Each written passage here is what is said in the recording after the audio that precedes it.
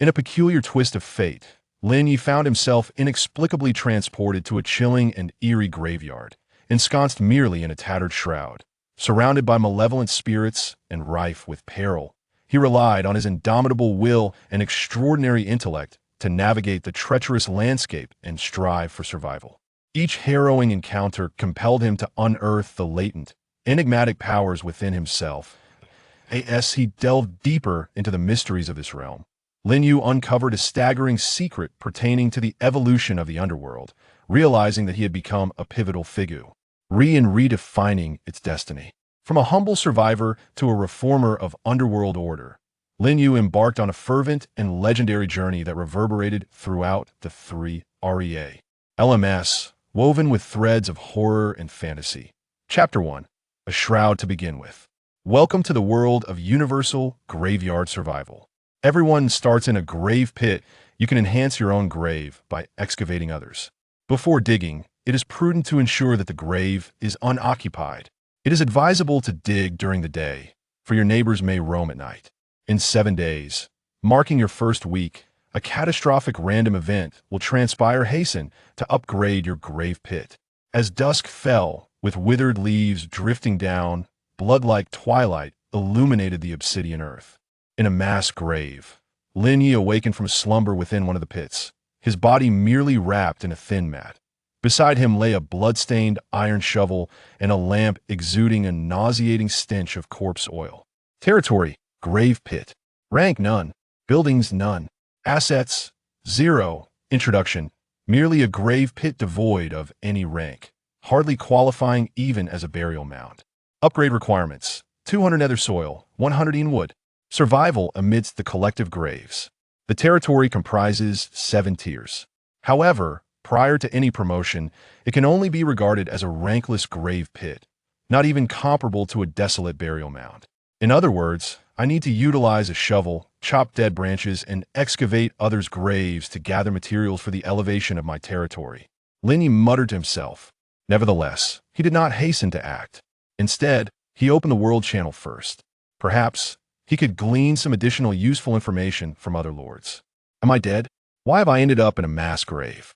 There's so many graves nearby. I am terrified. It's so cold, the shroud is so thin.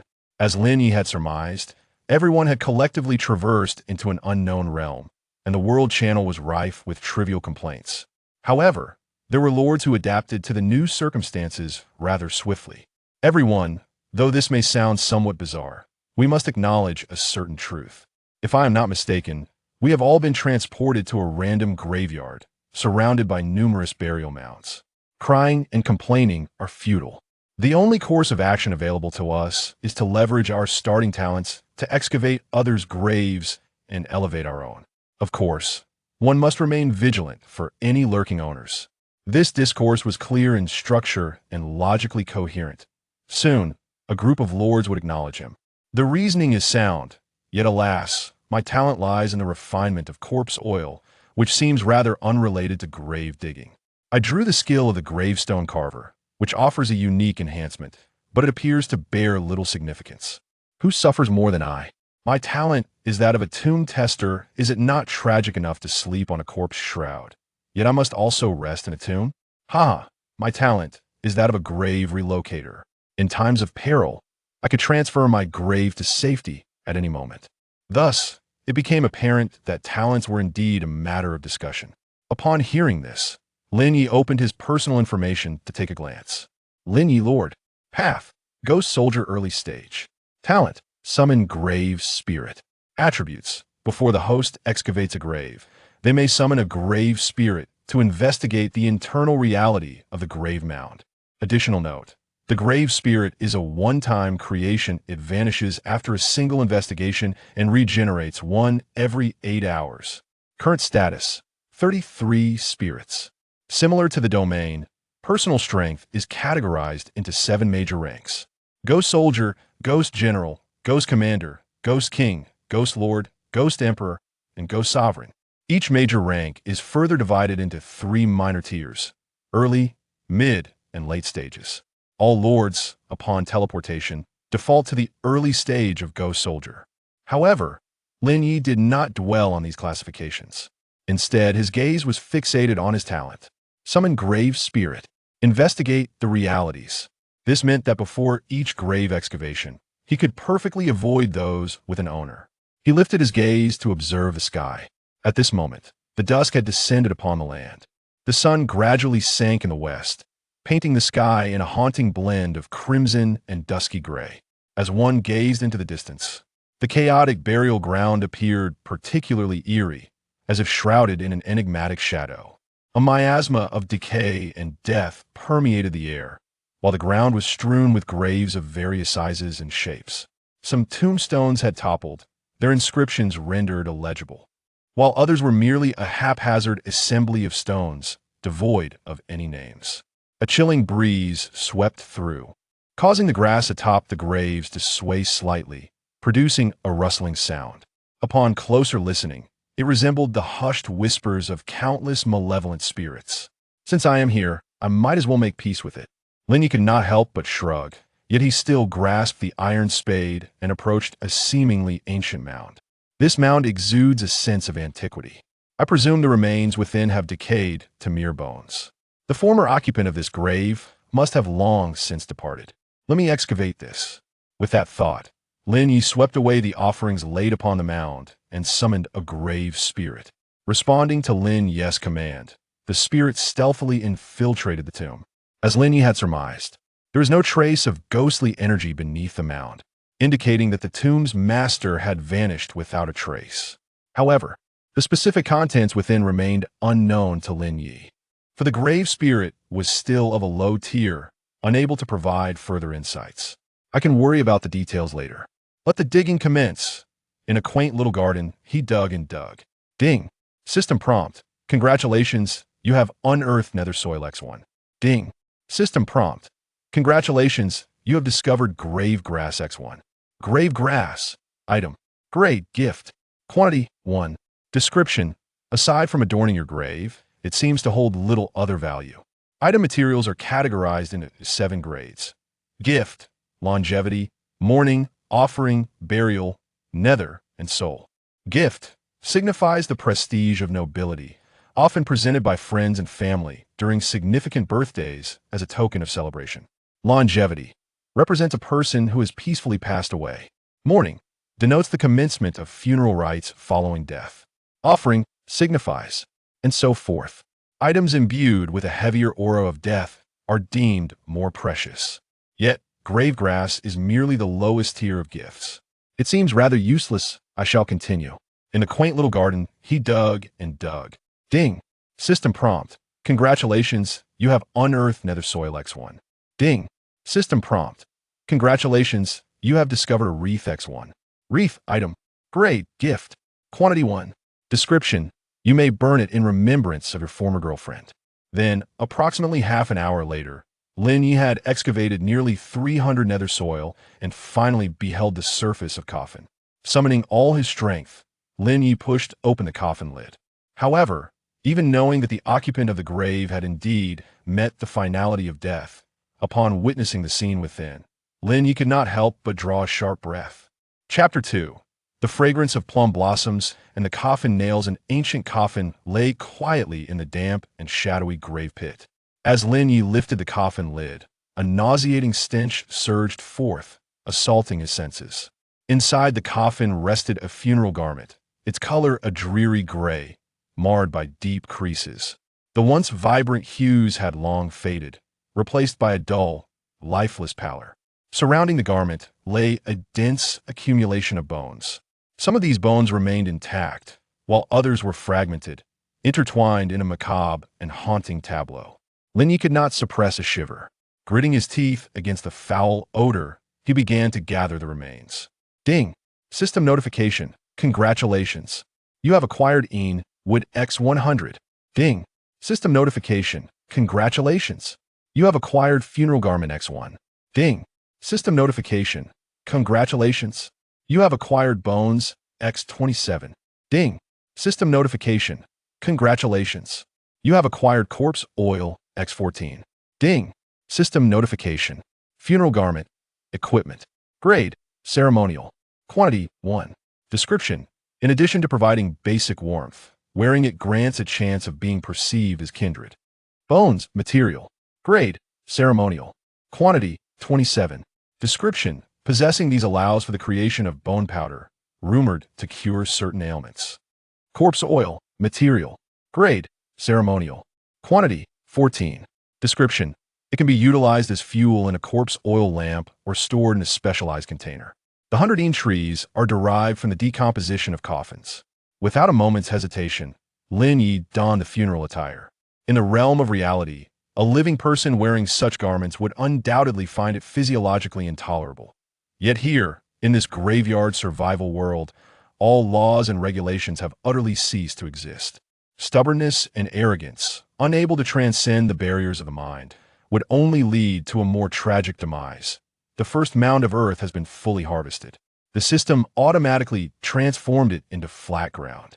Lin Yu still had 2 grave spirits at his disposal. However, the night was rapidly approaching that he vividly recalled the survival manual's warning that once night fell, those neighbors would emerge to roam. Thus, a chime echoed. System notification. Conditions have been met. Would you like to upgrade your territory? Upgrade. Lin Yu replied without hesitation. In the world of survivors, one must contend not only with those neighbors, but also with hunger and the biting cold. Lin Yu was uncertain about the nature of the upgraded grave pit, yet one thing was assured: it would undoubtedly surpass the shroud of corpses. Ding! System notification. Upgrade successful. Congratulations, your territory has advanced from ordinary to desolate lower tier. Ding! System notification. As a reward for successfully upgrading your territory, you have been granted an additional coffin nail. Territory, mound of earth. Rank, desolate lower tier. Structures, mound, coffin. Assets, 0. Description, the coffin beneath the mound now offers some protection from the wind and rain, yet one must remain vigilant, for during rainy days, the soil may erode. Upgrade requirements, 500 ghost stones, 200 nether soil. After the upgrade, the territory ascended from an unranked state to the desolate lower tier. The previous grave pit has vanished, replaced by a mound constructed of soil blocks. Beneath this mound lies a pitch-black wooden coffin. At night, Lin Yu can recline within it.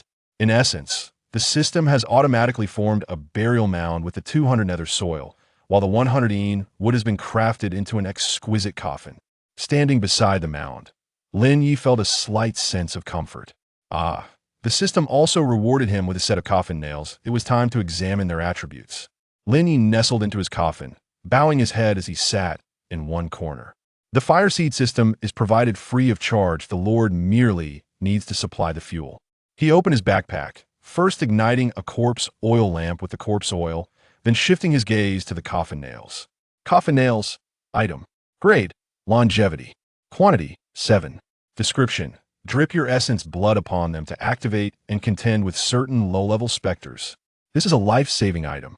Compared to ordinary ceremonial grade items, its rank has elevated to the longevity tier. There are 7 nails in total. Upon activating them with essence blood, they can be driven into the target's limbs, crown, navel, and groin, transforming the target into a mere pud. Dlee of filth. Not bad. I shall reward myself with a sacrifice. With that, Lin Yu promptly peeled a banana and sent it into his mouth. The first night of the journey. Already, I have attained a state of abundance. In this moment, Lin Yu's spirit soared. At this hour, sleep eluded him with nothing pressing to occupy his mind. He turned to the chat channel once more. I am so hungry, can anyone spare me a morsel? Isn't there a plethora of offerings atop the graves? Why not partake? I dare not, I fear the owners may awaken and rattle my coffin lid. From your words, it seems your grave has indeed been upgraded. How did it level up without you digging? It is common knowledge that beneath the shroud of a corpse lies the coffin itself. As dusk settled, individuals began to ascend in rank. Thus, this was no longer a secret. Well, I excavated the surrounding soil and chopped dry branches. What are your talents? My talent lies in incense making, unrelated to grave digging. The reward for leveling up is a plum blossom incense array. It holds some utility, yet not much. Humans fear the fleeting nature of life, while spirits dread the balance of short and long. You can employ the plum blossom incense array to discern fortune from misfortune. Simply put, it involves burning 3 sticks of incense beside the grave. If they burn normally, It indicates the grave harbors no spirits, and you may proceed to dig. If they burn two short and one long, it signifies the grave has an occupant, and you should steer clear of that site. Of course, I am aware of this, yet I have only just acquired the plum blossom incense array. The earliest I can excavate is tomorrow. In other words, he could indeed light the incense now. However, the night had fallen. He feared that midway through burning, the coffin lid might rise unbidden. That would indeed be rather awkward. Someone sympathized. Who can spare me a morsel of food? I can exchange a few incense sticks, and perhaps could you also provide me with a bit of corpse oil? As he had not disturbed any graves during the day, nor had he encountered any corpses or gathered any corpse oil, he found himself in a precarious situation. Once the initial supply of corpse oil in his lamp was expended, darkness would envelop his coffin. My talents are not related to grave digging. I took a gamble during the day, and although I discovered an unmarked tomb, the offerings were scarce. I unearthed a weathered grave, which yielded some offerings, yet I could not collect any corpse oil. Would you be willing to trade? I am a wax maker, and you are an incense maker, my friend. Shall we consider establishing a long-term partnership? On the first day of survival and development, resources were limited for everyone. Ultimately, it was Lin Yu who engaged in a transaction with him. His skills were indeed tied to grave digging, and without sustenance, he could continue his endeavors the following day. Chapter 3, Humans Thrice, Spirits 4 times. I happen to find a cluster of bananas I can offer you too. Subsequently, Lin Yu opened the dialogue box of this lord. I also have little corpse oil to spare, but I can provide you with 5 units. 5 units it is. After a moment of contemplation, the lord readily agreed. Coupled with the initial supply of corpse oil, it should suffice. After all, his coffin could not remain illuminated throughout the night. Excellent. To a certain extent, human emotions are more intricate than those of spirits. However, the transaction was conducted simultaneously, eliminating any possibility of deception. Before long, the two completed their exchange. Lin Yu parted with 2 bananas and 5 units of corpse oil, but his inventory was enriched with a handful of incense sticks. Incense, prop, grade, ritual, quantity, 20. Description: generally, spirits find it difficult to resist the allure of incense. Prolonged exposure can even subtly enhance one's cultivation. Seems quite good, Lin Yu murmured. Then, as he prepared to close the chat channel, he suddenly received a private message from another user. Hey there, do you have any bananas left? It was a female lord. Could you spare me one? What do you intend to do with it? I have my reasons. Come on, sister. Do you really feel the vibe in this atmosphere? I can't help it, I'm just too hungry. I can tell you're genuinely starving. He claimed to be searching through his belongings, yet his backpack held little excess. How about this? I can give you 2, but I'm curious, doesn't this seem a bit unsanitary? Isn't that obvious? Who eats a banana without peeling it? Go ahead. I apologize. Then it's nothing. What did you say? I said, I was referring to eating bananas as well. However, he continued, you must understand the current situation. Even though you are a girl, I cannot simply give you something for free. You must offer an equivalent item in exchange. But my promotion reward is a skill book, which I have already learned and cannot share with you. I'm sorry, but that leaves us at an impasse. With that, Lin Yu prepared to close the dialogue box. At this point, the night had grown quite late, and it was time for him to rest. He had to continue his grave-digging endeavors early the next morning. Wait a moment. It appeared that Lin Yu had lost his patience, prompting the woman to hastily retain him. Is there anything else? I have one more thing, she stammered, her tone laden with an unspoken hesitation. What is it? Red dragon. Dragon? Goodness. On the very first day, how could one possess a dragon? In an instant, Lin Yu's interest was piqued. Not the kind of dragon you are imagining. What kind of dragon is it then? Is it the candle dragon? Being long? Or perhaps the ancient purple gold war dragon? It is. That. How embarrassing. You should see for yourself. Upon uttering this, the woman promptly affixed a colossal bandage in the trading bar. At first, Lin Yu thought it was a shoe insole. Yet upon closer inspection, something felt amiss. Why did the center of the insole appear to glimmer with a hint of red? However, when magnified, Lin Yu finally comprehended why the woman had been so bashful. After a lengthy pause, he asked, is it authentic? You can rest assured about that I happened to be on my period during the traversal, so I brought one along. All right, I'll trust you this once. The transaction was hastily concluded. Seemingly due to the girl's embarrassment, she fell silent thereafter. As night deepened, the graveyard grew ever darker. Only the faint moonlight filtered through the clouds, casting a pallid glow upon this desolate land. Most of the ascendant lords had already succumbed to slumber. Those who have not been promoted remain shrouded in their burial shrouds, trembling with trepidation. Lin Yu is no exception. He meticulously arranged all the tools in one corner of the coffin, preparing to lie down. The oil lamp extinguished, and darkness enveloped him instantaneously. Lin Yu could distinctly hear the eerie rustle of the wind sweeping through the desolate grass outside, accompanied by the occasional chilling howl from afar. In such circumstances, slumber was nearly impossible.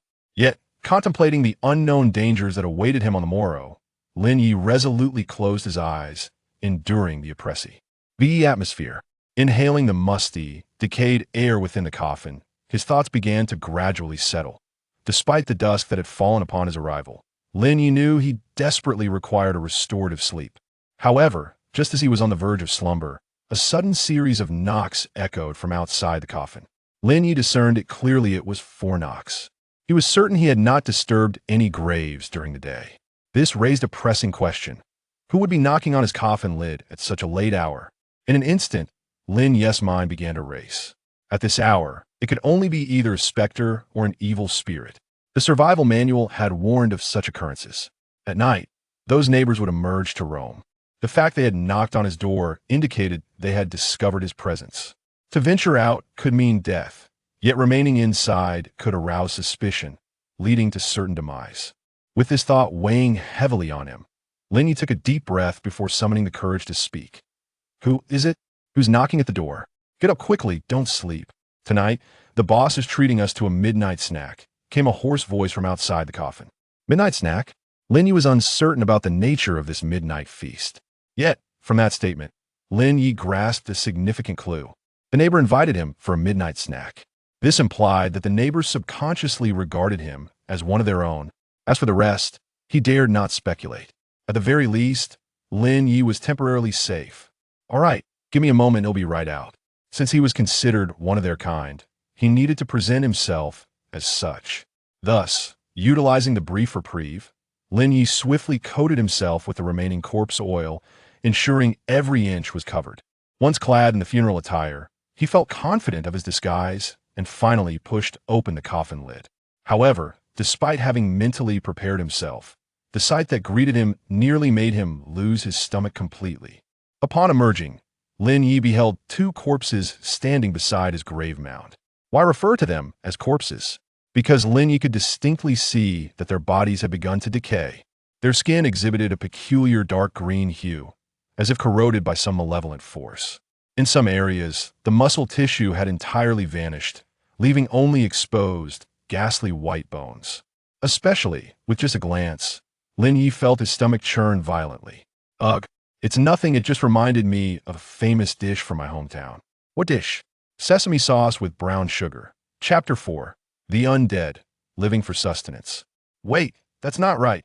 What seems off? Brother, you appear somewhat unfamiliar. What is the taste of sesame paste? He was uncertain. Yet, this undead creature detected a hint of humanity emanating from Lin Yu. Upon hearing this, Lin Yu's heart sank momentarily. Nevertheless, after a brief contemplation, he forced himself to maintain a facade of composure and spoke. Elder brother, that's simply because I have only recently passed away, you see. My body hasn't even begun to decompose. That makes sense. Let us hasten to the late night feast. The elder has been awaiting us for quite some time. It seemed that Lin Yu's explanation was deemed plausible enough, as the undead being did not dwell on it any further.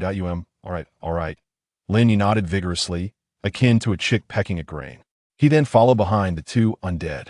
At first, Lin Yu was consumed by curiosity regarding what this late-night feast entailed.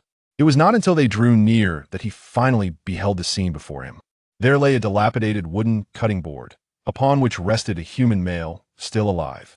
His neck bore the mark of a vicious gash, from which blood gushed forth relentlessly. Beside him, another undead was voraciously devouring flesh.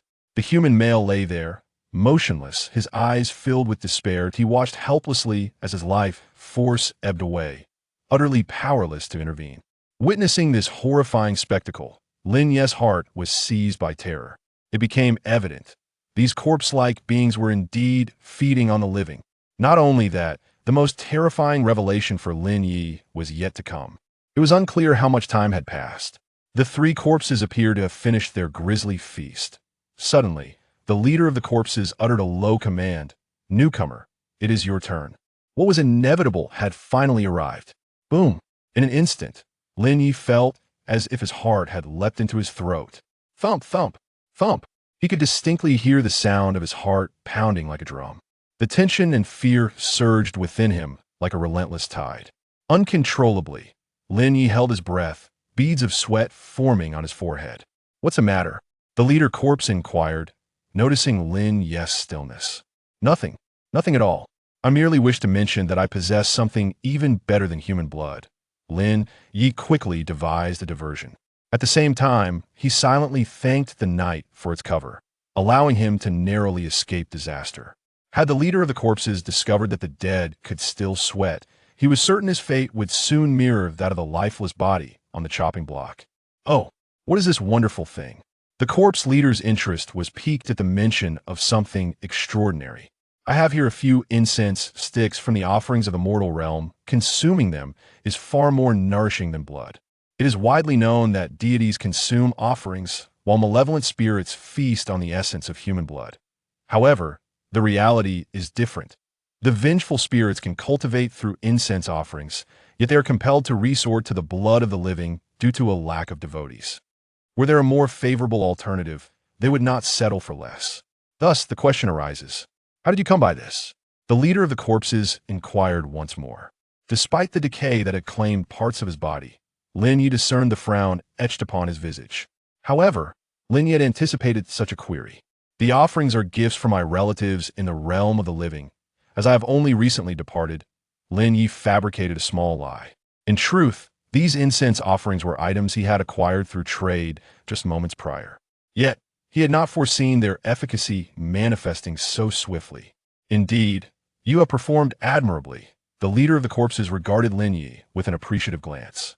At that moment, Lin Yu dared not entertain any thoughts of seeking credit for his actions. "Thank you for your kind words, my lord." Subsequently, after distributing some to the three corpses, Lin Yu placed a stick of incense at each grave. As he passed by a ghostly altar shrouded in overgrown grass, without a second thought, he lit another stick. In the realm of the living, Lin Yu had encountered similar scenes in films. Typically, such altars housed a female spirit. Having established a rapport, Lin Yu did not seek to offer himself, but rather hoped for a future meeting devoid of hostility. Once all the incense had been distributed, the three corpses resumed their insatiable feast. At this juncture, the night had deepened, and an eerie silence enveloped the surroundings. Lin Yu rarely found himself with a moment to breathe. By chance, he glanced at the villager on the table, whose eyes remained stubbornly open in death. He then observed the entranced expressions of the three undead beings.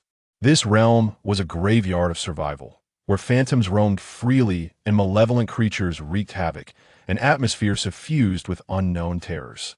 Lin Yu did not merely seek vengeance for the villager, he was also compelled to contemplate his own advancement. If he were to eliminate all three of them, would he not reap a bountiful harvest of items? With this thought in mind, Lin Yu could not help but glance at their details. Name: Undead Commander. Level: Ghost Soldier Mid-Tier. Category: Undead. Current form: Walking Dead. Next form: Zombie. Skill: Bloodthirst. Bloodthirst: a common corpse soldier possessing only the skill to drink blood. Should it evolve into a zombie, the moonlit talent will be unlocked. This world is teeming with spectral beings, yet there exists a clear categorization among them. Upon meticulous examination, one could discern approximately 7 distinct types: corpse, ghost, spirit, evil, essence, demon, and devil. Corpse refers to a body that still possesses flesh. Its initial form is that of a walking dead, which can gradually evolve into a zombie. Ghost represents a spirit whose physical form has vanished, with the soul drifting aimlessly. Generally, this pertains to wandering souls, although some, burdened by deep grievances, may evolve into malevolent spirits. Spirit comprises certain plants or animals that have attained sentience, developing nascent wisdom and transforming into guardian spirits. Evil refers to malevolent spirits and ominous forces, which can take any form. Once one becomes tainted, the consequences can range from frequent misfortunes to severe calamities. Essence, natural entities such as plants that absorb the quintessence of heaven and earth, transforming into sentient beings like tree spirits or skeletal entities. Monster refers to creatures that have evolved to an extraordinary state, where serpents sprout wings, and cattle or sheep can even metamorphose into human forms. Demon, a manifestation of postnatal formation, arising from an individual's overwhelming obsessions and desires, leading to a descent into darkness. The two minions are at the initial stage of ghost soldiers. The leader, a corpse being, has already advanced to the mid-level of ghost soldiers. However, upon witnessing this, Lin Yu felt an inexplicable thrill rather than panic. The higher the cultivation, the more valuable the spoils that may be obtained. If that is the case, after vanquishing them, it is highly likely that items of longevity grade may emerge. A bold thought sprouted within Lin Yu's heart. Swiftly, he devised a meticulous plan. Seizing the opportunity while the corpse leader let down its guard, Lin Yu stealthily approached the leader. "Boss, have you ever heard of a dragon?" "What kind of dragon?" "Red dragon." Chapter 5. The corpse pillow, the female ghost altar. As soon as the words left his lips, Lin Yu swiftly produced a band-aid and pressed it against the forehead of the undead leader. In the blink of an eye, the leader of the undead could hardly comprehend the peculiar turn of events before his entire body fell backward. However, the red dragon, not being a true talisman, could only serve as a temporary deterrent and could not achieve a complete extermination. Lin Yu, unwilling to waste a moment, seized the opportunity and summoned coffin nails, biting his finger to draw forth his essence, directly plunging one into the back of the undead leader's head. "I pierce you in the head." With a soul-piercing strike, Lin Yu swiftly retrieved 2 more nails, driving one into each of the leader's arms. "I pierce you in the hands." At that moment, the feeble magical energy of the red dragon was exhausted and began to ignite spontaneously. You are human, you are not dead." Realizing the gravity of the situation, the undead leader attempted to rise and lunge at Lin Yu. Yet, his arms were already secured, and despite his struggles, he found himself utterly immobilized. Lin Yu seized this chance and struck the leader's knees twice. Now only 2 coffin nails remained in his possession. One would strike the navel, and the other. "He is alive. Seize him." Though the undead leader's body was ensnared, his mouth remained operational. He immediately commanded the other 2 undead. However, before he could finish his sentence, Lin Yu drove the final coffin nail home. Silence! The last nail pierced the undead leader's perineum. In that instant, the once ferocious and contorted visage of the undead was transformed. Suddenly, it felt as though all vitality had been stripped away from him. His skin began to decay rapidly, revealing the ghastly white bones and putrid flesh beneath. Soon after, the decaying flesh flowed downwards like molten wax. Before long, the entire corpse had transformed into a nauseating puddle of pus, rendering its original form utterly unrecognizable. The remaining 2 undead minions exchanged glances, first at their leader, now reduced to a viscous sludge, and then at Lin Yu, whose fierce gaze seemed to instill fear within them. Perhaps it was the intimidation of Lin Yu's stare, or perhaps the loss of their leader left them without resolve. They looked at one another, and in the next moment, a heavy thud echoed as one of them collapsed to the ground. Lin Yu could no longer withstand the weight of his own anxiety. He sank down, overwhelmed. In an instant, it felt as though all strength had been extracted from his body, leaving him utterly drained. The tension that had coiled within him dissipated, and his form slumped like a deflated balloon. This was his first confrontation with a ghostly entity, and to claim that he was not anxious would be a lie. He gasped for breath, seated on the ground, while the cold sweat from his body soaked through the newly donned burial garments, saturating them thoroughly. The perspiration trickled down his neck, soaking his back and adhering it tightly to his skin. A chilling breeze swept through, sending a shiver down his spine, yet it also provided a modicum of rejuvenation. Lin Yu rose to his feet and began to inspect the reward. Following the demise of the undead leader, a treasure chest had materialized automatically. However, As he approached, he noticed. The chest, upon closer inspection, bore an uncanny resemblance to an urn. Upon its opening, 3 items were unveiled. Rotten flesh, material, grade, gift, quantity, 19. Description. This putrid flesh has lost all culinary value, but can serve as sustenance for certain peculiar creatures. Corpse oil, material, grade, gift, quantity, 16. Description.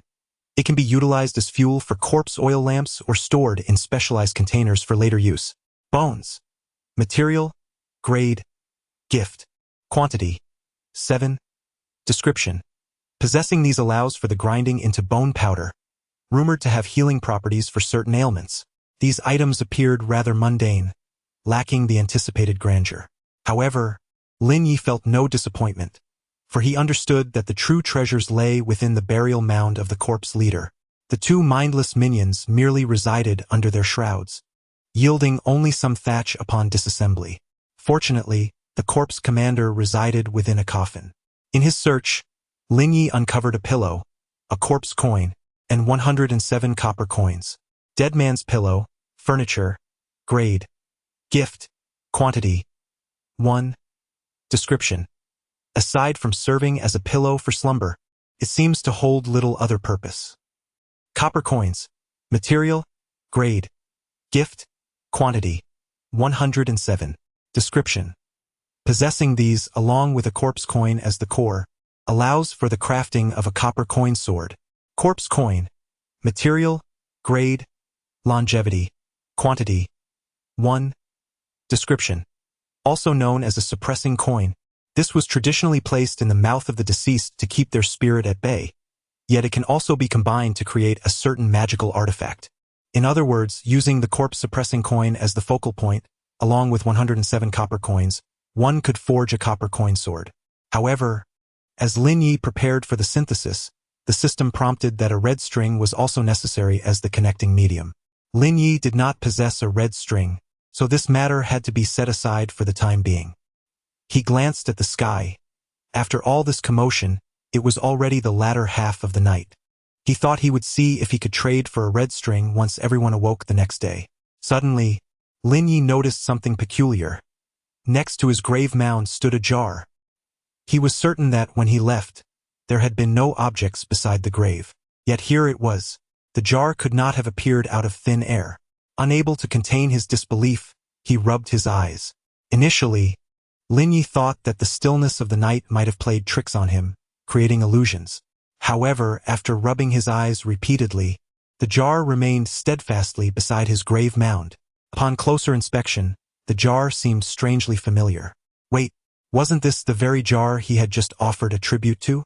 But how could it have suddenly moved from the overgrown weeds to his grave? Could it be that a female ghost truly resided within?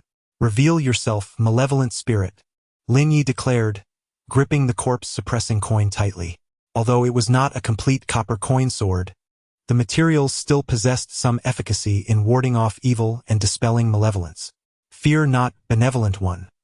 It is I. From within the jar came a deep, ethereal voice of a female ghost. Huh? Who are you? Lin Yu exclaimed, utterly bewildered. Benefactor, I am Wang Xiaotsue. You may call me Xiaotsue. Xiaotsue asked, why do you address me as benefactor? Lin Yu slightly relaxed his vigilance. He would not easily trust the words of spirits.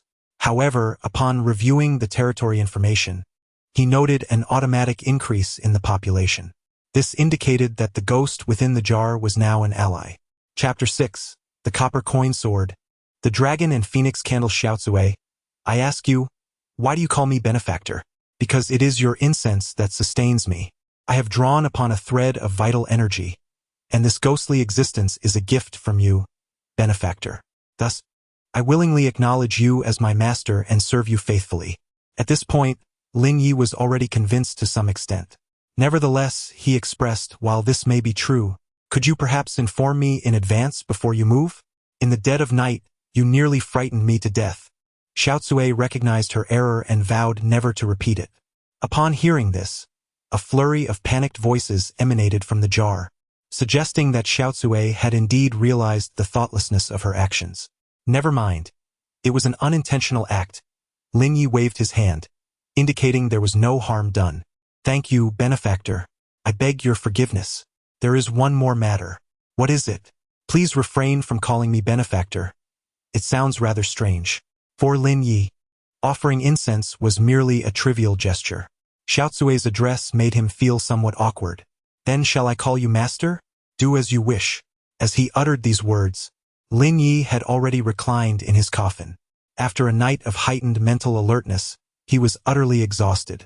Dawn was approaching, and he needed to replenish his sleep urgently.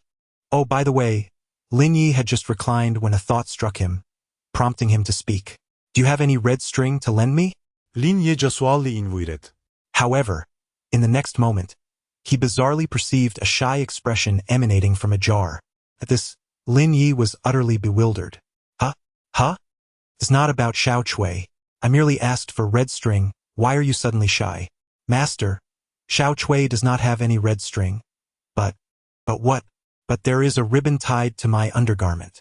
A vivid, indescribable image flashed through Lin Yu's mind, and the jar fell silent for a moment. Eventually, Xiao Chui softly murmured, Master, shall I undo it? No. That one tea be necessary. Master, why are you bleeding from your nose? No, it's nothing. It's just tomato juice. Lin Yu hurriedly wiped away the blood. Then, Master, would you like Xiao Chui to assist you in your rest? What does assist in your rest mean? It means, by the end of her explanation, Xiao Chui's voice had dwindled to a mere whisper, rendering Lin Yu unable to comprehend her final words. Yet, for reasons unknown, when he glanced at the jar again, it seemed to exude a bit more warmth than before.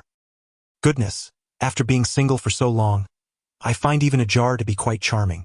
The night passed without further conversation, and Lin Yu fell into a deep slumber until dawn. Though it was called dawn, it bore little difference from twilight. The sky was shrouded in a murky gray, and a thick layer of fog enveloped the entire graveyard, restricting Lin Yu's vision to this chaotic burial ground. Xiao Chui, rise and shine, Lin Yu called out to the jar. There was no response from Xiao Chui. You are quite familiar with this area. Do you know where the empty grave is? Although Lin Yu possessed innate talents, he was reluctant to squander the number of grave spirits unless absolutely necessary. However, his inquiry lingered in the air, met with silence. Xiao Chui, you haven't lost your spirit, have you? A troubling thought crossed Lin Yu's mind. Master, it is already dawn. Xiao Chui's abilities are limited. She can only hide within the jar during the day. It is only at night that she can emerge to work. Why didn't you mention this last night? Lin Yu wished to voice his thoughts, but upon reflection, he realized that he could hardly refute her point. Xiao Chui indeed had not contemplated the matter deeply, as her mind had been preoccupied with thoughts beyond the undergarment incident. This too Lin Yu could attest to. With Xiao Chui unable to assist, he was left to dig alone. This time he dispatched all 3 grave spirits. Time flew by and soon news arrived from them. One had a master, while 2 did not. Fortune seemed to be on his side. Lin Yu selected one at random and began to excavate. In the small garden he dug and dug. Ding! System notification. Congratulations, you have unearthed a nether soil X1. Ding! System notification. Approximately 20 minutes later, after thoroughly clearing the accumulated earth, a red coffin emanating an eerie aura came into view before Lin Yu's eyes. The coffin was drenched in a deep crimson hue, as if it had been soaked in blood, exuding an indescribable aura of eeriness and terror. Upon pushing open the coffin lid, Lin Yu discovered an array of items within. However, what perplexed him was that the name inscribed on the tombstone sounded distinctly masculine, while the accompanying burial items were predominantly associated with women. Inside the coffin, Lin Yu beheld a mirror, a comb, and rouge, all belonging to a woman. Even more surprising were the presence of a woman's bodice and fishnet stockings. Although Lin Yu had never seen Xiao Chui's bodice, he imagined it must bear a similar style. Just as he unfastened the straps above, using them as the red cord for his copper coin sword, a notification chimed. Ding! System alert. Conditions met. Would you like to synthesize the copper coin sword talisman? Without hesitation, Lin Yu affirmed his decision. Ding! System alert. Synthesis successful. Congratulations. You have acquired a copper coin sword talisman. Copper coin sword, weapon grade, longevity attributes. This is a formidable weapon capable of warding off evil and slaying ghosts. Additional attribute, absorbs the essence of the moon for enhanced power. During a full moon, it can temporarily evolve into a pseudo-level weapon. Upon reviewing the attributes of the copper coin sword, Lin Yu could not contain his astonishment. With the augmentation of the copper coin sword, he felt confident in facing any undead leaders should he encounter them again. Just as he believed he had thoroughly searched the area and was preparing to excavate further, he discovered a pair of candles and a medicinal pill hidden beneath the pillow. Dragon and Phoenix candles. Item grade, longevity quantity, 1 pair. Introduction. Binding the red thread atop the candle around the fingers of both parties of opposite genders, and then igniting the candle will solemnize their union. However, within a coffin, wedding paraphernalia was discovered. Lin Yu was somewhat perplexed. Nevertheless, the attributes of the dragon and phoenix candles appeared quite favorable. Though Lin Yu had no personal use for them, he could opt to sell them. With this thought in mind, Lin Yu carefully stowed them away and then turned his attention to the next item. Mighty Onmyoji. Elixir quantity, 1 grade, longevity description. Consuming this elixir not only enhances one's cultivation but also prolongs certain aspects. To discover that this was an elixir for cultivation was astonishing. Upon reading the description of the Mighty Onmyoji, Lin Yu made a hasty decision to consume it without a moment's hesitation. He had only perused half of the description. However, he overlooked the most crucial latter part. Chapter 7. Mighty Onmyoji. The dual cultivation path in a quaint little garden. He dug and dug. Heave ho, planting tiny seeds to bloom tiny flowers. Heave ho. Lin Yu commenced excavating the second grave. Remarkably, this time, he had barely begun when beads of sweat adorned his brow. How strange! Lin Yu could not help but murmur. Logically, this was a chillingly eerie graveyard, which should provoke a sense of coldness. Yet, at this very moment, Lin Yu's body radiated an unusual heat. It was as if an unnamed fire smoldered within, poised to burst forth at any moment. Could it be that he was sweating from the exertion of digging graves? Yet that seemed implausible.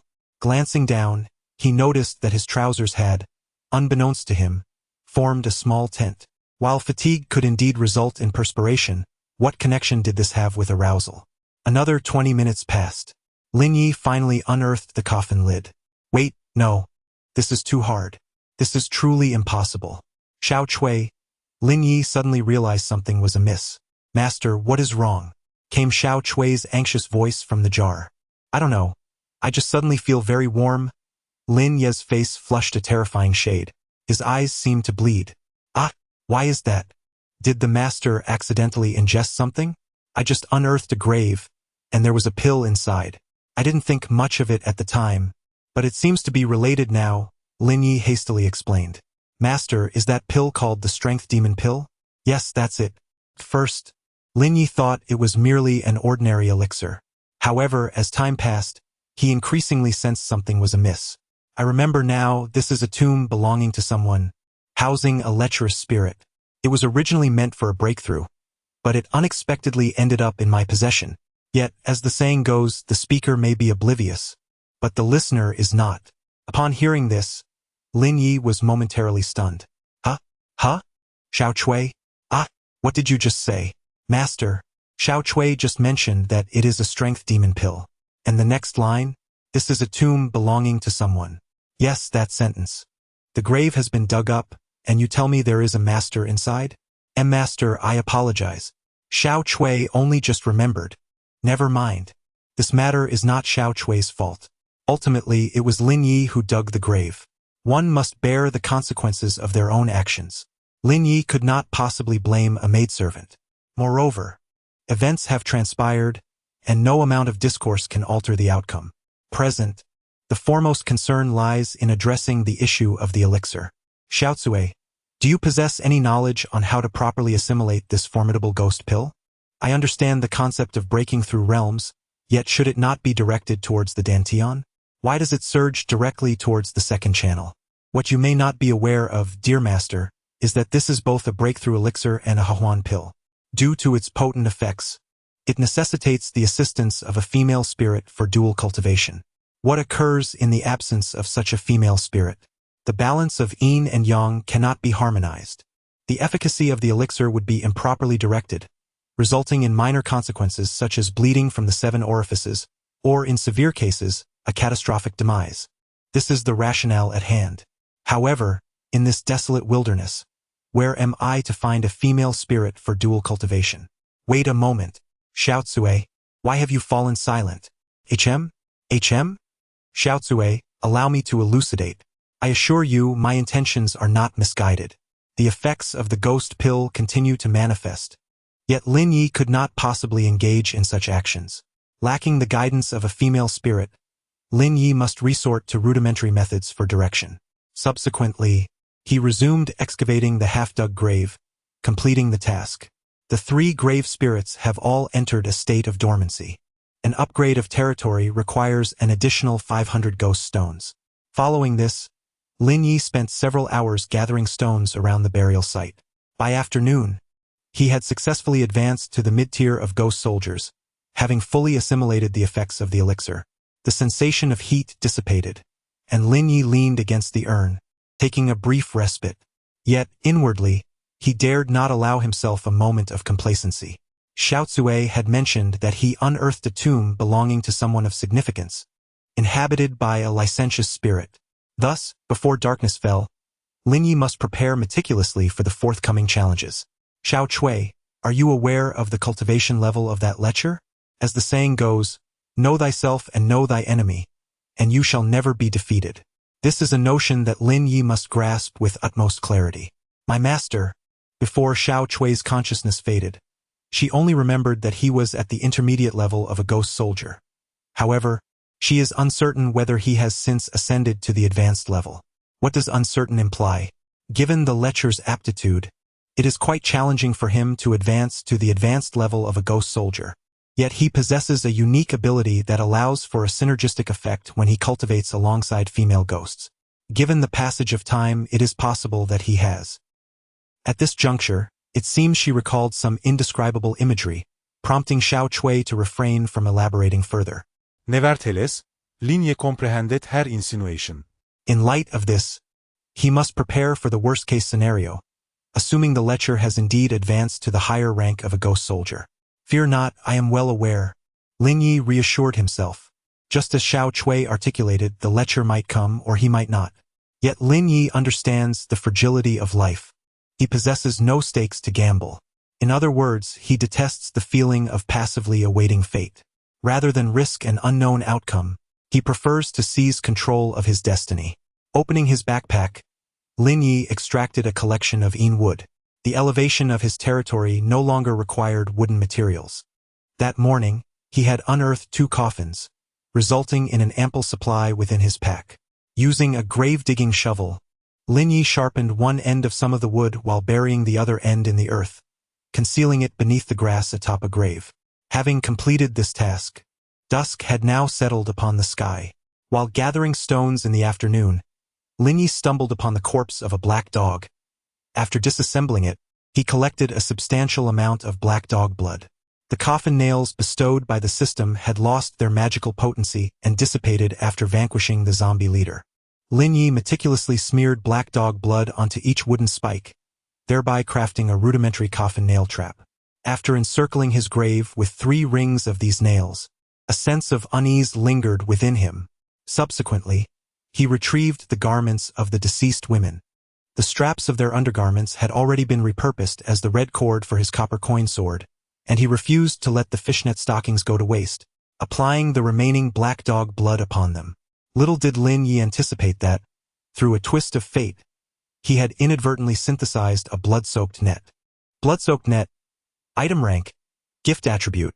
This is a rudimentary blood-soaked net with low magical power, yet it may yield unexpected results against certain low-level spirits. Essentially, this net lacks the capability to directly slay lustful ghosts.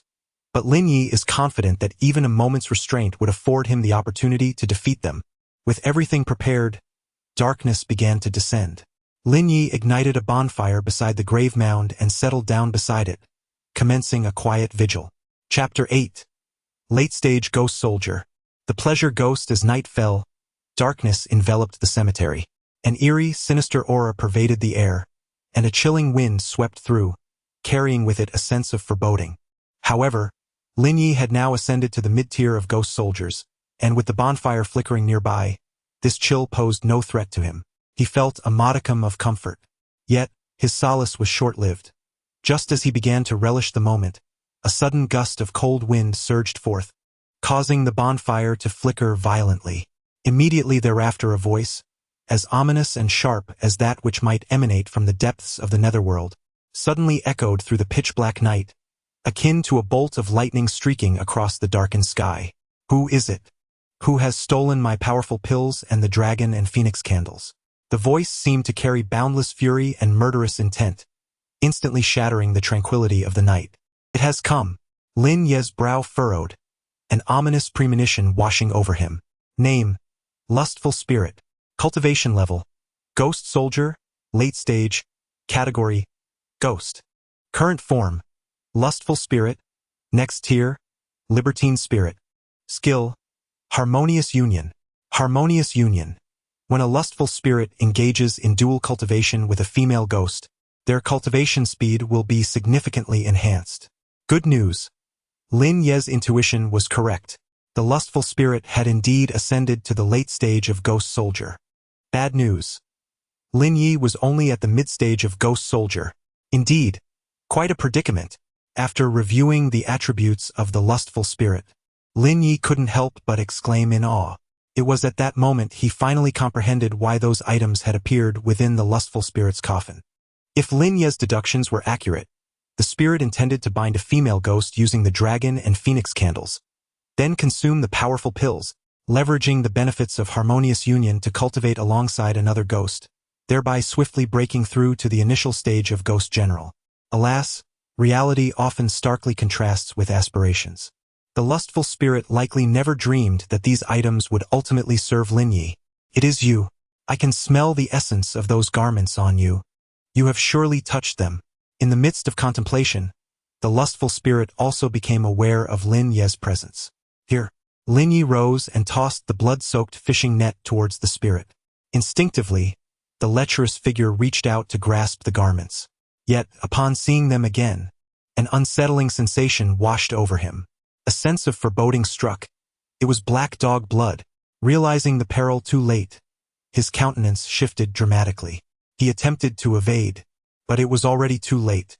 In the next moment, the fishing net, drenched in dog blood, seemed to possess a life of its own, ensnaring him completely. A cloud of white mist billowed forth, accompanied by the sound of his skin sizzling, as he emitted a series of anguished screams. Ah, you wretched boy!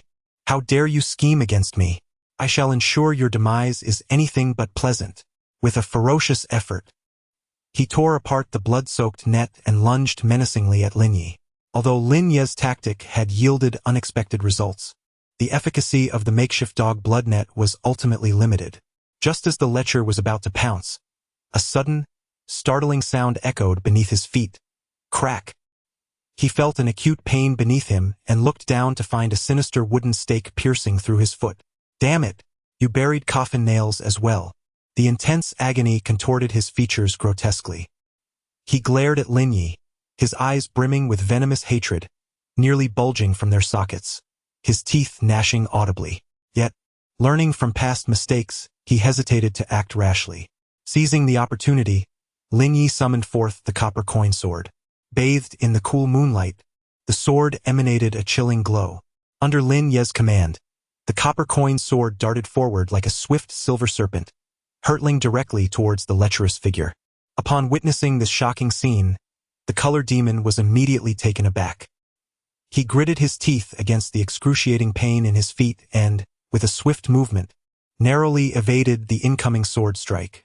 This is the copper coin sword. The color demon, seasoned as he was, instantly recognized Lin Yu's treasured artifact.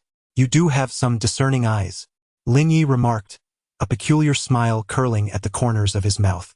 Very well, I've changed my mind. I desire not your suffering, but your immediate demise. The color demon bellowed in fury. Facing an opponent of equal rank, The color demon had initially presumed victory would come easily. Yet, as the battle unfolded, Lin Yu's revealed trump cards had utterly drained the color demon of his patience. The outcome remained uncertain. Lin Yu, unwilling to concede, declared, "Then allow me to demonstrate the true prowess of a late-stage ghost soldier." With that, the color demon gestured with both hands, causing the surrounding atmosphere to thicken with an oppressive aura. Suddenly, dozens of shadowy figures erupted from his embroidered robe, surging towards Lin Yu with relentless speed. The copper coin sword sliced through the air, severing the shadows one by one. However, before Lin Yu could catch his breath, the color demon seized the opportunity to charge at him with blinding speed. Caught off guard, Lin Yu found himself ensnared by the color demon's grip around his throat. "Prepare to meet your end," the color demon hissed menacingly. Just as despair began to envelop Lin Yu, the quiet jar beside the grave shifted unexpectedly. Xiao Chui, manipulating the ghost altar, collided forcefully with the color demon's back. The momentum sent the color demon stumbling forward, inadvertently releasing his hold on Lin Yu. As Lin Yu fell to the ground, he bit down on his middle finger, drawing blood, and made a slash across the copper coin sword. In an instant, the sword radiated a brilliant red glow. "Go!" Lin Yu shouted. As soon as his voice fell, the copper coin sword shot forth like an arrow released from its bow, once again aiming at the lecherous ghost. Upon witnessing this, the ghost was filled with terror. It attempted to evade, but this time its movements were sluggish. Under Lin Yu's command, the sword struck true against the ghost's body. Wisps of black smoke emanated from the wound, and the ghost grimaced in pain. However, its strength, being that of a mid-level ghost soldier, was ultimately limited. To Lin Yu's astonishment, the ghost was still alive after the strike. Driven by gravity, the ghost was compelled to kneel upon one knee. With a thud, its knee landed upon a coffin nail, which pierced straight through. Once impaled by the nail, the ghost's mobility was curtailed. Seizing the moment, Lin Yu pressed his advantage. Like a hunter dispatching a zombie leader, a veil of white mist enveloped the area. Soon, the ghost's form evaporated into a puddle of foul liquid. Time seemed to stretch indefinitely as the white mist dissipated, leaving behind no trace of the ghost, only a small tome exuding an ancient aura. Chapter 9. Soul Guiding Lantern, Evolutionary Token, Jin Ping Mei. Book, Grade, Ritual, Quantity, 1 copy. Description. Although this item lacks the efficacy to exorcise or ward off evil, it can enhance certain skills. Initially, Lin Yu believed he had acquired a martial technique, but after perusing it repeatedly, he found no moves, only postures. Realizing this, Lin Yu's face turned ashen. So, after risking his life and exhausting all his trump cards, he ended up with nothing but a risku book? Upon recalling his identity, Lin Yu felt a sense of relief. It is well known that I am a libertine. It should not be excessive for a libertine to carry a copy of Jin Ping Mei with him. Alas, now that you have departed, I shall take it upon myself to safeguard this book. With that, Lin Yu stowed the Jin Ping Mei into his backpack. When the night deepens and solitude becomes unbearable, he may take it out to pass the time. By the way, Xiao Chui, I must thank you for your assistance earlier. Had it not been for your help, I might have become a lifeless corpse by now. Master, it is a relief to see you unharmed. Such is the duty of Xiao Chui. The jar vibrated, seemingly in delight. Speaking of which, it is night now. May you emerge from the jar? Despite their time together, Lin Yu had never witnessed Xiao Chui's true form. Master, Xiao Chui can come forth, but I fear I may startle you, came the whisper from within the jar. The last time, she had appeared beside a grave, leaving Lin Yu with a lingering shadow of fear. This time, she was hesitant to act impulsively. It is quite all right. You may emerge boldly. I am mentally prepared. Had this occurred earlier, Lin Yu would undoubtedly have been taken aback. However, in light of the myriad events of the past few days, he had gradually begun to acclimate to this new world. Very well, Master. Subsequently, the lid of the jar popped open of its own accord, and a chilling aura wafted out. Soon after, a faint silhouette slowly materialized from the darkness. It was a ghostly maid adorned with 2 bun-like hairstyles, her form seemingly enveloped in a delicate mist.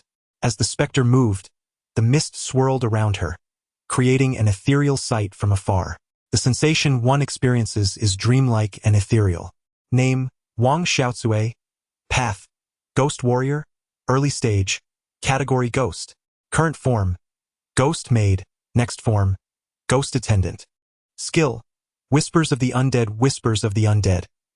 In her previous life, Wang Xiaotsue was merely a maid in a landlord's household, devoid of any substantial skills. She could only whisper within a jar, frightening away any passers-by who lingered nearby. Master, did I startle you? Xiaotsue inquired cautiously. No, it's quite pleasant, Lin Yu replied, scrutinizing Xiaotsue. He observed that her attire, though antiquated, still vividly displayed exquisite lotus blossoms. While ghosts typically possess a pallid complexion, on Xiaotsue, this pallor possessed an enchanting charm, coupled with the two small buns atop her head. From a distance, Xiaotsue resembled a playful fish gliding through water, light and agile, akin to a sprite flitting through the woods, every movement imbued with vitality and grace. Thank you, master. Upon hearing the compliment, a shy smile graced Xiaotsue's face, reminiscent of a ghostly flower blooming under the moonlight, exuding a unique beauty. By the way, since you have emerged, does that mean the ghost jar is no longer needed? Lin Yu glanced at the earthen jar beside him. If Xiaotsue no longer requires it, I could repurpose it to store corpse oil. Master, although this object bears a resemblance to a wine jar, its true name is a urn, Xiaotsue clarified. It is the urn used for trapping turtles. In her life, Xiaotsue's family was not well off. After her death, they could not afford a coffin. However, it felt inappropriate to discard a girl among the nameless graves. Thus, her family interred her ashes within the urn. Instinctively, Lin Yu cast a glance at the information. Ghost jar, item rank, longevity, quantity, 1 description. You may use it as a storage vessel to alleviate the burden of your backpack. Naturally, you can also use it to contain ghosts. Wait, contain ghosts? It seems that with a drop of essence blood to guide it, this jar could indeed ensnare ghostly entities. Subsequently, Xiaotsue appeared to perceive something, and spoke up, Master, if you find it useful, you may keep it. And what about you? Lin Yu inquired. Xiaotsue could conveniently dwell within various objects, such as a black umbrella or a banner. However, Lin Yu possessed neither a black umbrella nor a ghostly banner. After much contemplation, he decided to set this matter aside for now, intending to seek a suitable object later. There was another matter. Master, what does form mean? Lin Yu distinctly recalled that when he examined the information regarding the color ghost, this category was also present. However, the subsequent form of the color ghost was the amorous ghost. Master, form can be understood as the evolution of bloodlines, yet Xiaotsue possesses inferior aptitude and can only evolve 2 stages. Evolution, Lin Yu murmured, repeating the word. Yes, after evolving into a ghost maid, Xiaotsue can further evolve into a bloodrobe envoy. It sounded reminiscent of how Agumon evolves into Greymon, and then Greymon evolves into Metal Greymon. And what about the color ghost? For a moment, Lin Yu found himself intrigued. The color ghost could evolve into the amorous ghost, and the amorous ghost could evolve into the crimson robe desire ghost. It was akin to how the Walking Dead evolve into zombies, zombies evolve into purple zombies, and purple zombies evolve, until ultimately reaching the form of the general. How then does one achieve evolution? Lin Yu inquired once more, envisioning a future where others wielded a multitude of ancient beasts while he commanded an army of Tyrannosaurus Rex, or even mechanical Tyrannosaurus Rex. The mere thought of his formidable prowess left him in awe. Master, the method of evolution is neither exceedingly difficult nor overly simple. It merely necessitates the acquisition of the corresponding token. However, such tokens are elusive and seldom encountered. I have heard they are quite rare. What is your token? Xiaotsue remarked that she required a soul-guiding lantern to evolve into a ghostly maid. Yet she had never heard of such an item. She shook her head, acknowledging her limited experience, as her previous existence had only encompassed the confines of the landlord's estate. A soul-guiding lantern? Indeed. Upon hearing this, Lin Yu promptly accessed the trading hall, yet disappointment awaited him. Many lords, having perhaps drawn the talent for crafting lanterns at the outset, stocked the shelves with white and red lanterns, but the coveted soul-guiding lantern remained absent. Master, do not lose heart. Whether or not I evolve, I am simply delighted to be by your side. Xiao Chui offered a comforting word. I am untroubled. Although Lin Yu longed for Xiao Chui's evolution, he understood that if tokens were so readily available, the world would lack low-tier spirits. Thus, he resolved to set this matter aside for the time being. Chapter 10. I miss you. At the graveyard, a new day dawned, marking the third day since his transmigration. The day was cloaked in a dreary rain, and even in daylight, the sky resembled twilight. A gentle drizzle fell, and many lords chose not to attend to their duties immediately. In moments of idleness, a fervent discussion has erupted on the World Channel. My dear friends, 2 days have passed, and I trust that you have all adapted to the environment. What thoughts do you wish to share? Since we find ourselves with time to spare, let us gather and exchange our experiences. Ultimately, we can consolidate these insights, fostering a sense of camaraderie. This approach not only enhances our chances of survival but also aids in preemptively mitigating unforeseen dangers. It seems that the Lord's words resonated with many, for soon a flurry of responses filled the World Channel. Allow me to begin. I implore you not to overly rely on the initial few reminders. Why, you may ask? The midnight specter knocking at your door is limited to lesser spirits. Those of greater prowess may manifest even in daylight.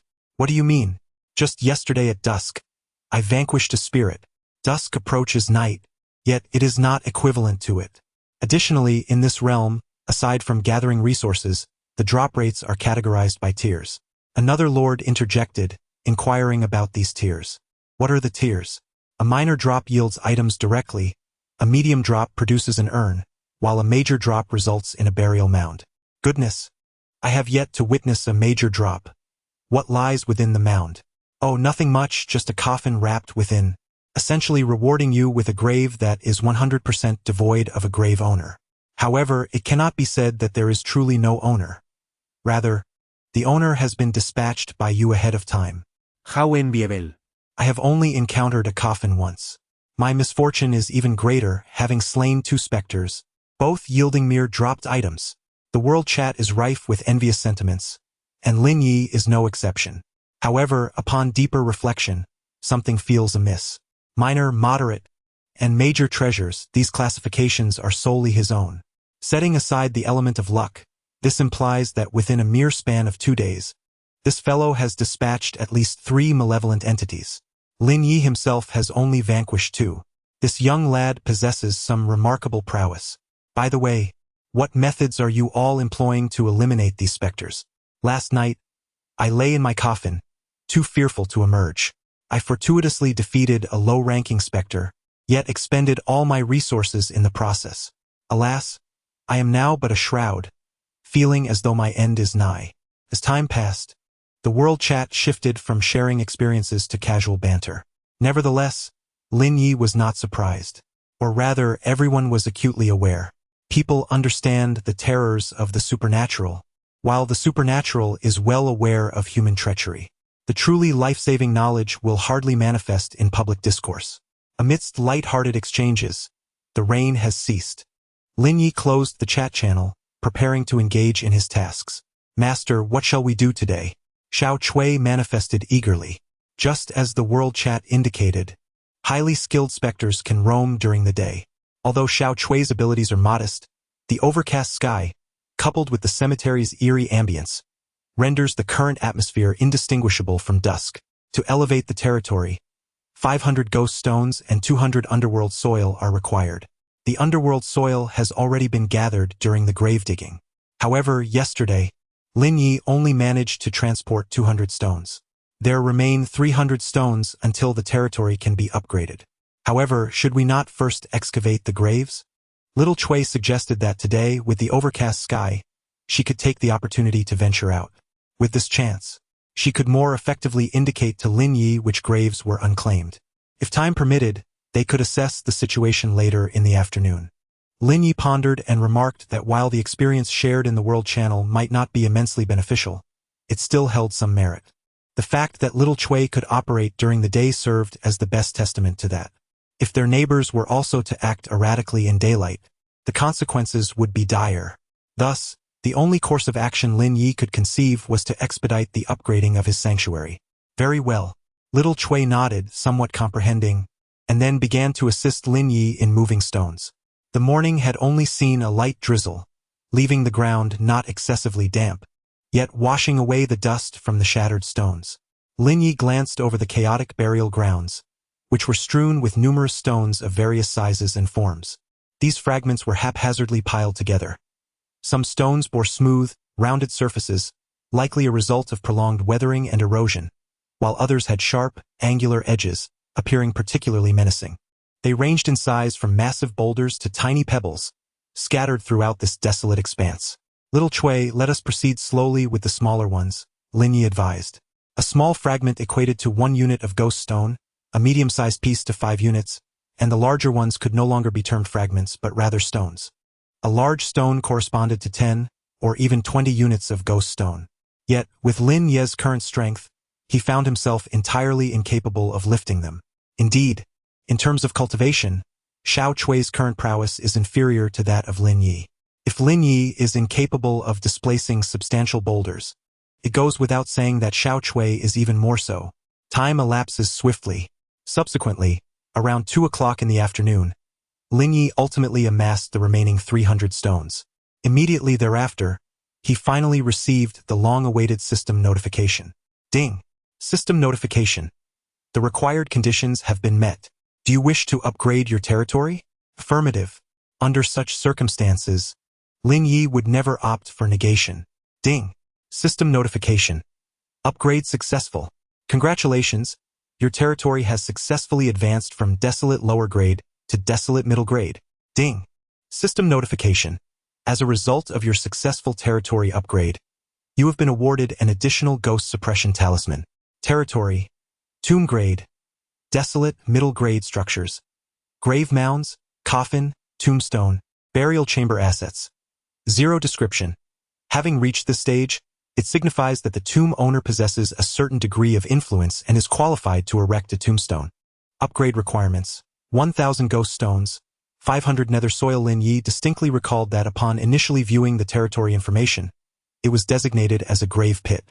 Upon advancing to desolate lower grade, it was subsequently referred to as a grave mound. Now, having progressed to desolate middle grade, the designation has transformed into a tomb. Upon further examination of the specific changes, the previously earthen grave mounds are now encased in a layer of stone. Consequently, even in the event of heavy rainfall, soil erosion will be prevented. Furthermore, Lin Yu observed that a stone tablet had been erected in front of the tomb. Here lie 4 prominent characters. Lin Yu's tomb. Lin Yu recited them under his breath. He was clearly still among the living, yet he already possessed an epitaph which he found rather ominous. After a moment's contemplation, he revised it to, I long for you in the graveyard. Chapter 11. The alluring female ghost, the corpse-suppressing talisman, tombstone. Structure grade, longevity. Affiliation, Lin Yu epitaph. I long for you in the graveyard. Attribute. A tombstone symbolizes status. If a ghost encounters you without a tombstone, it will treat you with relative courtesy until it realizes you are alive. Territory advancement. The system has bestowed a complementary longevity grade structure. Upon closer inspection of the interior, a small burial chamber has materialized beneath the burial mound, where previously only a coffin lay. This signifies that Lin Yu's sphere of activity is no longer confined to the coffin. He can now move about within the burial chamber. Furthermore, the advancement has yielded a corpse-suppressing talisman. After examining the changes to his territory, Lin Yu turned his attention to the talisman. Corpse-suppressing talisman. Talisman grade. Longevity.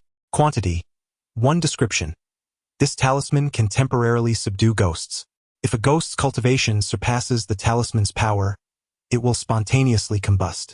The preceding red dragon was merely of ritual grade, but the corpse-suppressing talisman has directly attained longevity grade. Provided Lin Yu employs it judiciously, it should prove surprisingly effective. Congratulations, Master. Little Chui was genuinely elated by the territory's advancement. Thank you, Little Chui. Yesterday, Lin Yu toiled alone, moving a mere 200 stones by the afternoon. He and Xiaozue toiled together, moving stones, and within the span of a single morning, they had transported 300 stones. The rapid advancement of their territory was largely attributable to Xiaozui's efforts. Master, this is merely what Xiaozui ought to do, she stated, providing labor for Lin Yu while he offered her a sanctuary. Unbeknownst to her, Xiaozui had come to regard Lin Yu's grave as her new home. From that moment forth, she was no longer a wandering spirit. Xiaozui, you have worked hard, Lin Yu remarked, his gaze filled with admiration for her delicate form. If only she were not a ghost. Master, Xiaozui does not mind the toil. What shall we do next? Upon becoming a spirit, she no longer sweated, subtly conveying that she was still capable of continuing her labor. Let us rest for a moment and assess the situation later, Lin Yu suggested, glancing up at the sky, noting that it was still early, thus he felt no urgency. Very well, Master, Xiaozui nodded, sensing nothing amiss. In their modest garden they dug and toiled, planting tiny seeds to bloom into delicate flowers. Time slipped by swiftly, and by afternoon, Lin Yu resumed his excavation of graves. Their territory had successfully upgraded, now adorned with an additional ghost-restraining talisman. Lin Yu believed that even if he encountered spirits during the day, he possessed a certain degree of self-protection. Unless faced with particularly formidable entities, he felt no fear. However, as he continued to dig, an inexplicable chill suddenly enveloped him from behind. This chilling sensation was not the mere cold of overcast weather, but a bone-deep, penetrating chill. Instinctively, Lin Yu turned to glance behind him. However, upon a mere glance, Lin Yu's heart plummeted to an abyss of despair. Within the cold and profound mist, a long-dead tree stood resolutely, its desiccated branches twisting towards the heavens like gnarled claws, as if attempting to seize something elusive. Perched upon the sturdiest of its withered limbs was a ghostly figure clad in vivid red, a stark contrast to the surrounding gloom.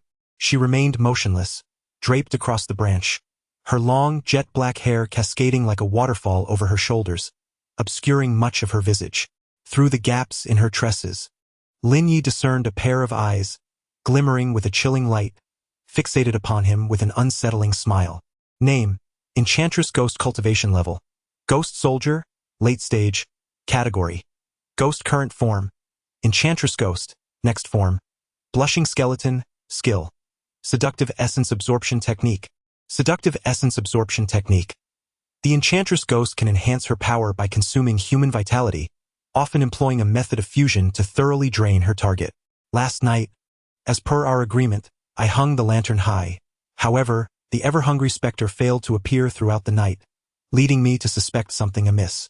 Upon this encounter, it became evident that my fears were justified, as the red-clad ghost lamented, seemingly addressing Lin Yu, yet also lost in her own thoughts. Elder sister, I cannot comprehend your words, Lin Yu stammered, having refrained from grave digging today, utterly bewildered by how he had inadvertently provoked such a spectral entity. No worries, you need not comprehend. Once I consume your essence, it shall serve as retribution for that wretched soul. With that, the female specter ascended into the air and lunged directly at Lin Yu. No, are you truly serious? I had mentioned encountering apparitions, but I referred to lesser spirits. I never anticipated being confronted by a mid-tier ghost soldier. Although Lin Yu had recently vanquished a mid-tier ghost soldier, the lecherous kind, it was accomplished with the aid of the copper coin sword. Now, however, it is daylight. Even at night, in overcast conditions, there would be no moonlight. Master, I shall assist you. At that moment, Xiao Chui suddenly interjected. Xiao Chui, do not concern yourself with me. You must hide at once. The enchanting specter is a mid-tier ghost soldier, while you are merely a low-tier one. If I cannot contend with her, you certainly cannot. This is unacceptable. Xiao Chui cannot abandon her master. Xiao Chui, heed my words. This is not the time for bravado. Together, we are no match for her. Then, Xiao Chui appeared to grasp the gravity of the situation. After a brief silence, she spoke again. Wait, master, I recall now. She must be the mistress of the lecherous ghost. You killed him, and she seeks vengeance upon you. Xiao Chui, have you devised a countermeasure? Remove your trousers. Huh? What? Master, swiftly disrobe. Reveal your masculine prowess. Xiao Chui, are you being serious? Initially, Lin Yu thought he had misheard. Upon confirming once more, he was momentarily taken aback. Hurry, master. Xiao Chui would not deceive you. Yet, despite understanding the reasoning, he found himself at a loss. However, you must provide me with a reason, Lin Yu conceded. He was still a virgin. Yet, given the caliber of such a ghostly entity, the use of a boy's urine should be futile. It is not as it seems. She hails from a lineage of seductive spirits, known for their affinity for merging with others, and her master had consumed a potent aphrodisiac. Thus, the situation was dire. Xiao Chui spoke in ambiguous terms, but this time, Lin Yu finally comprehended. To put it simply, the lustful spirit and the seductive spirit were originally a pair, but Lin Yu's slaying of the lustful spirit left the seductive spirit quite displeased. In this world, there are no eternal friends, nor eternal foes, only perpetual interests. Even among spirits, this principle holds true. If Lin Yu could convince the seductive spirit that he was more robust than the lustful spirit, he might very well become her new favored companion. Seemed a bit shameful, yet what value is pride when weighed against life? With this thought, Lin Yu promptly unfastened the buttons of his ceremonial robe. Chapter 12. The midnight hour, candles as witnesses. Time seemed to stretch, and in that fleeting moment, as the seductive spirit lunged at Lin Yu, a particular aspect suddenly caught her eye. Gleaming and firm, it stood out against the backdrop of the ceremonial garment, drawing attention. A gulp echoed in the silence. Though spirits possess no saliva, the seductive spirit halted her advance. Impressive. It was larger than that of the lustful spirit. This was the first thought that crossed her mind upon pausing. Young master, you take good care of yourself, the seductive spirit remarked with a wicked smile, her demeanor transforming instantly. Yet, for reasons unknown, this smile, as perceived by Lin Yu, bore an unsettling connotation. A seductive spirit. Indeed, the alluring specter gazed intently below, causing Lin Yu to involuntarily shudder. Seizing the opportunity while the specter was momentarily distracted, Lin Yu summoned the ghostly urn, biting his middle finger to draw a drop of blood, which he let fall into the vessel. If I call your name, will you respond? He inquired. Why not? Yet, scarcely had the words left his lips when an overwhelming force ensued, pulling the specter into the urn before it could react. Swiftly, Lin Yu sealed the lid and affixed a talisman to ward off spirits. When Xiao Chui emerged, the lid would automatically pop open. The specter could do the same. Thus, it seemed prudent to place a talisman for added security. My dear young master, how ruthless you are, a mournful voice emanated from within the urn. Enough with the idle chatter, Lin Yu retorted, adjusting his trousers. Tell me, where lies your grave? Though the specter was confined within the ghostly urn, it did not equate to true death. There was no loot to be found on the ground. Lin Yu was left with no choice but to unearth her origins. Young master, inquiring about a lady's residence is rather impolite. Do you wish to visit my home? Enough with the nonsense. Reveal the location of your tomb. There is no tomb, but there are other matters, young master. Which would you prefer to explore? Truly. Haha. Young master, I jest. Please, continue your inquiries. From what I gather, you do not belong to this cemetery. Lin Yu swiftly diverted the conversation. He had ascertained that the alluring specter was the mistress of a lecherous spirit. However, if the two spirits were to reside in the same graveyard, Lin Yu would find it impossible to eliminate them separately. Of course, my dear young lord, you may not be aware that each encounter with my ex is quite a challenge. How do you maintain contact with them? Young lord, could it be that your frequent manual endeavors have led to a significant decline in your memory? Please refrain from such actions in the future. I can assist you in resolving this. Let us be serious and discuss the matter at hand. Lin Yu discerned the truth. This man was a complete lecher. One misstep, and she might easily be led astray. I have already mentioned that at the witching hour, should I desire it, I would light a guiding lantern in the graveyard, using the light as a signal, and the wandering spirit would surely come forth. The dead spirit referred to by the enchanting ghost is, in fact, a lecherous spirit. Last night, the enchanting ghost similarly lit a lantern, yet the lecher did not arrive. Instead, the enchanting ghost found her way here. Wait, what did you just say about a lantern? A guiding lantern? Quickly, take me to your home. My young lord, actually. What is it? Subsequently, after approximately half an hour, Lin Yu, cradling a jar, finally located her grave under the guidance of the enchanting ghost. Unlike other graves, beside the enchanting ghost's mound stood a bamboo pole, upon which a white lantern was hung. Typically, the lantern remains at the bottom, but should the enchanting ghost become particularly restless, she would elevate the lantern high. Guiding lantern. Equipment grade. Cursed. Tributes. By grasping it, one can dispel confusion and become immune to the effects of phantom walls. Introduction. It is rumored that the soul guiding lantern is forged from 100 ghostly skins. The graveyard is shrouded in mist, yet the lantern possesses remarkable penetrating distance. A special note. It is said to be some form of unique token, and astonishingly, it is of the level of a lost item. Lin Yu could not help but exclaim in surprise. Having survived thus far, it was the first time he had truly encountered a lost-grade artifact. Young master, what do you intend to do with this? Could it be that you wish to attract female ghosts? That is not for you to know. I have my purposes. Suddenly, Lin Yu thought of Xiaochui. This gift would surely bring her joy. In truth, it need not be so complicated. If you merely call for me, I shall instantly come forth to serve you. Silence. Do you dare to test my patience by threatening to urinate in the jar? Lin Ye's implication was unmistakable.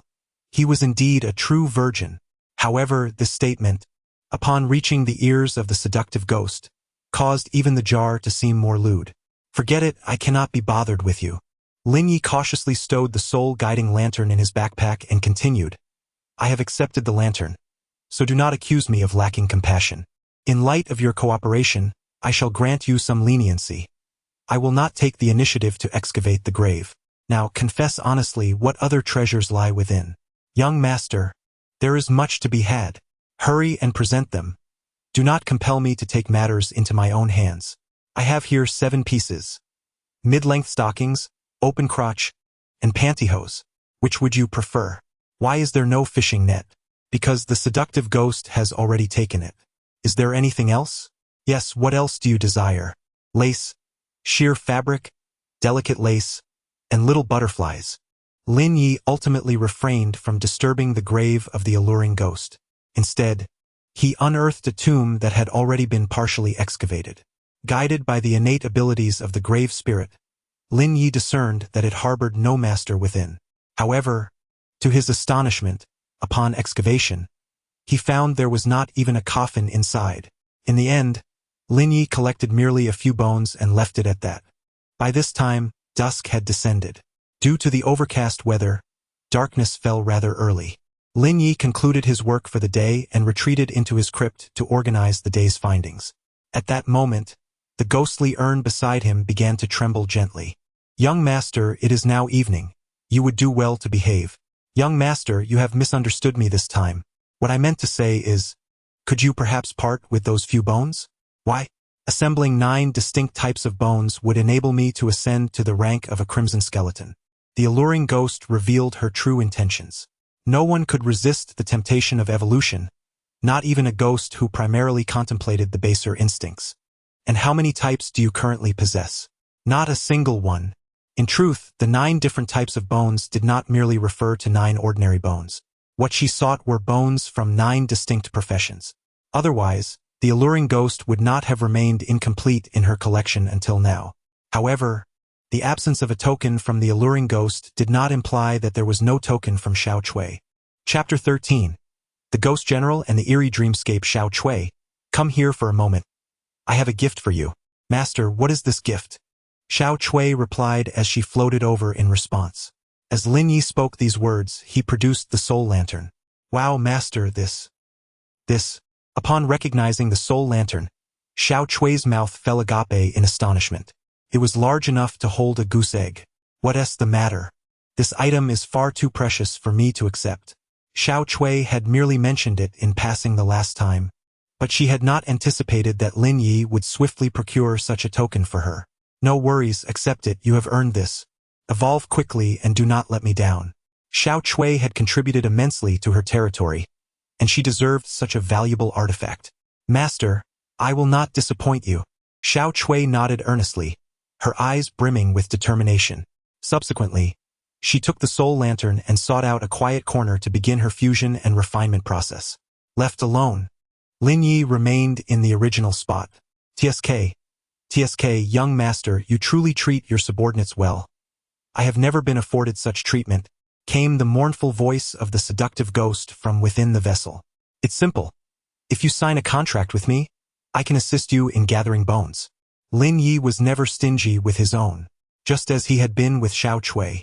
However, when it came to outsiders, he felt differently. Sorry, the paths of the living and the dead diverge. Who are you before me? That will not do. An additional condition must be added. What? Let me ascend once. You might as well wait to dissolve into putrid liquid within that jar. As night fell, Lin Yu lay in the coffin and drifted into a peculiar dream. He found himself lost in a desolate wilderness, and after wandering for a while, a tavern appeared in the distance. A peculiar mist enveloped the surroundings, and a solitary inn stood amidst the desolation. Exhausted, parched, and lost, he had no choice but to muster the courage to approach it. As he drew near, he noticed 2 crimson lanterns hanging on either side of the inn's entrance. Their feeble glow flickered in the darkness, adding an eerie ambience to the silent night. The fabric of the lanterns had faded, with several holes appearing in places. When the wind blew, they emitted a rustling sound, as if something within yearned to escape. Lin Yu could not help but shiver, hastening his steps into the inn. It was late by this time, and the inn was sparsely populated. Aside from Lin Yu, only 1 table of patrons occupied the space. These individuals donned bronze armor, with a few bronze war halberds resting beside them. Lin Yu surmised that they were likely seasoned soldiers. After several rounds of drinks, the leading general was assisted by attendants into a guest room to rest. Lin Yu could not fully discern the content of their conversation, but he found their behavior rather suspicious and decided to follow them. Peering through the gauzy window of the guest room, Lin Yu glimpsed the interior scene. Several attendants were helping the general disrobe. They first removed his helmet and then proceeded to take off his armor. However, when Lin Yu beheld the general's severed leg, he was jolted awake with fright. In a modern context, Lin Yu would have felt no fear upon witnessing such a sight. Rather, he would have held respect for those aiding the disabled. Yet, what he beheld was far more harrowing.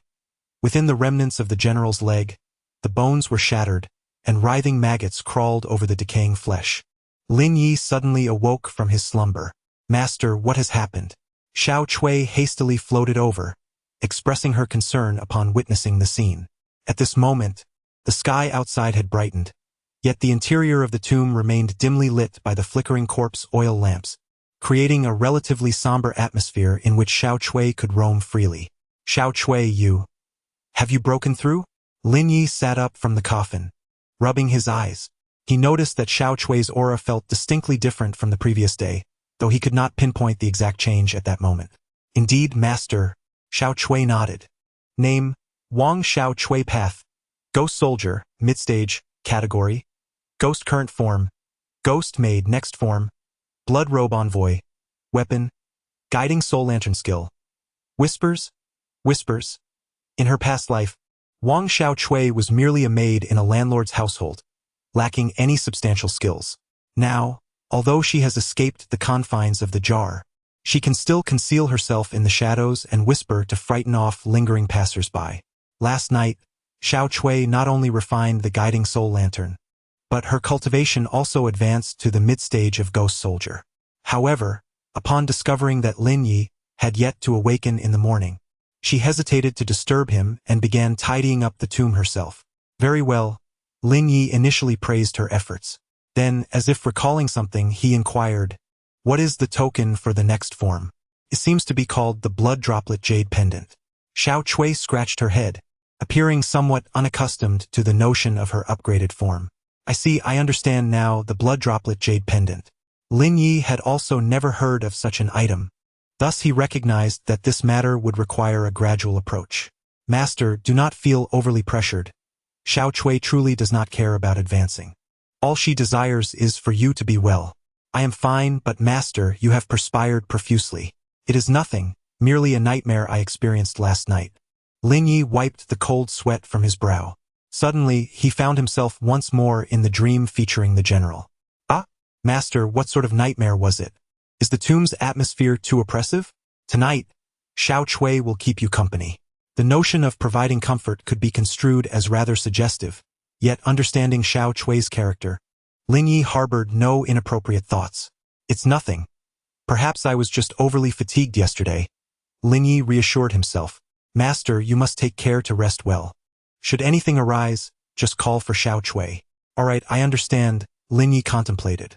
Perhaps the recent days spent excavating graves had inadvertently invited misfortune, leading to these nightmares. Thus, on the fourth day, he did not dig a single grave but instead spent the day moving stones.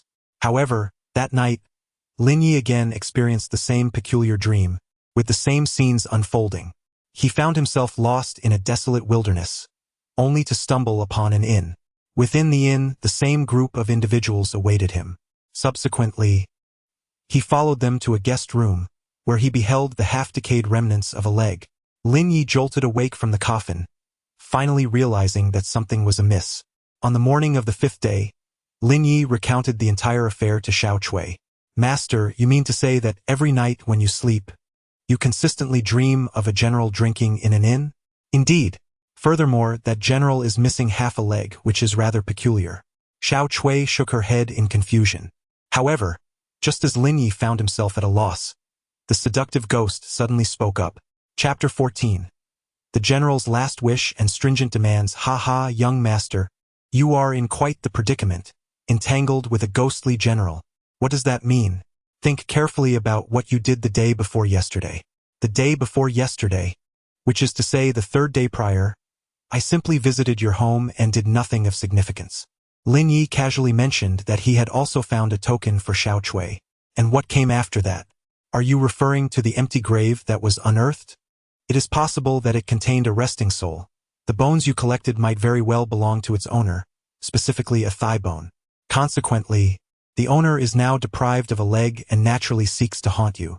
At that moment, Xiao Chui chimed in, Master, I recall hearing from the village's private tutor that this area was once a battlefield where many soldiers perished. The hills are adorned with the loyal remains of the fallen, and there is no need for a burial shroud. After the general's demise, there was no coffin. He was merely buried in a hastily dug pit by servants. Due to the passage of time and erosion from the rain, the skeletal remains became misaligned. Therefore, the grave ghost was unable to ascertain the truth of the matter. Yet, why does he not simply come forth but instead communicate through these dreams? Young master, you may not be aware that when a ghost reaches a certain level of power, it can manifest its own exclusive ghost domain, and you must have been drawn into it. The seductive ghost interjected once more. What should I do now? After this analysis from the two spirits, Lin Yu has basically confirmed that it was the grave unearthed the day before that has attracted a malevolent spirit. The resolution to this predicament lies with the one who initiated it. What do you mean? One must find a way to comprehend the spirit's desires, assist in fulfilling his unachieved wishes, and then offer 3 incense sticks at his grave, sincerely apologizing in hopes of gaining his forgiveness.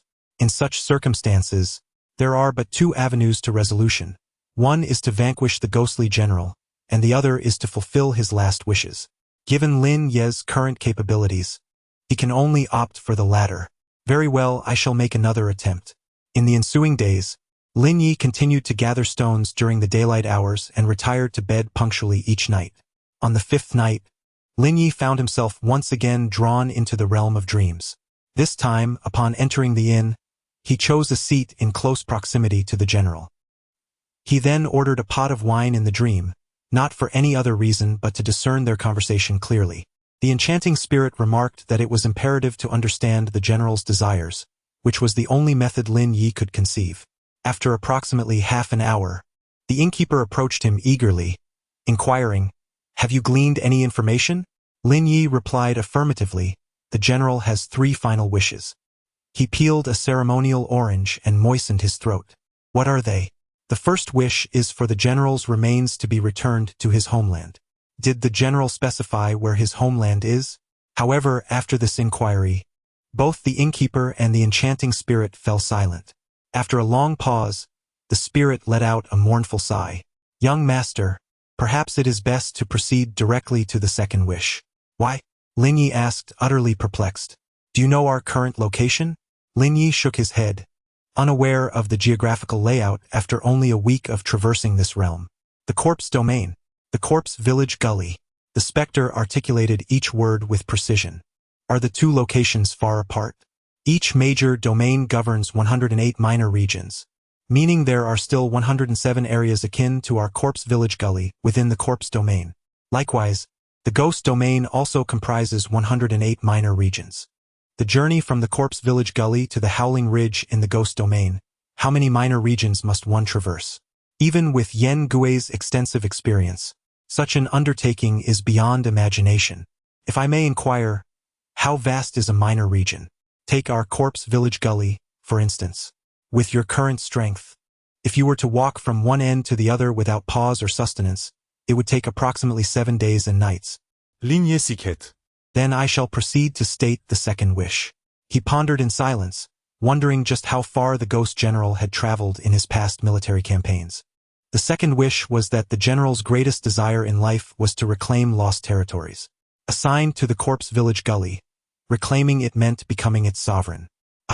Young sir, it is not my intention to dampen your spirits, but perhaps you should simply state the final wish, as this one seems quite challenging.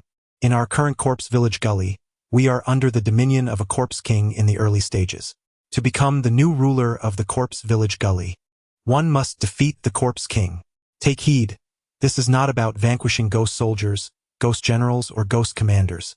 Rather, it is the corpse king of the early ghost king stage, towering over Lin Yu by a staggering 9 minor tiers. The third dying wish states that the general loves a beauty. He mentioned that his death is inconsequential, yet his greatest concern lies with a woman named Yen Ran Mei from a brothel. And then, after all this time, Yen Ran Mei has long since passed away. The general desires for them to be buried together.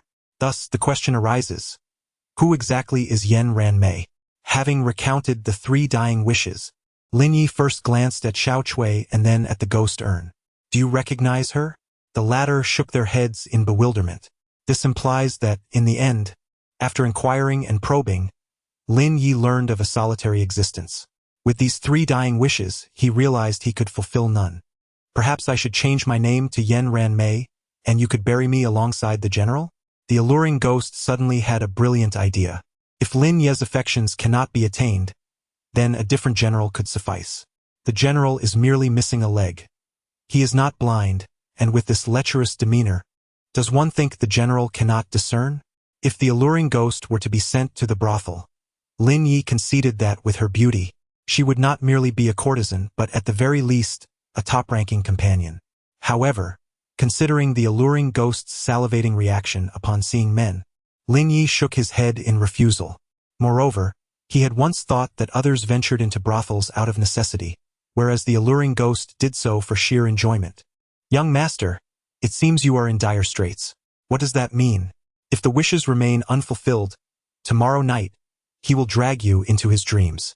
Should this occur more than 7 times, you shall be utterly consumed by the dreamscape, and at that point, even a celestial being cannot rescue you. Although the words of the seductive spirit were laced with a tone of jest, Lin Yu's intuition suggested that she was not merely joking. Considering that this was the 3rd time he had been ensnared, and with death looming on the horizon, he pondered whether he might as well fulfill her request before his demise. Get lost. Can you not say something more pleasant? I would rather shoot the wall than grant you that. Chapter 15. The 5-Ju Copper Sword. Territory promotion. Returning to the matter at hand. Wasn't there another way? Can you discern the cultivation level of that ghost general? Indeed, I can see clearly. He is at the initial stage of ghost general. Upon hearing this, the seductive spirit fell into contemplation for a moment before continuing. If we cannot slay him and his last wishes remain unfulfilled, we must address the issue at its origin. What origin?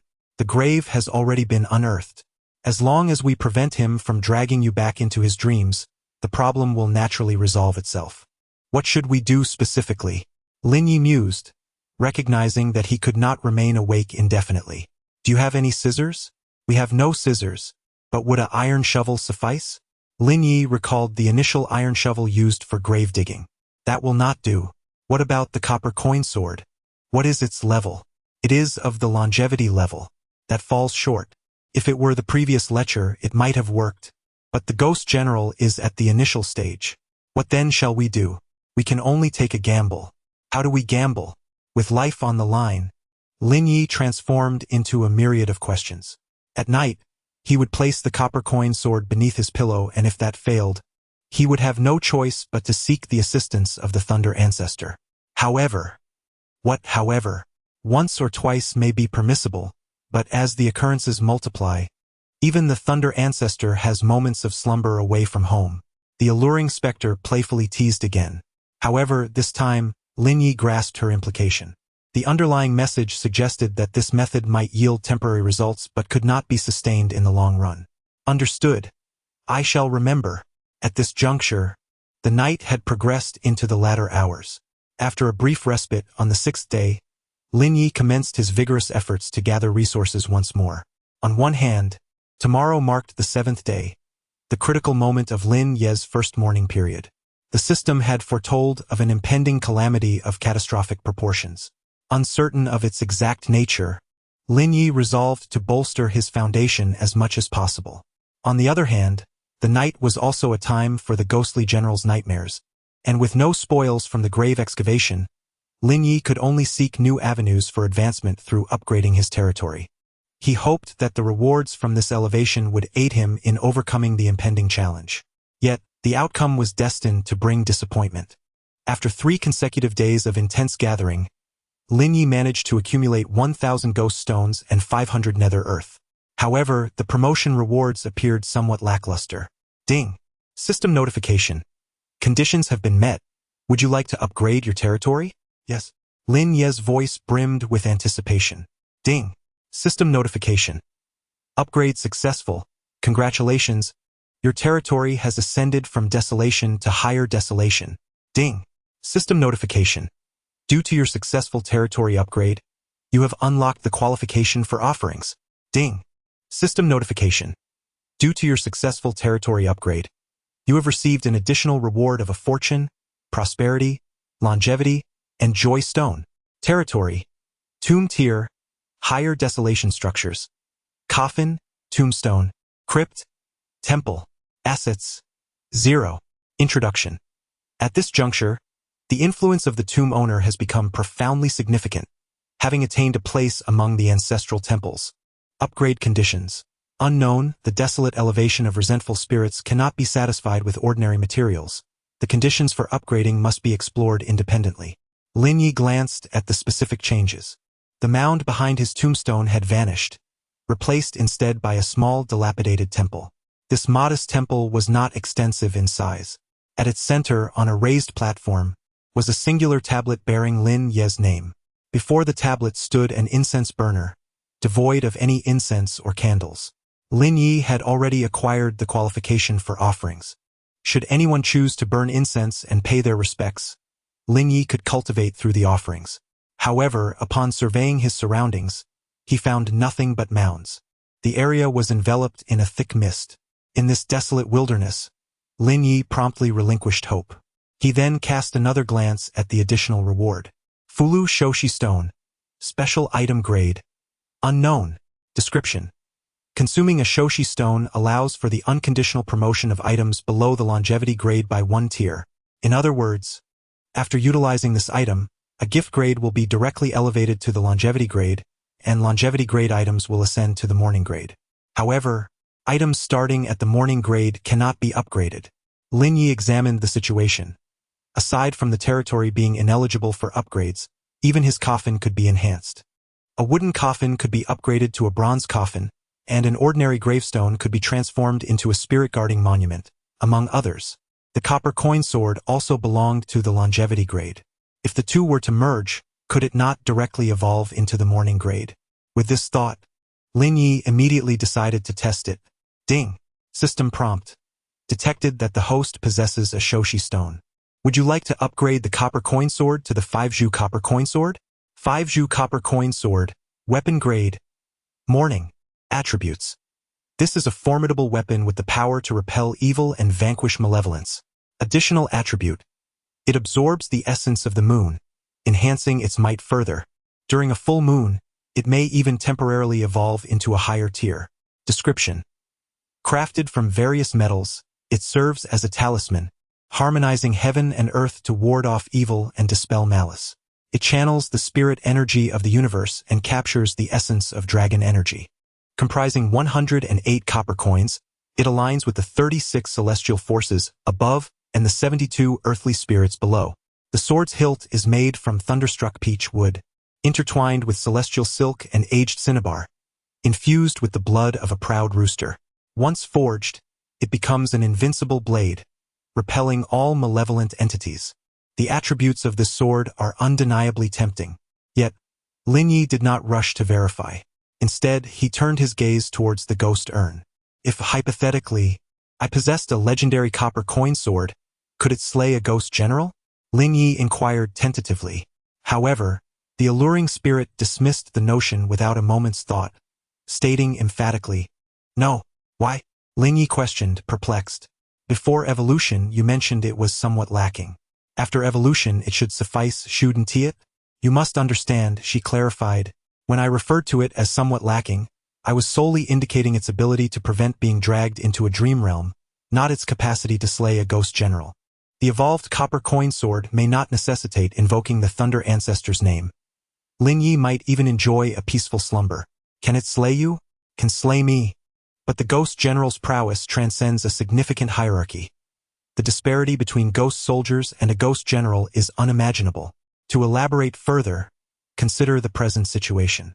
Should Lin Yu once again be ensnared in a dream, that realm belongs to the ghost general, who can manipulate the scene at will. Should he desire, the ghost general need not even appear within Lin Yu's line of sight. Lin Yu found himself alone in the tavern, indulging in drink. As the 7th day approached, he succumbed to despair. Very well, I shall refrain from upgrading for now. Yet, upon further reflection, Lin Yu ultimately resolved to dismiss this notion. If by nightfall, his ordinary copper coin sword coupled with the Thunder Ancestor proved ineffective, he would then contemplate an upgrade. After all, whether he was drawn into the dream realm 3 times or 4 made little difference, provided he did not exceed 7.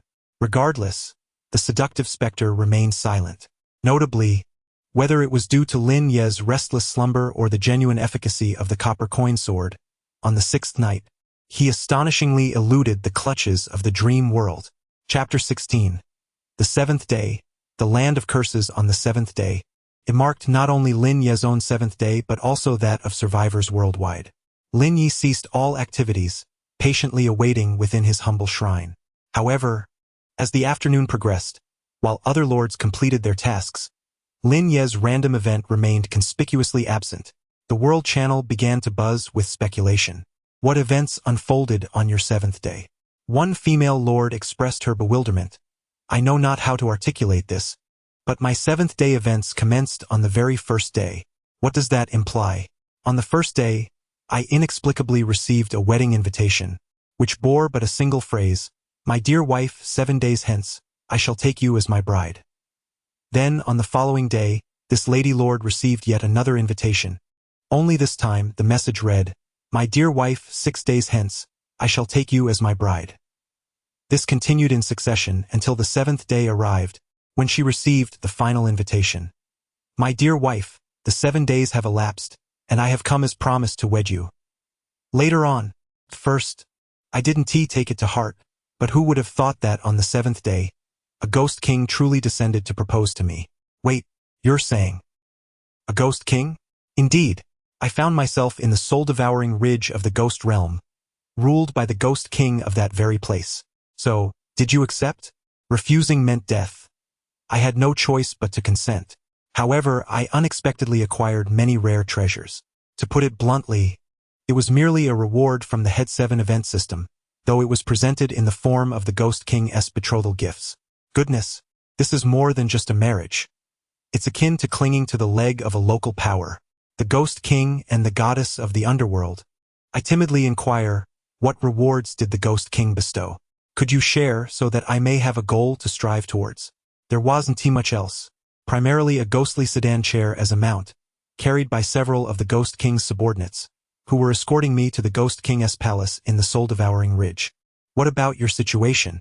On my first day, I also received an envelope, but the messenger was a headless ghost. I nearly died of fright at that moment. What did it say?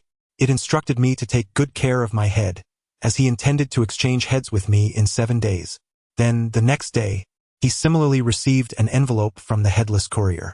Until the 7th day, when that headless messenger truly came to exchange heads with him. Wait, how did you handle that? If you had indeed exchanged heads, you would have met your end by now. A headless ghost can be without a head, but a player cannot. Fortunately, my talent lies in crafting paper figures. I bestowed upon him a paper head, which barely sufficed to deceive him. What is the reward, you ask? Alas, do not mention it. The so-called headless ghost does indeed possess a head. It simply does not rest upon its neck, but is instead held aloft in hand. I offered him a head, and in return, he presented me with the one he was holding, resembling a pumpkin lantern, capable of speech. Who among you desires it? I shall trade it to you. To outsiders, this may appear as a system event reward, but for this lord, it is nothing short of a hot potato. Imagine, if you will, awakening in the dead of night to a disembodied head whispering incessantly beside you. Even if one were not to perish at the hands of a ghost, the sheer fright could easily lead to one's demise. I sympathize with you for a moment. My 7 mourning days consist of my relatives from the mortal realm, who have burned numerous offerings for me. There is not a hint of danger. Rather, my existence has become more prosperous. Wait, from where do you claim these mortal relatives? Perhaps your traversing is of a conventional nature, while mine is a soul transference. Currently, I assume the identity of a foolish son of a landowner from a nearby neutral village, who has only just passed away 7 days ago. Good sir, may I inquire if our father is in need of another son? Do you not recall? I am your long-lost brother. As 2 more hours slipped by, dusk descended upon the land. Just when Lin Yu believed he had been forgotten by the system, a funeral procession suddenly emerged in the distance of the unmarked gravesite. Strangely enough, this was indeed a funeral. Yet the coffin resembled a bridal sedan chair, and even the mourning attire was a vibrant red. In the twilight's embrace, this bizarre funeral procession advanced slowly. At the forefront, several soul-reviving emissaries clad in crimson robes and adorned with lofty hats led the procession. In their hands, they swayed bronze bells, producing a crystalline and ethereal sound, as if summoning the spirits of the deceased. Following closely was an ornate palanquin, lavishly decorated with red silk and embellished with gold, silver, and jewels, yet it emanated an indescribable aura of desolation and eeriness. Beside it stood a sorceress, garbed in peculiar attire, wielding a staff and uttering incantations. As her spells resonated, the entire procession seemed enveloped in a strange force, exuding an otherworldly presence. Further along, a row of pipers played mournful tunes, their melodies hauntingly somber, sending shivers down the spine of any listener. Following them were various intricately crafted paper offerings, houses, carriages, livestock so lifelike that they appeared genuinely existent. Wherever they passed, it felt as though the very wind had ceased to blow, leaving the surroundings in a profound silence. What was unfolding before him? Witnessing this unfathomable scene, Lin Yu furrowed his brow, unable to discern whether it was anxiety or bewilderment that gripped him. If his assumptions were correct, the girl within the palanquin was indeed alive, her time not yet come, yet she was being compelled into a living burial for a ghostly wedding. How could he know this? Had he not seen the figure ahead cradling a rooster? A living person wed to a rooster could only signify one thing. The village must have offended some malevolent spirit, whether it be the river god or the yellow emperor. Consequently, the village was to offer a young woman as a sacrifice to quell the wrath of these supernatural forces. We are all but wandering souls in this vast world. Lin Yu shook his head, finding little to say in response. He was in such dire straits that he couldn't afford to pity anyone else. Closer and closer, the funeral procession halted at the cemetery where Lin Yu was located. Subsequently, a series of bizarre system notifications plunged Lin Yu's heart into the abyss. Ding! System notification. Due to the deep resentment of the newly buried bride, the entire cemetery is cursed. Ding! System notification. Due to the cemetery being cursed, increased probability of encountering a ghost wall when going out. Increased probability of nightmares while sleeping. Increased probability of encountering fierce ghosts. All item attributes reduced. Collection material yields reduced. New grave refresh rate reduced. Ghost item drop rate reduced. A full 7 negative attributes. In an instant, Lin Yu was dumbfounded. Chapter 17. Dragon and Phoenix Candles. Couple huh? Huh? Hello? Hi? System? May I ask? What does this mean? Other seventh day involves marrying a ghost king and recognizing a landlord godfather. My seventh day brings 7 negative attributes? Taking a step back only makes me angrier. Enduring for a moment only makes me feel more at a loss. As night fell, after all the funeral processions had departed, Lin Yu left the tomb chamber stealthily, carrying a corpse oil lamp in one hand and an iron shovel in the other. Xiao Chui, Master, if the girl inside revives as a zombie, are you confident in killing her? Lin Yu's face was stern. Cursing my cemetery? Unacceptable. Master, Xiao Chui hasn't killed anyone before. But since she was just buried, her cultivation should be shallow. Xiao Chui should be fine. Good. Digging in the small garden. Heave ho, planting small seeds to bloom small flowers. Heave ho. Due to the curse, efficiency and yields are reduced. After approximately half an hour, Lin Yu finally unearthed the new grave. At dusk, he witnessed with his own eyes the bride being interred here. However, upon excavation, he found nothing within. Where is she? Instinctively, Lin Yu glanced around. A chilling breeze swept through, and to his astonishment, a beautifully adorned sedan chair materialized behind him, seemingly out of nowhere and without any forewarning. Upon closer inspection, the flower-laden palanquin bore an uncanny resemblance to the one used during the daytime funeral. To the side, on the railing of the sedan, sat a woman clad in a crimson wedding gown. Though shrouded by a red veil, half of her visage remained exposed. Her countenance was as pale as parchment, yet her lips were painted a vivid crimson, creating a dissonant juxtaposition. Her long hair cascaded down her shoulders like a waterfall.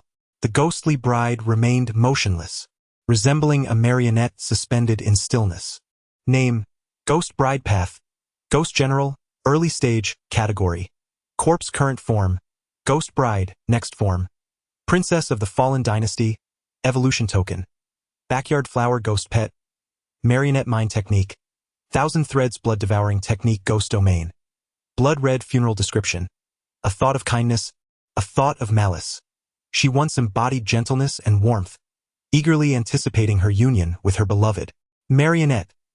A blood-colored puppet hangs from the waist of the ghost bride, seemingly of utmost significance to her. The ghostly bride, having comprehended the art of puppetry through the marionette at her waist, channels crimson threads into her target's body, thereby siphoning the very lifeblood from within, until the victim is drained to the point of becoming a mere desiccated corpse. In a hauntingly vivid dreamscape reminiscent of a ghostly wedding, the ghostly bride manifests her powers. Flee! This was Lin Yu's immediate thought upon witnessing the attributes of the ghostly bride. Recently buried alive, he had presumed her abilities to be limited to the early stages of a ghostly soldier. Yet, Lin Yu had gravely underestimated the depth of the ghostly bride's resentment. As he prepared to escape, he found his limbs utterly immobilized. Beneath the eerie, blood-red veil, the ghostly bride extended her pale, slender fingers, each fingertip entwined with threads as crimson as blood. Under her command, these threads seemed to possess a life of their own, swiftly darting towards Lin Yu. In the blink of an eye, countless red strands enveloped him like a dense web. The sanguine threads pierced deeply into Lin Yu's flesh, each intrusion accompanied by a searing, agonizing pain. Desperate to break free, he discovered he could not move at all. As time progressed, an increasing number of red threads penetrated his flesh, with blood beginning to ooze from the wounds. This crimson fluid trickled down the threads, drop by drop, coalescing into vibrant red droplets. Some were absorbed by the ghostly bride, while others fell to the ground, producing a sharp and eerie sound. From a distance, it resembled raindrops cascading from a rooftop. In the face of a mid-level ghostly soldier, Lin Yu found himself utterly defenseless against a novice ghostly general. Time inexorably ticked away. Lin Yu could only feel his life rapidly slipping away. This cannot continue. He must find a solution. Otherwise, he would inevitably be reduced to a lifeless husk. He wondered where Xiao Chui had suddenly disappeared to. At this moment, Lin Yu had no choice but to devise a means of self-preservation. In a moment of dire urgency, a thought crossed his mind, causing the copper coin sword to fall from his backpack onto the ground. Blood from Lin Yu's body dripped continuously onto the copper coin sword. Coupled with the illumination of the moonlight, the sword emitted an ethereal blue glow. Subsequently, it autonomously soared into the air, severing all the red threads binding Lin Yu. With the restraints lifted, he found that the more he ran forward, the heavier his legs became. Initially, Lin Yu only felt a slight heaviness, but after a while, his feet began to sink downward. His speed diminished with each passing moment. Eventually, it felt as though he were carrying a mountain on his back. Every step forward felt as insurmountable as crossing a chasm. Lin Yu began to experience difficulty in breathing, as if something were constricting his throat, making it hard to draw in air. Unable to resist, he turned his head to glance back. However, that single glance nearly caused his eyes to bulge out. To his shock, he discovered that the ghostly bride had somehow climbed onto his back. Her head hung limply on Lin Yu's shoulder. Through the red veil, he could clearly see the hollow, vacant eyes of the ghostly bride, which contained nothing but an eerie expanse of sclera. The whiteness of her eyes was akin to dead ash, devoid of any luster. As Lin Yu locked eyes with her, he realized that she was simultaneously gazing back at him. You, however, are my betrothed in the realm of the dead. The lips of the ghostly bride remained utterly motionless. Yet a plaintive lament, reminiscent of theatrical tones, echoed in Lin Yu's ears. He was about to utter a denial, but the words caught in his throat, swallowed back with great effort. Lin Yu was undoubtedly doomed. Regardless of whether you are the wife of the river god or the yellow emperor, your presence has served as a reminder.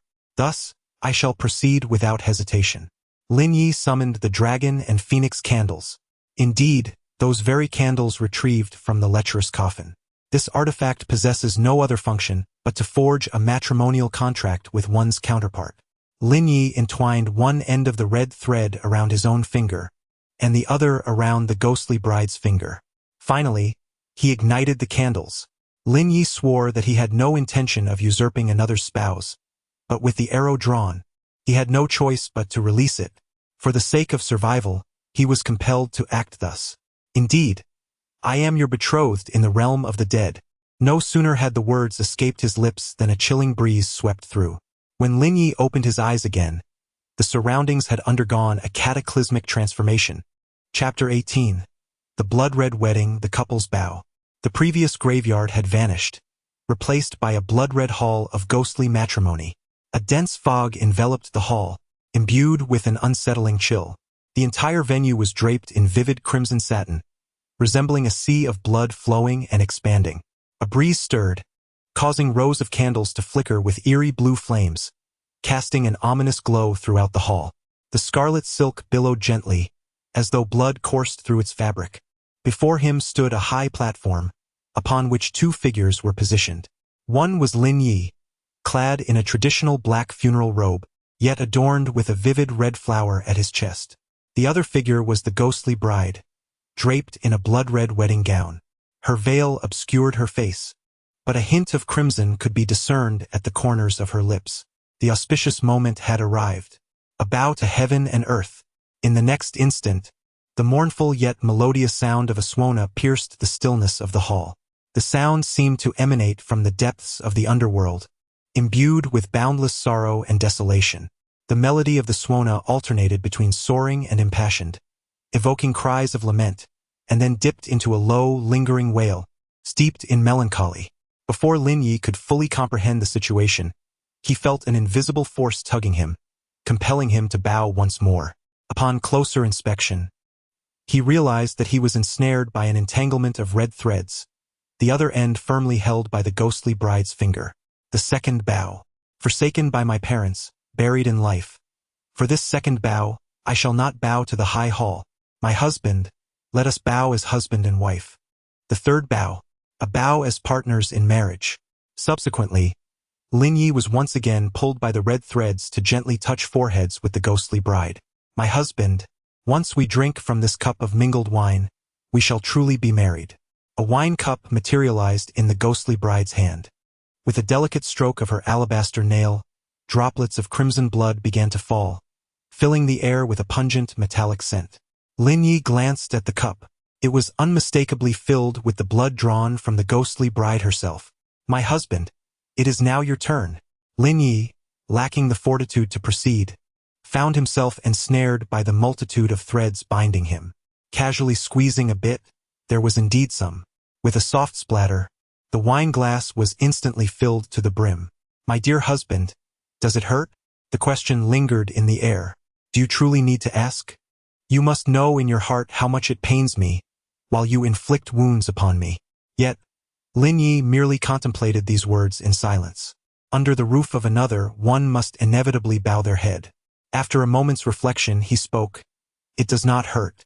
Compared to the suffering and trials you have endured, my grievances are trivial." Lin Yu uttered these words solely to preserve his own life. However, upon hearing them, the ghostly bride's delicate hand froze mid-air. Suddenly, a solitary tear of blood began to flow from her entirely white eyes. Blood tears of a ghost. "I marry you with my death as the dowry, in this union of the dead." With a graceful bow, "I offer these blood tears as a gift, wishing to be eternally bound to you, my lord." Lin Yu's emotions were tumultuous. He had been compelled to wed a ghost, and this spirit appeared quite enchanted. The absurdity of the situation weighed heavily on him, yet he dared not douse her fervor with cold water at such a poignant moment. After a brief contemplation, he responded, "I offer my blood as a betrothal gift, marrying you in this spectral union." With a graceful bow, "Let the red candle guide us, wishing to be with you through countless lifetimes, never depart." Thus, the blood-red hall faded away. Ding! System notification. Congratulations on completing the 7-day event. The curse is lifted. Reward: 1 ghostly bride and the skill, blood transformation technique. Ding! System notification. Due to your flawless completion of the 7-day event, an additional reward of 1 entry into the Celestial Bank. Ding! System notification. Due to unforeseen circumstances, the territory has been forcibly promoted to the level of Wraith, unlocking eligibility for benefits. Ding! System notification. As you have successfully upgraded your territory, you are granted an additional reward. Soul Sealing Array. The rewards are rather plentiful. Lin Yu needs to take his time to examine them. First, he glances at his personal rewards. Transformative Blood Refinement Technique. Skill Grade. Unknown. Attributes. By cultivating this technique, one can refine all things into nourishment, purifying blood such that at its zenith, a single drop could incinerate 1,000 miles, leaving not a blade of grass in its wake. From the description, this technique appears remarkably formidable. Yet upon closer inspection, Lin Yu sensed something amiss. He distinctly recalled that the Ghost Bride's technique was the 1,000 threads blood-swallowing method. Now, the system has rewarded Lin Yu with the transformative blood refinement technique. One swallows blood, the other refines blood. On the surface, their skills seem complementary. However, upon deeper contemplation, it dawned on him that this effectively constitutes a free production machine. Thus, Lin Yu could produce blood daily while the Ghost Bride could effortlessly siphon it. Regardless, it remains a commendable technique. He would comprehend it first. Subsequently, Lin Yu turned his attention to the territory information. After the territory's promotion to the desolate late stage, it no longer provides information on upgrading conditions, requiring the Lord to explore independently. Therefore, Lin Yu eagerly anticipated what functions the Wraith-level territory would unveil. Territory. Cemetery rank. Wraith, lower tier. Structures. Shrine, tomb chambers, courtyard walls, tombstones. Assets. 0. Description. The surrounding villagers seem to have discovered this auspicious site and have begun to bury their ancestors here. Upgrade conditions. Unknown. Previously, it was merely a mausoleum. Upon his promotion, the territory transformed into a cemetery. Lin Yu cast a glance at the specific changes. The underground tomb remained untouched, yet the dilapidated temple above had officially been converted into an ancestral hall. In addition to housing Lin Yu's spirit tablet, there was now space for more memorial plaques. Moreover, the entire area surrounding the mass grave had been enclosed by a makeshift courtyard wall, officially designating Lin Yu as the master of this burial ground. Should villagers wish to inter their deceased elders here, they would be required to pay a certain guardianship fee to Lin Yu. To put it bluntly, it seemed as though Lin Yu had become a gravekeeper. Yet, in a more flattering light, he had assumed the honorable role of a cemetery guardian. Casting his gaze once more at the additional reward, soul-sealing array. Array type, unknown. The efficacy of the array varies with materials. Description: this is a formation invented by the first-generation master of Maoshan, Qiu Tongsheng. Possessing this formation allows one to seal a realm of vengeful spirits. This array requires 17 copper coins stained with the blood of a virgin boy, along with a red copper pillar inscribed with profound incantations of the celestial forces, topped with a spirit-restraining beast, the Earth Lord. Lin Yu glanced into his backpack and indeed found the 17 copper coins and the red copper pillar. The pillar measured 3 feet and 3 inches in circumference, buried 2 feet deep, and protruding 3 feet and 3 inches above ground, symbolizing the 33 heavens of Taoism. The blood of a virgin boy, representing pure vitality, combined with the coins, which were handled by countless individuals and thus possessed a strong yang energy, symbolized the essence of utmost positivity. Together, they would construct a minor 7 gates, capable of driving away vengeful spirits and negative energies. It appeared quite promising, and Lin Yu nodded in satisfaction. By the way, it seemed that completing the first 7 event also rewarded him with an opportunity to enter the heavenly and earthly bank. However, Lin Yu was uncertain about the nature of this bank, and with nothing else to occupy his time. Chapter 19. The 5 Ghosts Transport Wealth. The ghost pushes the mill ding. System prompt: would you like to teleport to the Celestial Bank? Yes. Ding. System prompt: the host's summoning has been sensed, and the guiding emissary is hastening to your location. Lin Yu anticipated a direct teleportation to the Celestial Bank, yet he did not expect the presence of a guiding emissary. Shortly thereafter, an oddly shaped ghostly figure, riding an exceptionally impressive steed, appeared above Lin Yu's graveyard. The rear of the steed resembled a throne crafted from pure gold, while behind the throne stood a money tree fashioned entirely of gold. Beneath the rider's feet lay a golden ingot pot, and at the forefront, 5 ghostly beings were bound by chains to propel the golden seat. In an instant, a phrase echoed in Lin Yu's mind: the Emperor's Chariot. Instinctively, Lin Yu glanced at its attributes, and upon doing so, his eyes nearly bulged in astonishment. 5 Ghosts Transport Wealth. Mount Grade. Unknown. Affiliation: ghost pushes the mill traveling ghostly beings. 5 ghosts. Additional ghost pet: golden toad. Additional spiritual treasures. Money tree, ingot pot. Additional skills: turning stone to gold, inviting wealth. Golden toad bestowing fortune. 5 ghosts. The 5 little ghosts before this mount are known as the Wealth Guardian, the Miser, the Iron Coin Expert, the Moonlight Clan, and the Debt Fanatic. Golden toad bestowing fortune. The golden toad within the ingot pot produces a magical treasure daily, provided it is fed a sufficient number of golden ingots. Turning stone to gold. A leaf falling from the money tree, upon landing on any object, will transform that object into gold. Prosperity and wealth. This steed mysteriously attracts fortune, and each day, golden ingots coalesce within its treasure basin. Upon noticing Lin Yu in a daze, the steed's master spoke with an air of authority. I am Gue Tuamo, the Celestial Banker's emissary. Come with me. His tone resonated with a deep, sonorous quality, seemingly dismissive of Lin Yu's presence. However, this was hardly surprising. Were Lin Yu to possess such a steed, he would hold even the mightiest in disdain. Yet many overlooked a crucial fact. Aside from the mount, Gue Tuamo himself possessed formidable strength. A man of modest power cannot hope to safeguard such a treasure. Lin Yu, shaken from his stupor, stepped onto the 5-ghost fortune-carrying mount of Gue Tuamo instantly. A chill surged from his feet to his heart. The steed soared into the air with remarkable speed, and the surroundings blurred past like fleeting shadows. Uncertain of how long the journey to the Celestial Bank would take, Lin Yu, seeking to pass the time, initiated a conversation. Brother Gue, is this steed for sale? Lin Yu inquired casually. Indeed. How much?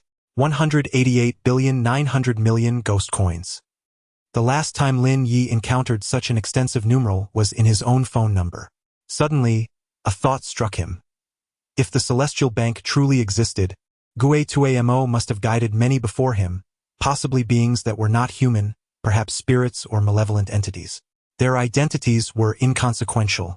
The salient point was that they likely could not afford such a steed. Brother Gue, I timidly inquire, what if this ostentatious steed attracts unwanted attention and someone attempts to rob you on the road? Name, Gui Tui Montag. Dao rank, Ghost Lord, initial stage. Mount, 5 ghosts transporting wealth. Form, already in its final manifestation. Skills? Forbidden spell? Ghost domain? Divine sense? Typically, upon perusing another S information, a series of question marks suggests one of 2 possibilities. Either the individual has deliberately concealed their details, or their prowess is so formidable that one is deemed unworthy to access it.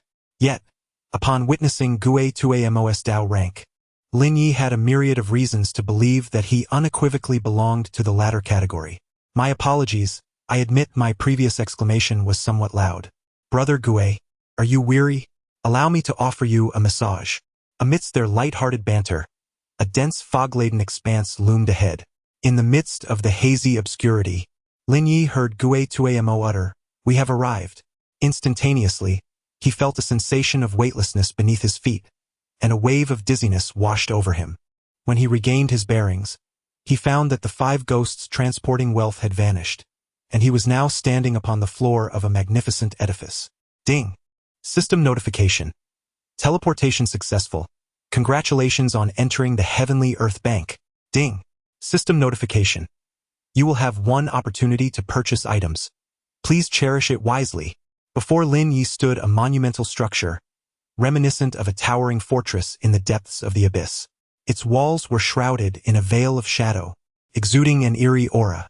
The grand entrance radiated a chilling, ghostly luminescence, with 4 prominent characters clearly visible on the plaque.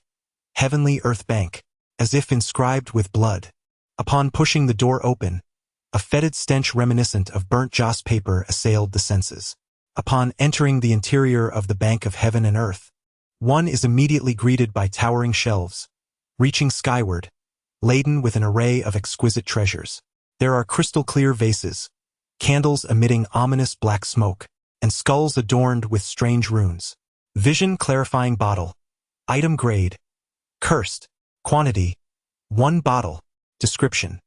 Should one encounter a ghostly veil and be ensnared by illusions, a mere dab of the purified water from this bottle upon the eyes will restore clarity. However, the water is limited and will vanish once used. Purchase requirement. 50,000 nether coins. Corrupted jade black smoke. Item grade. Funereal. Description. Legend holds that this is the token of the Black Ghost King. Lighting this candle will produce black smoke capable of summoning the Black Ghost King to aid in battle. Purchase requirement. 100,000 nether coins. Human bone candle. Item grade. Offering. Description. This candle is crafted from the skull of a woman born on a day shrouded in darkness. Lighting it will fulfill her long-held wishes, bestowing unexpected benefits. Purchase requirement. 50,000 nether coins. In addition to these, the shelves boast numerous other precious items. For instance, a fiery red sword inscribed with runes, said to cleave through iron as if it were clay, possessing unparalleled might. There is also a time-worn tome, its pages yellowed, chronicling ancient and powerful spells and secrets. Furthermore, a necklace crafted from 1,000-year-old pearls, each pearl smooth and lustrous, radiates an enchanting glow. Blood Meat Bell, River of the Dead Lantern, the scroll of 100 ghosts. One by one, row by row, Lin Yu's eyes were glued to the sight. Damn it, he wanted them all. Unfortunately, the system had decreed that only one could be purchased. Finally, Lin Yu's gaze settled on a ring. The entire ring was meticulously crafted from bone, exuding an eerie and ancient aura. The bones, whose origin was unknown, perhaps from an ancient behemoth or the remains of some powerful specter, had been masterfully fused together by skilled artisans to form a unique band. Chapter 20, 3,000 Samsaras, Lifespan Conversion. What caught the eye most was the teardrop-shaped gem embedded at the top of the ring. This gem, crystal clear and pure, resembled a drop of pristine tears eternally suspended in time. 3,000 samsaras. Equipment grade. Unknown. Description. When equipped, each ghost slain and sealed will collect a tear within the bone groove of the ring. Once 3,000 tears are gathered, the groove will be filled, ultimately forming a single drop of the weak water of 3,000. Attribute. A single drop of the weak water of 3,000 can summon the river of oblivion. Additional attribute. Each tear delivered will unlock an additional slot in the inventory. Purchase condition. 1 million Underworld coins. Simply put, once Lin Yu equips this item, the gem embedded in the ring is actually hollow inside, requiring Lin Yu to continuously slay ghosts to deliver tears. Upon slaying 3,000 different types of ghosts, a single drop of the weak water of 3,000 can be synthesized, ultimately summoning the river of oblivion from the underworld. 3,000 tears, not too many, not too few. No matter, it's decided. Purchase. Ding. System prompt. Insufficient conditions detected. Purchase failed. System. I wish to acquire this ring. Ding. System prompt. Insufficient conditions detected. Purchase failed. Upon closer inspection, it requires 1 million ghost coins. A glance at my own assets reveals a solitary 0. Apologies, but that is of no consequence. Is there anyone here? I would like to inquire whether there are alternative purchasing methods. The system would not shoot itself in the foot, since it has bestowed upon a pauper a singular opportunity to enter the Celestial Bank. Lin Yu is convinced that there must be other avenues for acquisition.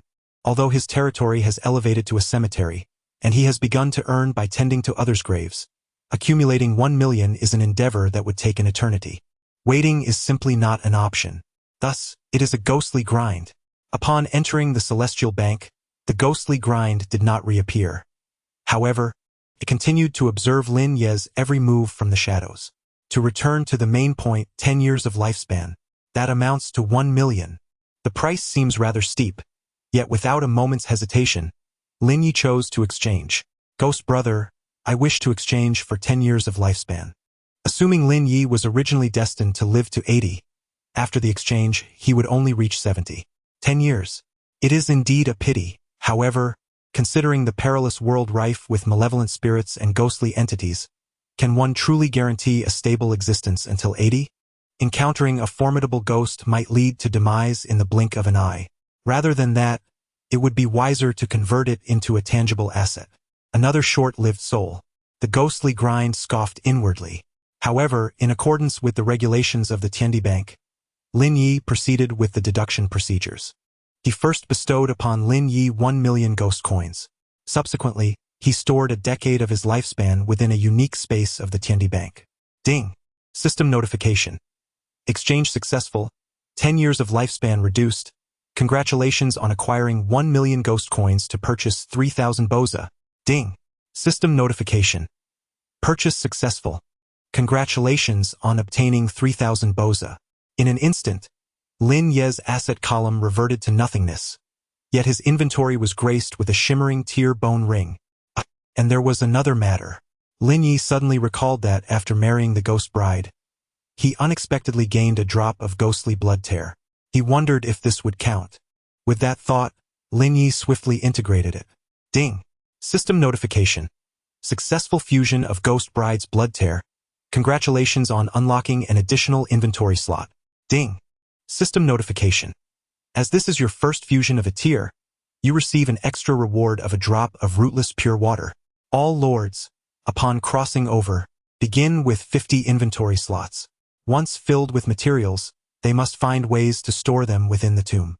Lin Yu had previously contemplated using a ghost jar to store corpse oil for this very reason. However, with 3,000 boza now in his possession, everything would transform. Although Lin Yu currently possessed only 51 slots, it would not be long before he surpassed 100. He cautiously adorned the ring upon his finger and then turned his gaze to other items. Attempt to purchase the Grievous Spirit Burial Map. Ding. System notification. Insufficient conditions. Purchase failed. Attempt to purchase the 10,000 Souls Banner. Ding. System prompt. Insufficient conditions. Purchase failed. Lin Yu attempted several times, yet each effort resulted in failure. Realizing that the Celestial Bank could only facilitate the purchase of one item, Lin Yu reluctantly accepted defeat. Once again, the Ghost Pusher was in charge. The Celestial Bank had exhausted his purchasing opportunities, but Lin Yu was far from satisfied. As the emissary of the Celestial Bank, Ghost Pusher presumably possessed numerous treasures. Transactions with the Celestial Bank were limited, but surely trades with Ghost Pusher were unrestricted. With this thought, Lin Yu was struck by inspiration and suddenly spoke, "Brother Ghost, do you have any magical artifacts you wish to part with? I can continue to trade my lifespan with you. Losing 10 years is still manageable. Losing 15 years is also acceptable. As for 20 years, if I must, I could stomach it." Upon hearing this, Ghost Pusher first glanced at Lin Yu, then at the ominous black line hovering above his head. "Child, if conditions permit in the future, first eat a couple of lifespan fruits." "What do you mean?" "Literally what I said. Humans have human sentiments, and ghosts have their own affections. Do not accuse me of lacking compassion. I can only express this much. Do not hold it against me for not trading with you. I fear that if we continue, you might perish on my steed." "Are you implying that I do not have much time left? The secrets of fate cannot be divulged." Ghost Pusher did not overtly state how much longer Lin Yu had to live, yet he alluded to numerous implications. The air in this world had long become foul and polluted, filled with ghostly energy. The aura of the dead, resentment, demonic energy, and even malevolent magic. Moreover, the human race was the most vulnerable group within this realm. They are confronted with various malevolent spirits almost every day. Today, a headless ghost seeks to exchange heads with you. Tomorrow, a drowning ghost will attempt to pull you into the river. Once targeted by these sinister beings, one may suffer from severe afflictions, ranging from bleeding from all 7 orifices to more dire consequences. In such conditions, it is indeed a wonder to live long. "Thank you, Senior. I shall remember this." At the moment of farewell, Lin Yu deeply bowed to the Ghost Pusher, acknowledging that regardless of his strength, the Ghost Pusher, as a Ghost Lord, is indeed worthy of such respect. On another note, Lin Yu felt even more awed by the unfathomable depths of the Heavenly Bank. A powerful Ghost Lord is merely an emissary. What formidable power must the true master of the Heavenly Bank possess? Chapter 21. Random Events, Catastrophic Level. Ding. Worldwide System Announcement. The 7 days event has officially concluded. A catastrophic level event will occur in 1 month. Please remain prepared. Ding. Worldwide System Announcement. The 7 days event has officially concluded. A catastrophic level event will occur in 1 month. Please remain prepared. Ding. Worldwide System Announcement. This world event is classified into 4 tiers: man-made disasters, natural disasters, calamities, and annihilation. After Lin Yu exited the Heavenly Bank, the man-made disaster tier came to a close. Subsequently, Lin Yu reviewed the detailed description of the natural disaster tier. Essentially, it indicated that lords like Lin Yu, whose powers are steadily growing, have begun to attract the attention of every local Ghost King. In 1 month, the Ghost Kings will mobilize to attack the lords of each small region. Lin Yu finds himself in the Corpse Domain's Corpse Village. It is possible that we are destined to confront the Corpse King. Regardless of whether it is the Ghost King, the Corpse King, the Demon King, or the Monster King, their cultivation levels are uniformly at the initial stage of the Ghost King. 7 days have already passed, which means there are still 23 days until the Corpse King launches his assault. At this moment, the sky has grown quite late. The 3 female spirits are waiting for Lin Yu in the tomb chamber. The Ghost Bride still possesses a physical form, classifying her as a corpse spirit, yet she is fundamentally akin to the female ghosts. This raises a query. While it is understandable how Xiao Cui and the Ghost Bride emerged, how did the Enchantress escape from the urn? What of my ghost-subduing talisman? My dear, I have a gift for you. In the midst of these uncertainties, the Ghost Bride spoke first. What? Lin Yu instinctively responded. The Ghost Bride fell silent but gently tugged with her fingertip. The Enchantress immediately knelt before Lin Yu. Ding. System notification. The Enchantress voluntarily wishes to enter into a master-servant contract with you. Do you accept? Accepted. Such a fortuitous opportunity was rare in this world. Lin Yu had no reason to decline. The Enchantress's cultivation surpassed Lin Yu's by 1 tier. Previously, He often feared her sudden emergence from the vessel to cause mischief. But now, with the enchantress fully aligned with him, Lin Yu felt an immense relief from his worries. At that moment, Xiao Cui approached unexpectedly. Her head bowed as she spoke softly, "Master, I apologize." "Huh? What is this sudden apology for?" Lin Yu questioned, bewildered. Xiao Cui explained that it was not her intention to refrain from aiding her master, but she had not anticipated that the bride was actually the young lady she had served in her former life. Xiao Cui was referring to the time just after the grave was unearthed, when Lin Yu was ensnared by red threads, yet Xiao Cui had not emerged in time to offer assistance. The ghostly bride was once a lady whom Xiao Cui served during her lifetime. On the other hand, the suppression of her spiritual energy rendered Xiao Cui utterly motionless. "Are you suggesting that you were all from the same village in your past lives? The information is rather overwhelming. Lin Yu needs to process it carefully. If that is the case, could it be that your village has attracted some malevolent spirits?" Xiao Cui, unfortunate and dying young, was soon after buried alive. "Your conjecture is not amiss. Nearby our village flows a river of blood. The village shaman claims that this is due to the anger of the river deity, and that by sacrificing a girl born in a lunar year, the deity's wrath can be appeased. Coincidentally, the ghostly bride was born in a lunar year. Thus she became the chosen sacrifice. Over these years, did you not suspect the shaman? If the river deity were truly enraged, should not the ghostly bride have been drowned rather than buried alive? My dear, are you implying?"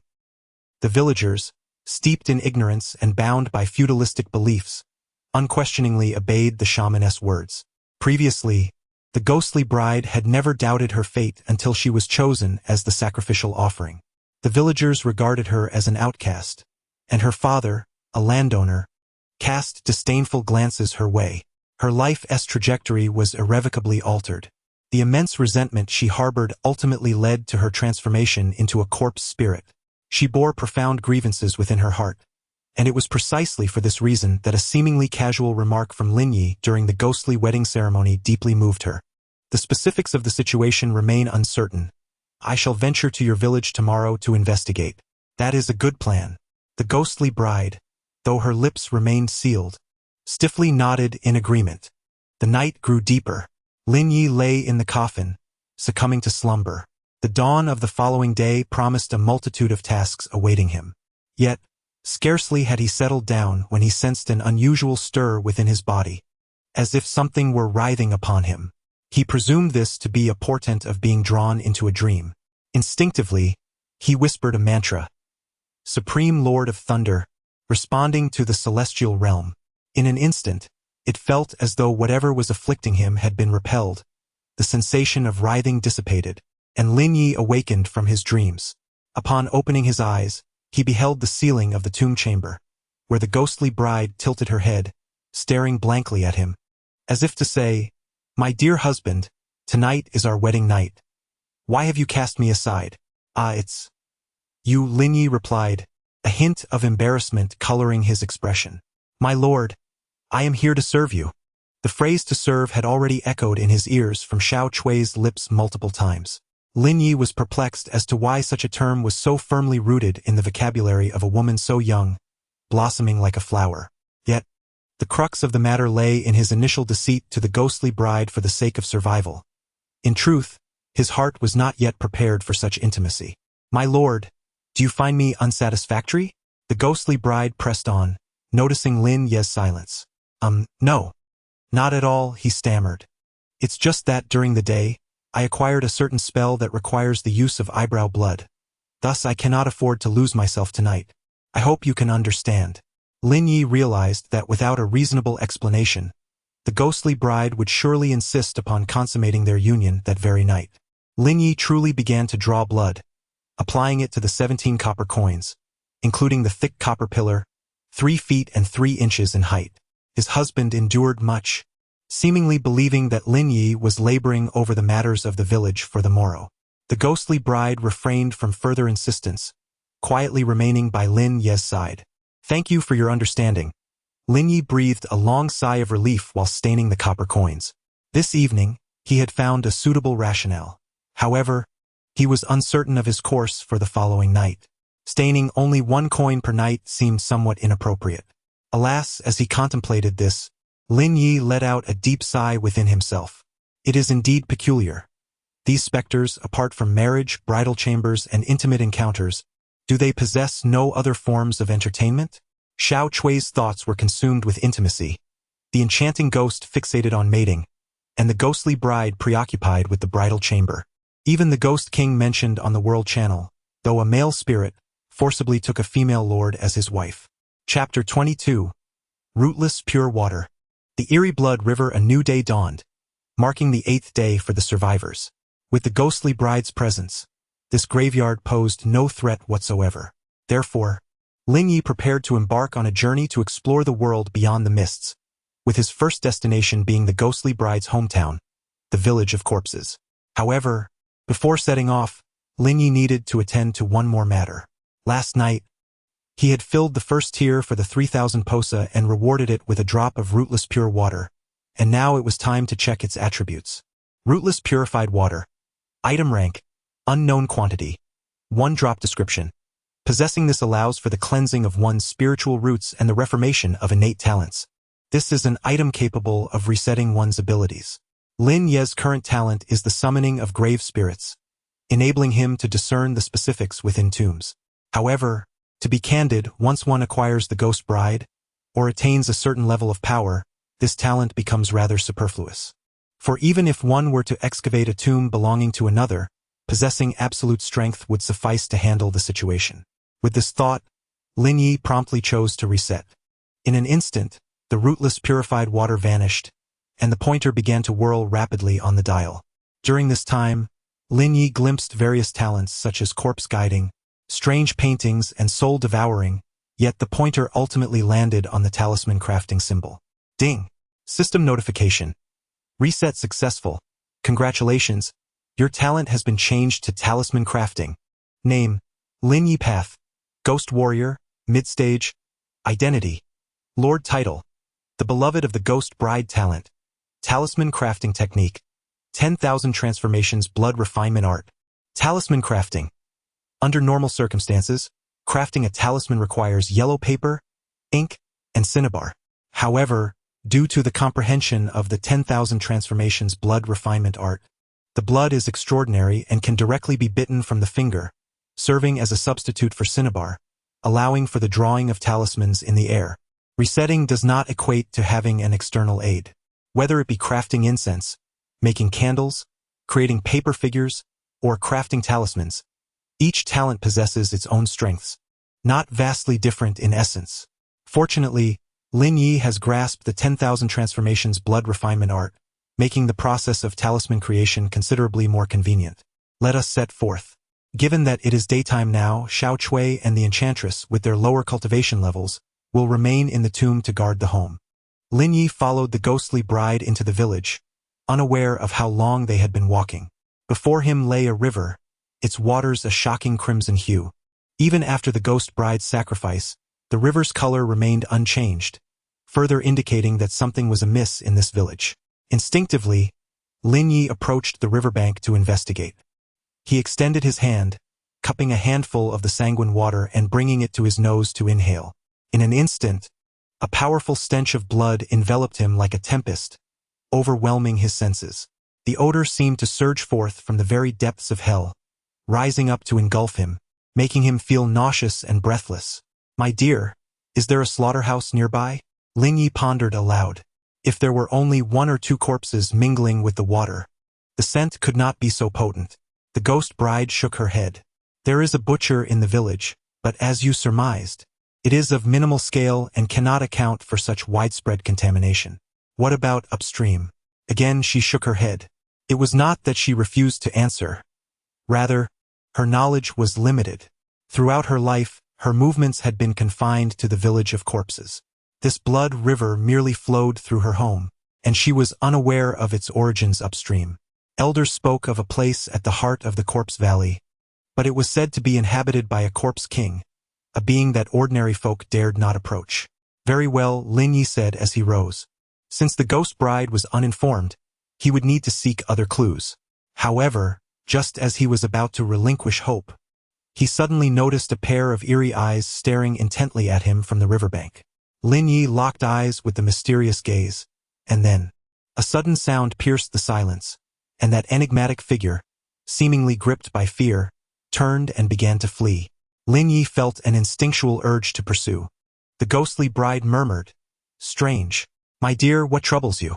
This figure bears a striking resemblance to the witch's grandson, who appears to be merely 6 years old. Yet, I sense no trace of life emanating from him. Are you suggesting? Lin Yu inquired. The ghostly bride nodded, though her words remained somewhat ambiguous. Nevertheless, Lin Yu grasped her implication. In essence, the witch's grandson now shared a connection with the ghostly bride, undead, yet animated. While the reanimation of corpses is not an uncommon phenomenon in this world, the realization of the child's tender age sent a chill down Lin Yu's spine. Who could commit such an atrocity as to slay a 6-year-old child? And who possesses the power to resurrect a lifeless body? The questions multiplied in his mind. However, by the time Lin Yu reached the village, the child's figure had vanished into thin air. By the way, my dear, how many inhabitants remain in your village? Perhaps just over 100. All the land is under my father's jurisdiction, but in recent years, times have grown increasingly dire. Demons roam freely, and malevolent spirits plague our existence. Many villagers have either fled, perished, or gone mysteriously missing. The villagers live in constant fear of the chaos wrought by these spirits, leading them to place unwavering faith in the witch. Excluding the elderly, the sick, and young children, there should still be at least 50 able-bodied men in the village. Yet, the atmosphere here feels eerily desolate. Why is that? Lin Yu pondered, as he stood at the village's outskirts, surveying the surroundings. It was unsettlingly quiet. The dwellings appeared time-worn, as if weathered by the relentless passage of time. The roofs were dilapidated, with fragmented tiles and gaping holes, exposing the interiors to the elements. The walls, once vibrant, were now faded and marred, adorned with cracks and mold. The paper windows were shattered and tattered, their frames on the verge of collapse.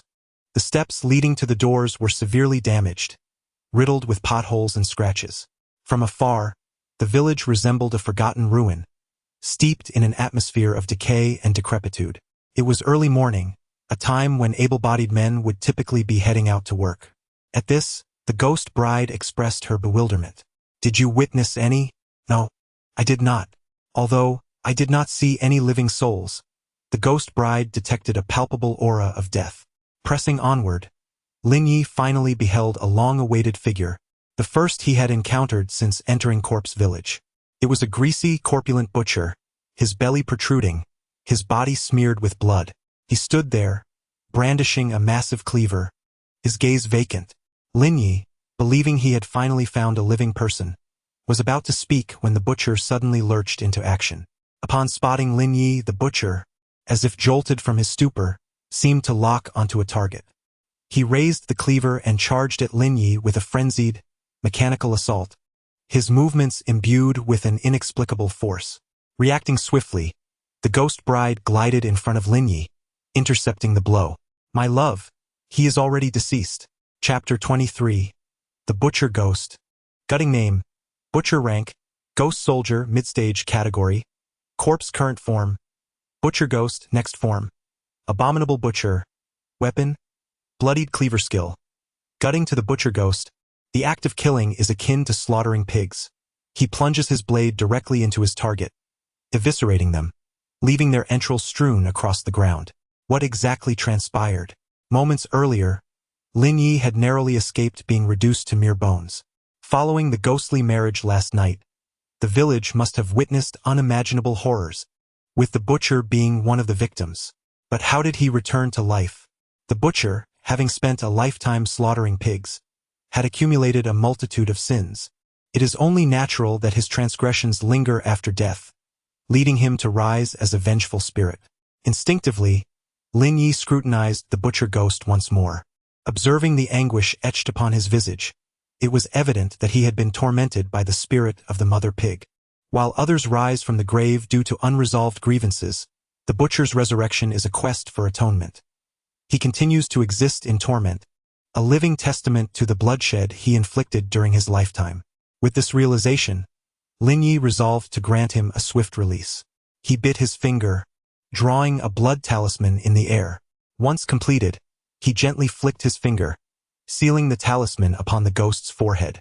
In that instant, clarity returned to the butcher's gaze, and a serene expression enveloped his face. He stood still for a moment before transforming into a single tear, flowing into the vast expanse of the 3,000 realms. This was a tear of unfulfilled debt. In the next life you shall be the butcher, and I shall be the pig. I offer my blood to repay the tears I owe you in this lifetime. My lord, what is this talisman? My lady, you may perceive it as a dream talisman. In truth, Lin Yu did not immediately slay the butcher ghost. Rather, he allowed him to experience a beautiful dream. The butcher wept, likely moved by memories of cherished moments from his past. My lord, I understand. Subsequently, the butcher was sealed away, and Lin Yu continued his exploration deeper into the village. After a while, he arrived at the central square of the village. Typically, this area serves as a threshing ground and a venue for village meetings. Standing in the center of the square, Lin Yu's gaze was instantly captivated by the eerie old locust tree. Its trunk was so robust that it would require the embrace of 3 adults. The bark was rough and dark, as if it had endured countless years of wear. The branches were lush and sprawling, casting shadows over a third of the square.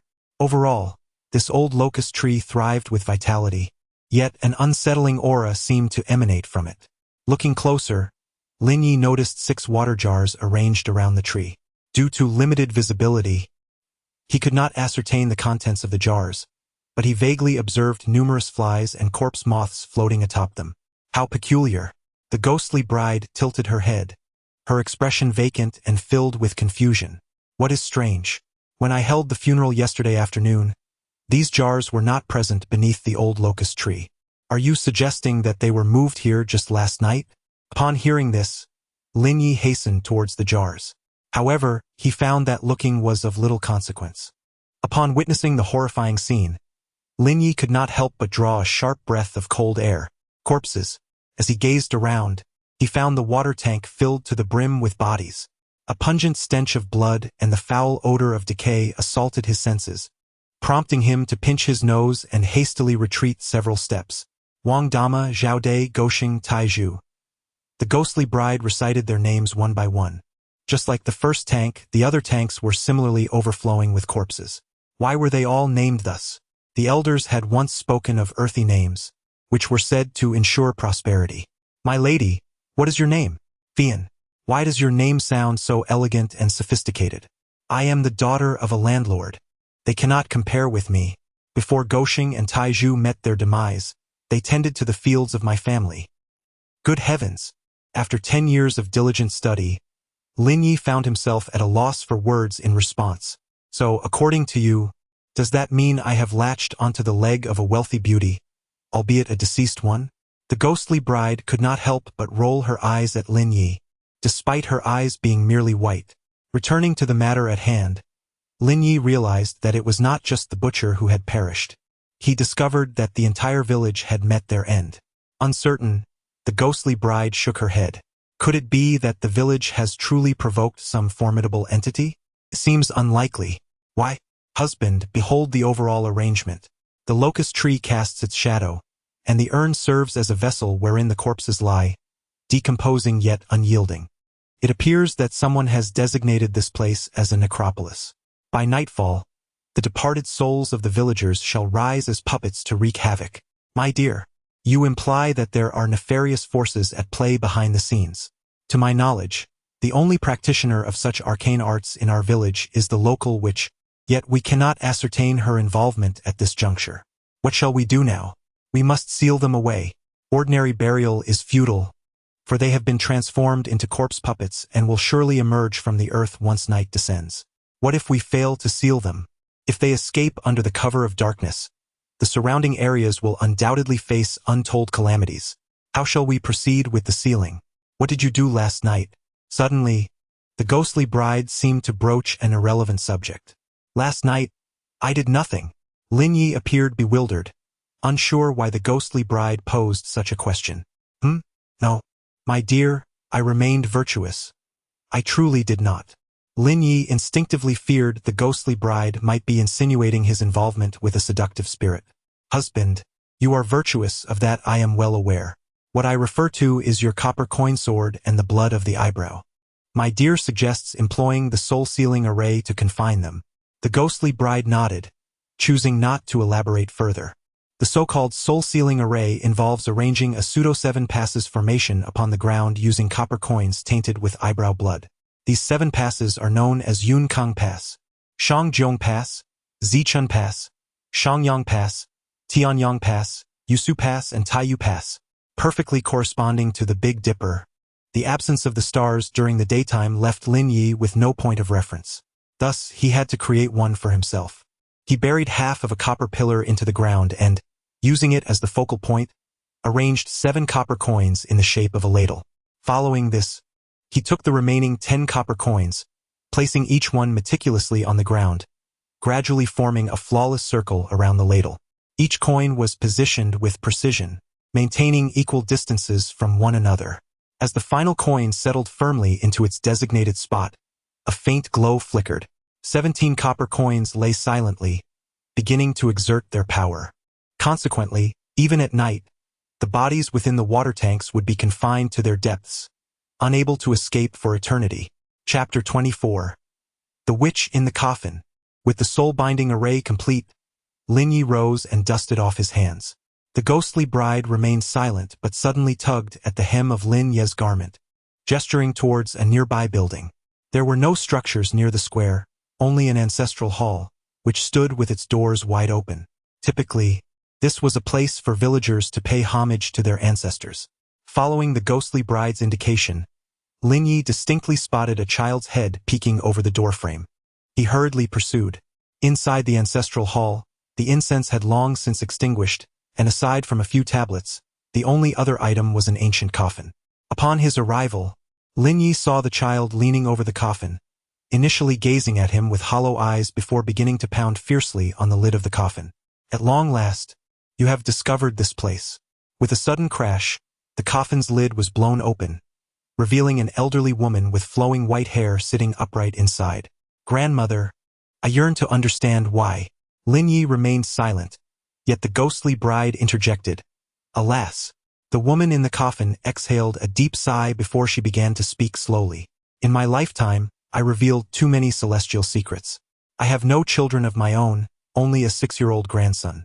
No matter what, I cannot bear to witness his untimely demise. Thus, under the pretext of angering the river god, I sacrificed the entire village merely to resurrect my grandson. Indeed, this woman was the witch responsible for burying the ghostly bride alive last night. Initially, the bride was uncertain, but upon seeing the witch here, the truth became evident. There was no wrath of the river god. It was merely a grand conspiracy devised by the witch to bring her grandson back to life. Little Yenner, do not blame your grandmother. The anguish of losing a loved one is unbearable, twisting even the purest of hearts. Yet, does the old woman not know that the dead cannot be revived? Even if he were to return, he would merely be a corpse spirit, like I am now. Should a wise person concoct a bowl of elixir, he would inevitably reveal his true form. Little Yenner, you are still young. You will never comprehend the pain of a white-haired person sending off a black-haired one. Indeed, Yenner did not understand, nor did she wish to. It is often said that blood is thicker than water. If the sorrow of a white-haired person sending off a black-haired one were truly so profound, why then did my parents bury me alive with their own hands? Some claim this is merely the folly of the villagers, who naively believed the witch's rumors. However, from my perspective, they are undeniably driven by a fear of death, reluctant to part with their existence in this mortal realm. They cling to the gratification of being acknowledged and respected by the living. However, the old woman is quite curious. After burying you alive, she constructed a complex array of the 3 declines and 7 defeats. How did you manage to escape? Truly, the old woman seems to have lost her wits. You mentioned wanting to find a husband for Yen, which must mean that her husband saved me. As she uttered these words, the ghostly bride could not help but glance at Lin Yu beside her. Initially, she had instinctively regarded Lin Yu as a grave robber during the first pursuit. Yet, their bond was solidified by his words of compassion towards her. Ultimately, the ghostly bride is merely an 18-year-old girl. How intricate can a young girl's thoughts be? Yet, this flower-like maiden, on the verge of blooming, faced the tragic fate of being buried alive. Man's plans often falter against the will of heaven. It seems the old woman has truly aged, allowing for a lapse in her otherwise meticulous schemes. If she is indeed old, then it is time for her to depart. With that said, the ghostly bride prepared to weave her threads of fate. Proceed, avenge your parents. Upon hearing this, the witch instinctively closed her eyes. However, a breath passed, then another, then a third. More time elapsed, yet the anticipated bloodline did not pierce her chest. The witch could not resist reopening her eyes. Why? She was puzzled. Firstly, she knew the pain of a parent burying their child. I understand the old woman has her own burdens to bear. Secondly, dear old woman, do you still remember this puppet at my waist, which you once gifted me with your own hands? Ultimately, the ghostly bride chose not to strike. However, the mother-in-law is guilty of heinous crimes, having sacrificed the entire village's populace. When they regarded me as a demoness and conspired to bury me alive, their fates became irrelevant to me. But what if your parents were among them? From this moment forth, I sever all ties with them, with no further entanglements. Since you have spared the life of my mother-in-law, allow me to reveal a truth. She did not sacrifice your parents. Last night, they fled under the cover of darkness, taking all their belongings with them. Thank you, mother-in-law. Perhaps it is best to let nature take its course. After all, they are her biological parents who raised her for 18 years. Even if she were to bury them alive with her own hands, the resentment remains. Yet those 18 years of memories cannot vanish in an instant. What do you plan to do next? Yennefer has found a new home. Wherever her husband goes, she will follow. That is good. What plans do you have, mother-in-law? Upon hearing this, the witch glanced at her grandson, now a corpse demon, and then at the coffin beneath her feet. As a woman whose body is half buried, what plans could I possibly have? Once you depart, simply cover this old woman with the coffin. To put it another way, even if I do not consider myself, I must think of my grandson. Though I lack any remarkable abilities, as long as you do not despise us, the two of us, an old woman and a child, shall suffice. Reflecting on her grandson, the witch pondered for a moment before ultimately yielding. Throughout this ordeal, Lin Yu remained silently by the side. However, witnessing the resolution unfold in this manner, Lin Yu shook his head with a gaze filled with complex emotions. Initially in a desperate bid for survival, one is compelled to enter into a ghostly marriage with a spectral bride. Yet, no one could have anticipated the myriad events that would subsequently unfold. There exists a witch who, for the sake of her grandson, sacrifices an entire village. There is the buried bride, whose animosity is ultimately resolved through a mere puppet. Foolish villagers, once shielded by the witch, find their demise at her hands. There are man-eating monsters and spirits guiding Lin Yu on his journey. Without experiencing another's suffering, one should not hastily advocate for their goodness. This world is steeped in murkiness, rendering the distinction between right and wrong, human and ghost, utterly indistinguishable. However, one must remember this: the conscience must remain steadfast. My dear husband, I have taken the liberty to decide. You shall not hold it against me, shall you? At this moment, the ghostly bride gazes at Lin Yu once more. Of course not, Lin Yu replies, shaking his head. A bride born of resentment possesses such an enlightened disposition. Lin Yu feels fortunate and cannot possibly harbor any blame. Nonetheless, instinctively, he examines the witch's attributes. Chapter 25. Blessing Technique. Eerie Cultivation Method Name. Witch Cultivation Level. Ghost General Initial Stage. Category: Human Current Form. Witch Next Form. Hateful Priestess Evolution Token. Priestess S Staff Bond. Grandson Treasure. Leech Blood Basin Magic. Blessing Technique. Eerie Cultivation Method Ghost Domain. None. The witch is human, and although she possesses the cultivation of a ghost general, there is no concept of a ghost domain. Leech Blood Basin. The witch's blood basin is an extraordinarily peculiar treasure. The concoction brewed within it can not only cure numerous ailments but also address various unique conditions, such as petrification, ulceration, and even limb regeneration, albeit with remarkably strange ingredients. Incantation Technique. Healing does not always necessitate the use of medicinal herbs. At times, A witch may employ incantations, curses, prohibitions, talismans, or even hypnotic methods to effectuate healing. Mysterious plant cultivation technique. Witches possess knowledge of peculiar and arcane methods of plant cultivation, such as flowers sprouting from bones, fruits growing from flesh, and corpse vines emerging from their mouths. It is no wonder that the ghostly bride developed an affinity for the witch's abilities. Lin Yu pondered silently after reviewing the witch's attributes. In this bizarre era, the witch's formidable skills could indeed prove invaluable to Lin Yu. Moreover, this merely scratches the surface.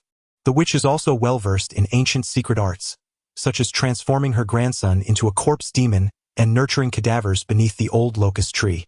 Furthermore, she even conducts the ghostly bride's funerary marriage rites. Faintly, Lin Yu overheard the witch mention a 3 declines and 7 defeats pit. Along with that, there exists a bond. Instinctively, Lin Yu cast another glance at the child's attributes. Name: Drowning Ghost. Path: Ghost Soldier. Initial stage. Category: Corpse. Despite being termed a drowning ghost, the body remains intact due to the witch's timely intervention. Current form: Drowning Ghost. Next form: Puppet Child Ghost. Evolution token: Puppet Control. Bond. Witch. Skills: Dragging. Description: The drowning ghost cannot ascend to the shore and can only drag for a replacement at the riverbed. However, the witch's immense power has laid a solid foundation for him, enabling him not only to reach the shore but also to manipulate a few corpse puppets upon evolving into a puppet child ghost. At this moment, the ghostly bride approached the child again. Sister Fian, so that is it. The witch's grandson is named Xiaoming. As she uttered these words, the ghostly bride presented the marionette from her waist to the drowned ghost. Having already comprehended the profound essence of the strings, its continued presence by her side held little significance. Rather than retain it, she deemed it more prudent to bestow a favor upon the witch. The marionette, often referred to as a corpse-controlling puppet, instantaneously transformed Xiao Ming's form, awakening his ability to command the dead. Witnessing this spectacle, the witch was overwhelmed with joy, her tears flowing freely. In the moments when Xiao Ming drowned, she shed no tears. During the sacrifice of the entire village, she remained stoic. Yet, upon witnessing the acceptance of Xiao Ming's current manifestation, she could not contain her sorrow any longer, weeping profusely. Simultaneously, Lin Yu hurriedly incorporated him into the realm of the 3,000 pavas. Under the locust tree in the village of corpses, the already refined corpse puppets were initially intended as a gift from the witch to her grandson on the day of his evolution. However, through a twist of fate, they were permanently sealed by Lin Yu using the soul-binding array. At this juncture, Lin Yu suddenly recalled a pressing thought. Was the village truly devoid of life? While the water tank might not accommodate an overwhelming number of corpses, it was plausible that others remained hidden elsewhere. Upon hearing this, the witch glanced at her grandson before nodding in affirmation. He was alive, yet no longer belonged to the realm of humanity. With that realization, Lin Yu, unreserved, lifted his gaze to the sky. It was now midday. His graveyard lay in disarray, in dire need of both personnel and resources. Without a moment's hesitation, he commenced a thorough search for the village's treasures. All the villagers of the hamlet have been wholly sacrificed. Retaining these remnants would merely be a waste. Until his cultivation reaches the stage of abstaining from grain, Lin Yu cannot continuously consume the offerings left atop the graves. Initially, he managed to scavenge a few glutinous rice seeds from some dilapidated houses. However, upon stepping into the courtyard, he discovered a well, which seemed quite promising. Just a moment ago, Lin Yu had been concerned about how he might draw water from the well in this world. Yet, in the next instant, he attempted to gather water and found it directly transferred into his backpack. If this is the case, Lin Yu propped his chin on one hand, intently gazing at the ancient locust tree in the central square. This trunk, this level of lushness, must have been here for at least a century. Grandmother, can the branches of the locust tree ward off evil spirits? Indeed, locust branches can dispel malevolent entities, but when placed in a graveyard, they will paradoxically attract them, becoming a conduit for gathering Yin energy. What is the gathering of Yin? It is the accumulation of surrounding negative energy. Should any spirits practice cultivation here, their progress would be significantly enhanced. then there is no cause for concern. Let us relocate it. The gathering of energy will only benefit the cultivation of all entities within the territory. As for attracting spirits, with the presence of the ghostly bride and the witch, I shall simply disregard the latter. Furthermore, Lin Yu scavenged various special talismans such as vermilion, yellow paper, ghost jars, and red strings from several villagers' homes. When he had completed a thorough search of the village, his gaze once again fell upon the blood river. Oh, and one more thing. What is it? Grandmother, do you know the specific reason behind the river's transformation into blood? Lin Yu merely intended to investigate the origins of this peculiar phenomenon. However, upon hearing these words, the witch first paced a few steps, then shook her head, her gaze seemingly harboring some unspoken secret. It appeared that there was an issue upstream. Initially, the river had been quite clear, but in recent days it had inexplicably turned crimson. The witch's grandson had drowned due to his curiosity, which prompted her to claim that this was the wrath of the river god. Does the old woman know where the upstream source lies? Regardless, the river could not have transformed into blood without reason. There must be an underlying cause. You should be aware that we are situated in the Corpse Hollow, all under the jurisdiction of the Corpse King. The source of this blood river lies directly beneath the palace of the Corpse King. Is the old woman suggesting that this could very well be the work of the Corpse King? While it cannot be confirmed at this moment, it seems highly probable. That must be the case. Upon hearing this, Lin Yu murmured in agreement. The system announcement indicated that their lordly factions had drawn the attention of the Corpse King. Perhaps this was an early warning from him. The area is called Corpse Hollow due to its numerous ravines and countless waterways. Lin Yu could see the blood river, and the other lords of Corpse Hollow must have received the news as well. However, one wonders just how many lives the Corpse King has claimed to produce such a volume of blood. Chapter 26. The wild god takes residence in the dilapidated shrine. Notably, as if finding the journey too exhausting, the ghostly bride suddenly summoned her exclusive steed, the grand flower palanquin. It was a breathtakingly exquisite flower palanquin, adorned entirely in deep crimson satin, intricately embroidered with elaborate patterns that shimmered in a dazzling interplay of gold and silver threads. The top of the palanquin was octagonal, with each corner suspended with a string of translucent crystal beads that swayed gently in the breeze, producing a melodious and crisp sound. The deep red curtains of the palanquin fluttered softly in the wind, for diminutive, clay-like figures, blushing with rouge, staggered along the official road, bearing the delicate structure. As they passed before Lin Yu, she could distinctly hear the haunting strains of a familiar melody whispering in her ears. Her gaze, resembles the twinkling stars. Be cautious, young lady. Ahead lies the blood river with a bridge known as the Bridge of Broken Lives. Crossing the bridge in a flower palanquin may invite misfortune. The ominous warning of a witch echoed. The ghostly bride, the Bridge of Broken Lives. The wicked dare not obstruct, the malevolent dare not gaze. Upon hearing this, Lin Yu felt a jolt of trepidation within her.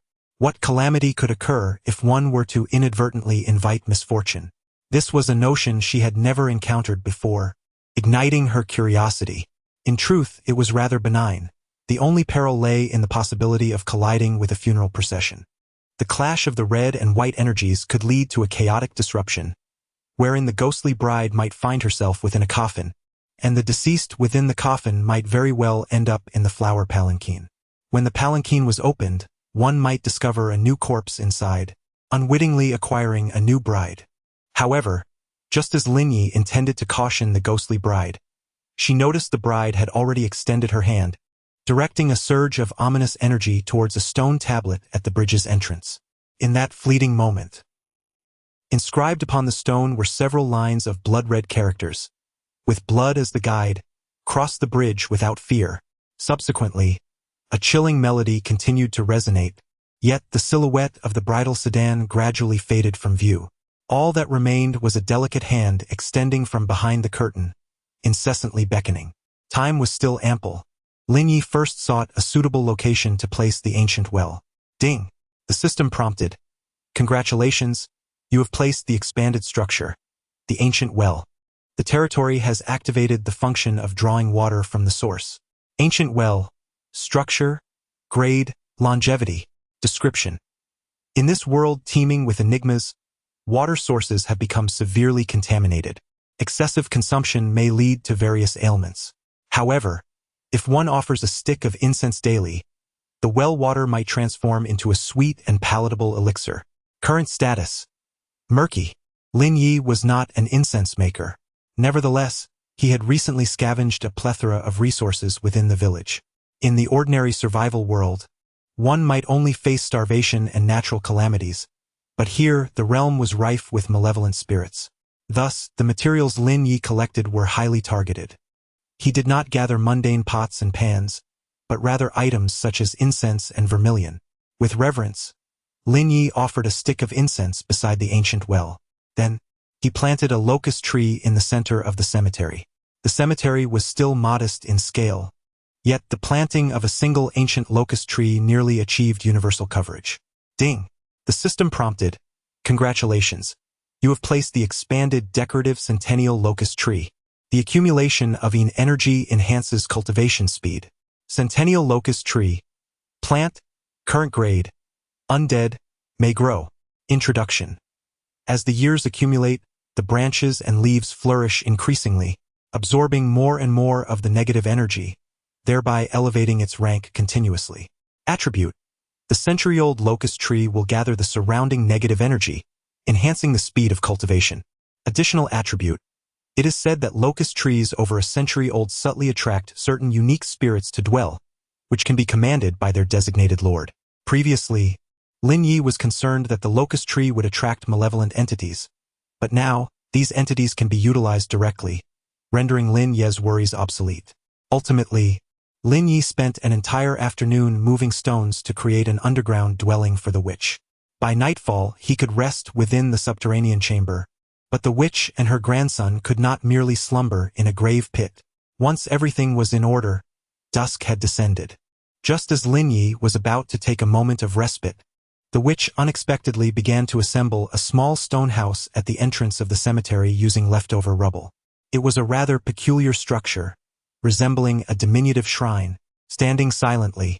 This stone house was constructed entirely from robust stone, with walls that appeared somewhat rough yet exuded a sense of solidity and antiquity. The roof was covered with a thick layer of stone slabs, which bore the unevenness of time, as though the marks of the years were deeply imprinted upon them. Although modest in size, the stone house emanated an aura of ancient mystery.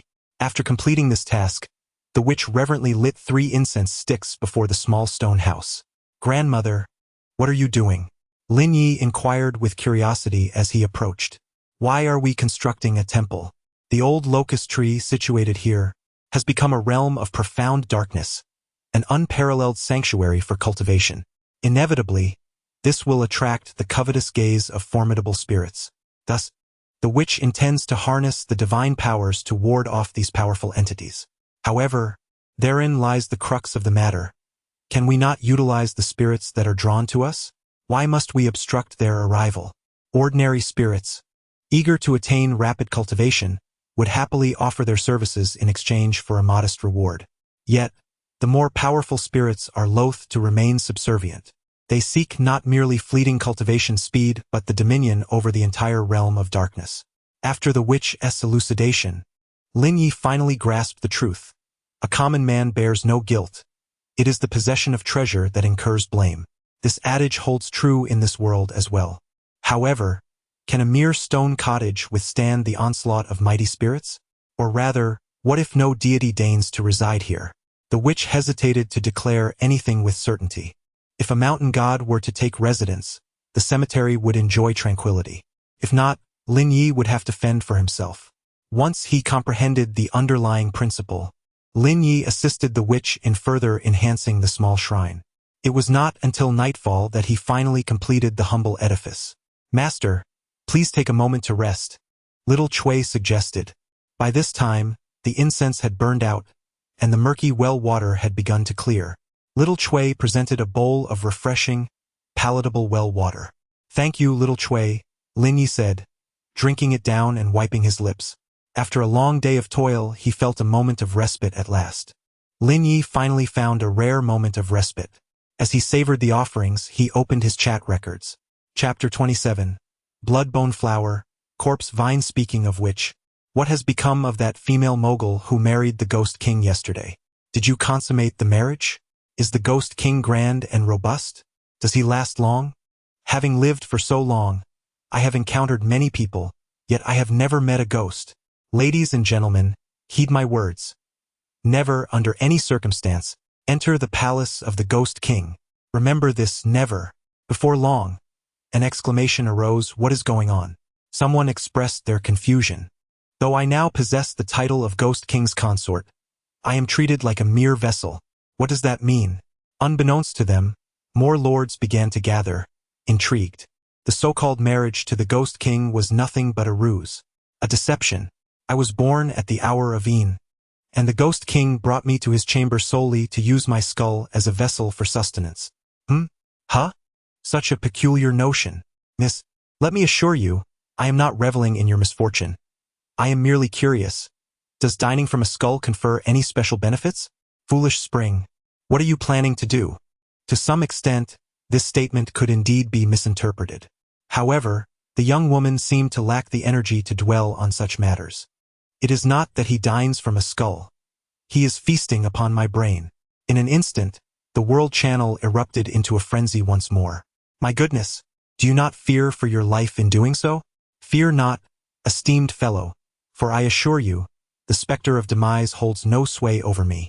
The spectral monarch, through arcane arts, ensures my consciousness remains ever vigilant. The maiden elucidated. For you see, the essence of one deceased diminishes with time, rendering the cerebral matter unpalatable. But what transpires should your cerebral essence be entirely consumed? Is this truly a matter concerning the cerebral essence? Hark, are there any brethren within the spectral domain? We must devise a means to liberate the maiden. Subsequently, the discourse within the global channel underwent a metamorphosis. Some deliberated upon strategies to rescue the maiden, while others pondered the enhancements derived from consuming cerebral essence from a cranial vessel. Hark, the spectral monarch's puissance is formidable, and the maiden's liberation may not be immediately feasible. However, the quandary I face is of lesser magnitude. Would any of you deign to assist me? Another lord entreated. What ails thee? During my diurnal perambulations, I tarried within the umbrage of a wall. Upon my departure, I discerned that a portion of my shadow had been devoured. By the celestial spheres, shadows can be consumed. Within this realm, there exists a spectral entity that subsists solely upon shadows. And what ensued thereafter? What manifestations arise from the consumption of one's shadow? The corporeal manifestation corresponding to the consumed shadow undergoes petrification. In my case, the shadow of one of my hands was devoured, and now my left hand is in a state of petrification. A diminutive Mount Meru of digits? Pray, esteemed brethren, cease thy jocularity. I fear lest this hand be permanently rendered inutile. Should any of you possess the means to succor me, I shall gladly proffer an item of calamitous grade in exchange. Predictably, the mention of an item of calamitous grade piqued the interest of the global channel. Oh, what kind of cursed artifact is this? Do you possess an antidote to reverse the petrification? No? Then why are you inquiring so aimlessly? Never mind, I do not have it either. I sincerely wish to rescue you, but I lack the means to dispel the petrification. However, the absence of such items among the people in the world channel does not imply that Lin Yu is devoid of them. Lin Yu distinctly recalls that the witch's leech blood basin can indeed reverse petrification. With this thought, Lin Yu turned his gaze towards the witch. Dear witch, do you have any instructions for me? In accordance with local customs, this is Lin Yu's domain. Hence, the witch ought to address him as Lord. Does the witch possess knowledge of how to lift the petrification? Indeed, she nodded in affirmation, and then appeared to recall something else before continuing. However, to remedy this condition, I require 2 additional materials. The leech blood basin can be regarded as a cauldron. Yet, to successfully concoct the antidote for petrification, we must have the original ingredients. What materials are needed? Corpse vine and blood bone flower. How shall we procure them? If it is urgent for you to obtain this elixir, perhaps we could cultivate them ourselves. Let us not forget, the witch is also skilled in the art of peculiar planting. How do we plant them? Lin Yu had initially assumed the witch could fabricate the antidote directly, But it now appeared that the situation was far more intricate than he had anticipated. The old woman has her methods, yet this endeavor will require the assistance of the Lord. That is no issue, Lin Yu readily agreed, nodding in consent. The so-called blood-bone flower refers to the phenomenon of plants blossoming upon the bones of a corpse. Within the designated territory, there were no readily available cadavers, prompting Lin Yu to excavate a temporary grave. Although Lin Yu's current abilities had transformed, rendering him unable to foresee whether the grave harbored an occupant, he felt no trepidation regarding the sudden resurrection of the grave's master, thanks to the presence of the ghostly bride. Approximately 20 minutes later, Lin Yu successfully unearthed a body. The witch began to chant incantations, muttering incomprehensible spells. Subsequently, she extended her gnarled, branch-like hands to grasp a piece of foul-smelling cloth. Carefully, she unfurled the fabric and began to wrap it around the corpse, starting from the head and encircling it repeatedly until the body was entirely shrouded like a mummy. Next, she brought forth a bowl of blood, pouring it over the bandages. The crimson liquid dripped slowly onto the cloth, seeping into the gaps and gradually saturating it until it was completely stained red. Only then did the witch cease her actions. Bury it in a place of extreme. Remember, once buried, pour another bowl of blood, and within 2 days, the blood-bone flower shall bloom. Would my blood suffice? Lin Yu inquired. The blood of a cultivator is unparalleled. If deemed too valuable, perhaps the flowers could bloom by tomorrow. Very well. Lin Yu nodded and carried away the bloodied corpse. As for selecting a site of extreme, the area beneath the old locust tree in the cemetery was undoubtedly the most suitable choice. 10 minutes later, following the witch's instructions, Lin Yu successfully interred the mummy beneath the locust tree. He then dripped a small amount of his own blood. But how shall I obtain the corpse vine? Once again, Lin Yu found himself in a predicament, compelled to unearth another corpse. What was he to do now? This time, the body remained still, the coffin unchanged. He dreaded the thought that the witch might require it soon, necessitating yet another excavation. He cast the corpse into the ancient well, subsequently positioning the coffin above it. Beneath the coffin, he secured a bell. If fortune favored him, the corpse vine would ascend by dawn. This method, known as the coffin bell flower burial, utilized the coffin's essence, rich with malevolent energy. The ghostly bell served as a lure, enticing the eerie flora below to strive for more of the shadowy energy, compelling it to continually climb from the depths of the well. Chapter 28. The haunting flora of a fallen kingdom, the flowers of the back garden. However, the witch had long finished speaking, yet Lin Yu hesitated to act. What was amiss? He understood the rationale, but would this taint the well's water? Doubt crept into his mind as he scrutinized the ancient well and the corpse before him. He had only just sampled a cup of the well's water, and now it seemed destined for pollution. Clearly, Lin Yu's heart was torn. Do not fret, my lord, the witch reassured him.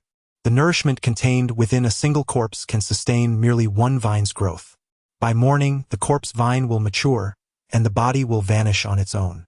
At that time, you may light an incense, and the well's water will naturally be purified. Understanding her words, Lin Yu resolutely cast the corpse into the well and hoisted the coffin above it. Though he still found the situation incredulous, he ultimately chose to place his trust in the witch. Indeed, there is one more matter to attend to. Once everything was settled, Lin Yu turned his gaze once more to the witch. What? Have you ever heard of the rear garden flower? In a sudden flash, Lin Yu recalled the token of the ghostly bride. Are you referring to that girl, Yenner? Precisely, Lin Yu affirmed with a nod. Uncertain whether the rear garden flower could be classified as a supernatural plant, he approached the subject with a tentative spirit. However, the outcome was destined to disappoint him. The witch simply shook her head. The rear garden flower, also known as the flower of a fallen nation, cannot be cultivated. It only appears when a power is extinguished, with a mere chance of emergence. This legendary bloom is a rare treasure, dictated by stringent growth conditions. Even if one day a nearby power were to be obliterated, its appearance is not guaranteed. It remains a matter of probability. Very well, Lin Yu mused.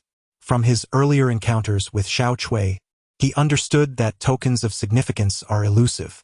At this moment, night had fully descended, and Lin Yu was in need of rest. All that remained was to await the dawn, when the supernatural plant would mature, allowing for the concoction of the petrification antidote. The night sky, as dark as ink, draped over the earth like a vast silken tapestry. Gradually, a luminous moon ascended the treetops, casting a cool and gentle radiance. Moonlight filtered through the gaps in the leaves, creating a mosaic of dappled shadows upon the ground. Meanwhile, within the tomb, Lin Yu lay in a deep slumber. Yet, unbeknownst to all at that very moment, a figure clad in red suddenly pushed open the lid of Lin Yu's coffin. "My husband, tonight, you shall find no reason to refuse Yenner." Having spoken, the ghost bride immediately pressed forward. "Wait, why does my husband's body feel somewhat cold?" The ghost bride is a corpse, while Lin Yu is a living being. Logically, the ghost bride's body should be colder. Yet at this moment, Lin Yu's body is as frigid as a cellar. The ghost bride attempted to shake Lin Yu gently, but he remained utterly still. "Grandmother, please awaken. It seems my husband is somewhat lifeless." As time passed, the ghost bride finally sensed something amiss. 10 minutes later, the witch first found a suitable position to lay Lin Yu flat, then examined his eyelids. "My dear, has your husband exhibited any unusual behavior lately?" "Unusual behavior?" Upon hearing this, the ghost bride initially adopted a contemplative expression, but soon shook her head. "Grandmother, Yenner is also unaware. After all, they have only been together for a day." However, at this moment Xiao Chui suddenly spoke up. "Grandmother, Master often experiences nightmares at night. Is that considered unusual?" "What do you mean?" Xiao Chui had merely heard that each night, Master would be dragged into a dream by a ghost general. Subsequently, Xiao Chui recounted the events at the inn in detail. "No wonder. Now it is night again. If all goes as expected, Lin Yu must once more be ensnared in the ghost general's dream." "Grandmother, is my husband all right?" The reason the ghost realm leads to death in 7 days is that each night spent in a dream frightens away a soul. Once all 7 souls have departed, eternal oblivion ensues. So what shall we do now? "Little Chui, fetch me a bowl of clear water. First, we must stabilize the remaining souls." Upon hearing these words, Little Chui dared not delay in the slightest. Before long, she returned with a bowl of clear water. The witch placed the water beside Lin Yu. She then ignited a talisman in the bowl and recited an enigmatic incantation. In the next moment, a miraculous scene unfolded. The talisman, which had been consumed by the fierce flames, was reduced to mere remnants. Yet, as the ashes of the talisman fell into the bowl, they strangely did not sink but instead floated atop the clear water. Time seemed to freeze at that instant. The remnants of the talisman hovered mysteriously above the water, creating an extraordinary and eerie tableau with the white porcelain bowl. "Grandmother, what comes next?" Though the ghostly bride could not comprehend the unfolding events, she sensed that the witch's actions were purposeful and not mere theatrics. "Summon the souls."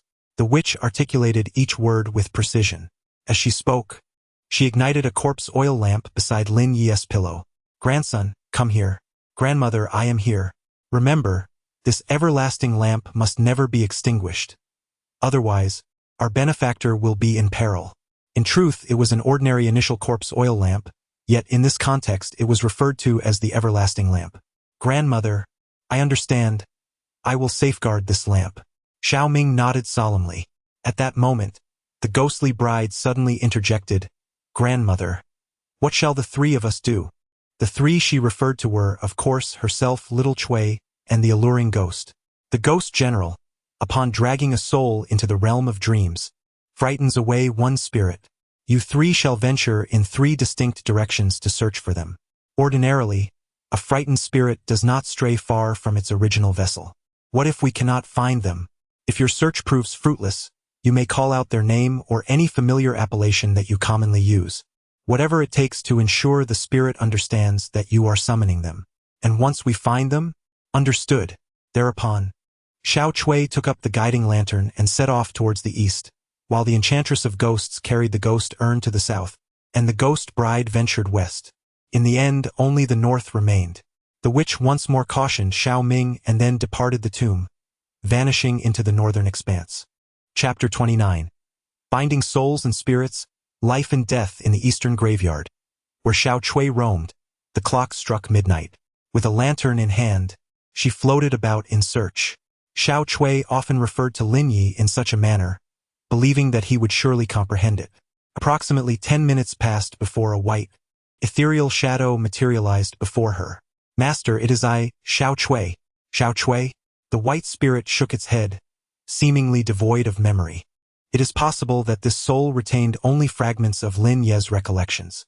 In that moment, Xiao Chui was overwhelmed with despair. Master, I truly am Xiao Chui. How could you possibly forget me? Perhaps you could recall a specific event? Apron, red string, attending to your bedchamber. In the southern graveyard, where the enchantress of ghosts resided, fortune graced her with abundant luck. She searched for a short while and soon caught sight of one of Lin Yu's wandering souls. The seductive spirit possessed far greater experience than Xiao Chui. She understood that Lin Yu's soul retained only fragments of its original memories, making it difficult for him to recognize her. Instinctively, the seductive spirit yearned to conceal Lin Yu's soul within her bosom. After all, even a mere brush could extend one's lifespan. However, upon recalling the terrifying power of the ghostly bride, she could not help but shrug her shoulders. Ultimately, she obediently sealed it within the ghostly urn. In the western part of the graveyard, ever since the union of Lin Yu and the ghostly bride in a marriage of the underworld, an inexplicable connection seemed to bind the two. Before long, the ghostly bride located Lin Yu's lost soul. Lacking a vessel to contain it, she temporarily borrowed a marionette from Xiao Ming before departing. Swiftly, she attached Lin Yu's soul to the puppet and vanished into the night. As time ticked away, approximately half an hour later, Xiao Chui released Lin Yu's soul from the guiding lantern.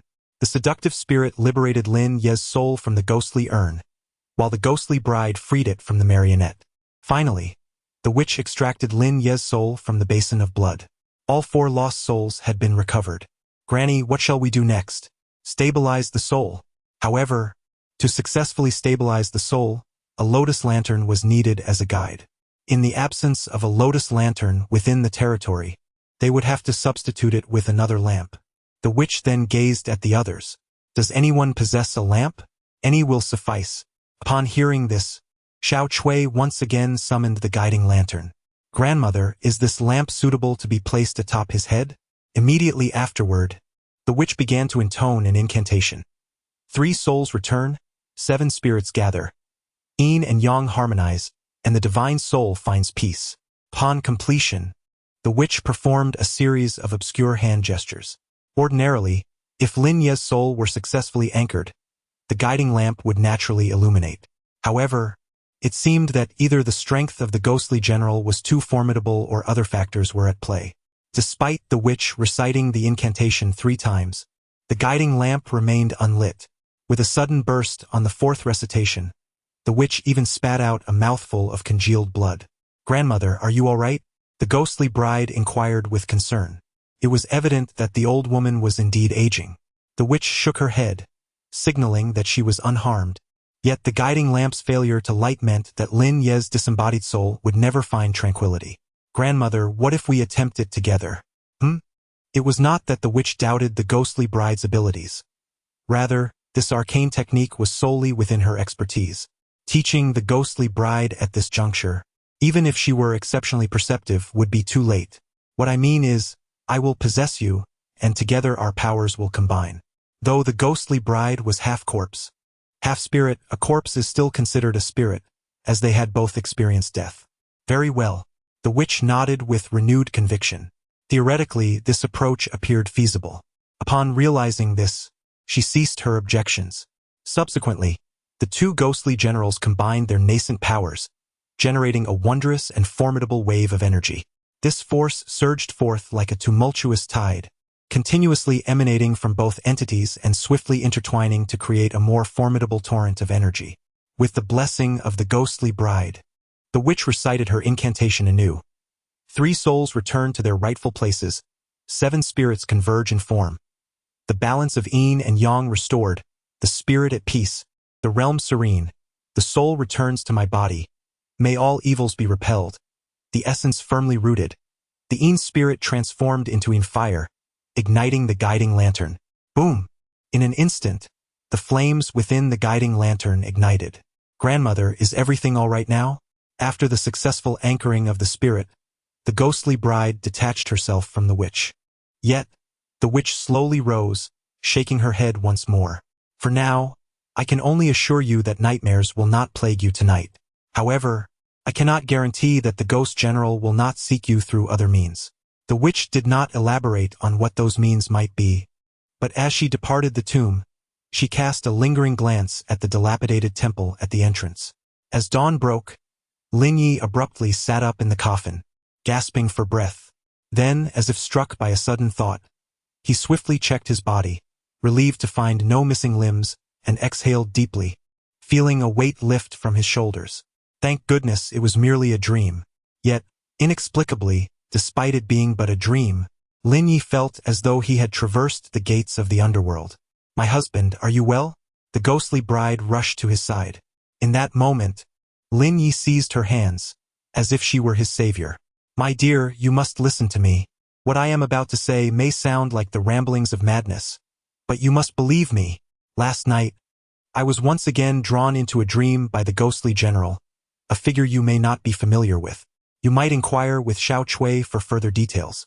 It seems that my peaceful night prior had incited his ire, prompting the ghostly general to alter the dreamscape. Initially, we found ourselves in an inn indulging in libations, but soon the scene morphed into a battlefield where I took on the role of a mere foot soldier. My mission was to slay the king of corpses from the corpse hollow and reclaim lost territories, while simultaneously rescuing a courtesan named Yen Ranmei. What prowess does the king of corpses possess, and what strength do I hold? As a humble soldier, I was commanded to vanquish such a formidable foe. This sense of rebirth seemed to grant him immense relief. Lin Yu, like a concerned matron, chattered incessantly. Yet, upon hearing his tale, the ghostly bride exhibited no signs of impatience. Instead, she gently clasped Lin Yu's hand. "My beloved, I understand," she said. Chapter 30. The Bloodthirsty Hand. Ascension in Dreams. "My dear, I assure you, I am not lying." "What? You already know? How did you come by this knowledge?" "Last night, Lin Yu's spirit left his body, rendering him as cold as a corpse. This connection led the witch to rise and perform a ritual to firmly anchor Lin Yu's soul. Thus, Lin Yu murmured in realization. His awakening in the morning was likely a result of the witch's intervention.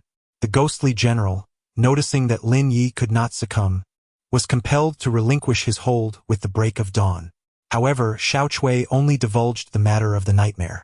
Unbeknownst to the ghostly bride, Lin Yu had perished in the dream a staggering 98 times. From an inexperienced rookie to a valiant elite warrior, Lin Yu's journey has been remarkable. Initially, he could barely survive a second under the grasp of the Corpse King, but ultimately, he managed to endure for a full 15 seconds. Furthermore, his cultivation has ascended to the late stage of the Ghost Soldier realm. Name: Lin Yu Cultivation. Late Stage Ghost Soldier Identity. Lord Title: The Beloved of the Ghost Bride Equipment. Funeral Garment, Copper Coin Sword, 3000 Posa Talent, Rune Crafting Technique, 10,000 Transformations Blood Refining Method Skill. Blood Yen Hand, Blood Yen Hand. Skill Description: Based on the 10,000 Transformations Blood Refining Method, this skill concentrates the power of vital blood entirely in the arm. It allows the wielder to seize the target's neck and unleash a sudden explosion, showering the area in a rain of blood. Background story: Lin Yu comprehended this technique while dreaming of the Corpse King's moves. The original name of the Corpse King's skill was Soul Hand, but Lin Yu found it lacking in grandeur and creatively renamed it Blood Yen Hand. In short, rather than succumbing to despair, Lin Yu turned misfortune into fortune, achieving a level up in his cultivation. At this moment, dawn had broken. Lin Yu exited the tomb and began to inspect the eerie plants he had sown the previous night. The ancient locust tree stood silently in the center of the cemetery, its robust trunk seemingly bearing the weight of endless years. Beneath this tree, a peculiar blood-bone spirit flower was quietly blooming. Its petals, a vivid crimson resembling fresh blood, were strikingly beautiful yet haunting. Upon closer inspection, the blood-red petals quivered gently, as if they were breathing. At the center of the flower, a milky white stamen flickered with a faint glow, akin to a brilliant pearl embedded within. As a gentle breeze passed, The blood-bone spirit flower swayed gracefully, its scarlet petals dancing in the wind like a delicate fairy in a whimsical ballet. A subtle fragrance permeates the air, enchanting all who encounter it. Yet, who would ever suspect that beneath this bouquet lies a concealed corpse? Gazing once more into the depths of the ancient well, the corpse vine ascends like a sinister serpent, slithering upwards with deliberate grace. The dark, robust tendrils are adorned with minute barbs, and those that breach the surface entwine themselves around the coffin above, as if intent on claiming it as their own. As the corpse vine stretches ever higher, the contact with the coffin grows increasingly intimate. The once decayed caskets creak ominously under the vine's relentless pressure. From a distance, the corpse vine resembles a gluttonous marauder, mercilessly devouring all vitality in its vicinity. The witch plucks the blood-bone flower and then severs a segment of the corpse vine. In no time, an antidote to petrification is conjured. Lin Yu swiftly communicates with the Lord in private. The elixir vanishes, and Lin Yu's satchel inexplicably contains a cursed-grade item. However, upon observing its peculiar shape, Lin Yu feels a sense of unease. If his eyes do not deceive him, this appears to be a broom. Cursed broom. Item grade. Cursed. Description. This seemingly dilapidated broom possesses a chance to sweep away one's misfortunes. Additional note. It is rumored to be a token of a particularly unfortunate individual. A petrification antidote hardly warrants a cursed-grade item. No wonder this lord is so generous. After examining the broom's attributes, Lin Yu comprehended that the lord must have swept away his own misfortunes before the transaction. To a certain extent, this can be regarded as a second-hand item. However, once the attributes are cleansed, they do not vanish. With this thought in mind, Lin Yu proceeded to tidy himself and the entire tomb chamber. On the surface, there appeared to be no alteration. Yet, Lin Yu understood that the true prowess of the misfortune broom lies in dispelling bad luck, rather than merely sweeping away dust. Misfortune is invisible, and imperceptibly, Lin Yu may have diminished the likelihood of being plagued by spirits. Alternatively, he may have reduced the probabilities of encountering various negative phenomena such as ghostly barriers or illusions. Feigning a lighter disposition, Lin Yu turned his gaze towards the witch. By the way, is it feasible to cultivate blood-bone flowers on a large scale? He observed that the blood-bone flower was depleted upon use, yet the corpse vine had only been partially utilized and seemed to possess the potential for endless application. However, it cannot be deemed truly infinite. To prevent the corpse vine from withering, Lin Yu must continuously supply corpses to the ancient well. "My lord, do you still require the petrification antidote?" the witch inquired, puzzled. "Not precisely. I merely wish to reserve some as a backup, considering the cost is minimal. Should another lord fall victim to petrification, I could profit from him once more. Alternatively, I could place the refined petrification pills directly in the marketplace for trade, allowing anyone who desires them to exchange for coins." Through his dealings with the Celestial Bank, Lin Yu had come to understand that the currency of this world is made of ghostly paper. It is certainly possible, but to achieve large-scale cultivation, certain preparations are essential. Cultivating blood-bone flowers on a grand scale requires more than just a single corpse. What else is necessary? First, a barren land must be cultivated, followed by the application of bone meal as fertilizer, and then it must be drenched with blood water for the blood-bone spirit flower to flourish. The blood water can be obtained from the nearby blood river, but a substantial quantity of bones must be ground into powder. This implies that we require a considerable number of bones. Lin Yu has a few supplies left in his backpack, though they are limited. Thus, the witch nodded in understanding. "I comprehend. Today, I shall venture forth in search of more. However, the search must not be conducted haphazardly. Centered around the cemetery, there are only 4 cardinal directions to explore: east, south, west, and north. Yesterday, Lin Yu had journeyed eastward toward the direction of the corpse village. Therefore, he could only pursue the south, west, or north directions. Just as Lin Yu hesitated on which direction to take, the alluring specter interjected, "Young master, if I may, there is something I wish to convey. Last night, while searching for your soul to the south, I encountered numerous discarded bones along the way. Perhaps today, venturing south may yield even greater rewards. Is this truly the case? I would not dare to deceive you. Very well. Then we shall head south today. Chapter 31. The Bone Collector of the Desolate Mountains. The mud array in the southern part of the graveyard, as the alluring specter had described. When Lin Yu arrived, he found a scattering of many bones. They lay there in silence. Some were incomplete, with only a few pale fragments strewn about, while others were relatively intact. Yet one could still sense the despair and agony of death from their contorted postures. There remained some skeletal remains, seemingly eroded and weathered by the passage of time. Lin Yu selected a relatively dense area and began to immerse himself in gathering the bones. As he collected, he meticulously sifted through, discarding fragmented, weathered pieces while placing the well-preserved bones into his backpack. Ultimately, whether fragmented or whole, all would be ground into powder. Nevertheless, the fractured bones had already lost their nutrients to the sun's unforgiving rays. In an effort to nurture the blood-bone flower to flourish, Lin Yu endeavored to select aesthetically pleasing bones. Time slipped by imperceptibly, and Lin Yu, lost in concentration, was oblivious to the changes around him. However, when he finally raised his gaze, he was taken aback to discover the presence of another person beside him. This figure was stooped, clad in a tattered black robe riddled with patches.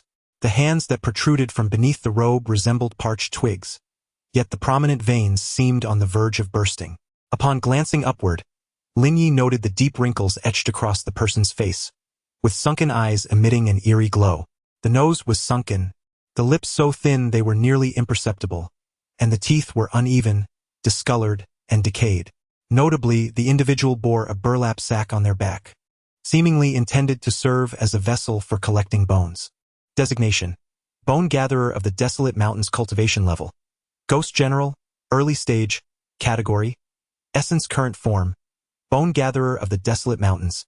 Next form: Bone Gathering Taoist. Token: Een Spirit. Bone Fire. Weapon: Bone Cutter. Skill: Muscle Extraction and Bone Prison. Bone Prison. The bone collector can summon 4 skeletal hands from the ground to seize the lower body of the target, firmly imprisoning them in place. The bone collector was initially focused on gathering bones. As the last of the bones in the area were collected, both individuals lifted their heads simultaneously, their gazes locking together. Huh? Lin Yu was taken aback. When did this person appear? However, before Lin Yu could voice his inquiry, the bone collector spoke first. I have finished picking up the bones on the ground. Now it's time to collect you. Collect me? How do you intend to collect bones from my body? Lin Yu initially failed to grasp the situation. Yet, when he observed the bone collector slowly producing the bone cutter, a wave of terror surged through him. It dawned on him that the other might indeed be planning to flay him alive. Run. Once this realization struck him, the only thought remaining in Lin Yu's mind was to flee. Although he had just advanced to the late stage of the ghost soldier rank, in the presence of an early stage ghost general, he had no chance of survival. But could he really escape at this moment? Just as Lin Yu made a few strides, 4 skeletal hands suddenly emerged from beneath him, causing him to stumble and fall to the ground. Master, are you all right? The enchantress emerged from the ghost vessel. I'm fine, Lin Yu replied, rising and wiping the blood from the corner of his mouth. He had merely come to collect bones this time and had not brought his ghostly bride along, never anticipating that he would encounter an early-stage ghost general right at his doorstep. I failed to protect my master. Please punish me. The enchantress was well aware that it was she who had led him here. If Lin Yu were to encounter any misfortune, the ghost bride would undoubtedly not forgive herself. This is not the time for such thoughts. One must first devise a means to evade this calamity. Lin Yu was well aware of the ghost's intentions. However, at this moment of life and death, his mind was far too preoccupied to ponder such matters. Understanding this, the ghost did not dare to delay and swiftly began to assess the surrounding environment. The corpse hollow, characterized by its uneven ravines, had once contained rivers that had now run dry, yet in recent days they had suddenly filled with blood. The ghost distinctly heard the sound of trickling water nearby. Master, quickly move to the muddy bank by the river. Why? The bone collector only targets those with bones. Understood. In this dire situation, the ghost spoke succinctly, and Lin Yu instantly grasped her meaning. Just as the bone collector brandished his bone-picking knife, prepared to indulge in his gruesome feast, Lin Yu suddenly unleashed his copper coin sword, severing the bonds that restrained his hands. Subsequently, he rolled and crawled directly into a nearby patch of mud. Once inside, Lin Yu dared not waste a moment. He rolled several times and smeared mud across his face. At that moment, the bone collector arrived. Upon seeing Lin Yu, who was entirely coated in mud, he appeared momentarily stunned. The target is merely a muddy mass. There should be no bones here. I shall continue gathering bones. The bone collector muttered to himself. With that, he truly departed. However, after the bone collector departed, Lin Yu remained prostrate in the muddy ground, seemingly engrossed in some endeavor. Master, the bone collector has left, the enchanting ghost reminded him. However, Lin Yu did not rise. Master, are you all right? Still, Lin Yu remained unresponsive. Time passed, and it felt as though a certain ritual had concluded. Suddenly, Lin Yu stood up, wiping the mud from his face, and called out to the retreating figure of the bone collector, "Hey, yes, you, the one rummaging through scraps. Don't doubt it." Upon hearing this, the bone collector, having traversed only halfway, instinctively turned his head to glance back. Lin Yu's visage was still smeared with mud, but it was evident this time that it was indeed a human face. If one were human, then bones must certainly exist. Realizing his misjudgment, the bone collector acknowledged the presence of a being of substance. With that, Lin Yu advanced, drawing closer. In a moment of disorientation, the enchanting ghost suddenly heard Lin Yu inquire, "Can mud kill?" "No. Can't, can it?" Although she was uncertain of Lin Yu's intentions, she pondered, "But what if mud is combined with a talisman array?" "What do you mean?" Before the enchanting ghost could react, Lin Yu had already leaped from the mud. Taking advantage of the bone collector's unguarded state, Lin Yu swiftly pushed him back into the very spot he had previously occupied. Chapter 32. The Crimson Skull. The enchanting ghost's evolution to thrust an early-stage ghost general into the mire. While harboring the delusion of using mud to commit murder, the enchanting ghost briefly believed Lin Yu had lost his sanity. Just as she had surmised, the bone collector shared a similar sentiment. However, just as he prepared to retaliate, he felt as though he had stepped into an abyss. His body inexplicably sank downward. The bone collector couldn't help but frown. Had he stumbled upon a quagmire? He attempted to move, but instead, his body sank even deeper. This was not a quagmire. Someone had inscribed a symbol array within the mire. The bone collector finally grasped the situation. Yet, realizing it at this moment was clearly too late. The mud quickly engulfed his legs, then his upper body, until ultimately, his entire head vanished from sight. All that remained was a solitary bone pouch quietly resting atop the mire. Thus, did the bone collector truly meet his demise at the hands of the initial ghost general? In an instant, the ghost lady's jaw dropped, stunned enough to swallow an egg whole. Lin Yu, however, paid no heed to the ghost lady. Instead, he turned his attention to the sack of spoils. He picked up the bone collector's bag and poured out its contents. Inside lay numerous bones of various types. The chilling bones of wronged spirits, the spinal bones of backstabbers, a pair of skulls belonging to young boys and girls, and more. By the end, Lin Yu's expression remained relatively composed. Yet, unbeknownst to him, the ghost lady had already been rendered speechless. At that moment, her expression mirrored that of the bone collector when he had sunk into the mire. The ghost lady fixated intently on the scattered bones, her gaze akin to that of a person beholding an 18-year-old with a chiseled physique. "Master, I humbly request if spirits could drool." One could imagine the scene at this moment. Lin Yu could distinctly hear a sound akin to a thud. "I am aware that your token comprises 9 distinct bones. Rest assured, I have never neglected my own." The sack contained a plethora of bones.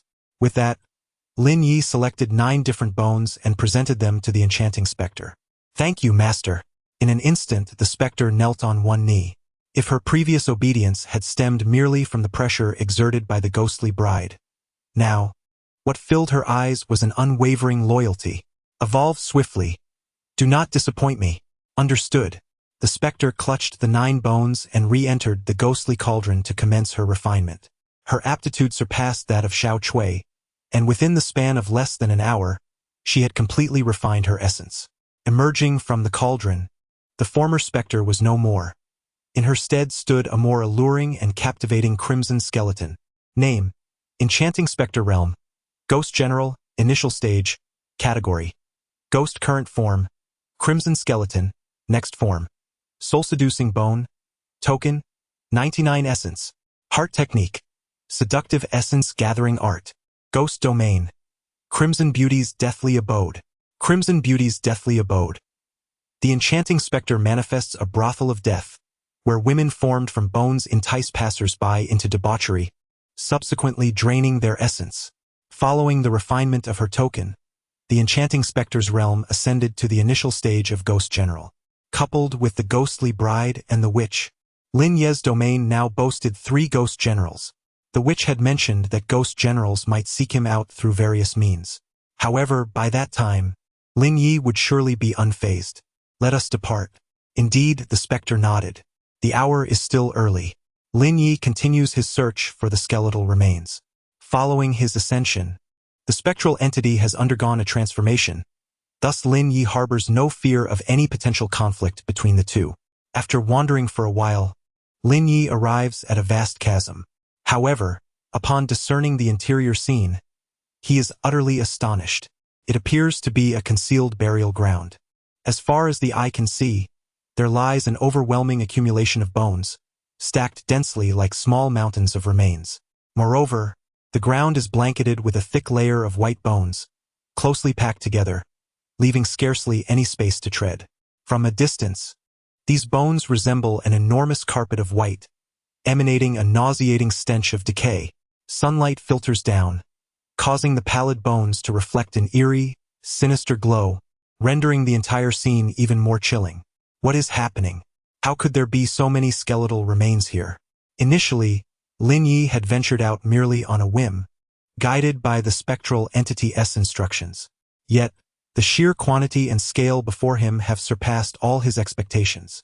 In an ordinary survival realm, territorial expansion may require the collection of stone or iron or, however, in this graveyard survival world, Lin Yu muses that the scale of these skeletal remains qualifies it to be dubbed a bone mine.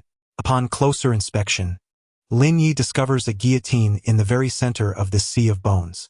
Could this have been a site of execution? Suddenly, Lin Yu recalls that Xiao Tsue had mentioned that the graveyard she inhabited was once an ancient battlefield. If that is the case, here appears to have been a military tribunal of sorts, dedicated to the execution of deserters. However, judging by its scale, it was not merely deserters who met their end here. It seems all were put to the sword. Who knows what transpired in those years? Perhaps now, only the ghost general is privy to the truth. Indeed, a painted skeleton. By the way, do you have a name? Previously, Lin Yu had always referred to you as Enchanting Ghost, which was already quite awkward. Now that Enchanting Ghost has ascended to become a painted skeleton, Lin Yu finds it even more cumbersome to say. How about calling you Little Pink? No, Little Pink is far too suggestive. In that case, I shall call you Little Red. I am at your disposal, master. The enchanting ghost responded with a bow. Little Red, mark this location. There are so many bones here that we certainly won't exhaust them in the short term. Collect only the amount we need for now, and we can continue the collection next time. Lin Yu began to make arrangements. However, much time had passed since Lin Yu spoke, yet the enchanting ghost remained still. Little Red, are you there? Did you hear what I said? Master, the enchanting ghost stammered, seemingly burdened by a hidden difficulty. What is it? Is it that? Could I use some more bones? What do you mean? Hasn't your token already transformed? Why do you still need them? As if afraid of being misunderstood by Lin Yu, the enchanting ghost deliberately emphasized each word. Very well, but be as quick as possible. Chapter 33. Atoning Scoundrels. Unfading grievances. Lin Yu mused to himself that the enchanting ghost intended to forge a weapon. Having successfully refined it, her power could ascend to new heights. Subsequently, he ceased to ponder further. Lin Yu commenced the solitary collection of bones. However, not long into his endeavor, he observed an eerie movement in the center of the bone pit. Suddenly, a wisp of white mist surged forth, coalescing into a humanoid specter above the skeleton. It appeared to be a manifestation of the resentment harbored by the bones. This apparition, adopting an exceedingly bizarre posture, rose to its feet, first surveying its surroundings and then glancing down at the ground, much like a soul that had been reborn yet felt disoriented in its new environment. However, upon spotting Lin Yu, it charged towards him with remarkable swiftness. Though this specter was ethereal, it did not float. It retained a limping gait, racing forward while shouting, "I am not a coward. I am not a coward. I simply long for home. Why? Why must you slay me?" In an instant, Lin Yu found himself bewildered. Who am I? Where am I? What am I doing? Wait, is that a spirit? I just witnessed a skeleton rise from the dead. What? Impossible? No way. This is real. It approached, closer and closer, and Lin Yu finally discerned its full visage. Before him stood a ghastly pale soul, bereft of any semblance of life or vitality. Notably, a heavy iron collar encircled its neck, crafted from rough-hewn timber, divided into two segments that tightly constrained the specter's throat. The modules bore the marks of wear and tear, marred by bloodstains from desperate fingernails. Perhaps a prisoner. Innumerable stratagems had been attempted, all in vain, to elude the shackles that bound him. Designation: Penitent Scoundrel Cultivation. Mid-stage Ghost Soldier Current Incarnation. Penitent Scoundrel, Next Incarnation. Executioner Fiend, Token. His late mother's testament weapon. Severed axe skill. Public decapitation profile. In life, he was a condemned criminal, erroneously branded a deserter, and unjustly beheaded despite his pleas of innocence. In death, his lingering resentment metamorphosed his spirit into a penitent scoundrel. Public decapitation. Beneath the penitent scoundrel's fetters lies an iron chain, from which dangles a blood-soaked iron axe. The scoundrel whirls the axe, cleaving the target's head asunder. Why? Why? The penitent scoundrel, his visage contorted in anguish, lunged with great celerity towards Lin Yu. Instinctively, Lin Yu recoiled, seeking to evade the assault. Yet, upon closer inspection, a realization dawned. What audacity! A mere mid-stage ghost soldier dares to bluster before me. With this thought, Lin Yu promptly lacerated his fingertip and commenced the ethereal inscription of a talisman. His countenance grave, eyes partially closed, Lin Yu's hands moved swiftly in the air. As his fingers danced, arcane and intricate runes materialized, shimmering with a faint luminescence, as if imbued with life. They intertwined and coalesced, forming a singular design.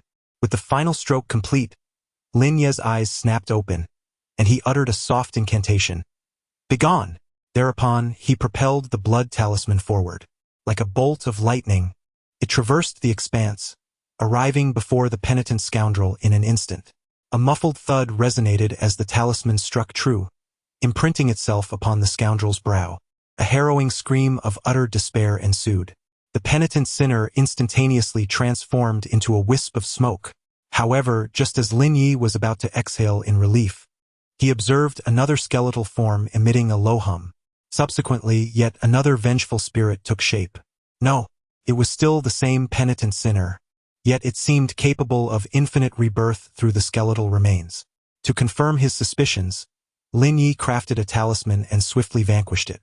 Sure enough, upon the demise of the penitent sinner, a third skeletal figure began to tremble. If this is the case with so many corpses here, it could take 3 days and nights to eradicate them all. Xiaoong. When confronted with uncertainty, summon reinforcements directly. Master, have you completed the preparations? What's the matter? The corpses here have begun to resurrect. Lin Yu söksinki applinet. Initially, the revival was limited to 1 corpse at a time, but soon he realized the rate of resurrection was increasing exponentially. A mid-level ghost soldier might not pose much of a challenge, but when faced with 10 or 100, who could withstand such a tide? Perhaps a powerful ghost king could resolve the matter with a single forbidden spell. Yet the dilemma remained. Lin Yu was currently only at the late stage of ghost soldier rank, and he possessed no forbidden spells. Although the penitent sinner was merely a mid-level ghost soldier, the area had already formed a ghostly magnetic field, intricately linked to its essence. Thus, mere extermination would undoubtedly lead to endless resurrection. The alluring specter began to assist in analyzing the situation within the confines of the jar. Changing the venue would alleviate the predicament, but within this realm, the penitent sinner would be eternally reborn. Is there any solution? In the grand tapestry of existence, all things are interwoven, both nurturing and opposing one another. Ponder upon what these condemned souls fear the most. They seem capable of infinite resurrection, an invincibility that renders them fearless. What did they dread in life? Perhaps the anguish of their mothers? Lin Yu recalled that letter, yet upon further contemplation, something felt amiss. Who does not harbor a fear of their elders? It cannot be termed fear. Rather, it is a matter of respect and deference. That cannot be it. So, what do they fear? Fear of being labeled a coward? That too feels inadequate, a mere abstraction, not a tangible entity. Lin Yu could not berate a malevolent spirit incessantly, branding it a coward, until it succumbed to his taunts. So what indeed do they fear? The guillotine? It stands at the center. Wait, the guillotine? The thought strikes me. They fear the executioner assigned to carry out their sentence. From the very beginning, the penitent sinner has persistently emphasized a singular notion. He is not a coward. He merely longs for home. Yet, the executioner still beheaded him. But so much time has elapsed. Where can I possibly find the executioner of your? In the absence of the executioner, I must impersonate one. How to accomplish this? Instinctively, Lin Yu glanced down at his tattered burial attire, resembling a scavenger. You claim I am the executioner. Do you believe the penitent sinner would accept it? I must change my attire, but there are no garments available. Just as Lin Yu was about to voice his lament regarding the lack of clothing, a thought struck him, reminiscent of the fortune, prosperity, longevity, and happiness stone. He had intended to upgrade the copper coin sword, yet the absence of nightmares the night before had bestowed upon him a fleeting illusion. Then he did not upgrade. Now it has just been preserved.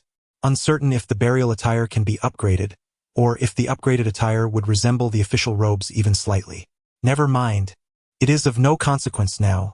There is no better course of action available. Lin Yu could only gamble on a dead horse as if it were alive. With that thought, Lin Yu decisively chose to upgrade the burial attire. Ding! System prompt. Detected a sushi stone in your inventory. Would you like to upgrade the burial attire? Chapter 34. The Punishing Evil Spirit, Official Crimson Robes. Ding. System prompt. Detected a sushi stone in your inventory. Would you like to upgrade the burial attire? Yes. Lin Yu had little time to ponder. Ding. System prompt. Upgrade successful. Congratulations. Your burial attire has ascended to official crimson robes. Official crimson robes. Equipment grade. Burial. Description. This is a burial garment that only the high-ranking nobility are entitled to wear after death. It is said that it is endowed with blessings of fortune and prosperity from the other realm. It seems quite similar. A gamble indeed. Subsequently, Lin Yu directly addressed the resurrected sinful wretch, boldly proclaiming, "Impudent villain, how dare you conspire against this official?" This official? Upon hearing this, the expression of the sinful wretch clearly showed a moment of astonishment. Take a good look at who I am. Seeing the opportunity, Lin Yu quickly added, I am the execution officer. Please spare me, esteemed execution officer. I shall not dare to offend again. Recognizing Lin Yu's new identity, the wretched sinner immediately knelt and began to kowtow fervently. Thank you for your mercy. I am willing to serve you, my lord, even to the point of death, without regret. Ding! The system prompted. The penitent outlaw has voluntarily entered into a contract with you. Do you accept? Yes.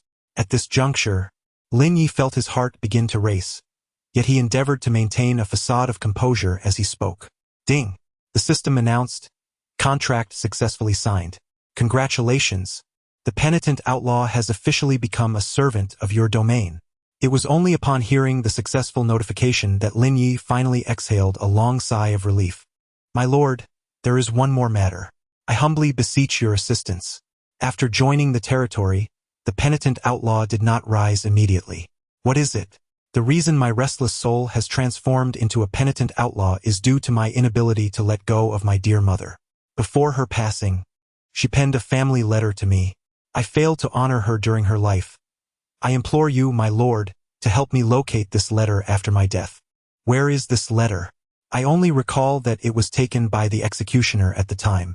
Now, where is it now? It should be scattered somewhere in the bone pit. Will it not have decayed or become illegible due to the ravages of time? It should not. How can you be so certain? I heard from a childhood friend that my mother, aware of her limited time, wrote this letter in blood. After completing it, she closed her eyes forever. I understand. Instinctively, Lin Yu glanced around once more. As he surveyed the vast expanse of white bones, the task of locating an envelope among such remains felt akin to searching for a needle in a haystack. However, just as Lin Yu found himself at a loss. At this juncture, the alluring specter was successfully conjured and materialized from the spectral urn. Scarlet, your arrival is opportune, as there is a task for which I require your assistance. Master, what is the matter? A missive has been misplaced within the ossuary. Do you possess a method to locate it? Upon hearing this, the beguiling phantom surveyed her surroundings before responding in a measured tone. Amidst this expanse of osseous remains, ordinary methods would prove futile, requiring 3 days and nights of ceaseless searching. It appears that only this course remains. How so? The phantom remained silent. Instead, she produced an osseous parasol from an indiscernible location. Then, with a delicate parting of her vermilion lips, she began to chant an incantation. As the cadence of the spell intensified, phantasmal apparitions of roseate skulls emerged from within the framework of the parasol. These specters initially swirled in the air before, as if receiving a command, swiftly burrowing into the osseous sea. Master, follow them, and you should soon discover the clue. Them? These spectral skull figures are the soul-reaving chanteuses from the Tower of Expiation. They possess an inexplicable affinity for osseous remains and should swiftly locate the object desired by the master. Understood. Subsequently, Nightshade dared not delay. He and the penitent villain trailed closely behind. The osseous sea exuded an aura of putrescence, and each step produced the sound of fracturing bones. Suddenly, a roseate specter halted above a skeleton, emitting faint murmurs. Nightshade hastened forward. Within the ossuary, he discovered a blood-stained letter.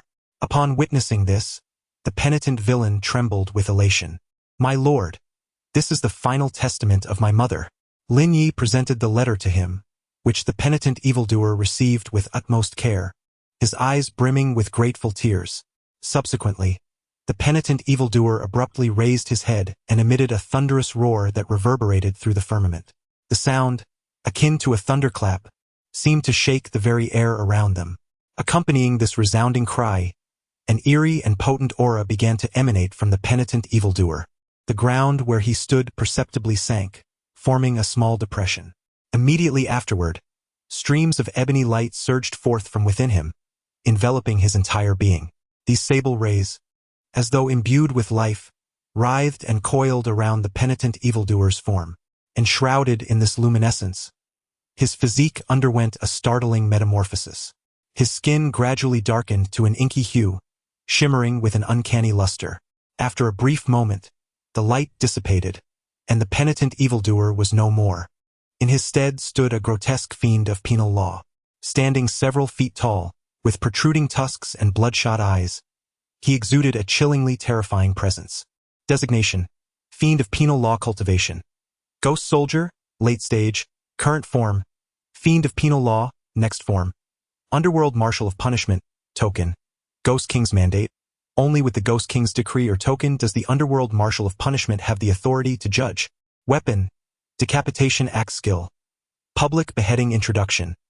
Loathe me, become me, surpass me. The former penitent evildoer, who once harbored intense animosity towards the executioner, dissolved all resentment upon receiving his elderly mother's testament, gradually transforming into a penal officer himself. Decapitation as a warning, the evolved punishment demon, once shackled by a broken neck collar, now wields a bloodied iron axe tethered by chains, delivering a lethal strike to its target. Following its evolution, the redeemed malefactor, aside from a transformation in its token and form, has not significantly altered its skills. This is primarily because one can only unlock the demon domain upon reaching the early stages of Demon General. Nevertheless, Lin Yu could distinctly perceive that the aura of the punishment demon had intensified considerably. Grateful for the Lord's assistance, the subordinates expressed their thanks. with filial piety held in the highest regard. Once the aura stabilized completely, the punishment demon knelt before Lin Yu once more, expressing gratitude for his help in locating the letter from its late mother. Previously, the punishment demon may have been misled by the appearance of the official robes, but now, it had wholly transformed into a loyal servant of Lin Yu. Rise, Lin Yu said softly, collecting the tears of profound gratitude. Chapter 35. The 3-ene Bloodline. Achieving twice the results with half the effort. Ding. System notification. Congratulations! You have collected 5 drops of tears, earning an additional drop of true water of the 3-ene. The tears shed by the demon bride, moved by the recognition of her grandson. The tears of the butcher demon, filled with a lifetime of regret. The tears of the enchantress, born from coercion. And the tears of the redeemed malefactor, overflowing with gratitude. Unbeknownst to all, 5 drops of tears had been infused into the 3,000 boza, yielding yet another special reward. In truth, the enchantress had not wept. She was forced into tears by the demon bride on the day the contract was signed. Additionally, it seemed that there was a connection between the 3,000 boza and the tears, as every reward obtained appeared to be liquid in nature. True water of the 3-ene, item grade. Unknown. Quantity. 1 drop. Introduction. Utilizing this, one can cleanse the impurities of the body and awaken a unique constitution, the 3-ene spirit body. Upon reviewing the attributes of the 3-ene true water, Lin Yu did not hesitate to use it. Ding. System notification. Consumption successful. Congratulations on successfully activating the 3-ene spirit body. Ding. System notification. Due to your comprehension of the 10,000 transformations blood refining technique, the 3-ene spirit body has been automatically converted to the 3-ene blood body. 3-ene blood body. A special constitution. Attribute. The 3-ene constitution absorbs ene energy at an extraordinary rate, while others cultivate at a rate of 1. The host cultivates at an equivalent of 3. The 3 souls can exit the body, simultaneously sensing the ene energy of heaven and earth for cultivation. Special note. Those possessing this constitution are thoroughly integrated into this world. Should they traverse the rivers and lakes and encounter native residents, they will not initiate an attack unless provoked. This constitution accelerates the speed of cultivation. Lin Yu's territory conveniently hosts an ancient locust tree, a place conducive to gathering ene energy. Meditating beneath the tree daily yields remarkable results. Coupled with the 10,000 transformations blood refining technique, the two complement each other. The principle of the 10,000 transformations blood refining technique is to refine any essence from the world. Ene energy, malevolent energy, turbid energy, corpse energy, demonic energy, and ultimately, all are refined into blood energy. Thus, Lin Yu can transform ene energy into blood energy, hastening his ability to condense vital blood. By the way, I had not previously seen that umbrella. Is it your latest crafted weapon? Having resolved his own matters, Lin Yu then turned his attention to the alluring specter. Corpse Requiem Umbrella. Weapon. Grade. Undead. Affiliation. Exclusive weapon for the pink skeleton. Attribute. This is a creation of profound resentment in the form of a skeletal entity, capable of influencing the minds of its targets, while also possessing the ability to absorb and harbor lost souls. The alluring specter initially intended to forge a bone whip, yet upon further contemplation, felt that a parasol would serve her purposes more adeptly. Primarily, the parasol, in comparison to the whip, offers a multitude of enhanced functionalities. Indeed, Lin Yu nodded thoughtfully. Regardless of the weapon, what matters is its capacity to augment strength. Master, what are the plans now? Upon hearing this, Lin Yu raised his gaze. At this moment, dusk was approaching, and as night fell, a myriad of phantoms and spirits would emerge to roam. To mitigate any unnecessary complications, Lin Yu pondered briefly before responding, "Let us conclude for today. We shall continue our gathering next time." The others nodded in agreement. Notably, a new entity had unexpectedly appeared within the territory. Initially, Lin Yu suspected that a wild deity had taken residence in the dilapidated temple. Upon closer inspection, however, he discovered that a corpse raven had settled upon the old locust tree. Corpse raven. Battle beast path. Ghost soldier. Midstage. Category. Demon preferred nourishment. decayed flesh, corpse's current form, corpse raven, next form, morning crow, passive, morning, morning. It is said that wherever crows appear, ominous signs follow. In some villages, they are known to arrive as harbingers of impending death.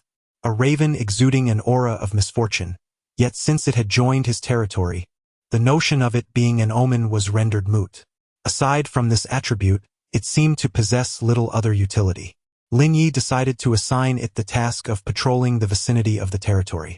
The caw of a crow echoed twice before it flapped its wings and took flight. The surroundings fell into an unusual tranquility. Taking advantage of the last vestiges of twilight, Lin Yu sought out a vacant plot within the cemetery and began to cultivate the bloodbone flower. He first ground all the collected bones into a fine powder, then instructed the punishing ghost to fetch several buckets of blood. Although Lin Yu's own blood would yield superior results, the process of condensing his essence would take time. A drop or two would suffice, yet excessive bloodletting would soon render Lin Yu a mere corpse. Once all preparations were completed, he finally shed the weight of fatigue and exhaled deeply. Nightfall had fully descended, and it appeared to be a full moon night, with the moonlight shining exceptionally bright. The silvery beams cascaded over the cemetery as Lin Yu began to browse the trading post. In this world, there existed two methods of trade. One could either exchange items by clicking on another's avatar or list items for purchase using ghost coins. The witch required a divine staff for evolution, the punishing ghost needed a ghost king's decree, and Xiao Chui sought a blood jade pendant for her transformation. As the number of members in their territory continued to grow, so did the necessity for various tokens. Lin Yu pondered whether he might strike a stroke of luck at the trading post. The strength of one is limited, yet the combined power of many holds boundless potential. Upon opening the trading post, he was met with an array of items. Although the selection was considerably less grand than that of the Celestial Bank, it still dazzled Lin Yu's senses. Elegiac couplets, decoration grade, ceremony content of the couplets. Upper line, the voice and visage have vanished, peach blossoms weep with blood, lamenting the earth and loathing the heavens, a heart-wrenching plight. Lower line, virtue and grace still endure, willow leaves conceal sorrowful brows, pounding chest and stamping feet in mournful cries. Introduction. This is a pair of mourning banners that have fallen from a wreath. They can be adorned on either side of a coffin, but apart from that, they hold little value. Listing price, 50 soul coins. Scarecrow. Item grade, gift. Attributes. An utterly ordinary scarecrow, yet if one possesses knowledge of the target's birth date and time, can be used for curses. However, acquiring the birth details of an adversary is often quite challenging, rendering this item somewhat superfluous. Listing price, 50 soul coins. Bottom ash. Material grade, gift. Quantity, 10 units. Attributes. After disrobing, apply the bottom ash all over one's body. In the eyes of low-level spirits, this grants temporary invisibility, though it proves ineffective against more powerful entities. Gentle reminder. Please eliminate any unpleasant odors prior to undertaking this. Listing price, 100 soul coins. The marketplace is replete with numerous items. Regrettably, Lin Yu was unable to find anything of value. Just as he was preparing to abandon his search, a rather grim item caught his attention. This item was not a token from any spirit, but based on its attributes, it appeared to be quite promising. Chapter 36. Soul Separation, Quadruple Amplification, Bagua Mirror. Equipment grade, Grim. Additional skills, Focus, Reflection. Focus. The outer rim of the Bagua mirror is composed of 8 trigrams, while the center contains a transparent mirror that can concentrate moonlight upon a copper coin sword, allowing it to wield power akin to that of a full moon, even if it is not. Reflection. Special spirits gazing into the central mirror will have their true forms revealed. The shelf price is set at 1,000 nether coins for a rather mediocre item. In truth, its worth may exceed that amount, primarily due to the inadequacy of the 2 skills associated with it. The ability to reflect the essence of spirits yields no substantial damage. While the focus attribute is commendable, Lin Yu surmised that the seller likely lacked the copper coin sword, leading to the low pricing. However, the seller's deficiency does not imply Lin Yu shared the same plight. Just as he was about to make the purchase, A sudden realization struck him. Alas, I possess the copper coin sword, yet I am devoid of nether coins. He cast an awkward glance at the witch. To his surprise, she retorted, "Where would I procure such coins?" Lin Yu was momentarily taken aback. When you departed during the day, 2 new graves were interred in the external village, incurring 2 fees for guardianship. It became clear to him. He nodded inwardly, recalling that after the territory ascended to the lower tier of vengeful spirits, this particular attribute seemed to manifest. Then, as if struck by another thought, he inquired, "How much?" 500 for 1, 1,000 for 2. That suffices. Without hesitation, Lin Yu acquired the Bagua mirror. Aside from needing moonlight to activate the copper coin sword, could also be energized with blood essence. With the Bagua mirror in hand, Lin Yu realized he needed to refine more blood essence. Earlier that day, he had awakened a unique constitution and, with idle time on his hands, it was the perfect opportunity to experiment. As night fully enveloped the world, silence reigned supreme, broken only by the serene glow of a solitary moon hanging in the sky. Its silvery light cascaded down like water, draping the earth in a gossamer veil. At the heart of the cemetery stood an ancient locust tree. The branches and leaves of the locust tree intertwine, and the moonlight weaves through the gaps, casting dappled and elusive shadows. Some of these silhouettes resemble slender fingers, while others evoke the sinuous form of a serpent. They vary in depth and brightness, intertwining to create a mysterious and enchanting tapestry of light and shadow. A gentle breeze stirs, causing the shadows to sway lightly, as if engaged in a silent dance, infusing the tranquil night with a touch of vitality and poetic charm. "Here it is," Lin Yu murmurs softly, before settling down beneath the ancient locust tree to meditate in quietude. The witch had long warned that beneath the locust tree lies the densest concentration of yin energy, making cultivation remarkably effective. A rich essence surged wildly into Lin Yu's being. Before long, his breath began to stabilize and lengthen, seemingly merging with the surrounding environment. With his eyes gently closed, the myriad transformations of the blood creation technique activated autonomously. Spiritual energy, yin energy, malevolent energy, demonic energy, and monstrous energy, all the essences of the universe. Lin Yu sensed them within himself, each transforming into vital blood essence. The blood essence thickened, then continuously compressed and refined, until it ultimately crystallized into droplets of pure blood, stored within Lin Yu's body. This cycle repeated itself. Lin Yu felt nothing particularly extraordinary. However, had anyone been observing this scene, they would undoubtedly have gasped in astonishment. It was evident that, unbeknownst to him, his 3 souls had separated from his body, 3 distinct ethereal forms intertwining around Lin Yu. Alongside his corporeal self, it was as if 4 bodies were simultaneously absorbing energy. Only later did Lin Yu truly comprehend the profound significance of the term myriad transformations within the blood creation technique. The ordinary cultivator can only cultivate a single type of energy, either yin energy, demonic energy, or spiritual energy. Engaging in multiple forms of cultivation can lead to chaos within the body, as the various energies begin to vie for dominance. Ultimately, when several energies are evenly matched, it results in disrupted meridians and a descent into madness. However, Lin Yu possesses the extraordinary ability to cultivate multiple energies simultaneously. Regardless of their nature, they are all assimilated and refined within his body. After a period of time, Lin Yu had gathered 9 drops of essence blood. It was nearly time, and he quietly opened his eyes. The sound of a child's wail echoed in Lin Yu's ears as he awakened. To his surprise, he found a corpse crow perched upon his shoulder. Gently, he stroked its dark feathers, and due to its inky blackness, he affectionately named it Xiaohong. Caw, caw. What could this mean? After meditating for several cycles, Lin Yu felt invigorated, his spirits lifted. It was rare for him to engage playfully with a corpse crow. Caw, are you saying there's something happening to the west of our territory? If not for the system's automatic translation, Lin Yu would have been oblivious to the crow's message. Caw, understood Xiaohong, you've done well. Tomorrow, I shall procure a corpse for you to feast upon. At that moment, the witch approached. While Lin Yu was in meditation, she refrained from intruding, but seeing him awaken, she felt it was appropriate to draw near. In essence, the witch had been silently guarding him, fulfilling her role as his protector. Xiao He mentioned that several zombies have been discovered to the west of our territory. Tonight coincides with the full moon, and they are conducting a moon worship ceremony. Since this is not a secret, Lin Yu relayed the intelligence brought by Xiao He faithfully. Is there a zombie king? It seems there is indeed one. However, the elder asked, what is the purpose of this inquiry?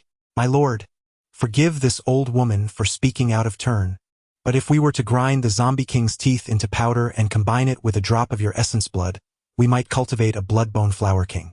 What purpose would that serve? With the bloodbone flower king as an aid, my lord, you could forge a bloodbone within your body. The potency of essence blood is already well known. Just a single drop from a powerful being can scorch the heavens and boil the seas. Imagine how formidable it would be to condense a blood bone. Grandmother, I understand your intention. I shall make the journey immediately. My husband, I shall accompany you, the ghost bride interjected, having heard about the events of the day. Although Lin Yu returned safely, the entire ordeal was fraught with peril, so she resolved to ensure Lin Yu's safety at all costs tonight. Very well, Lin Yu nodded emphatically. Then, the ghost bride turned to address the others, Xiao Hong. Xiao Chui, you will remain here to ensure the safety of grandmother and Xiao Ming. Understood, miss, Xiao Kui replied. As the maid of the ghost bride, she was not one to require further instruction. Now, having advanced to the initial stage of a ghost general, she was strong for her rank, yet still felt daunted in the presence of the ghost bride. Chapter 37. On the night of the full moon, zombies bow their heads as the night enveloped the earth. The luminous full moon hangs majestically in the sky, casting a cold, silvery glow that gently envelopes the earth like a delicate veil. In a desolate graveyard, the eerie expanse is littered with numerous dilapidated coffins, arranged haphazardly. Some of these coffins lie fractured, revealing dark, gaping voids within. Others are partially covered, as if some entity might burst forth at any moment. A chilling breeze sweeps through, emitting a haunting, wind-like wail, intensifying the atmosphere of the uncanny and the macabre. Listen to my command. Bow once. Rise. Bow again. Under the leadership of a zombie king, these undead beings leap forth from their coffins, fervently worshipping the moonlight in that very moment. My lord, what do you intend to do? The ghostly bride cautiously inquires, casting a glance at the zombie king. Let's observe the situation first. Once their worship concludes, there should be other proceedings, Lin Yu cautiously suggests from behind a pile of rubble. Then, owing to his official garb, Lin Yu boldly mingles with the throng of worshippers. He positions himself behind one of the zombies and begins to partake in the ritual. Heave-ho, bow thrice. Heave-ho, 4. However, shortly after commencing the ritual, Lin Yu finds his face pressed against the ground. Though he has yet to lift his gaze, an unsettling sensation envelopes him, as if all the zombies have suddenly turned their attention towards him. Could he have been discovered? Yet that seems improbable. Setting aside the disguise of his attire, he had also applied corpse oil before arriving. Perhaps he should wait and see. At that moment, the zombie king suddenly spoke. How many are we in our ranks?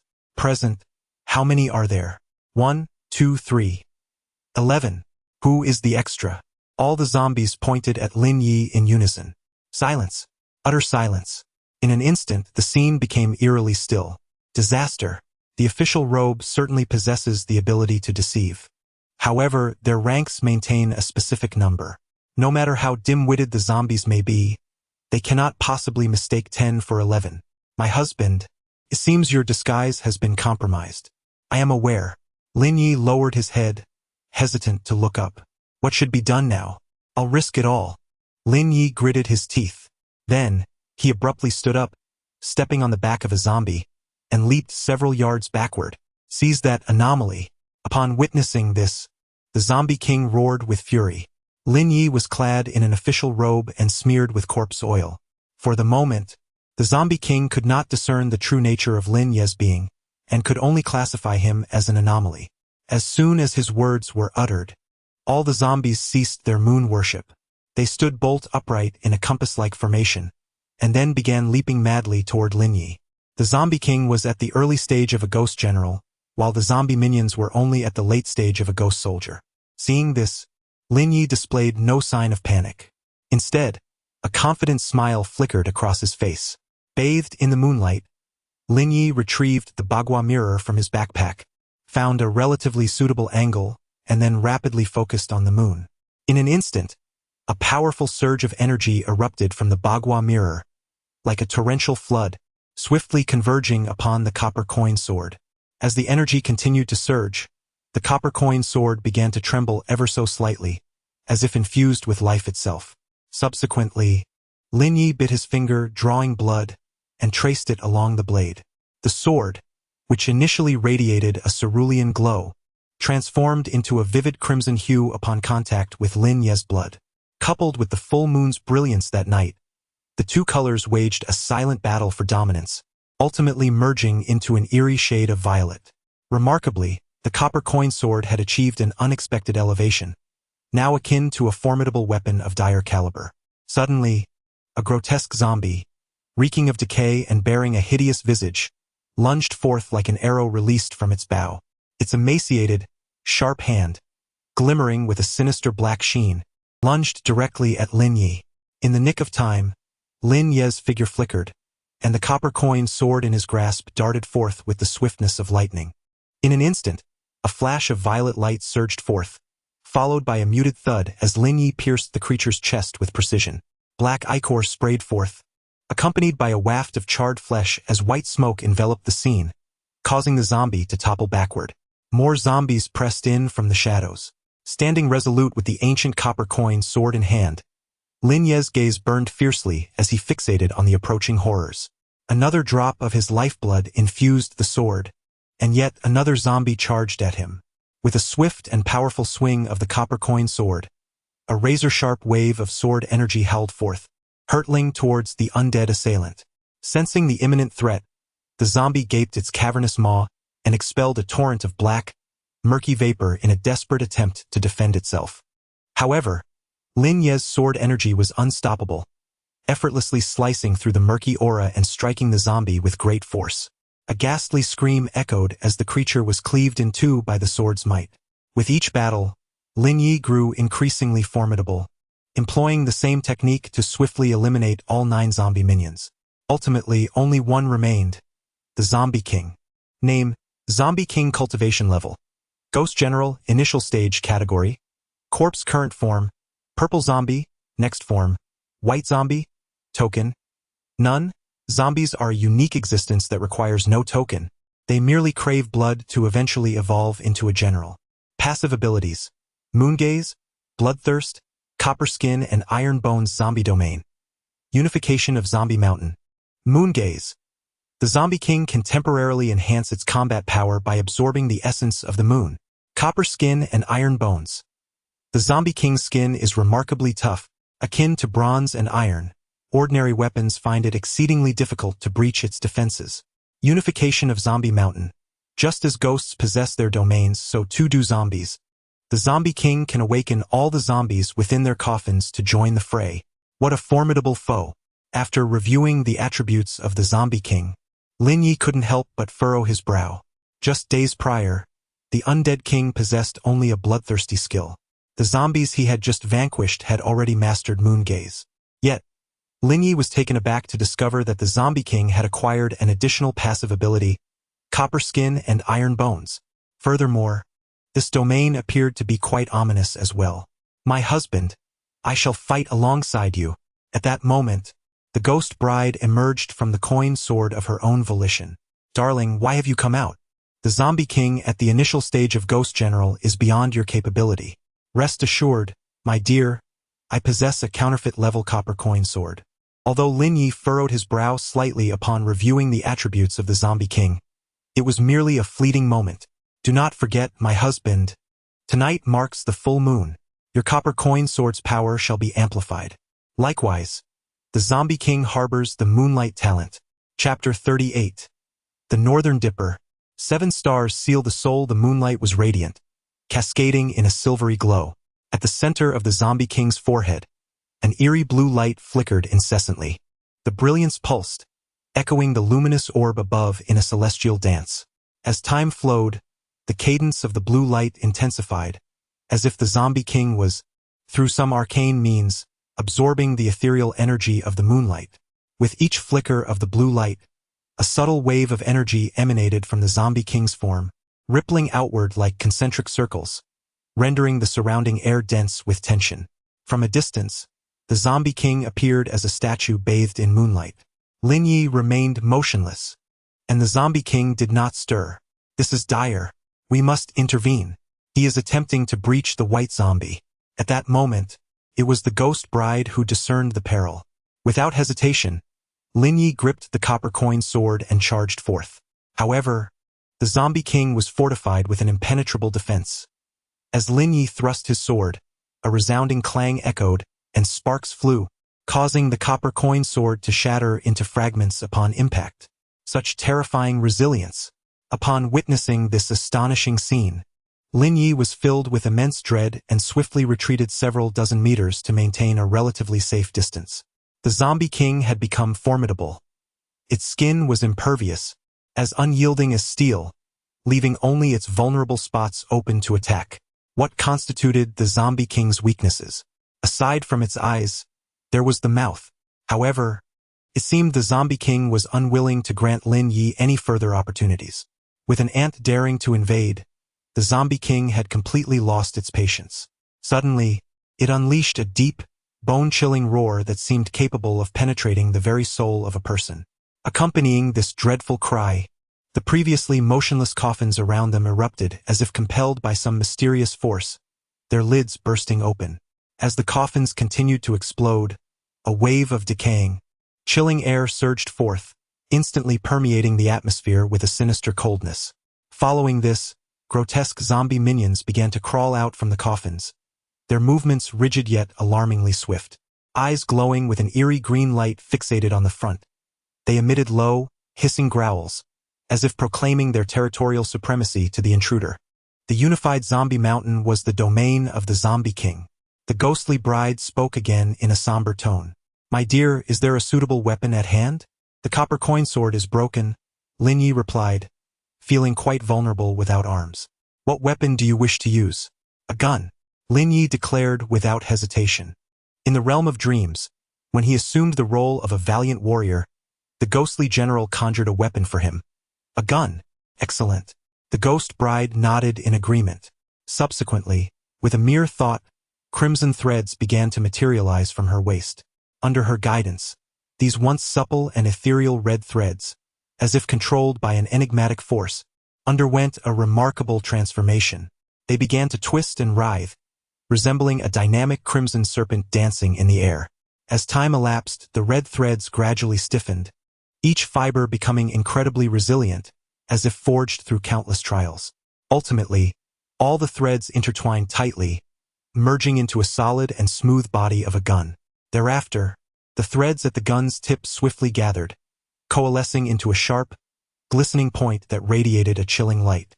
Bathed in moonlight, the long gun shone brilliantly, as if a divine weapon had descended upon the world, exuding an aura of boundless majesty and power. A magnificent weapon. Lin Yu seized the red-threaded long gun from the ghost bride's hands and leaped directly into the horde of zombies. "Husband, be careful. Do not worry, my dear. Compared to the Zombie King, what do a few zombies matter?" Lin Yu had long since amassed countless combat experiences within his dreams. Moreover, while the Zombie King possessed a formidable physique, the common zombie minions did not. Lin Yu moved through the throng of zombies like a gust of wind. With each swing, he accurately dispatched a zombie, leaving trails of crimson afterimages in the air. From a distance, it was a sight to behold. Like a crimson ribbon fluttering through the air, it weaves a mesmerizing spectacle under the moonlight. Despite the multitude of zombie minions, Lin Yu, with his agile movements and extensive combat experience, remains unfazed. Time passes, and the Zombie King seems to sense the tide turning. Realizing that his minions cannot contend with Lin Yu, he resolves to intervene personally. Vile insects, the Zombie King growls as he charges forward. This is precisely what Lin Yu was waiting for. However, the ghost bride cannot help but furrow her brow at this scene. The spear, a manifestation of her power, possesses immense strength. She knows all too well that even the copper coin sword cannot breach the Zombie King's defenses, let alone the red thread spear, which is merely a faux weapon. Husband, be cautious, she warns, unable to suppress her concern. Yet, what goes unnoticed by everyone is that this seemingly unintentional clash appears to follow a discernible pattern. This trajectory, this path, it feels familiar. Suddenly, the ghost bride recalls something vital. Wait, I remember. The collision on the ground aligns with the small holes at the center of the copper coins. This is the layout of the soul-sealing array. As if to validate the ghost bride's intuition, Lin Yu's movements become even swifter. With each copper coin he connects, the red thread spear disintegrates by an inch. Ultimately, as he links the scattered 107 copper coins, the spear in Lin Yu's grasp is restored to its original form, a red thread. The array is complete. The zombie king found himself immobilized, unable to suppress a low growl. However, at that very moment, Lin Yu propelled the last corpse-restraining coin into the zombie king's mouth. Immediately afterward, Lin Yu swiftly inscribed a talisman in the air and pressed it into the zombie king's forehead, severing its connection to the moonlight. As the talisman entered its body, a flash of crimson light flickered across the corpse-restraining coin. The combined might of all the magical artifacts culminated in an explosive instant, obliterating the zombie king into mere dust. Chapter 39. When the moon grows full, it will wane. Blood shadow body technique. Though the skin of the zombie king was as hard as rock, its oral cavity was untrained. Coupled with the talisman, the copper coin, the red thread, and the soul-sealing array, the entire process flowed seamlessly. It was only after the zombie king was utterly annihilated that Lin Yu collapsed to the ground, gasping for breath. The zombie king was dead. Yet Lin Yu had exhausted himself completely. This exhaustion was not merely physical but rather a profound weariness of both body and mind. The entire process of inscribing the soul-sealing array demanded intense concentration. Lin Yu not only had to confront the zombie king's onslaught, but also seized the opportunity to gather the scattered copper coins while maneuvering with agile footwork. Juggling multiple tasks at once, Lin Yu's remarkable ability to accomplish all this was intricately linked to the dream he had experienced that fateful night. Any novice, having faced death countless times on the battlefield, would inevitably evolve into a seasoned warrior. My dear, are you all right? What Lin Yu endured that night remained a mystery to the ghost bride. Nevertheless, she was resolute in her commitment to stand by his side, no matter what he faced. I am unharmed. The zombie king had perished in a direct explosion, rendering Lin Yu unable to collect any remnants of its teeth. However, it is worth noting that a sudden grave mound appeared at the scene, signifying that Lin Yu had finally witnessed the legendary explosion. After a brief respite, Lin Yu unearthed the mound, revealing an ancient coffin within. However, upon closer inspection, one would notice that this coffin bore an uncanny resemblance to the one the zombie king resided in before the explosion. Upon prying open the coffin lid, a collection of items was laid out before him. The first item was the zombie king's tooth. Material, grade, life, quantity, 1. Description: this tooth, extracted from the zombie king, has lost its potency. However, when ground into powder, it is said to be an essential material for cultivating a certain eerie plant. The zombie king had exploded, yet Lin Yu was taken aback when the system rewarded him with the tooth within a treasure chest. The second item was coffin fungus. Recipe, grade, death, category, eerie plant. Description: possessing this recipe allows for the cultivation of coffin fungus, which is reputed to be a vital ingredient in refining corpse demons. Xiao Ming, the witch's grandson, could also be transformed into a corpse demon through coffin fungus after his demise, although at that time, the witch lacked the necessary conditions and ultimately opted for the method of borrowing a corpse to return to life. The third item was copper skin, iron bones. Skill book, grade, death, quantity, 1. Attribute: upon use, the skin becomes extraordinarily hard, as solid as a rock. The description of this final item was succinct, yet Lin Yu harbored no doubts regarding its formidable power. It was this very item that caused Lin Yu to squander a copper sword during battle. At this moment, the night had deepened, and everything was in order. However, as he prepared to depart, Lin Yu hoisted the coffin upon his shoulder once more. To cultivate coffin fungi, one must utilize coffins, and Lin Yu conveniently sourced one from his surroundings. The moonlight was hazy as Lin Yu swiftly traversed the night, carrying a coffin. The ghostly bride slightly bowed, gracefully descending upon the coffin. Should anyone nearby witness this scene, they would undoubtedly associate it with a particular phrase: the malevolent spirit carries the coffin. However, the bearer of the coffin was not a specter, but Lin Yu himself. "My lady," he inquired. "Mm?" The ghostly bride, draped across the coffin, gently combed her hair while nodding slightly. "How do you find it? It may not be as swift or comfortable as a flower palanquin, yet the ventilation is satisfactory. Most importantly, I am with my husband. In that case, my lady, teach me a technique for movement." Why the sudden request? In truth, the ghostly bride was merely jesting, not genuinely lamenting Lin Yu's pace in carrying the coffin. If possible, she would wish to relish this moment a little longer. The moon is about to be veiled by clouds. We must hasten our journey. Once the moon is fully obscured, the path will become treacherous.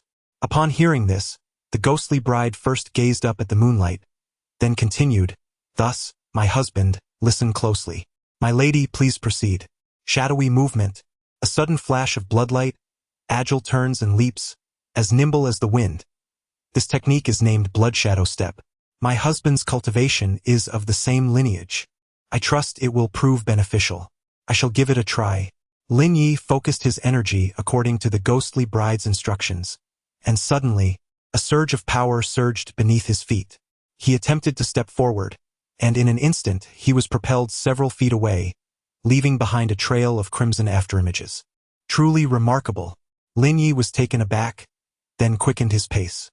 The full moon had passed, yet unbeknownst to him, the ghostly bride seated upon the coffin had, at some point, managed to widen her mouth to an astonishing extent, capable of accommodating a goose egg.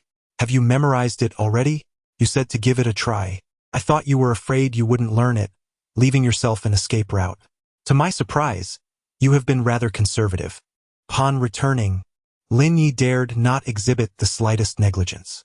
He activated the blood yen hand, channeling all the blood energy within him into his right hand. Utilizing his formidable internal power, he forcefully ground the zombie king's teeth into powder. Then, under Lin Yu's command, the powder cascaded down like snowflakes. After completing this task, he added a drop of his own essence blood atop it. The blood-bone flower was successfully cultivated. Lin Yu then turned his gaze to the coffin fungus recipe. The method for cultivating coffin fungus was quite straightforward. In essence, it involved thoroughly soaking the coffin with blood water. This soaking must not allow for a water level to form inside the coffin, nor should any dry spots emerge. It sufficed to keep the coffin consistently moist. With time, the damp areas would naturally foster the growth of moss and similar fungi. Having prepared all the preliminary work, Lin Yu prudently stationed a punitive ghost nearby. "Madam, what is the production cycle for coffin fungus?" Upon hearing this, the witch first caressed the coffin, then sniffed beneath her nose. He then slowly articulated, "The sanguineous fluid has undergone considerable dilution, and the coffin's material is of mediocre quality. At the earliest, 3 days. At the latest, 5. Lin Yu distinctly recalled that cultivating other eerie flora required merely a single night. Should the Lord procure a superior coffin and instill another droplet of their own vital essence, it would not only expedite the growth of the coffin fungus but, with fortune, might also cultivate a corpse aroma konjac. What is a corpse aroma konjac? It is comparable to the blood-bone flower king. He comprehended. In layman's terms, the raw materials are inadequate. Lin Yu can furnish the vital essence himself, but the domain lacks an exquisite coffin. Furthermore, the hour is late. To venture out now would be inopportune. Thus, Lin Yu resolved to postpone the matter until the morrow. Chapter 40. The Homicidal Blade. Somber dreams. The night was profound. The hour had arrived at midnight. However, as Lin Yu prepared to retire, he discerned that, at some indeterminate moment, the ghost bride had seated herself beside the coffin, awaiting him. Having removed her scarlet veil, Lin Yu finally had the opportunity to observe her countenance at close range. Her alabaster face, as delicate as mutton-fat jade, emitted a soft luminescence. Beneath her arched willow brows, a pair of exquisite eyes resembled deep lakes, limpid and radiant. Her lengthy eyelashes quivered slightly, like the gentle dance of butterflies, akin to a magnificent blossom blooming in the tenebrous night. Below her high, petite nose, her cherry lips were naturally vermilion, alluringly luscious. Yet this exquisite jade figure appeared preoccupied, seated beside Lin Yu with a hint of unease. "Husband, what ails you?" This evening, Lin Yu could no longer find any reasons to refuse. He believed that the ghost bride was once again contemplating their wedding night. Thus, Lin Yu feigned a look of bewilderment and asked, "Is there something you wish to tell me? What is it? Isn't this something that is done?" I refer to the moment when the ghost bride offered a hint during the battle with the zombie king. In this manner, Lin Yu found himself drifting into unintended thoughts. What transpired during the fight with the zombie king? Your combat experience appears to be quite extensive, yet you have never shared it with me. Throughout the day, I was consumed with worry, and by nightfall, I resolved to personally come and protect you. However, upon my arrival, I realized that I seemed rather superfluous.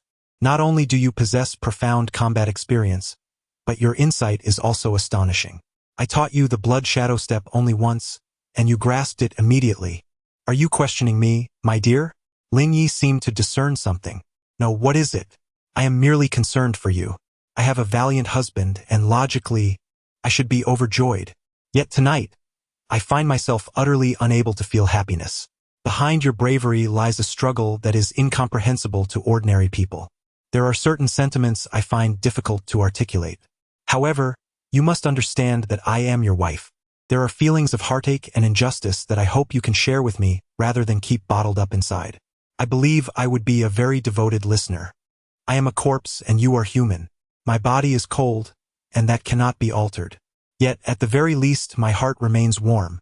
My dear, I comprehend your sentiments. The heartfelt words of the ghost bride left Lin Yu somewhat abashed, as she did not seek to impose upon him, but merely wished to alleviate some of his burdens. In truth, that fateful night, I was ensnared by the ghost general, drawn into a battlefield dream. Within this reverie, I was compelled to battle the Blood Sea Corpse King, striving to rescue a woman named Yen Ran Mei. Lin Yu began to recount his tale. The Blood Sea Corpse King? Indeed, I had only heard whispers before, but being thrust into the dreamscape revealed the vastness of this world, beyond imagination. Above the Corpse Town Gorge lies a domain, above that a continent, and further still, realms beyond. Countless demons and specters populate this existence.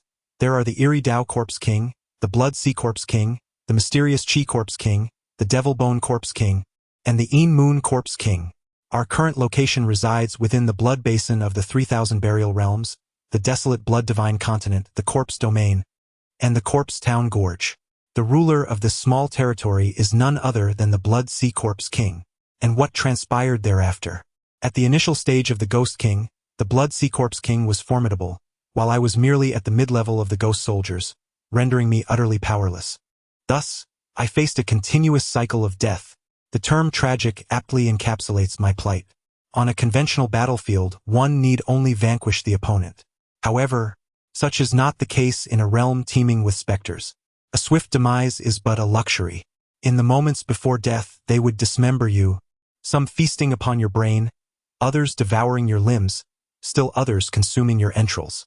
Even upon becoming mere bones, the end is not yet nigh. There exists a chariot that feeds upon bones, unleashing tremendous power. Moreover, should Lin Yu meet his demise, dreams are destined to reset. Such is the nature of existence, until the finality of death arrives for the 98th time. Although Lin Yu still finds himself no match for the Corpse King, his combat experience continues to ascend, and his mastery deepens at an astonishing pace. In the early hours, he is awakened by a witch, transforming him into a formidable warrior of the ghostly army. In his dreams, did his husband wield a firearm?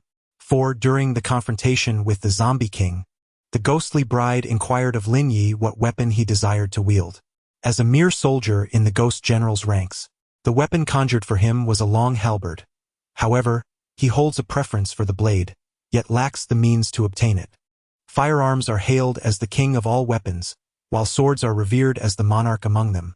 Both formidable in their own right, yet neither can rival the unyielding dominance of the knife.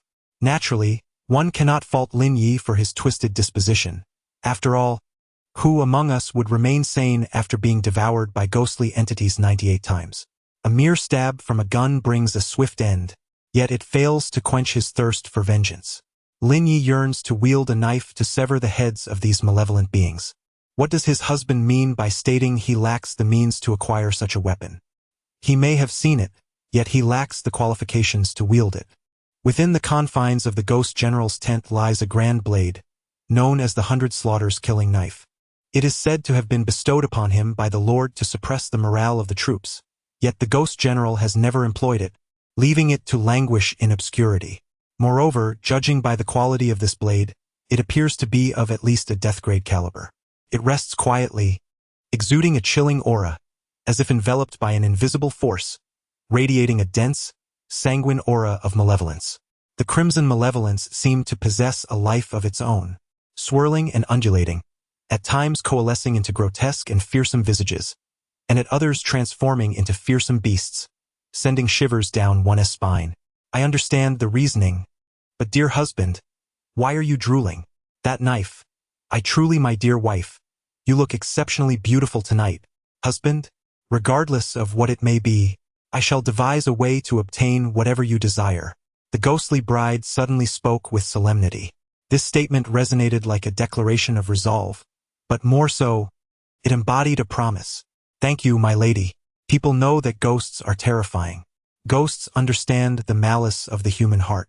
In that world, one must engage in a battle of wits. In this realm, what virtue does he possess to warrant such favor from a corpse ghost? Subsequently, as if sensing Lin Yu's unspoken troubles, the ghostly bride refrained from forcing intimacy. She first interwove a red thread across both sides of the tomb chamber. Then, as depicted in novels, she lay upon the red thread and fell into slumber. This way, she could protect Lin Yu, ready to respond at the slightest disturbance. Chapter 41. The sinister fetus, the vengeful ghostly infant. A new day dawned, and Lin Yu was roused from slumber. Upon stepping outside, he discovered an unfamiliar maid in his courtyard, seemingly injured. At that moment, she lay on the straw mat, groaning incessantly. What is happening? Lin Yu was utterly bewildered. Ghostly entities were commonplace in graveyards, but encountering a living person was a first for him. Today, a lady arrived at the cemetery, on the verge of childbirth, with her mother-in-law assisting her in the delivery. The gravity of the situation struck Lin Yu, leaving him momentarily speechless. Nevertheless, he instinctively approached, guided by the adage that saving a life is more meritorious than building a 7-story pagoda. Although he could not provide substantial help, he could lend a hand in minor ways. As he approached, he observed the midwife preparing for the delivery. On a rudimentary straw mat lay the woman, her complexion as pale as parchment, beads of sweat dotting her forehead. She gritted her teeth, gripping the mat with all her might, as if summoning every ounce of strength within her. Yet, for reasons unknown, the woman opted for a cesarean section instead of a natural birth. The midwife retrieved a sharp knife, briefly heating it over an oil lamp as a makeshift disinfection method, all the while muttering incantations that seemed to invoke a sinister spell. Time passed, and it appeared the moment had arrived. Suddenly, the midwife raised the dagger and plunged it violently into the woman's abdomen. In an instant, blood gushed forth, accompanied by the woman's piercing scream. Yet, the midwife appeared unmoved, continuing her gruesome task of slicing open the woman's belly. The scene was horrifyingly macabre, causing all present to feel a pang of anguish. Such is the nature of this world, where the concept of anesthesia is non-existent, and one must endure through sheer willpower. At this moment, the woman was too weak to utter a sound, her eyes brimming with terror and pleading as they locked onto the midwife. With one hand pressing down on the woman's abdomen, the midwife forcefully drove the knife into her skin, blood erupting forth and splattering onto her wrinkled face. The woman's body trembled violently, yet she was firmly restrained by the witch. The witch's coarse fingers delved into the wound, forcefully prying apart flesh in search of the fetus. With each movement, more blood was drawn forth, and soon the straw mat was stained crimson. For heaven's sake, old woman, could you not be so hasty? Time passed second by second. With the collective effort of those present, Lin Yu finally managed to extract the child. Throughout the ordeal, the witch maintained a relatively composed expression, but Lin Yu's head buzzed with confusion. Are you certain this is childbirth and not vivisection? However, the incision was not made by me. I merely extended the existing wound. Take a closer look at the infant, the witch advised. Instinctively, Lin Yu glanced again at the child in his hands. To his astonishment, the infant bore a visage reminiscent of an elderly person, wrinkled and aged beyond its tender years, with eyes glinting with an eerie chill. As Lin Yu gazed upon the bloody child, it did not cry but instead smiled at him. Shocked by this bizarre sight, Lin Yu nearly cast the infant away. More alarmingly, this child had only the placenta and no umbilical cord. Lin Yu had extracted it directly from the abdomen. What on earth is happening? A malevolent fetal displacement. The witch elucidated, her brow furrowed, her gaze laden with gravity. What does that mean? The child was not conceived by her. Someone had forcibly opened her abdomen and inserted a child, hence the absence of a connecting umbilical cord. The witch articulated each word with deliberate precision. Thus, she previously mentioned that the wound was not inflicted by her. Rather, she merely deepened an existing gash. In other words, this infant had barely entered the world and was already considered second-hand. Huh? In an instant, Lin Yu found himself utterly bewildered. What on earth was happening? At this very moment, he cradled a blood-soaked child, his face a canvas of confusion. His hands hovered indecisively, unable to lift or set down the child, leaving it to dry in the air. Perhaps it was best to inquire directly with the party involved. The witch shook her head, indicating her ignorance of the matter. However, since the child was not her own and given that the cesarean was performed without anesthesia, the surrogate maid endured excruciating agony throughout the ordeal, ultimately uttering only half of her words before succumbing to death. "Young master, please save my family." With that, the woman closed her eyes forever. Lin Yu. Ghost bride. Enchantress. Xiao Kui. The atmosphere was eerily silent, as if time itself had frozen. After a long pause, the witch murmured, "It seems we must summon the soul. After a person dies, their spirit lingers momentarily, unable to depart. At this juncture, certain powerful beings can employ secret techniques to forcibly extract the soul. How exactly should this be done? This is a matter that the Lord excels at. Me? If the old woman recalls correctly, among the 3,000 talismans, there exists one known as the soul-severing talisman. Is there such a thing?" Lin Yu nodded thoughtfully, and then, under the guidance of the witch, Lin Yu first inscribed a soul-separation talisman on the woman's forehead. Subsequently, the witch extracted a withered hairpin from her own head and plunged it into the woman's crown. Almost immediately, the woman's soul was forcibly drawn forth. Der Maiden. "What was it you mentioned about saving?" Upon hearing this, the woman cast a puzzled glance at those present, then surveyed her surroundings. Once she confirmed that she was in a familiar setting, she spoke urgently, "Young sir, please rescue my lady. Take your time. What has happened to your lady? My lord has taken a fancy to a concubine, and in order to wed her, he cruelly cast my lady into a desolate well last night." The woman spoke with fervor and desperation. This account was not difficult to discern as genuine. Such profound sisterly affection could not be feigned. Were spirits capable of shedding tears, this woman would surely be weeping like a rain-soaked pear blossom. "My lady is already with child and was on the verge of giving birth when she was thrown into the well. To protect the child, I had no choice." This statement indirectly confirmed that the witch had indeed spoken the truth. It was the woman herself who had opened her own abdomen. However, upon further contemplation, Lin Yu sensed something amiss. How could one self-inflict such a wound? What madness is this? If your lady were to give birth, why not simply retrieve the child instead of placing it back within her womb? Chapter 42. The headless corpse and reincarnation. The impending birth does not imply an immediate delivery. After the young lady was cast into the desolate well, her fate hung in the balance. Fearing that the child within her would be deprived of sustenance, the young woman took it upon herself to act, using a dagger to cut open her abdomen. Her intentions were noble. However, unbeknownst to her, from a scientific perspective, an immature infant would perish shortly after separation. Yet, in this realm teeming with malevolent spirits, the concept of science holds no sway. Thus, the child had long since succumbed, never having the chance to behold this world, and his untimely demise transformed him into a vengeful fetus, fueled by profound resentment. The woman believed the infant still lived, unaware that the essence of the child within her had already changed. Was such an act truly worthwhile? Upon hearing this, the woman appeared momentarily stunned. Indeed, was it worth it? Perhaps not. Nevertheless, the child remained innocent, and as the sole maid of the young lady, she felt a profound obligation. If I were to abandon my mistress and stand idly by as tragedy struck, what would distinguish me from that heartless scoundrel? If your mistress still draws breath, I shall convey your words with utmost fidelity. Thank you, kind sir. Following this, the woman recounted further details concerning her mistress before her spirit became utterly shattered. What course of action is to be taken now? Lin Yu cradled a child in his arms, redirecting his gaze towards the witch. This child had morphed into a vengeful fetus, possessing formidable power. If harnessed correctly, it could become an invaluable ally in the future. But what if it cannot be utilized effectively? Lin Yu retorted, recalling the witch's own words that the child had indeed become a vengeful spirit. The malevolent fetus signifies a lack of emotion.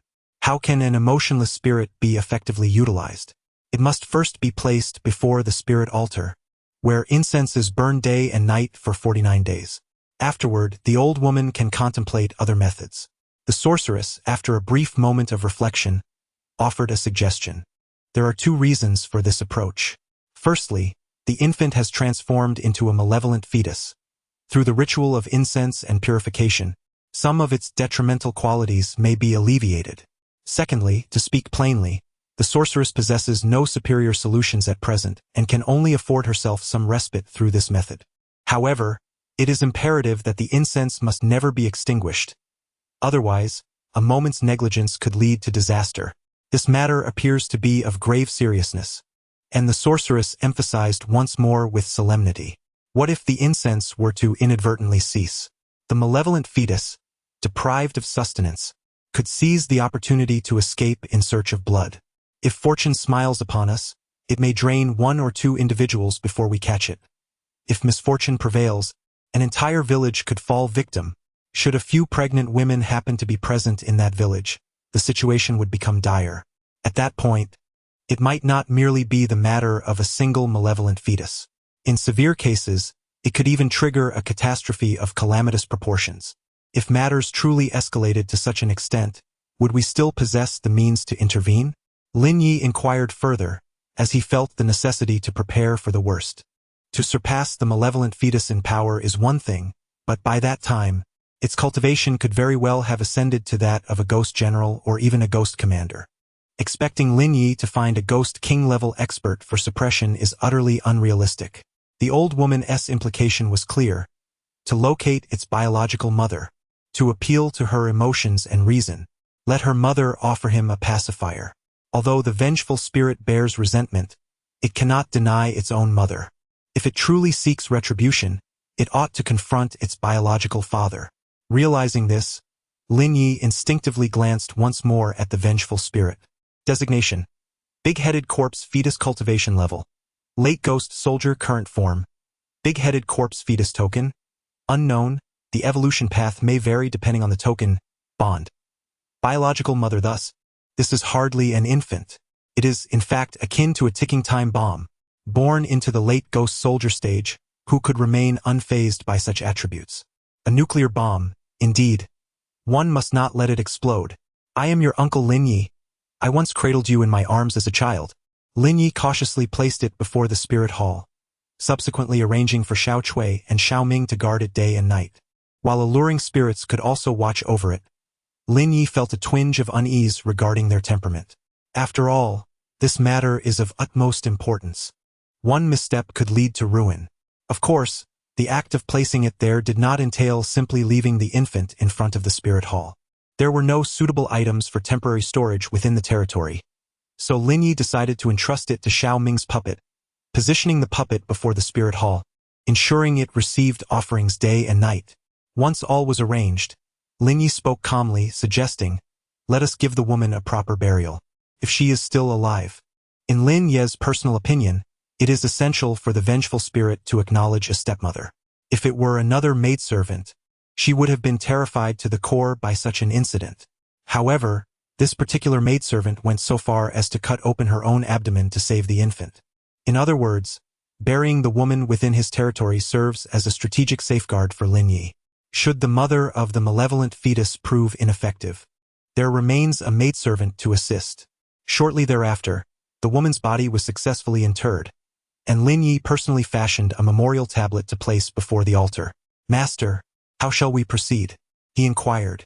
"Let us seek the biological mother of the cursed child," Lin Yu contemplated aloud. The witch had mentioned the potential for a sudden outburst from the troublesome child. However, had it not been stated that the child's mother was cast into a dry well? With the child having been exhumed, it is conceivable that she has already. One must see the living or the dead, he mused. In this realm, the demise of an individual is hardly remarkable. It is plausible that the child's mother has transformed into a vengeful spirit or a wandering ghost. Very well. The latter responded with a nod of affirmation. Yet, before embarking on this quest, Lin Yu had one more task to attend to. The blood-bone flower king cultivated the previous night had blossomed, and Lin Yu needed to harness it to forge a singular blood bone before venturing forth to locate the malevolent child's mother.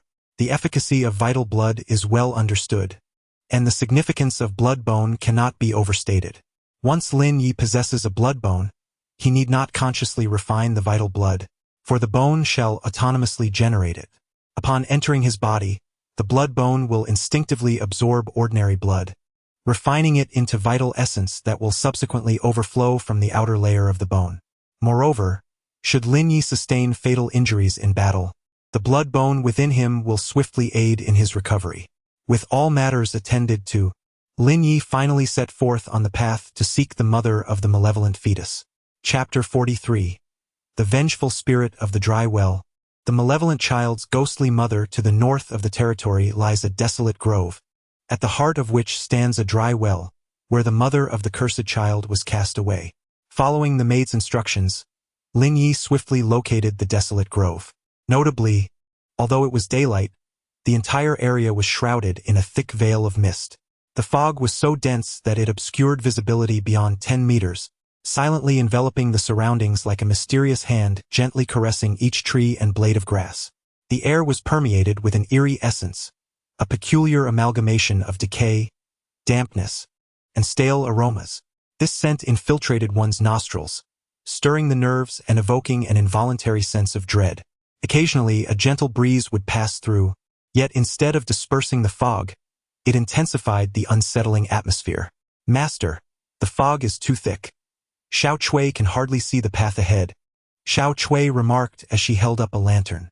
"Do you not possess the guiding lantern? How is it that you remain unable to discern the way?" "Master, the guiding lantern merely ensures we do not fall into a phantom wall. Xiao Chui will safely lead everyone out of the grove, but it cannot indicate the precise location of the dry well." Upon hearing this, Lin Yu turned directly to the witch. "Elder, what shall we do in such circumstances?" "My lord, do you still have any blood from the ghostly infant? Is the blood on my garments acceptable?" Lin Yu responded, recalling that he had washed his hands prior to their arrival, rendering the traces less conspicuous, although his clothing might still bear some marks. "That will suffice," the witch nodded. Then, under the puzzled gazes of those present, the witch tore a bloodied corner from Lin Yu's garment and wrapped it with a talisman. With a mere thought, the talisman ignited spontaneously. As the flames transformed into a fireball, the witch flicked her wrist, and the fireball immediately morphed into the wick of the guiding lantern. The bond between mother and child is profound. Let us now follow the lantern's guidance. The blood of the malevolent fetus should soon lead us to his biological mother. Of course, this is contingent upon the maid's honesty. It must be true that the wicked fetus was indeed born of the woman from the dry well. However, the likelihood of such a coincidence seems slim. Under the lantern's direction, it wasn't long before Lin Yu indeed discovered a desolate grove housing a withered well. Upon closer inspection, he noticed a wandering spirit nearby, drifting aimlessly. "My child, where is my child? Has anyone seen my child?" Upon hearing this, Lin Yu pondered, convinced that he was on the right track. Yet, what puzzled him was the presence of a shadow trailing the spirit. What could this mean? The principal soul among the three was absent, leaving the remaining two souls on the brink of separation, indicating a sign of impending dissolution. Furthermore, the absence of the primary essence rendered the spirit's memories and intellect incomplete. It could only recall the most significant moments from its past, while everything else remained obscured. Thus, it aimlessly drifted beside the dry well. What should be done now? With the woman's memories fragmented, Lin Yu could not ascertain certain crucial information. She might not even recognize her malevolent son upon seeing him. They needed to devise a way to locate her primary soul. Yet, in this remote wilderness, where could her essence possibly manifest? The environment was undoubtedly intricate, but spirits typically do not stray far from their physical forms. Ultimately, the collective focus shifted toward the depths of the withered well. How could they bring it forth? Descend and bring it back up, will you? Why must it be me? You are the only male here. Your physical strength surpasses the rest. Is this a matter of gender? I am a human while she is a spirit. You expect me to leap into an abandoned well to retrieve a ghost? Had I known, I would have brought the wicked spirit instead. Fear not, my husband. Once I locate the soul, I shall promptly pull you up.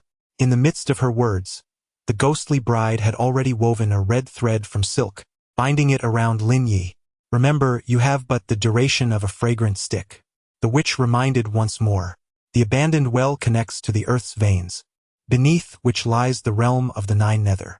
Should you fail to escape within this time limit, the red thread will ignite on its own, and Lin Yu shall be lost forever. Understood? Lin Yu daret notlinger.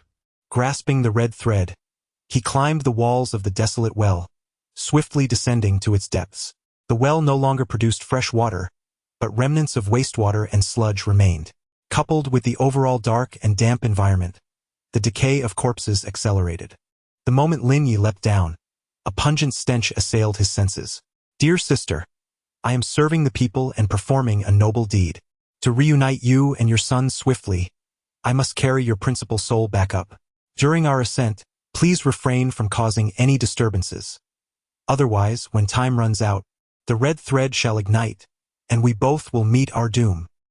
He wondered if the spirit could even hear him, offering himself a bit of solace.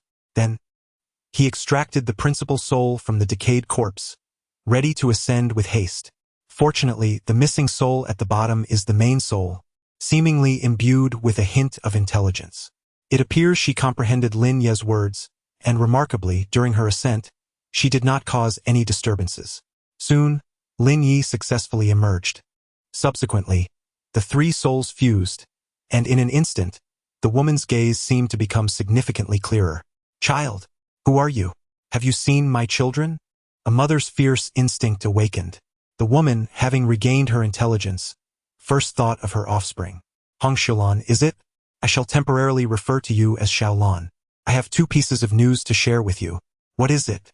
The woman did not recognize these individuals, yet they addressed her by name. After some contemplation, she decided to listen.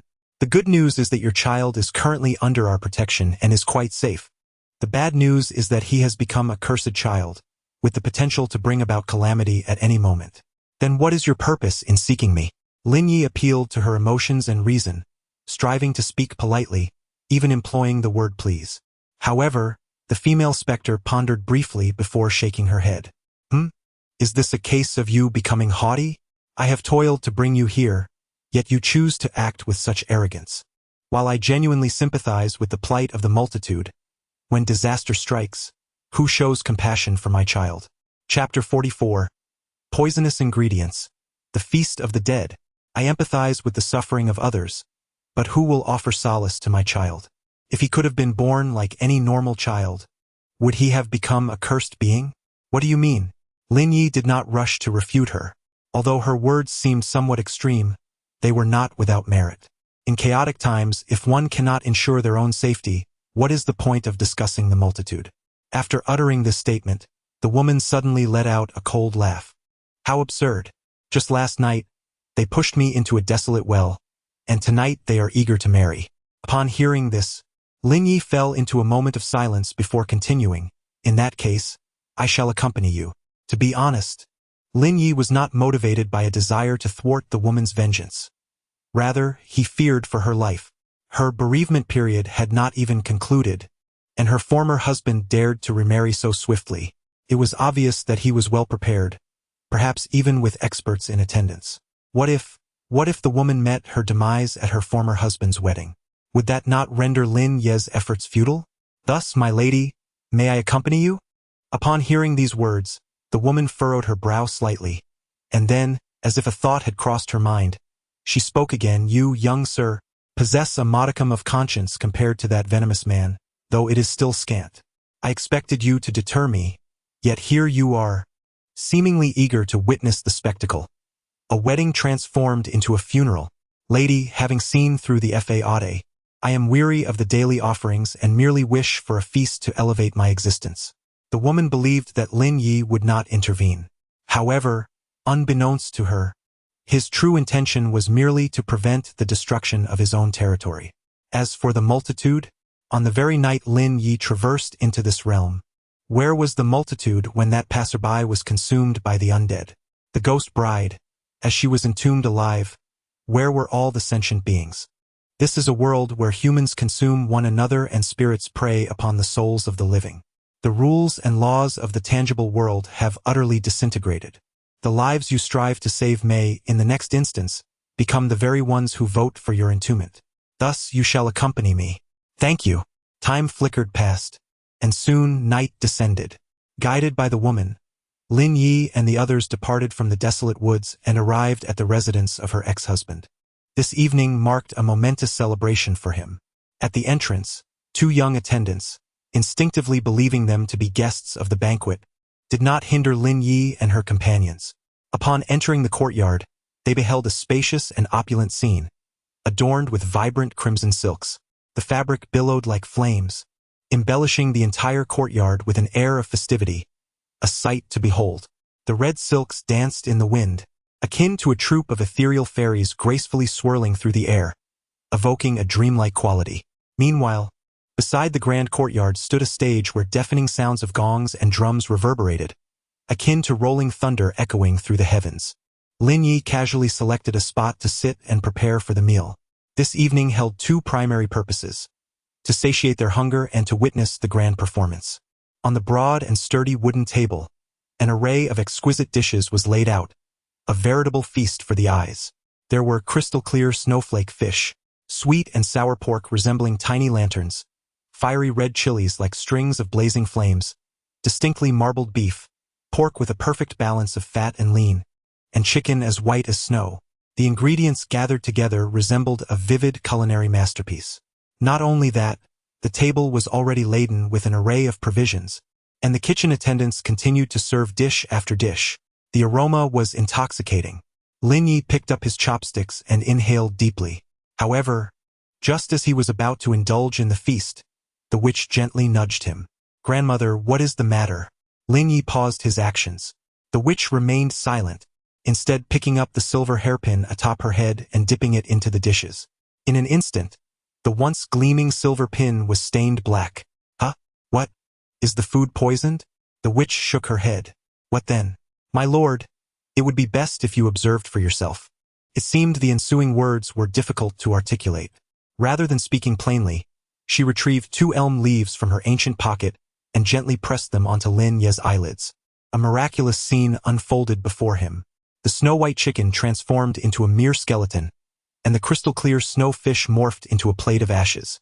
The dish of cold salad. Ugh! What in the world? Lin Yu felt a wave of nausea wash over him as he recalled how close he had come to taking a bite. Instinctively, he glanced at the attendants serving the dishes. Just moments ago, he had been too engrossed in the meal to notice, but upon closer inspection, he found it peculiar that the attendants were tiptoeing as they walked. Moreover, their expressions were vacant and dazed, seemingly out of place amidst the festive wedding scene. Lin Yu had initially dismissed his suspicions, but the more he observed, the more he sensed something was amiss. Furthermore, the specter of the woman vanished upon entering the mansion. It remains uncertain. Let us venture inside the bridal chamber. Very well. Lin Yu rose to his feet and, amidst the ensuing chaos, boldly pushed open the door to the wedding chamber. Once he ascertained that no one was paying him heed, he cautiously closed the door behind him. Lin Yu envisioned the bridal chamber as a serene scene, with the mistress draped in a red veil, quietly seated at the head of the bed, awaiting her groom. However, as he began to survey his surroundings, the sight before him nearly caused his eyes to bulge in disbelief. In the center of the chamber, two lifeless bodies hung from the main beam by a taut rope, which cruelly constricted their necks. The garments of the deceased were strikingly distinct, one adorned in a red wedding gown and the other in a crimson Zhongshan suit. It was unnecessary to ponder further. He knew precisely who these individuals were. One was the former husband, and the other the mistress. But was this not supposed to be their wedding night? How had they met their demise here? Amidst the confusion, Lin Yu instinctively lowered the groom's body and pressed his hand to the nose, searching for any sign of breath. Regrettably, the groom had long since departed this world, leaving Lin Yu unable to glean any further information. Just as he was about to invoke the spirit of the groom, the witch and others suddenly burst into the room. What has happened? It appears we are surrounded. Huh? What? The guests partaking in the wedding feast had, after enjoying their meal, inexplicably transformed into mindless corpses, forcing us into the bridal chamber. As I gaze across the courtyard, it is overrun with the undead. Once, these were ordinary guests. However, after consuming the tainted fare, they have all succumbed to infection.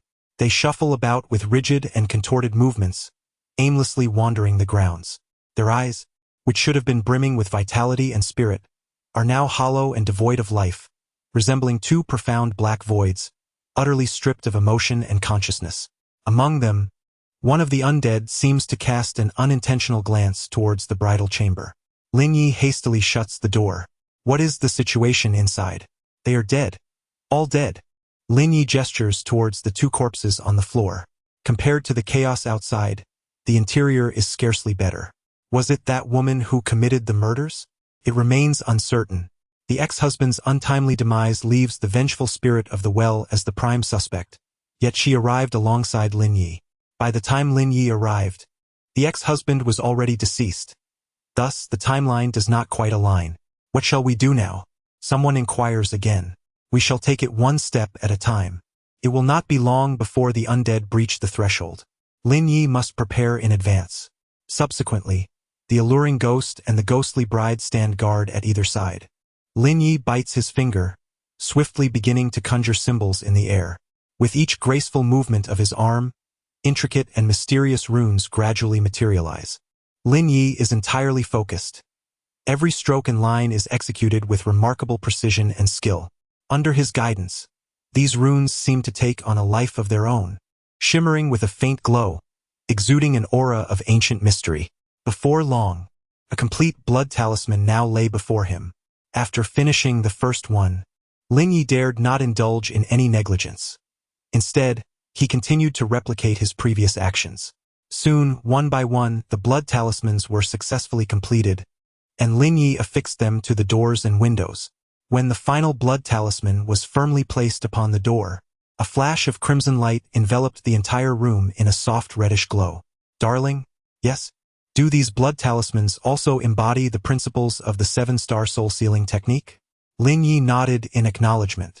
It was not that he was employing the same old tricks. It was simply that, thus far, he had only mastered a single soul sealing formation.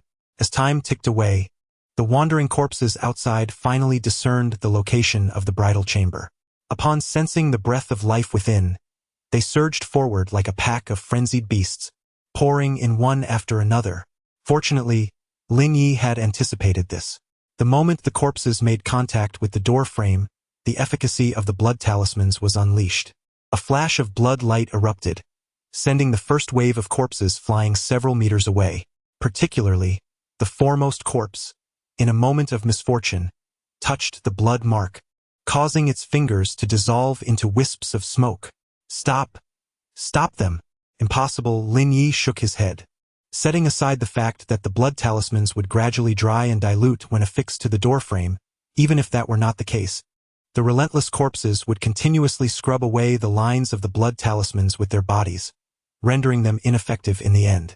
Then, as if to validate Lin Yu's conjecture, a melodious operatic tune suddenly wafted in from outside the window. The melody ebbs and flows, reminiscent of the majestic mountains and flowing waters. At times, it is light and urgent, akin to a gentle breeze caressing the willows.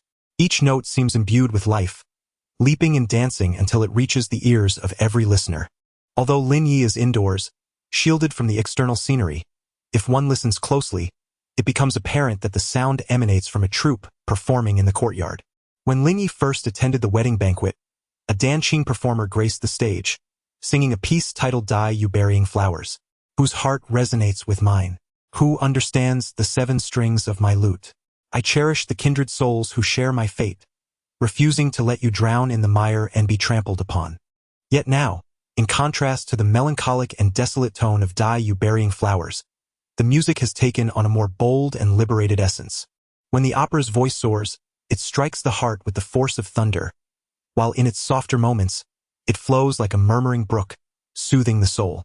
With a flask of wine and a flower in hand, one sings when intoxicated, dances in fervor, and ceases when sober. This is the West Chamber. Under the influence of the opera, the seemingly lifeless figures suddenly appear invigorated, launching a more fervent and organized assault. Lin Yu's blood talisman subtly begins to show signs of faltering. I understand now. What do you comprehend? This is not a wedding banquet at all. Rather, it resembles a trap, with us cornered in the bridal chamber, akin to fish in a barrel. Behind all of this, there is a hidden hand orchestrating the events. Upon entering the wedding banquet, the sorrowful strains of Die You Burying Flowers initially controlled the zombies, keeping them in eerie silence. As we entered the marital chamber, retreat was no longer an option. The melody shifted once more, reminiscent of the West Chamber, and the offensive commenced in earnest. What should we do now? We must fight back, Lin Yu declared with unwavering resolve, for he understood all too well that the adversary was employing lethal force. Bolstered by theatrical resonance, the blood talismans would not endure for long. Rather than succumb to despair, it was better to take a bold stand. Let us not forget that the walking corpses were merely transformed from ordinary guests, assumed to be at the early stage of ghostly soldiers. Yet, within the room, there were 3 formidable ghostly generals at the onset of their power. With Lin Yu's command, the seductive ghost took the initiative. She abruptly closed her eyes and began to chant incantations. As her words wove a spell, a multitude of skeletal phantoms, exuding an air of decay, surged forth from her flowing sleeves. The hollow eye sockets of these skeletal apparitions flickered with a sinister crimson glow. They clawed and flailed, first spiraling through the air, before each chose its target and plunged into the foreheads of the walking corpses. Under the influence of an inexplicable force, a flash of blood red flickered in the eyes of the corpses, and in an instant, they seemed to lose control, descending into a frenzied bout of mutual destruction. While the seductive ghost's abilities primarily inflicted psychological torment, the ghostly bride exhibited a far more violent disposition. Vivid crimson threads erupted from her sleeves like lightning, piercing through the grotesque and sluggish forms of the walking corpses. As they intertwined and crisscrossed during their assault, these threads formed an immense and intricate web of ensnarement. With each additional strand, this web grew increasingly dense and formidable. The ghostly bride turned sharply, forcefully tugging at the threads. Those entwined within the undead were mercilessly severed, scattering fragments of flesh across the ground. Chapter 46. The Liyuan Melodies. The ghostly lady in green time passed inexorably. With the initial path cleared by the 2 ghost generals, Lin Yu and his companions swiftly advanced from the bridal chamber into the courtyard once more. In that moment, Lin Yu finally beheld the ghostly figure on the stage, adorned in an exquisitely lavish costume, her garments billowing as if animated by the very wind. The fabric was embroidered with intricate patterns, intertwining golden and silver threads that shimmered with a dazzling brilliance. The collar was embellished with lustrous, pristine pearls, tightly arranged like a constellation of stars. The sleeves were voluminous and ethereal, gracefully swirling as if they danced like drifting clouds. Overall, this attire not only showcased the noble grace of the ghostly performer, but also exuded an enchanting and mysterious charm. Name: Qi Ling Path. Ghost General, Early Stage. Category: Ghost Current Form. Qi Ling, Next Form. Sorrowful Songstress. Token: Unlock more melody skill. Augment various attributes through diverse melodies. Ghost Domain. Liyuan Melodies. Liyuan Melodies. Qi Ling conjures an ethereal ghost theater, targeting the audience below, and through her theatrical performance, she dispatches her foes. Notably, upon witnessing Lin Yu and his companions emerge, the expression of the ghostly lady in green momentarily froze. However, regaining her composure, she swiftly altered her melody. The courtyard was open to the heavens, bathed in the silvery light of the full moon, reminiscent of Chang'e descending from the Moon Palace, a poignant image of beauty and solitude in Guanghan Palace. How reminiscent of a tipsy imperial concubine. The moon hung low upon the branches, and the air turned suddenly frigid. Before long, those once ethereal melodies began to materialize, coalescing into an array of razor-sharp ice blades. These blades glimmered ominously, reflecting a chilling light. Under the moon's silvery glow, they surged forth with a fierce momentum and a piercing sound, akin to a pack of ravenous wolves pouncing upon their prey, hurtling toward Lin Yu with alarming speed. In the blink of an eye, just as the ice blades were about to pierce Lin Yu, a spectral figure emerged, raising a funeral umbrella as a shield before him. The ice blades struck the umbrella's ribs with thunderous force, erupting sparks in every direction. The air was instantly thickened with the acrid scent of gunpowder. Despite the overwhelming ferocity of the assault, not a single blade managed to breach the umbrella's formidable defense. Master. Her ghostly domain was a stage for performance, both a source of power and a vulnerability. If the stage were to be set ablaze, the enchantment could be unraveled. Very well. Upon hearing this, Lin Yu swiftly began to inscribe symbols in the air once more. Yet this time, he drew not seals of confinement nor illusions, but symbols of fire, for talismans were placed in each corner of the stage, drawing together towards the center. The moment the flames met the stage, they rapidly spread inward. Before long, the ghostly figure in azure was consumed by the flames, yet the haunting melodies continued to resonate. She sang on, her voice unwavering, but this time, it was a final lament, life and death entwined with grievances. What of the blossoms in bloom and the full moon that bestows longevity? Or the myriad sorrows of mountains and rivers? Thoughts drift endlessly in sorrow. Time slipped away, and it was impossible to discern how long had passed. As the final notes of the performance faded away, the stage was consumed by smoke and ashes, leaving the grand estate utterly vanished. In that desolate place remained a solitary woman, entranced as she plucked the strings of an ancient zither. With each note, her sorrowful tears fell, until her hands were stained with blood from the sharp strings. Madam, cease your playing. All has come to an end. Lin Yu stepped forward to offer a gentle consolation. Indeed, the woman playing the zither was none other than the ghost from the dry well. Did you suspect this was my haunted domain? Pray, tell me how you discerned it. Thereafter, Lin Yu began to narrate his observations. Firstly, upon entering, the circumstances appeared suspicious. Typically, one would require an invitation to attend a wedding banquet, yet Lin Yu and his companions gained entry with remarkable ease. It felt overly simple, almost as if the banquet had been orchestrated solely for their presence. Secondly, the guests seemed unfamiliar with one another. They indulged in the feast, yet exchanged no greetings or pleasantries. Lastly, the performance troupe raised further doubts. Which family, during a wedding ceremony, would sing of "Die You Mourning the Fallen Blossoms"? Had you played a melody like the Heavenly Match, I might have thought nothing of it. Yet what do these observations truly signify? At most, they only cast suspicion on the banquet, failing to confirm that this was my ghostly realm.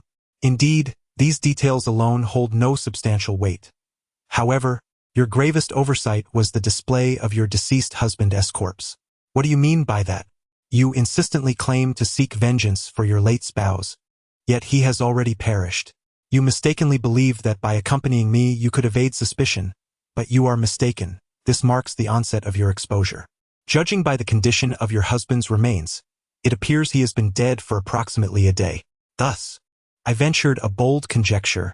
If my ex-husband harbors such affection for this mistress, how could he possibly wait even a single day? In truth, the wedding took place last night. You had already drenched the banquet in blood. My ex-husband astutely enlisted the help of a skilled individual, likely that actor. Yet, perhaps this actor, moved by your plight or for reasons unknown, conspired with you. Consequently, he too became a member of your ghostly domain. Given my considerable abilities, why then do I find myself in such a fragmented state? To consolidate such a vast ghostly realm must surely demand immense effort. Coupled with the hatred that fills your heart, the backlash was entirely to be expected. Indeed, I must harbor such hatred. It appears that Lin Yu's deductions were fundamentally accurate. At this juncture, the woman ceased her pretense, fully revealing her true nature. They all deserve to perish. Regrettably, as I reached this point, the woman could not restrain her tears any longer. Though I cannot claim to entirely empathize with her emotions, I can certainly grasp a fraction of her anguish. When her enemies were present, she still possessed a flicker of motivation to endure. Now that her adversaries have perished, and her child is irretrievably lost, she experiences a profound sense of emptiness, confusion, a heart-wrenching cry that arises from the realization that life has lost all meaning. In this vast world, she is at a loss regarding her future direction or purpose. After a prolonged silence, it remains uncertain whether Lin Yu's words of comfort had any effect, or if the woman simply could not relinquish her grief for her lost child. "Is my child well?" she inquired, her devotion unwavering, as she meticulously tended to the daily offerings, fearful of any lapse. "Thank you." Chapter 47. The Dual Threat of Mother and Child. The Haunted Ancient Residence title. The Vengeful Spirit of the Dry Well Path. Ghost General, Early Stage Category. Ghost Bond. Malicious offspring, when together with a child, automatically evolves into the dual threat of mother and child. Current form. Vengeful Spirit of the Dry Well token. None. Unlocking the musical score allows for evolution. Skills. The 5 notes of gong. Shang Jiao Ji Yu. Haunting Domain. The Haunted Ancient Residence. The 5 notes of gong. Shang Jiao Ji Yu. In her mortal life, the woman was a gifted musician, well-versed in various musical styles and rhythms, which attracted the attention of the highborn. After becoming a ghost, her melodies could slay by influencing the minds of her victims. The Haunted Ancient Residence. The woman, self-taught with no martial arts mentor, condensed her place of hatred into her own ghostly domain. Thus, it appears that Lin Yu's conjecture was indeed accurate. The green-clad female ghost performed while the ghost of the dry well provided accompaniment from backstage. Their union ultimately birthed the sound blade. You have spoken correctly on several accounts, yet there is one aspect you have misjudged. Do you know what it is? What? With the cunning mindset of that treacherous man, it would be inconceivable for him to seek out a master. The green-clad ghost was merely an ordinary performer at the wedding celebration. However, the plight of performers is often tragic. Upon hearing each other's stories, they felt mutual sympathy and united against their common foe. I see. After hearing this, Lin Yu could only shake his head in silence. He had intended to enjoy the performance, yet unexpectedly found himself entwined in the drama. Glancing up at the sky, realizing how much time had passed, he said, "Let us depart." All right. Everything was settled, yet just as Lin Yu prepared to leave, suddenly, I felt something grasping my thigh. Looking down, it appeared to be the ghost of a hanged man from the bridal chamber. Name: Hanged Ghost. Level: Ghost Soldier. Initial stage: Current form: Hanged Ghost. Next form: Hanged Guest. Token: 3 feet of white silk. Description: The hanged ghost currently possesses no significant abilities, but with the 3 feet of white silk, can evolve into the Hanged Guest Guardian. My ex-husband had already been dead for a day. However, after Lin Yu placed him on the ground and checked for breath, he inadvertently connected to the earth's veins and absorbed some human energy. This resulted in his sudden resurrection. Nevertheless, Lin Yu did not rush to speak. Instead, he gazed at the woman. After all, this was a matter concerning her family, and as an outsider, he felt it inappropriate to interfere. Since the scoundrel could return from the dead, it seemed the venomous woman must have awakened as well. In that case, the woman could be confined to the latrine, becoming a toilet ghost, while the man would perhaps be tethered with a chain, serving as my guard dog. The cemetery remained unchanged. However, upon entering the mourning hall, Lin Yu was startled to find an additional figure at the central altar. One was the witch's grandson, Xiao Ming. But who was the other? In an instant, Lin Yu heightened his vigilance. Upon closer inspection, He noticed that this individual's head was disproportionately large, while the body was diminutive, even smaller than Xiao Ming's frame. It resembled an infant. Wait, an infant? And with such a large head, this child bore an uncanny resemblance to a monstrous fetus. Setting aside how it had emerged from the puppet, this growth rate was extraordinarily abnormal. As morning broke, the infant was still present. Xiao Ming, what is the situation? In response, the older brother remarked, we are merely playing house. Ah, playing house, is it? Then all is well, as long as it is not the game of demolishing homes. Despite these reassurances, Lin Yu remained vigilant. To be candid, his heart raced to his throat in that fleeting moment. What if the infant were to act irrationally? His domain could easily become a wasteland. At that moment, a woman spoke softly. Xiao Yi. Reflexively, Lin Yu responded, Are you eager to take advantage of the situation? I called for my son. Why did you respond? I see. My name is Lin Yi. You call me Xiao Yi, and I wonder what I am agreeing to? His nickname is also Xiao Yi, a name I bestowed upon him before his birth. In the darkness of his world, I named him Eternal Night. Understanding dawned upon Lin Yi as he nodded inwardly. Yet, the term biological mother seemed to hold little meaning for the infant, who was unconsciously drawn to the woman, perhaps without fully comprehending why. Subsequently, the woman took the infant's small hand, and Lin Yi guided her to the maid's grave for a brief glance.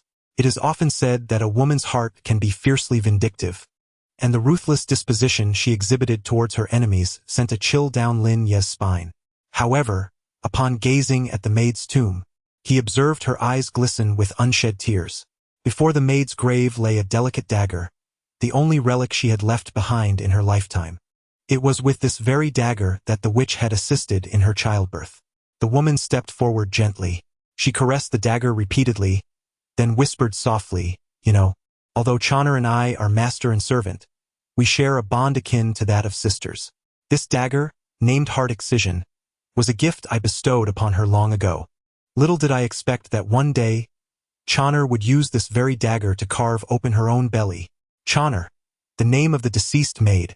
The gilded adornments on the dagger symbolize the strength of our bond. Yet it has tragically transformed into the instrument of Chana's demise. It was her belly that was pierced, yet it was the heart of a woman that was truly wounded.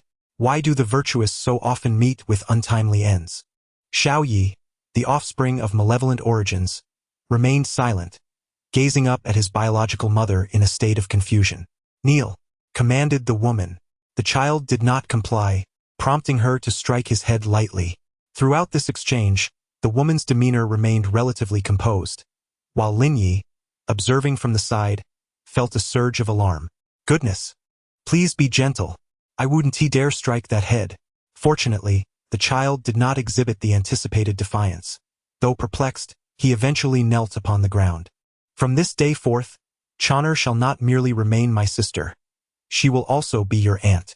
Regardless of how you choose to develop, whether you walk the path of righteousness or descend into darkness, you may betray the world, but you must never betray your aunt.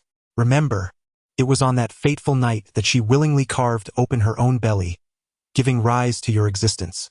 Bow your head. The child did not nod, yet the woman forcibly pressed his head down 3 times.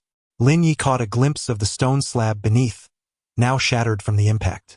Witnessing this scene, Lin Yu's lips twitched involuntarily. He harbored grave doubts about whether bringing the woman over was right or wrong. It felt as though there were hints of complicity in wrongdoing.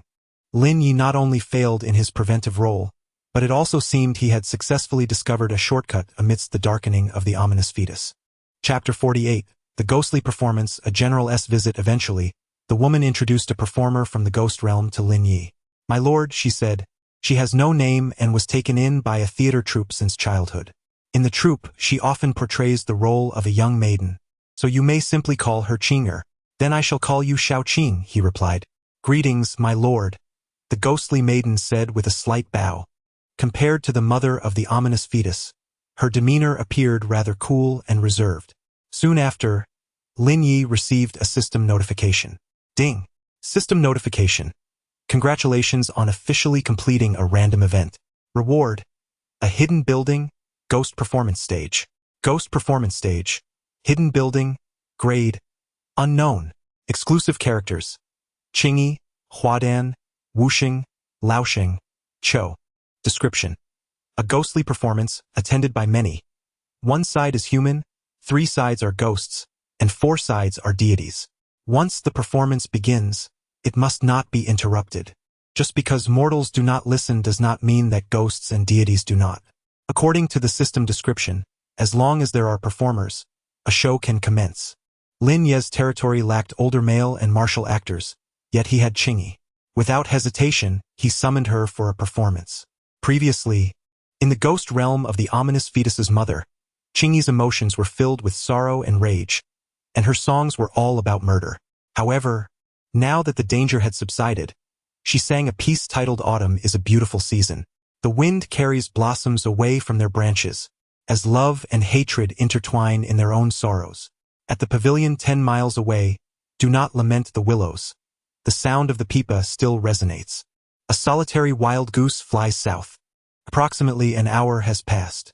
The performance concludes, and the audience disperses. Lin Yu's expression remains unperturbed. After all, tonight's play is meant for the spirits, rendering him an outsider. Thus, it is only natural that he does not comprehend the spectacle. As he turns, he observes Xiao Ming and Xiao Yi engaged in their merriment, seemingly lost in a world of their own.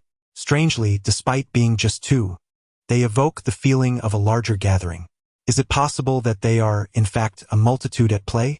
At that moment, the witch approached. What does this mean? My lord, I have 2 elm leaves here. Would you care to apply them once more? No. Perhaps it's best to pass. Upon hearing this, Lin Yu instinctively shuddered, recalling the dish of snowflake fish that still haunted his thoughts. However, Lin Yu lacked the ability to see spirits. If certain entities chose to remain hidden, it was only to be expected. The fierce spirits could also be attributed to their formidable strength, rendering concealment ineffective against them. Or perhaps, those of a tender age still had their celestial gates open. This raises a question. How did Xiao Ming perceive them? Yet, he posed Lin Yu a seemingly trivial inquiry. My lord, have you ever heard of the soul-calling boy? What does that imply? In years gone by, in our village, there existed some antiquated customs. When an elder passed away, a boy would be selected to sit upon the coffin, symbolizing the notion that through the boy's eyes, the departed might glimpse the world one last time.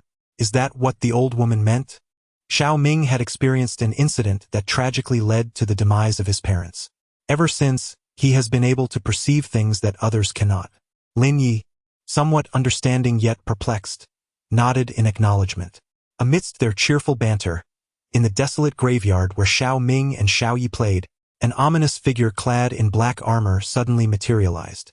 Initially, Lin Yu assumed that Xiao Ming's so-called companion had made a grand entrance.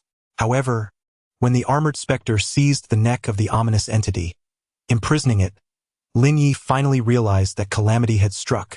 Beneath the shroud of night, an eerie carriage appeared on the horizon, drawing Lin Yu's gaze. Seated within was a corpulent and exceedingly greasy old man, adorned in an opulent official robe that left his belly exposed.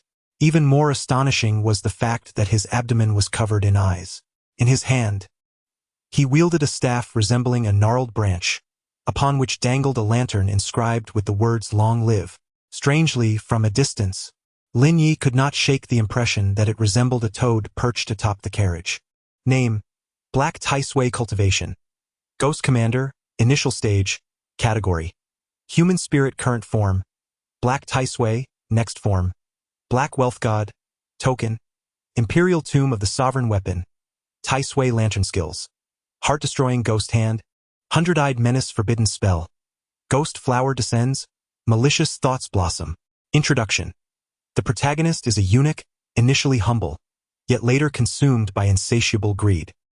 He is granted a 3-foot white silk and poisoned wine by the emperor, and upon his demise, mysteriously acquires an elixir.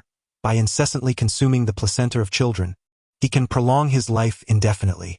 However, this comes with evident drawbacks. His physique becomes grotesquely bloated and is covered in numerous eyes, resembling a toad. Heart-piercing hand. The eunuch employs this technique to extract the hearts of children, succeeding with each attempt. Hundred-eyed fury. The eunuch unveils his garments, revealing a belly adorned with chaotic eyes. Anyone gazed upon will experience a decline in all attributes. Demoniac blossoms descend, malicious thoughts bloom.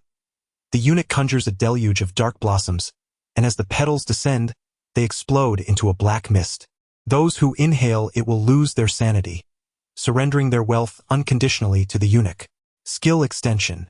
If the eunuch perceives you as a pauper, lesser than the treasures within the imperial tombs, he will delicately crush a black flower with his orchid-like fingers, resulting in the instantaneous demise of a corresponding victim under his control. Moreover, he is flanked by 4 spectral warriors clad in identical armor, serving as his protectors. In truth, there are 5 in total. The 4 spectral warriors, despite their similar attire, wield disparate weapons. Some brandish iron chains, bound with 3 white-clad specters, evoking the image of 3 captured fugitives. Others carry a shield in one hand and a black blade in the other, reminiscent of the grim soldiers from the Underworld. Notably, the foremost warrior wields a blood-soaked, dripping sword. Wherever this individual stands, devoid of any verbal or physical gesture, the formidable aura emanating from his entire being unmistakably reveals him to be a formidable figure. His gaze is as frigid as ice, seemingly capable of piercing through the very essence of a person. His stature is as upright as a pine tree.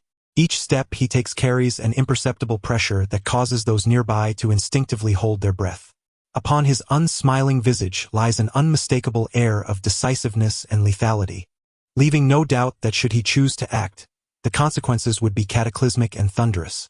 Wait, that bloodied blade in his hand. Why does it seem increasingly familiar to Lin Yu? The blade of 100 slaughters. Could it be that the ghost general has come calling? Chapter 49. The transience of beauty.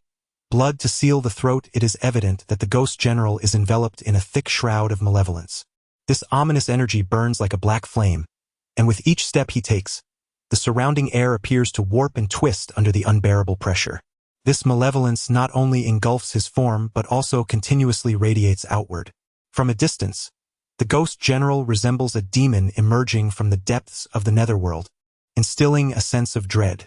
Wherever he treads, the vegetation withers, and an eerie silence prevails. Name: Ghost General. Path: Ghost General. Early stage: Category: Ghost. Current form: Ghost General. Next form: Ghost Commander. Token: None.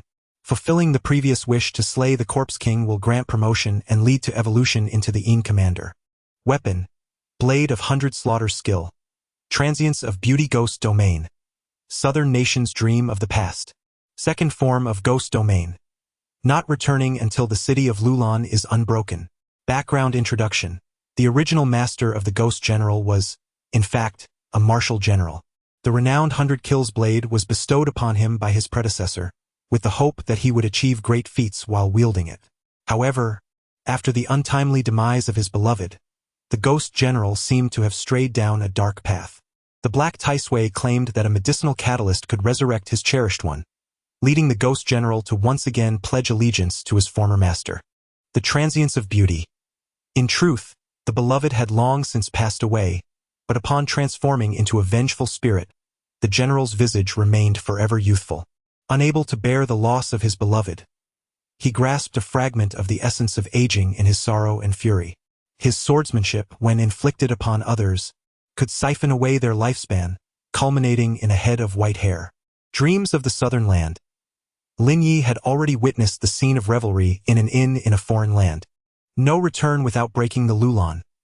The target would be drawn into the battlefield, yet this was, in fact, a vicious cycle. Within the realm of ghosts, the opposing commander was a corpse king, possessing the strength to vanquish such a foe. It was impossible for the Ghost General to be ensnared in a dream. Only those of lesser ability than the Ghost General could fall into the dream's grasp, let alone contend with the Corpse King. Therefore, those who enter the second form of the Ghost Domain are faced with a life-or-death struggle. The witch had long foretold that the Ghost General would not easily relent. Yet, Lin Yu did not anticipate his swift arrival, accompanied by his master, manifesting in an undeniably invincible manner. "Husband, what shall we do now?" The ghost bride sensed the disturbance and appeared at once, ready to fight. Very well. Subsequently, the ghost bride swiftly issued combat orders. Xiao Hong and Xiao Qing would each confront a ghost soldier of late rank, while Xiao Lan, the well ghost, would face another. The ghost bride would engage yet another soldier. And what of me? Lin Yu raised his hands, a look of bewilderment on his face. You intend to confront the ghost general? Are you serious? 4 ghost generals against 4 ghost soldiers. Are you suggesting that I, a mere ghost soldier, should face a ghost general? Even the strategy of Tianji racing horses wouldn't dare to propose such an arrangement. You possess vast combat experience, and thus the strongest opponent is assigned to you. Is this truly a matter of experience? My dear husband, I have faith in you. Wait. I don't have any weapons. You wield an umbrella, another has a zither, and yet another, who has not set foot on the battlefield, carries a lantern. What do I possess? Nothing at all. Here, take this red silk thread. Afterward, Lin Yu wished to voice more concerns, but the several female ghosts had already selected their adversaries. Reluctantly, Lin Yu steeled himself to confront the ghost general. However, upon observing Lin Ye's cultivation level, the ghost general disdainfully shook his head and spoke with indifference. After all this time spent in dreams, I had anticipated a surprise upon our reunion, yet I find your abilities to be utterly disappointing. While my own cultivation may be weak, at least I have made steady progress, unlike you who delude yourself, evade reality, and live in a realm of misguided fantasies. At this juncture, Lin Yu felt a surge of anger. His beloved confidant had indeed perished, rather than merely gone astray, yet her memory was reduced to a mere wish in the realm of ghosts. Where am I to find you a corpse? Silence. My mayor cannot possibly be dead. My father-in-law is already gathering medicinal ingredients. With the refinement of a child's purple river vehicle today, my mayor will be resurrected completely. Upon hearing this, Lin Yu could only shake his head in helplessness. In my mind's eye, the general, who has traversed the southern and northern lands, clad in armor and bearing weapons, is the only one who cannot seem to extricate himself from the clutches of death. How lamentable! How pitiful! How disheartening! I shall wield this blade of demise to silence you forever. Those who dare to insult Meyer shall become mere souls beneath my sword. Thus, I yearn to witness your true prowess. Previously, Lin Yu suffered from the inadequacies of lesser beings and was frequently drawn into dreams. Today, he finally seizes the opportunity for revenge. Meyer held the utmost respect for me in life, recognizing my unparalleled benevolence. Now, I shall suppress my cultivation to engage you in a fair battle. Fool! Lin Yu muttered under his breath, then seized the initiative, charging forth. Regardless of the circumstances, the Ghost General's combat experience and mastery far surpassed Lin Yu's. Lin Yu cared not for notions of righteousness. All he understood was that if he did not strike now, the chance to act would soon vanish. Pray tell, when one's life is at stake, who still adheres to the decorum of gentlemen? Lin Yu resolved to strike first and aimed for a decisive blow, denying the Ghost General any respite. Otherwise, he would find himself in peril. Subsequently, the Blood Shadow Step was activated, and Lin Yu transformed the crimson thread into a long spear, deftly maneuvering around the Ghost General. Much like the technique employed to slay the Zombie King, with each landing pause, it was not long before, through Lin Yu's swift movements, a blood-red net was once again woven, ensnaring the Ghost General. A soul-sealing formation? The Ghost General, well-versed in such matters, recognized the array at a glance. Yet, upon realization, his gaze betrayed no hint of panic. Instead, it was filled with disdain and indifference. Dealing with my subordinates is manageable, yet before me, they are utterly insignificant. Upon uttering these words, he swiftly unsheathed the death blade from his waist. Under the overwhelming influence of the blood-red blade's malevolence, which surged like a turbulent sea, the once resilient crimson threads now appeared feeble and fragile. Accompanied by a faint, tearing sound, each red thread was effortlessly severed into two by the onslaught of the blade's sinister energy. The severed ends drifted aimlessly in the air, as if lamenting their helplessness. A complete disaster. The rope has snapped. Yet, has the general forgotten that it was you who once instructed me in the realm of dreams that combat demands not only brute strength but also cunning intellect? Lin Yu offered no further explanation. Unbeknownst to everyone, he was still tracing the final crimson thread with his hand. Having spoken, Lin Yu gently released his fingers. In that instant, the red thread, akin to a taut bowstring suddenly relinquishing its tension, swiftly glided past the ghost general's neck, cleanly slicing through. Chapter 50. The harbinger of calamity, signs of misfortune approaching. The vivid crimson thread shimmered with an eerie cold light, darting like lightning across the ghost general's neck. In that fleeting moment, the colossal figure of the ghost general became rigid, its eyes wide open, revealing a plethora of complex emotions: confusion, disbelief, and a tinge of unwillingness. Yet, nothing could alter the course of fate. A dark line of blood oozed from the neck, and soon after, the ghost general's fearsome head began to slowly detach from its body, creating an impression that his head seemed to be slowly wrenched away by an invisible hand. At last, that enormous head fell heavily to the ground, producing a dull thud and raising a cloud of dust. Following this, the decapitated body crashed down like a massive mountain, scattering fragments of stone and dust everywhere. The ghost general was dead. Lin Yu dared not linger. His gaze shifted to the others. For ghost generals battled against 4 ghost soldiers, while 4 female specters concluded their own skirmishes. Yet, in that moment, Lin Yu felt no joy, for he understood that the true battle lay ahead. Casting another glance at the Black Ticeway, he noticed 5 of his subordinates had fallen, yet his expression remained unfazed. He continued to hold the ominous fetus aloft, toying with it, devoid of anger or rage. It was as though the lives and deaths of all others were of no concern to him. I have never encountered such a dense aura of malevolence. With this as a catalyst, my cultivation should advance significantly, Black Ticeway remarked, squeezing the fetus's neck while speaking mockingly. From his expression, he seemed to be smiling, yet the grin on his corpulent face appeared more grotesque than sorrowful. Be cautious. Lin Yu was tempted to intervene upon witnessing this scene. However, at that moment, the ghost mother suddenly positioned herself in front of him. Wait, what is it? In an instant, a look of confusion crossed Lin Yu's face, as he struggled to comprehend why the ghost mother remained so composed when her child was on the verge of demise. Even though the child was a malevolent fetus, it was still flesh and blood that had come from her own body. Such familial bonds, thicker than blood, can render an individual utterly indifferent to the plight of others. Have you ever heard of children consuming humans? The ghostly mother evaded the question. No, Lin Yu shook his head. I have never witnessed children devouring humans, but I have seen humans consume children. Moreover, it appears that the ferocious fetus is on the verge of being devoured. Through this incident, Lin Yu could surmise that the medicinal catalyst spoken of by the Black Ticeway must indeed be the Purple River Car. Let us not forget that while the ferocious fetus lacks an umbilical cord, the placenta remains intact. Furthermore, Lin Yu distinctly recalled that the Black Ticeway possessed a skill specifically designed to extract the hearts of children. Just observe, the ghostly mother offered no further explanation, her gaze remaining stoically fixed ahead.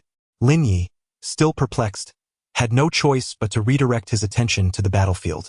Subsequently, as if to validate the ghostly mother's assertion, the grandfather clutched the ferocious fetus with one hand while the other was poised to extract its heart. However, at that moment, an unforeseen turn of events transpired. The ferocious fetus unexpectedly seized the initiative, opening its cavernous maw and biting off one of the Black Ticeway's hands. In an instant, a viscous, ink-like black liquid erupted from the severed limb, resembling a dark fountain shooting skyward. Where the liquid splattered, a pungent, acrid stench permeated the air. What a wretched little hybrid! Such ferocity! The Black Ticeway, having lost an arm, let out a frantic scream. His remaining hand instinctively relinquished its grip on the ferocious fetus. Yet this was far from the conclusion of the ordeal. The unleashed monstrosity, now devoid of restraint, audaciously leapt onto the neck of the black tyrant. After a display of bared teeth and a savage grimace, the onlookers were soon confronted with a scene that would be indelibly etched into their memories. Upon the carriage, a child smaller than a gas canister sprawled atop a figure of comparable stature to that of a robust individual. With a series of sickening sounds, a moment later, blood erupted forth, staining the carriage in an inky hue. The creature, with its gaping maw and sharp, menacing fangs, voraciously tore into its prey, blood and bits of flesh oozing from the corners of its mouth, each bite resonating with a chilling crunch. Its demeanor resembled that of a ravenous tiger pouncing upon its meal, utterly oblivious to its surroundings. It seemed as though this was not an act of slaughter, but rather an indulgence in a lavish feast. Silence enveloped the area, as if the world had fallen into a hushed stillness. After what felt like an eternity, one individual murmured, "So, the monstrous offspring consumed a nascent ghost general?" A cacophony of disbelief erupted. "What manner of creatures are you all?" One covered in eyes, oozing black blood, and another, freshly birthed, devouring humans within a day of its existence. Do you not comprehend? This is the principle of nature. The strong prevail over the weak. The ghostly matron wore an expression of knowing inevitability. What flavor can one derive from mere incense offerings? When a child is hungry, it is only fitting to allow them a taste of flesh. As time ebbed away, the relentless consumption by the monstrosity continued unabated. Before long, nothing remained of the black tyrant, not even the remnants of bone. Upon satiating its hunger, the creature underwent a transformation, heralding its evolution. Lin Yu felt as though his physique had grown larger once more. He and Xiao Ming, despite a 5-year age difference, now stood almost at the same height.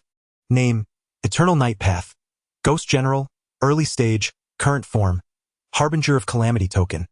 Unknown, the evolution trajectory may vary depending on the token. Bond: Ghost Mother Domain. Omens of disaster, omens of disaster.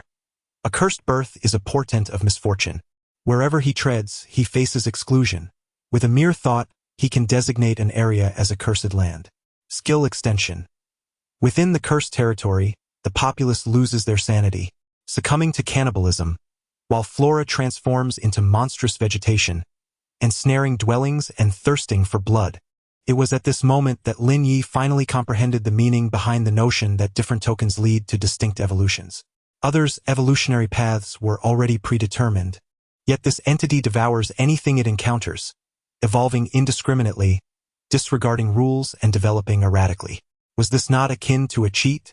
Time passed, though he could not ascertain how long, until the black Tai Sui was entirely consumed. In its place, aside from the carriage, lay a ground littered with spoils shimmering with an uncanny brilliance. Chapter 51. Zen Sect Token. Division of Forces. Blade of 100 Slaughters. Weapon. Grade: Zombie. Capable of growth. Growth condition: continuous killings to accumulate blood energy. Additional skill: Battlefield of 10 miles. Background story: it is said that the superior of the Ghost General once wielded this blade to slay 400,000 souls. Subsequently, the Ghost General set it aside, and the blood energy gradually diminished, rendering it a weapon of extreme decay. The bloodletting field.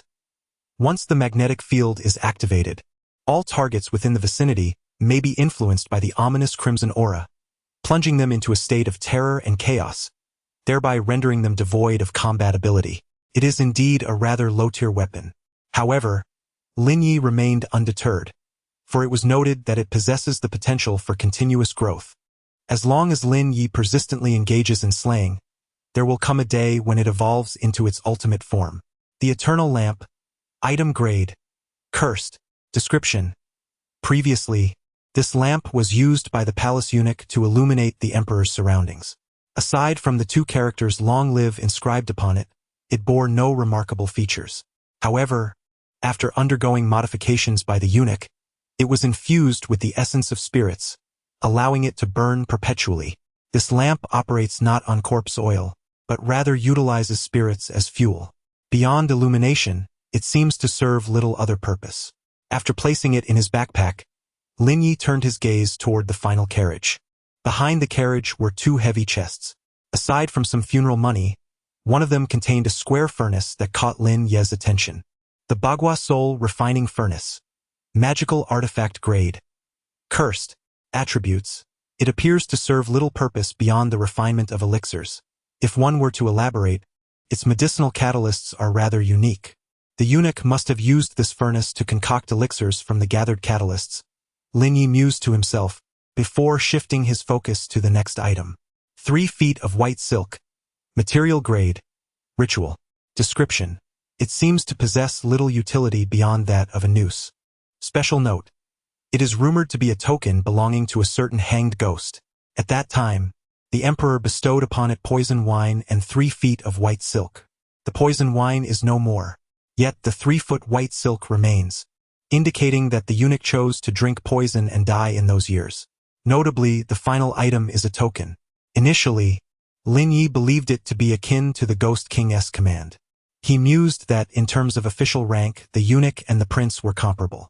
With the eunuch's decree, even malevolent spirits could evolve into the punitive ghost commander. However, upon closer inspection, he discovered the 3 characters Zen sect token inscribed upon it.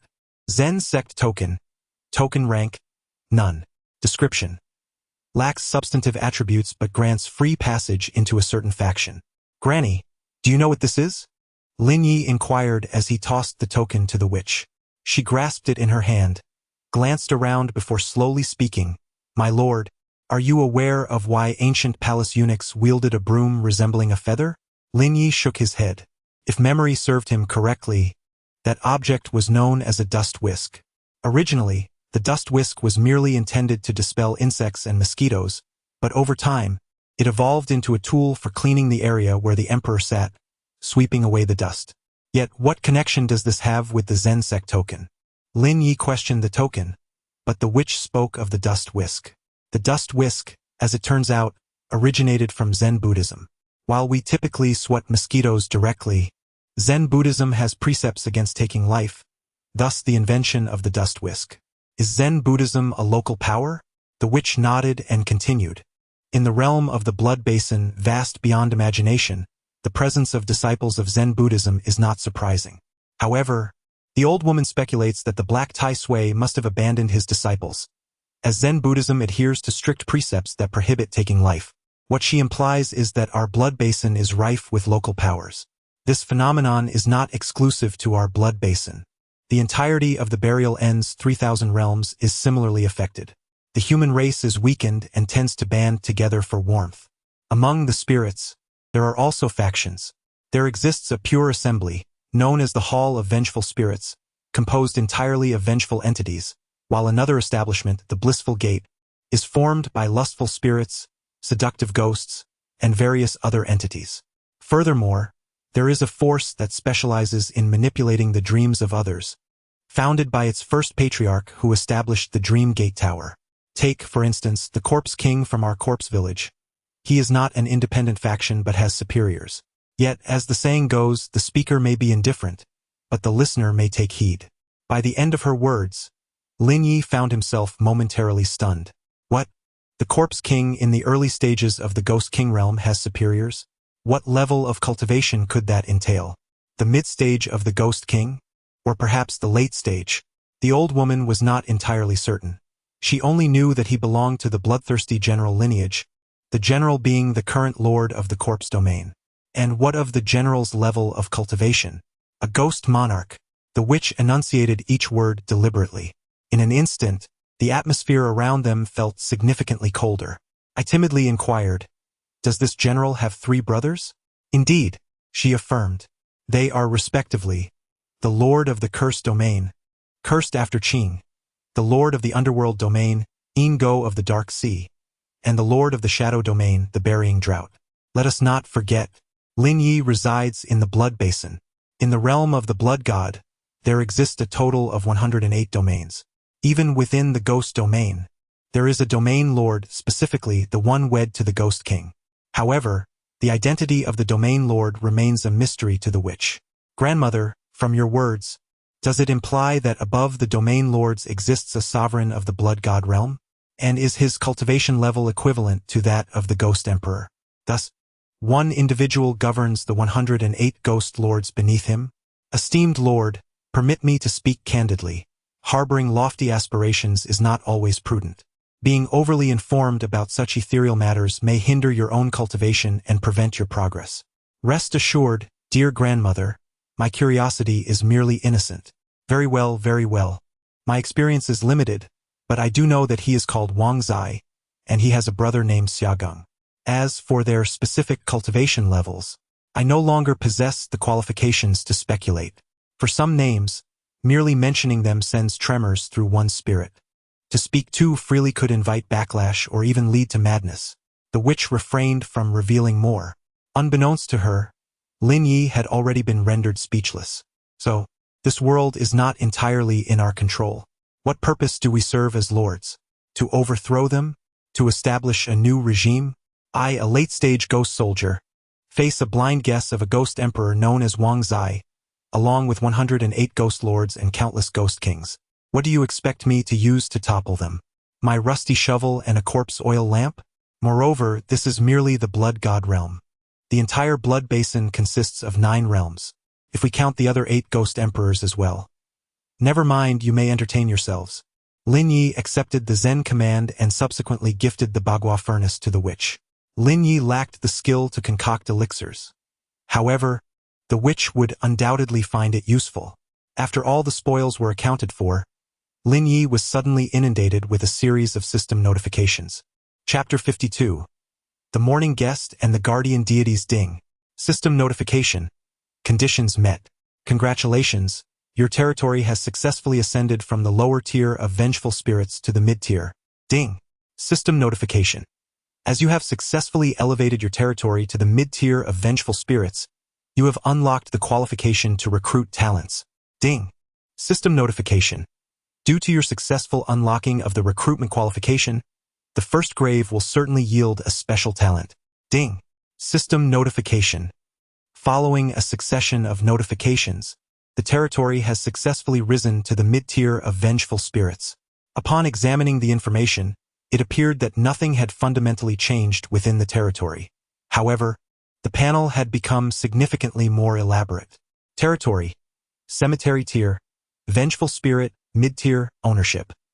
Lin Yu structures: shrine, tomb, coffin, haunted house, huai tree, ancient well, courtyard wall. Tombstone population: 11 Lin Yu, ghost bride, ghost maid, blushing skeleton, crimson singer, vengeful spirit matron. Witch, corpse-controlling child ghost, harbinger of calamity, punitive evil spirit, hanged ghost, war beasts, corpse raven grain fields.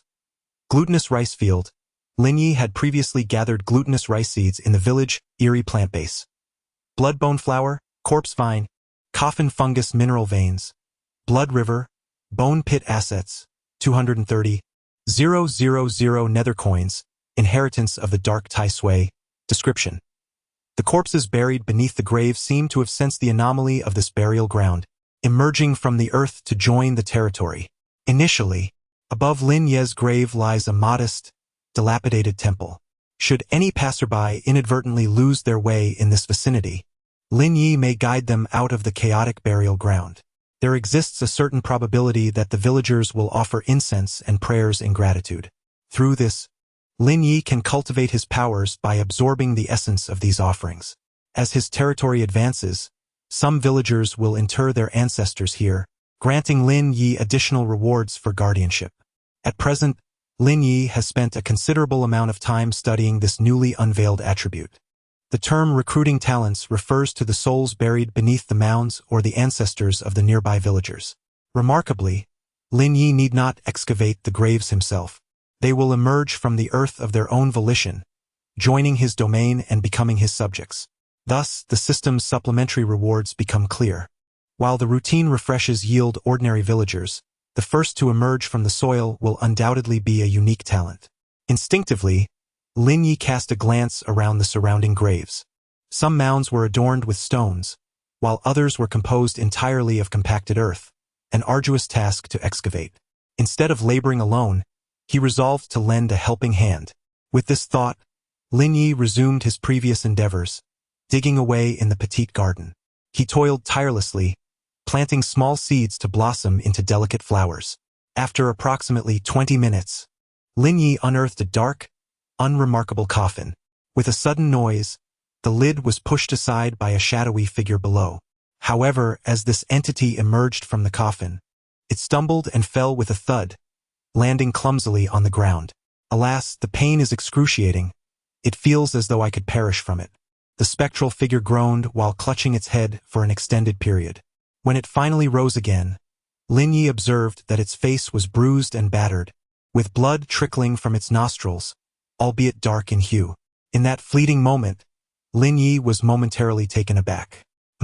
Is this truly my unique talent? Or merely a coal miner? As the apparition stood, it first wiped the dust from its face before stammering through its tattered mouth.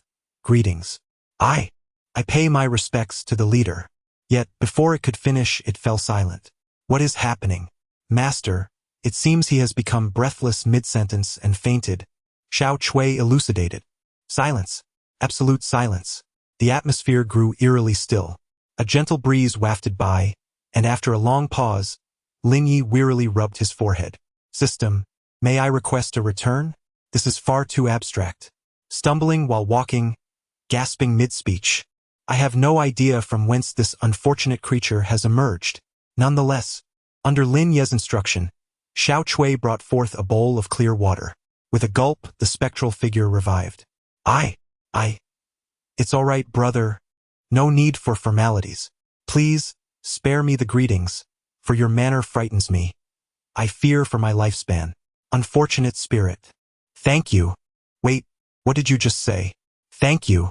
The previous part, unfortunate spirit.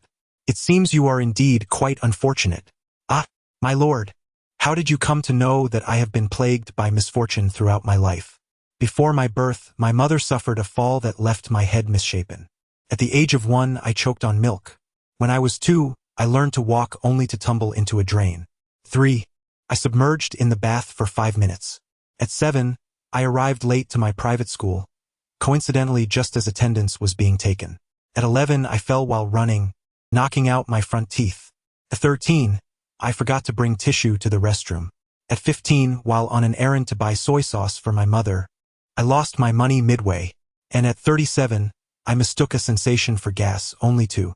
While the extent of my misfortune remains to be seen, my life has proven remarkably resilient. Under such circumstances, how is it that I have miraculously survived to the age of 37? Nevertheless, Lin Yi instinctively glanced at his attributes. However, the moment he looked, an overwhelming sense of turmoil gripped his heart. Name, Misfortune Spirit Path. Ghost Soldier, Initial Stage, Category, Ghost. Current form, Misfortune Spirit. Next form, Door God. Token, Broom of Misfortune. Skill, Misfortune Proliferation Description. The Misfortune Spirit is considered unfortunate because it absorbs the bad luck of those around it. While it suffers, others are rewarded with good fortune. It is rumored that upon finding its token, it can evolve into a door god. Misfortune Proliferation. If the Misfortune Spirit disapproves of a petty thief, it will bestow its own bad luck upon the target. Wait, what is your token again? My lord, it is the broom. The Misfortune Spirit seems to have suddenly lost its stutter. A broom? How do I recall that I also have one in my backpack? Indeed, it is indeed the cursed item from the last petrification incident. There it lay, an old broom, peacefully nestled within my backpack. Lin Yi rubbed his eyes carefully, ensuring he was not mistaken. Thus, this was no mere misfortune. It was, in fact, my guardian spirit. Furthermore, Lin Yi distinctly recalled that the former husband of the ghostly mother could also evolve into a guardian spirit, provided he possessed a 3-foot length of white silk. With the recent defeat of the Black Ticeway, did he not find himself in possession of one? The Reaper and the Guest of the Gallows, 2 guardian spirits at once. It seemed fate had conspired to bring them together. With this thought, Lin Ye's breath quickened in excitement. Chapter 53. The Scroll of Destiny morning brought the delivery of a child, followed by an afternoon at a desolate well, and an evening banquet. Late into the night, after relishing a theatrical performance, he even engaged in battle with the ghostly general. This day felt interminably long. In the early hours, Lin Yi finally had the chance to rest properly. However, scarcely had he closed his eyes when he was once again drawn into a strange dreamscape. The ghostly general, was this an endless cycle? Even after 2 deaths, his spirit lingered. Lin Yi felt a surge of frustration within the dream. This time he truly perished. The entity conversing with him was but a remnant of his will. Compared to before, the ghostly general's tone was markedly calmer. What is it that you seek from me? Lin Yu demanded. I have already stated that I cannot fulfill the 3 wishes. I cannot defeat the Corpse King, nor can I locate the remains of Yen Ranmei, nor find your homeland. It is not a final wish. What is it then? I have come to you this time with but a modest request. Is that not still a final wish? Subsequently, the ghost general paid no heed to whether Lin Yu would agree, and began to narrate with great eloquence. The voice of that ghostly woman in green closely resembled the theatrical tones, which led me to your residence. And then, are you boasting about your ability to locate individuals, or are you merely flaunting your infatuation? This request is, in fact, quite reasonable. Without the ghost general's prompting, Lin Yi would have organized the arrangements, for the graveyard houses not only the ghost general but also other spirits that require appeasement. However, a conundrum arises. Why should I fulfill your wishes? In life, you clung to me like a stubborn plaster. In death, must I still be subservient to you? How is it that now, in this realm, you remain oblivious to reality, mistaking this for a battlefield, and imagining I am still your subordinate? I shall not permit you to impose such demands upon me without cause. In the end, I can offer you a boon as compensation. It appears the ghost general was already aware that Lin Yi would not acquiesce easily. What? The tomb of the former king, a nobleman and also the ghost general's former superior. I care not for his titles. I wish only to discern what benefit this holds for me. That is your nobleman, not mine. You should have already acquired the blade of 100 slaughters. This tomb belongs to its original master. I believe it contains what you seek. Thus, it seems this proposition is indeed enticing, yet how might I ascertain its authenticity? If I recall correctly, the Black Ticeway is also in search of a tomb. Since you possess one, why do you not offer it to my father-in-law, but instead keep it for yourself? My father-in-law seeks only wealth in the tomb, yet the prince comes from a lineage of martial prowess, rendering the quantity of tombs inconsequential. Thus, the two matters do not conflict. Even if I were to present it to my father-in-law, he would not deem it worthy. You must hope that your assertions are indeed truthful. That said, Lin Yi has come to believe approximately 70 to 80% of what has been said. To take a step back, even if the ghost general were to deceive Lin Yi, he could easily prevent Qing Yi from performing. In the military, words are not to be trifled with.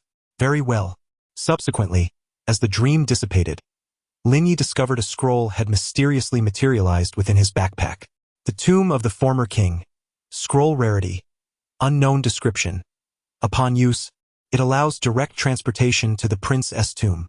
The description is brief, yet the exterior of the scroll is bound by a bloodied, rusted chain. Moreover, embedded within it is a small, blood-red coffin. Lin Yi cautiously unfastened the chain and chose to activate the teleportation.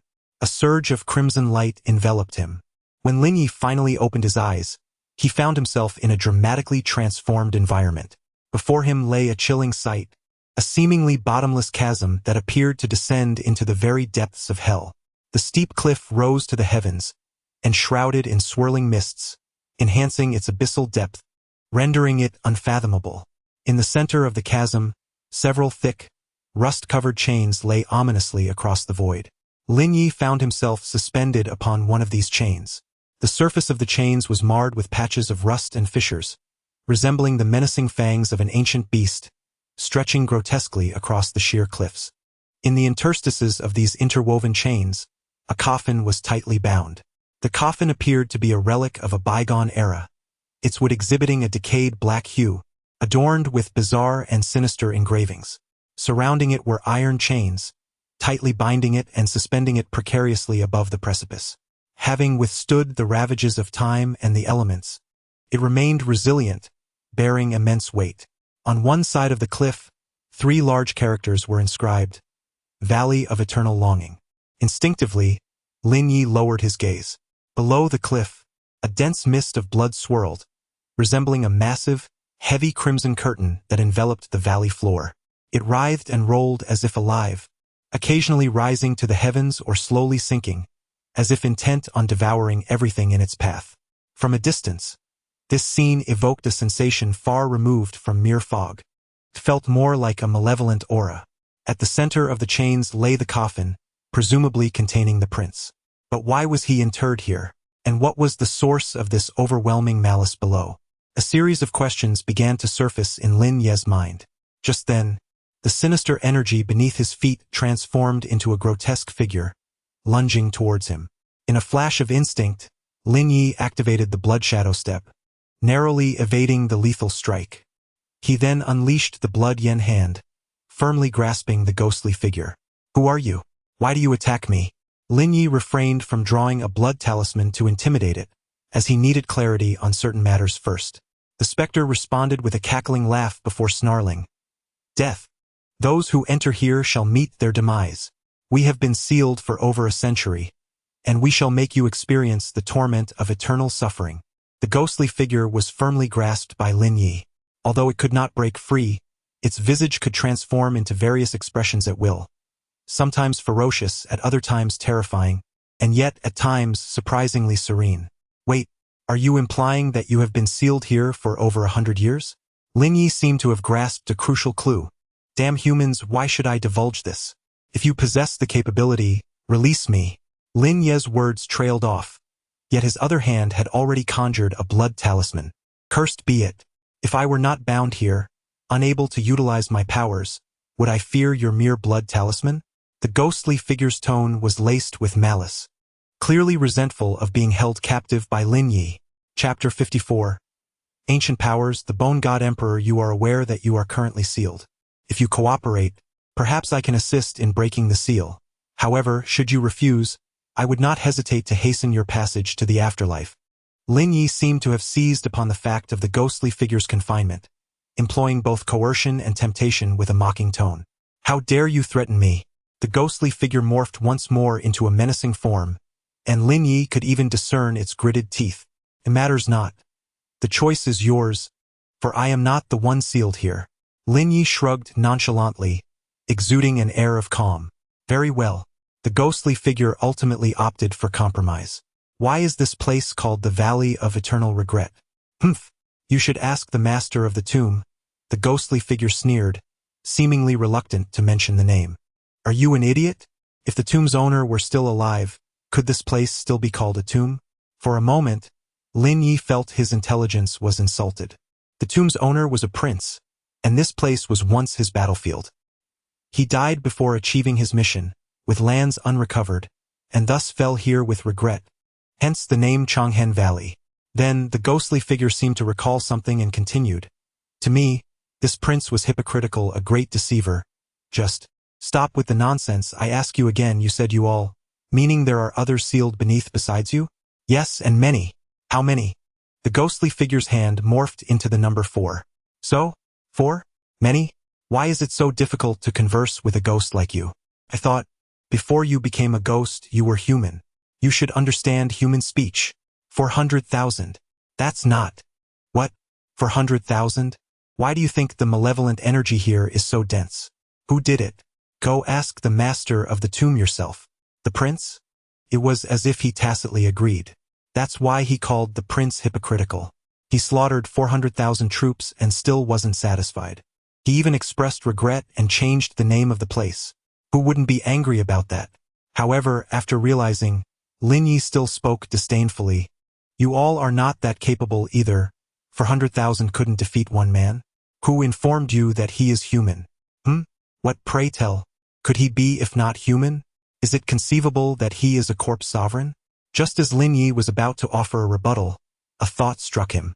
The elder is a black Tai Sui, and the general is a ghost general. It seems quite plausible for the prince to also be a corpse sovereign. Or perhaps, this dynasty is not the mundane realm that he had envisioned? Are you aware of the forces that lie behind the corpse sovereign? Lin Yu sought to validate his assumptions. He remained silent, once again concentrating on the blood symbol. They are discordant within. I only know that the ghost general and the corpse sovereign prince belong to the lineage of the Underworld. The one who wields control from behind is the queen of the northern Een. Do you know of the Black Tai Sui? The Black Tai Sui is associated with the forest prison lineage, whose master is the thousand-hand emperor sovereign. However, I have heard that the Black Tai Sui also bears another identity, that of a forsaken disciple of Zen. In truth, they all belong to the thousand-hand emperor sovereign lineage. The corpse sovereign prince is the emperor sovereign's biological brother, yet over time, the authority of the thousand-hand emperor sovereign has gradually been undermined by his wife, the queen of the northern Een.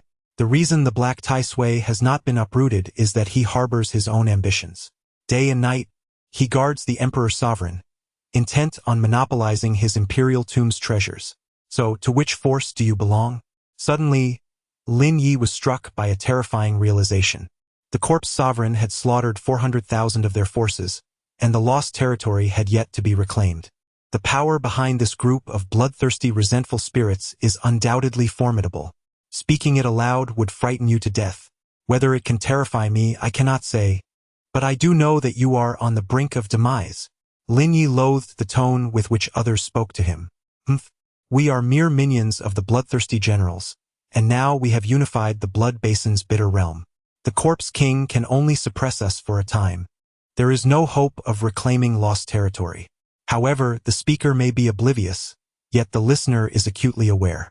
Upon hearing this, Lin Yu's heart was stirred into tumultuous waves. No wonder the ghost general seeks to battle the corpse king of the corpse hollow. The corpse king is also under the dominion of the corpse domain's generals. Thus, it all aligns perfectly. It turns out that these two formidable factions have been at war since time immemorial. Nevertheless, judging by the results, it seems the generals have emerged victorious. By the way, what is the name of your faction? Furthermore, do you ultimately fall under the jurisdiction of Prince Yi of the bloodthirsty divine continent? Lin Yu recalled the words of the witch.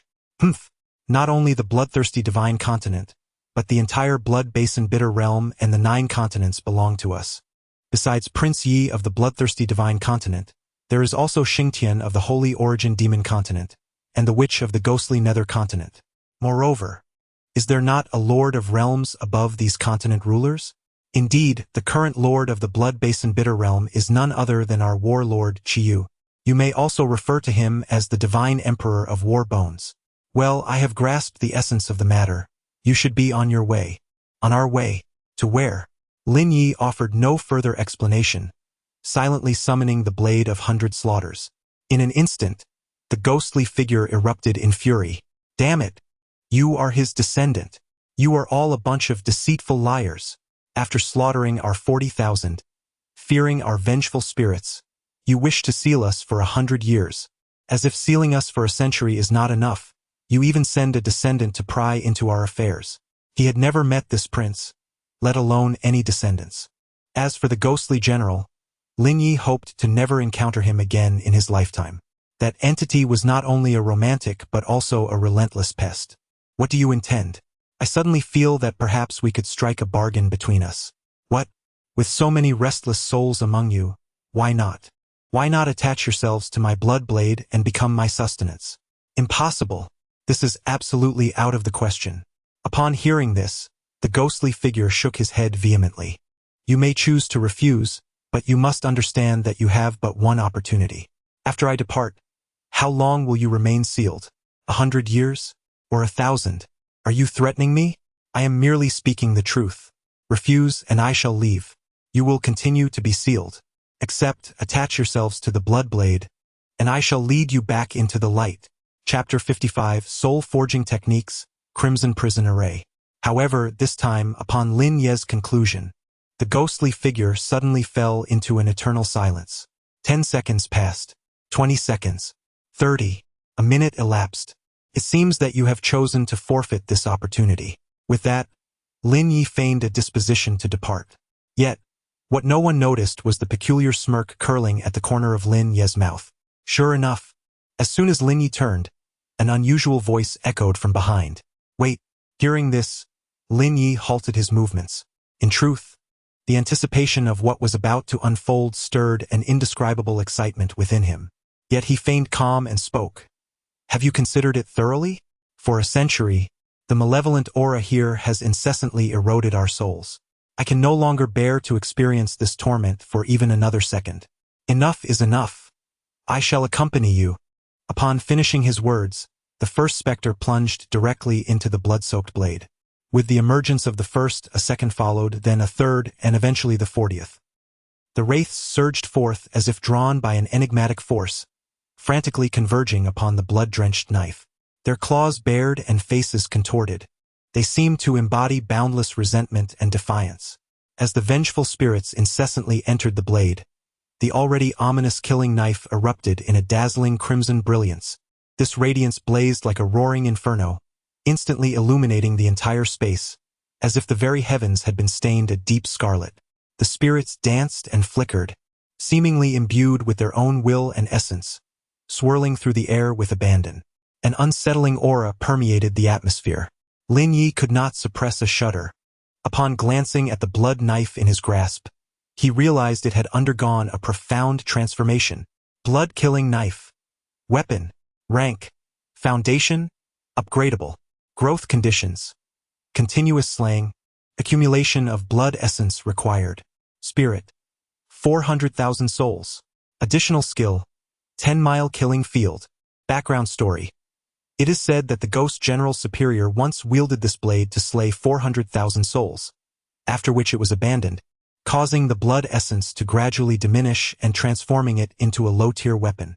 In the realm of the battlefield, upon the activation of the magnetic field, all entities within its range may be ensnared by the ominous aura of blood, plunging them into a state of fear and chaos, thereby rendering them devoid of combat capability. The skill extends further. The host unleashes an ethereal spirit of vengeance, one that embodies the essence of 400,000 bloodthirsty souls. Wherever it treads, life is extinguished, and not a blade of grass remains. A single spirit of bloodlust is sufficient to alter the very nature of the blood dagger, let alone an entire legion of 400,000. The blood-shedding blade, having absorbed these countless souls, ascends to an exalted rank. Thus, the words of the ghostly general about this creation ring true. After reviewing the new attributes of the blade, Lin Yu nodded in satisfaction. However, he was not inclined to rest on his laurels. Were there any other treasures to be uncovered? Lin Yu's inquiry was casual, yet unexpectedly. The 9 chains upon the precipice revealed themselves to be the layout of the Red Abyss killing formation, initially intended to seal us away. Yet now, we have become your weapon spirits, rendering this arrangement obsolete. It was the same ghostly figure who spoke from within the blade. What do you mean? Remember the layout here. It may prove beneficial to you once you emerge. Thank you. Upon hearing this, Lin Yu meticulously surveyed his surroundings once more. He observed the robust chains, glinting with a chilling light, resembling a ferocious serpent that plunged deep into the steep cliffside. The tops of the chains were enveloped in unyielding rock, appearing as one with the cliff, exuding an aura of invulnerability. Continuing his gaze, it landed upon the central coffin, where his attention lingered for an extended moment, captivated by the presence of the Red Abyss killing formation and the sealed spirits of vengeance. The situation has greatly benefited Lin Yu. He could hardly believe that a grand royal tomb would be devoid of any treasures. What are you planning to do? It seemed that the inner ghost of the blood blade discerned Lin Yu's intentions, his voice trembling with fear, a tremor stemming from the depths of his soul. It is essential to remember that the prince had once slaughtered 40,000 of them. How could they not be filled with trepidation? Although the power backing them was formidable, such strength did not equate to their own prowess. Don't worry, I am merely curious to take a look. Let us not forget, all things return to their essence. The pinnacle of science is but boiling water. Upon traversing into this world, Lin Yu's most primitive approach to development was to excavate graves and open coffins. Now, standing before a royal coffin, how could he not be intrigued? I warn you, do not act recklessly. Rest assured, I shall proceed in a conventional manner. With that, Lin Yu grasped the blood blade and began to sever the chains binding the coffin. With 40,000 vengeful spirits already absorbed, this sealed place had lost its significance. Thus, Lin Yu's actions posed no threat to the existing order. After approximately 20 minutes, he finally severed all the binding chains. Once he placed the coffin at the valley's bottom, Lin Yu gently pushed open the coffin lid. However, upon doing so, the outcome proved to be a source of disappointment. Inside the coffin, aside from the prince's skeletal remains, there lay only an ancient tome resting beside the headrest. No wonder the eunuch looked down upon it. How meager it appeared. What grave robber would not shake their head in disdain? Lin Yu muttered softly to himself before turning his gaze to the tome. The soul-forging scripture. Mental technique grade. Unknown. Introduction. This is a technique that can cultivate mental strength. The mind, in essence, represents the soul. It seems that the prince, burdened by an overwhelming aura of killing intent, fears the backlash of malevolent energy that might erode his psyche, which is likely why he keeps this small tome close at all times. However, now that Lin Yu has inherited the Bloodblade, he too may engage in its cultivation. Lin Yu carefully stowed away the soul-forging scripture and glanced at the time. It was getting late and he should take his leave. Yet, for reasons unknown, there was an inexplicable emptiness lingering, as if something were amiss within the prince's mausoleum. Ultimately, he decided to also secure the prince's coffin into his backpack. The witch had once mentioned that Lin Yu's blood, in conjunction with a fine coffin, could nurture a corpse incense magic yam based on the coffin fungus. This coffin had remained unspoiled despite being sealed for so long, suggesting its extraordinary material quality.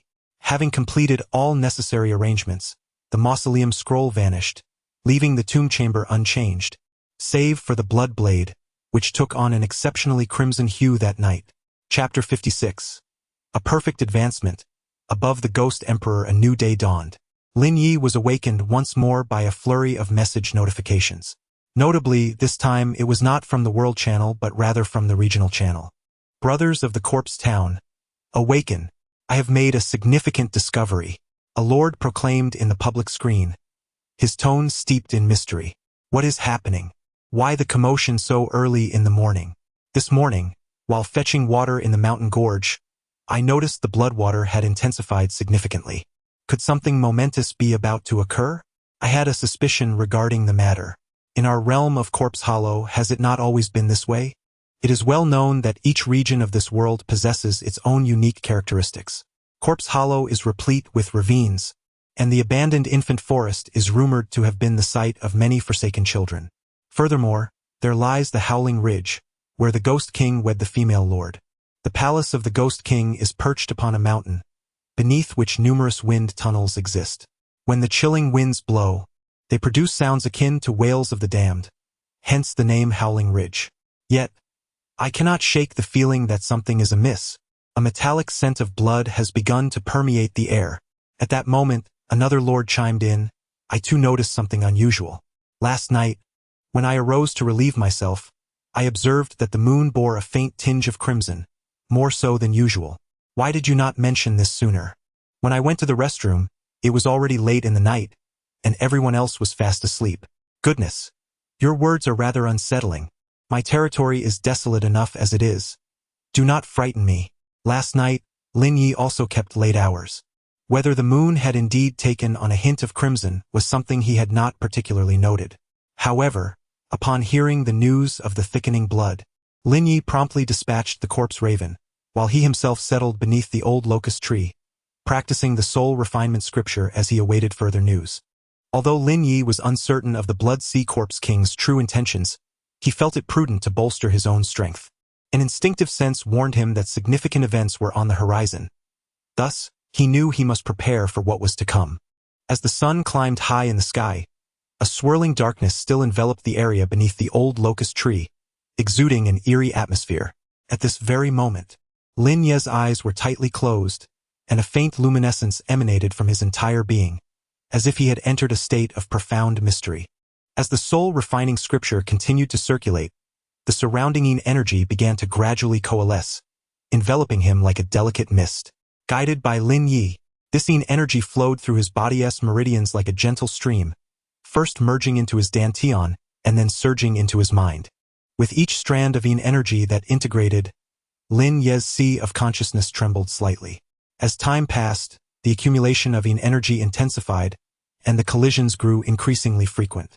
The radiance surrounding Lin Yu blazed brighter, akin to a fervent flame.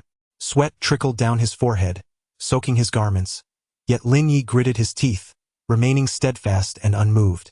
At long last, after enduring a lengthy struggle, a soft sound echoed, a light thud. The barrier shattered like fragile ice, and the energy within him surged forth like a torrent breaching a dam, violently crashing into the depths of his soul. Lin Yu abruptly opened his eyes, two beams of brilliance shooting forth. Simultaneously, his body quivered slightly, and a novel aura radiated from him. Name: Lin Yu. Cultivation level: Ghost Soldier, Great Perfection. Identity: Lord. Title: Beloved of the Ghost Bride. Equipment: 100 Slaughtering Blade, Crimson Official Robes, 3,000 dancing shadows talent. Talismans crafting movement technique. Blood shadow step cultivation technique. 10,000 transformations blood refining method. Soul refining scripture skill. Blood yen hand, blood shadow step. On a full moon night, taught by the ghost bride, it allows one to externalize their blood energy, creating multiple afterimages, thereby increasing their speed. Blood Yama hand. Based on the myriad transformations blood refinement art, concentrate the power of essence blood entirely in the arm. Then, seize the target's neck and detonate with sudden force, erupting into a shower of blood. Upon advancing, Lin Yu once more surveyed his status panel. However, after scrutinizing it, his brow furrowed in consternation. Has he truly transcended, or has he fallen short? What has become of his ghost general cultivation? Lin Yu had anticipated unlocking a domain upon ascension. Yet, this ghost soldier perfection has left Lin Yu utterly perplexed. My lord, what troubles you? At that moment, the witch doctor approached. Granny, your arrival is opportune. Pray, examine my cultivation and discern whether I have erred in my practice. Lin Yu suspected that the corpse king's pressure had been too great, leading to his own impetuousness and a cultivation mishap. However, after sensing Lin Ye's aura, the witch doctor wore a profound expression. May I inquire, my lord, what cultivation method did you practice before this breakthrough? Ah, I see.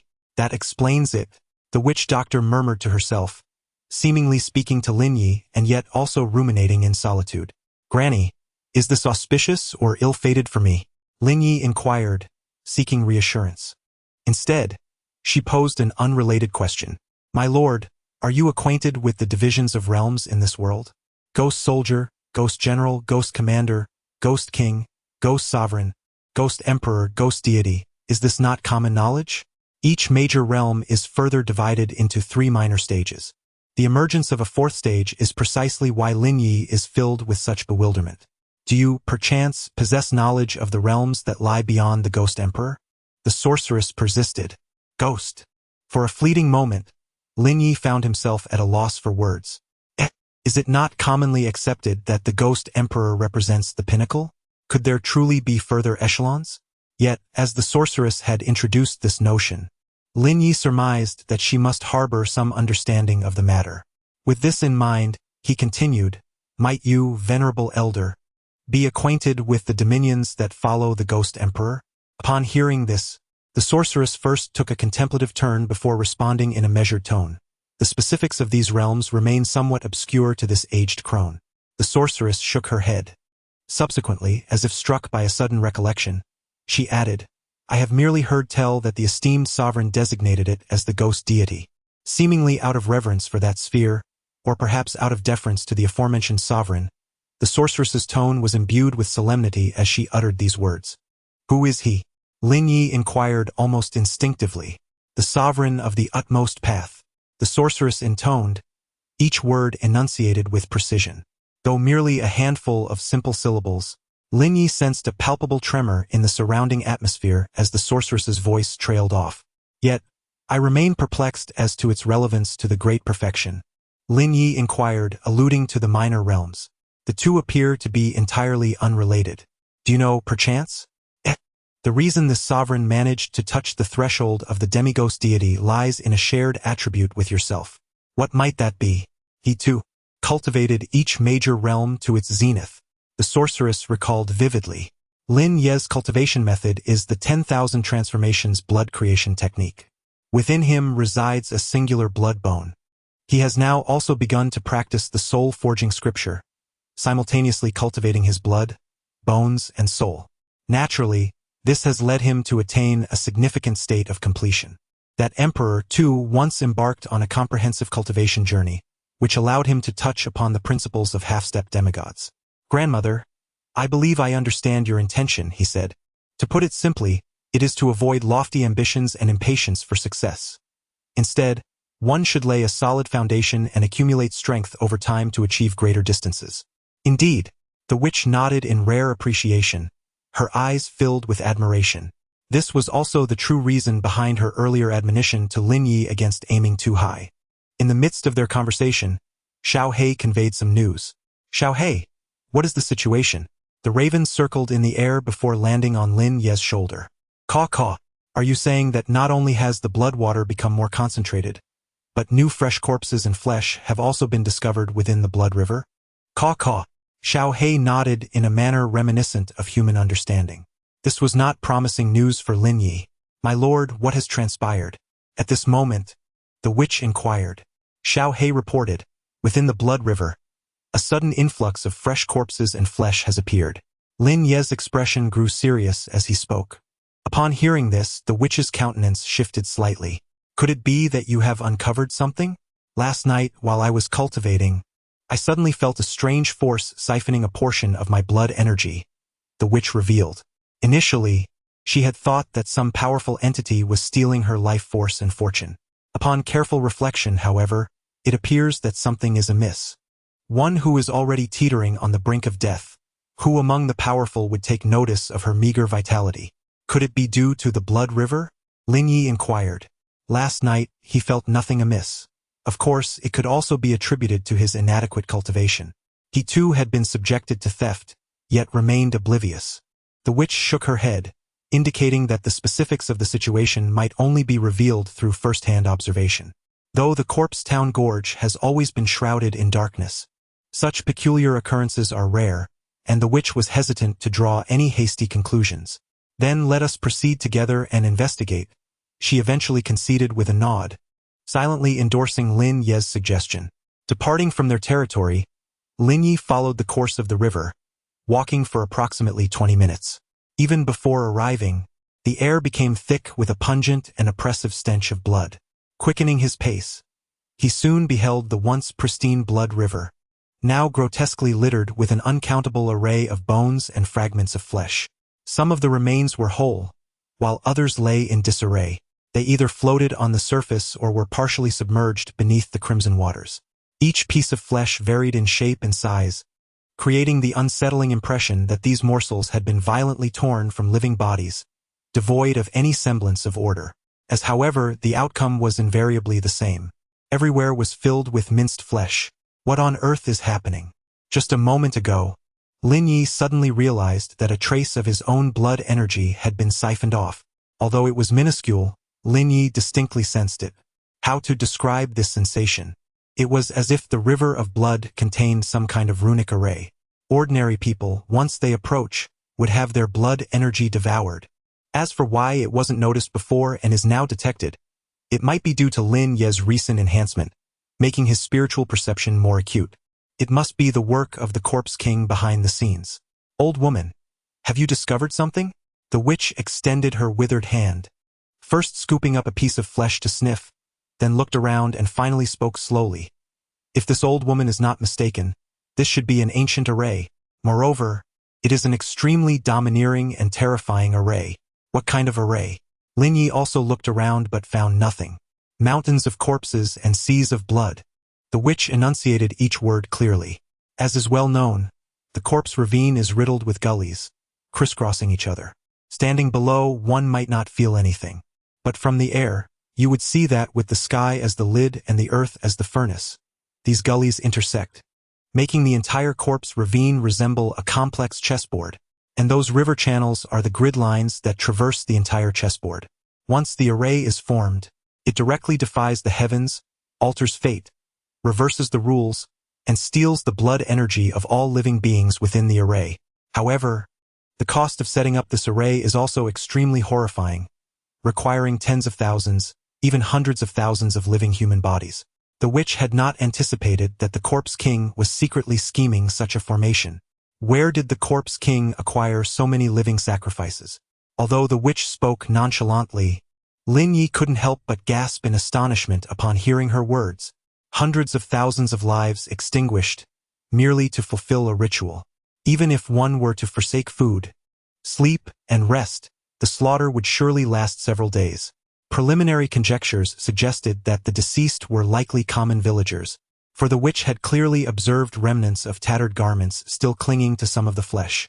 Naturally, the neutral populace of Corpse Hollow would eventually meet their demise. But what would transpire once the villagers were annihilated? Lin Yi pondered, were there truly so many neutral villages in Corpse Hollow? Upon hearing this, the witch cast a glance at the blood river before shifting her gaze back to Lin Yi. HM? What does that expression of yours imply, old woman? Wait a moment. No, are you suggesting that the Corpse King's next target could be? At that moment, as Lin Yu was about to articulate further, a coffin suddenly drifted downstream. The coffin exuded a chilling crimson hue, as if steeped in blood. Its surface was as smooth as a mirror, yet it subtly emanated a dark red glow. From a distance, this scarlet coffin resembled a vast pool of blood, evoking a sense of dread. It floated ominously upon the river's surface, exuding an eerie and oppressive aura. Of course, it was also possible that the coffin was not originally red, but had been tainted by the blood river. As it drifted to the forefront of Lin Yu, it became lodged amidst a pile of shredded flesh, halting its journey. Chapter 58. Carrying the spirit, a flower crosses the river. How could a coffin materialize out of thin air within the blood river? In an instant, Lin Yu's gaze became slightly vigilant. He did not believe that the Corpse King, having slaughtered people, would kindly provide a coffin. The geography of the Corpse Village Gorge was intricate, and it was possible that the river had washed away a tomb, inadvertently transporting the coffin of its occupant to this location. The witch analyzed, and Lin Yu instinctively nodded in agreement. He found her reasoning quite sound. However, Lin Yu was inherently one who excavated graves and opened coffins. This blood-soaked coffin had fortuitously floated before him. Perhaps it was fate. Lin Yu felt that to not pry it open would be a disservice to the heavens for such a grand gift. Without further ado, he prepared to retrieve it. Yet, as he was about to commence, it seemed as though the coffin had come to a standstill, and its occupant sensed the anomaly. Suddenly, the previously quiet coffin lid began to lift of its own accord. Moments later, a white-haired elder emerged from within. Judging by his appearance, this old man appeared to be of a similar age to the witch, yet he was unmistakably much more emaciated. His skin clung tightly to his bones, resembling a thin layer of parchment, with veins and tendons prominently visible, akin to a complex map. His cheeks were deeply sunken, cheekbones protruding sharply, and his eyes, set deep within their sockets, appeared strikingly prominent. Each finger seemed to have been drained of vitality by the passage of time, emaciated and devoid of any semblance of life. As he moved within the coffin, his steps were slow and unsteady, resembling a fragile porcelain figure that might shatter at any moment. For some reason, Lin Yu felt an unsettling familiarity with this elder, yet he could not place where he had seen him before. Ye's memories eluded him once more. Instinctively, he consulted his information. Yet, upon this very act of observation, his eyes nearly bulged from their sockets. Name: Ossuarophermen cultivation. Ghoul general, early stage. Category: Corpse ghoul current form. Ossuarophermen, next form. Netherworld bone. Agility. Aqueous navigation skills. Crimson bloom. Ghastly domain. Spiritual embodiment, blossoming river crossing aqueous navigation. In the theater of the blood river, the Ossuarophermen's velocity escalates dramatically, akin to a sailing vessel upon the water. Crimson bloom. The Ossuarophermen cultivates scarlet lotuses upon the blood river, detonating them to eradicate his quarry. Spiritual embodiment, blossoming river crossing. Strictly speaking, this skill lacks substantive harm. Yet, wherever water exists, it becomes the Ossuarophermen's dominion. Crimson blossoms ascend from the river surface, enabling him to traverse the waters as though walking upon solid ground. It was the graveyard bone collector. Nay, he should now be addressed as the Ossuarophermen. Albeit, Lin Yu remained oblivious as to the cause of the graveyard bone collector's transmutation. Yet, that emaciated visage remained indelibly etched within his memory. It was this very old man, wielding a boning knife that fateful day, who pursued Lin Yu relentlessly, exhuming bones. Furthermore, the Ossuarophermen visibly faltered upon sighting Lin Yu, as though taken aback by this reunion.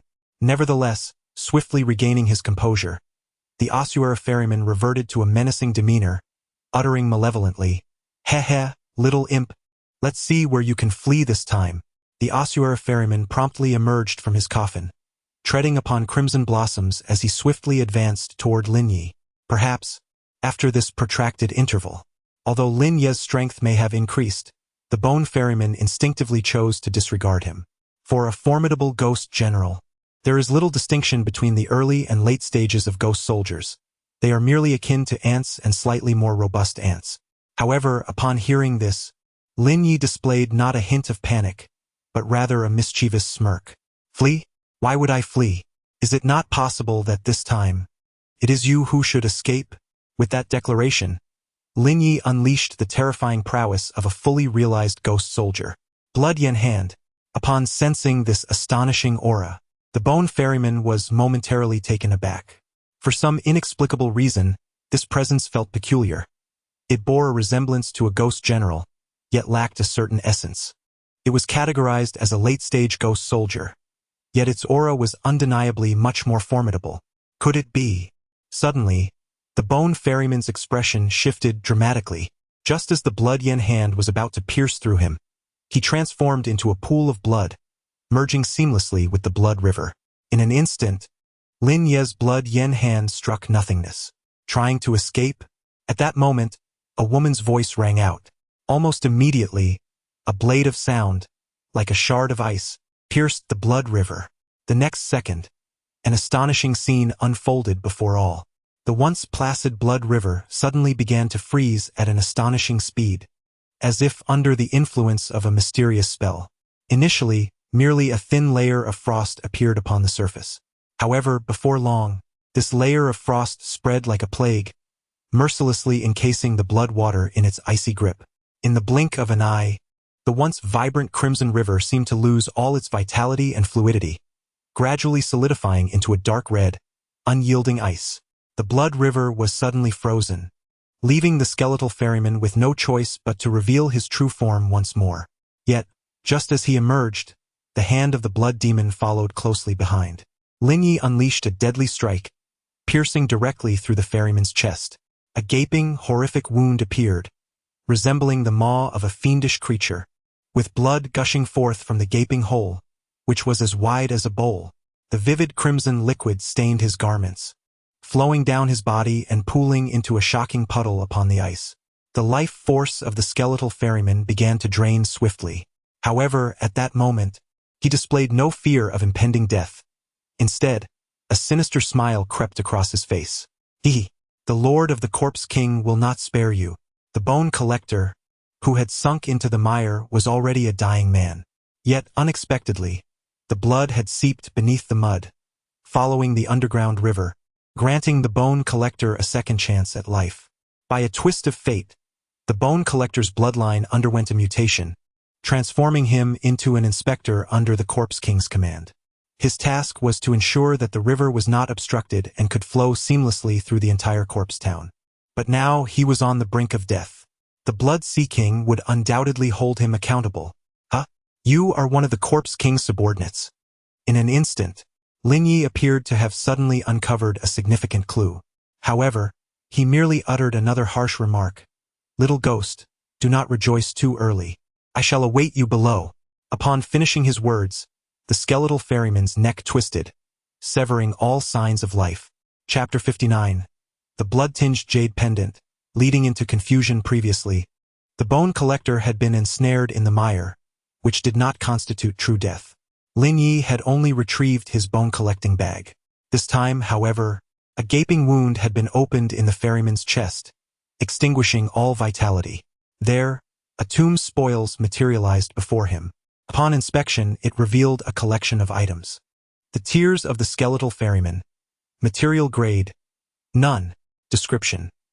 This is a single tear, helpless and powerless, lacking any substantial use, merely serving to fill the void of 3,000 sorrows. Background story. The granddaughter of the skeletal ferryman suffered from a peculiar illness, where one of her bones was eroded, necessitating a bone transplant. Yet, no kind-hearted soul offered assistance, and he could do nothing but watch as she perished. From that moment on, the ferryman descended into madness, wandering aimlessly to collect bones, fearing he would run out. One who has not endured the suffering of others should refrain from advising them to be benevolent. This adage proves most applicable in this world. Had it not been for this tear, Lin Yu would have remained unaware of the bone collector's tragic past. With utmost care, Lin Yu placed the tear into his ring before turning his attention to the next item. Blood-tinged jade pendant. Item grade. Cursed. Description. This is a jade pendant stained with blood. It seemingly lacks any real use but can convey messages, akin to a Zen command, serving as a symbol of affiliation to a certain power. Additional annotation. It is said to be a token of a certain specter. To others, this blood-red jade pendant seems to hold little value. However, when Lin Yu glimpsed the final line of small characters, his breath quickened significantly. The blood droplet jade pendant? It appears to be the token of Xiao Chui. Lin Yu distinctly remembered that with it, Xiao Chui could ascend to the rank of blood-robe secret envoy. Upon realizing this, Lin Yu called out to the figure behind him, "Xiao Chui, come here for a moment." In fact, the female specters had rushed over as soon as they noticed the anomaly in the blood river. The earlier technique to momentarily freeze the blood river was one of Xiao Lan's ice blades. "Master, what is it?" Xiao Chui stepped forward. "This is for you." Xiao Chui seemed to possess a legendary sensitivity. In an instant, Lin Yu perceived her ghostly visage, once again tinged with a shade of crimson. "Master, this. Xiao Chui was so moved that she could scarcely articulate her thoughts. "No need for words, I understand. The sooner you refine it, the better you can serve the young lady." Indeed, Xiao Chui cradled the blood droplet jade pendant in her palms, nodding earnestly. The third item, blood condensing pill, elixir rank, unknown, attribute. Upon consumption, one may unconditionally ascend a minor realm, as long as they are below the rank of Ghost General. Description: this is an essential benefit for those joining the ranks of the Corpse King. However, since the Bone Ferryman has already attained Ghost General status, this pill has been left behind. It is akin to the mighty Ghost Pill, but its effects are even more stable. Consumption guarantees 100% promotion. The Corpse King is truly generous. A pill is given upon joining. Lin Yu found himself contemplating joining in. He murmured to himself and, without a second thought, began to partake. Having just achieved the pinnacle of the Ghost Soldier realm, he anticipated a swift breakthrough to the Ghost General stage. However, just as he was about to proceed, a system notification abruptly interrupted him. Ding! System notification. Unable to detect host's cultivation level. Forceful consumption may yield no effect. What do you mean undetectable? I am at the pinnacle of the Ghost Soldier realm. Can you not see that? Ding! System notification. Undocumented realm detected. Forceful consumption may yield no effect. With a heavy heart, Lin Yu realized he could not proceed. Reluctantly, he ultimately decided to pass it on to Xiao Chui. Originally at the mid-level of the Ghost Soldier realm, Xiao Chui simultaneously acquired a token and a pill. Approximately an hour later, a completely transformed Xiao Chui appeared before everyone. Name: Wang Xiao Chui. Cultivation level: Ghost General. Initial stage. Category: Ghost. Current form: Blood Robe Envoy. Final form achieved. Weapon: Soul Guiding Lantern. Skills: Whispers of the Dead. Ghost Domain. Path of the Lost. Whispers of the Dead. In her previous life, Xiao Chui was merely a maid from a landlord's family, lacking any substantial skills. Although she has now escaped her confines, she can still lurk in the shadows and whisper, frightening away any lingering passers-by. Path of the Lost.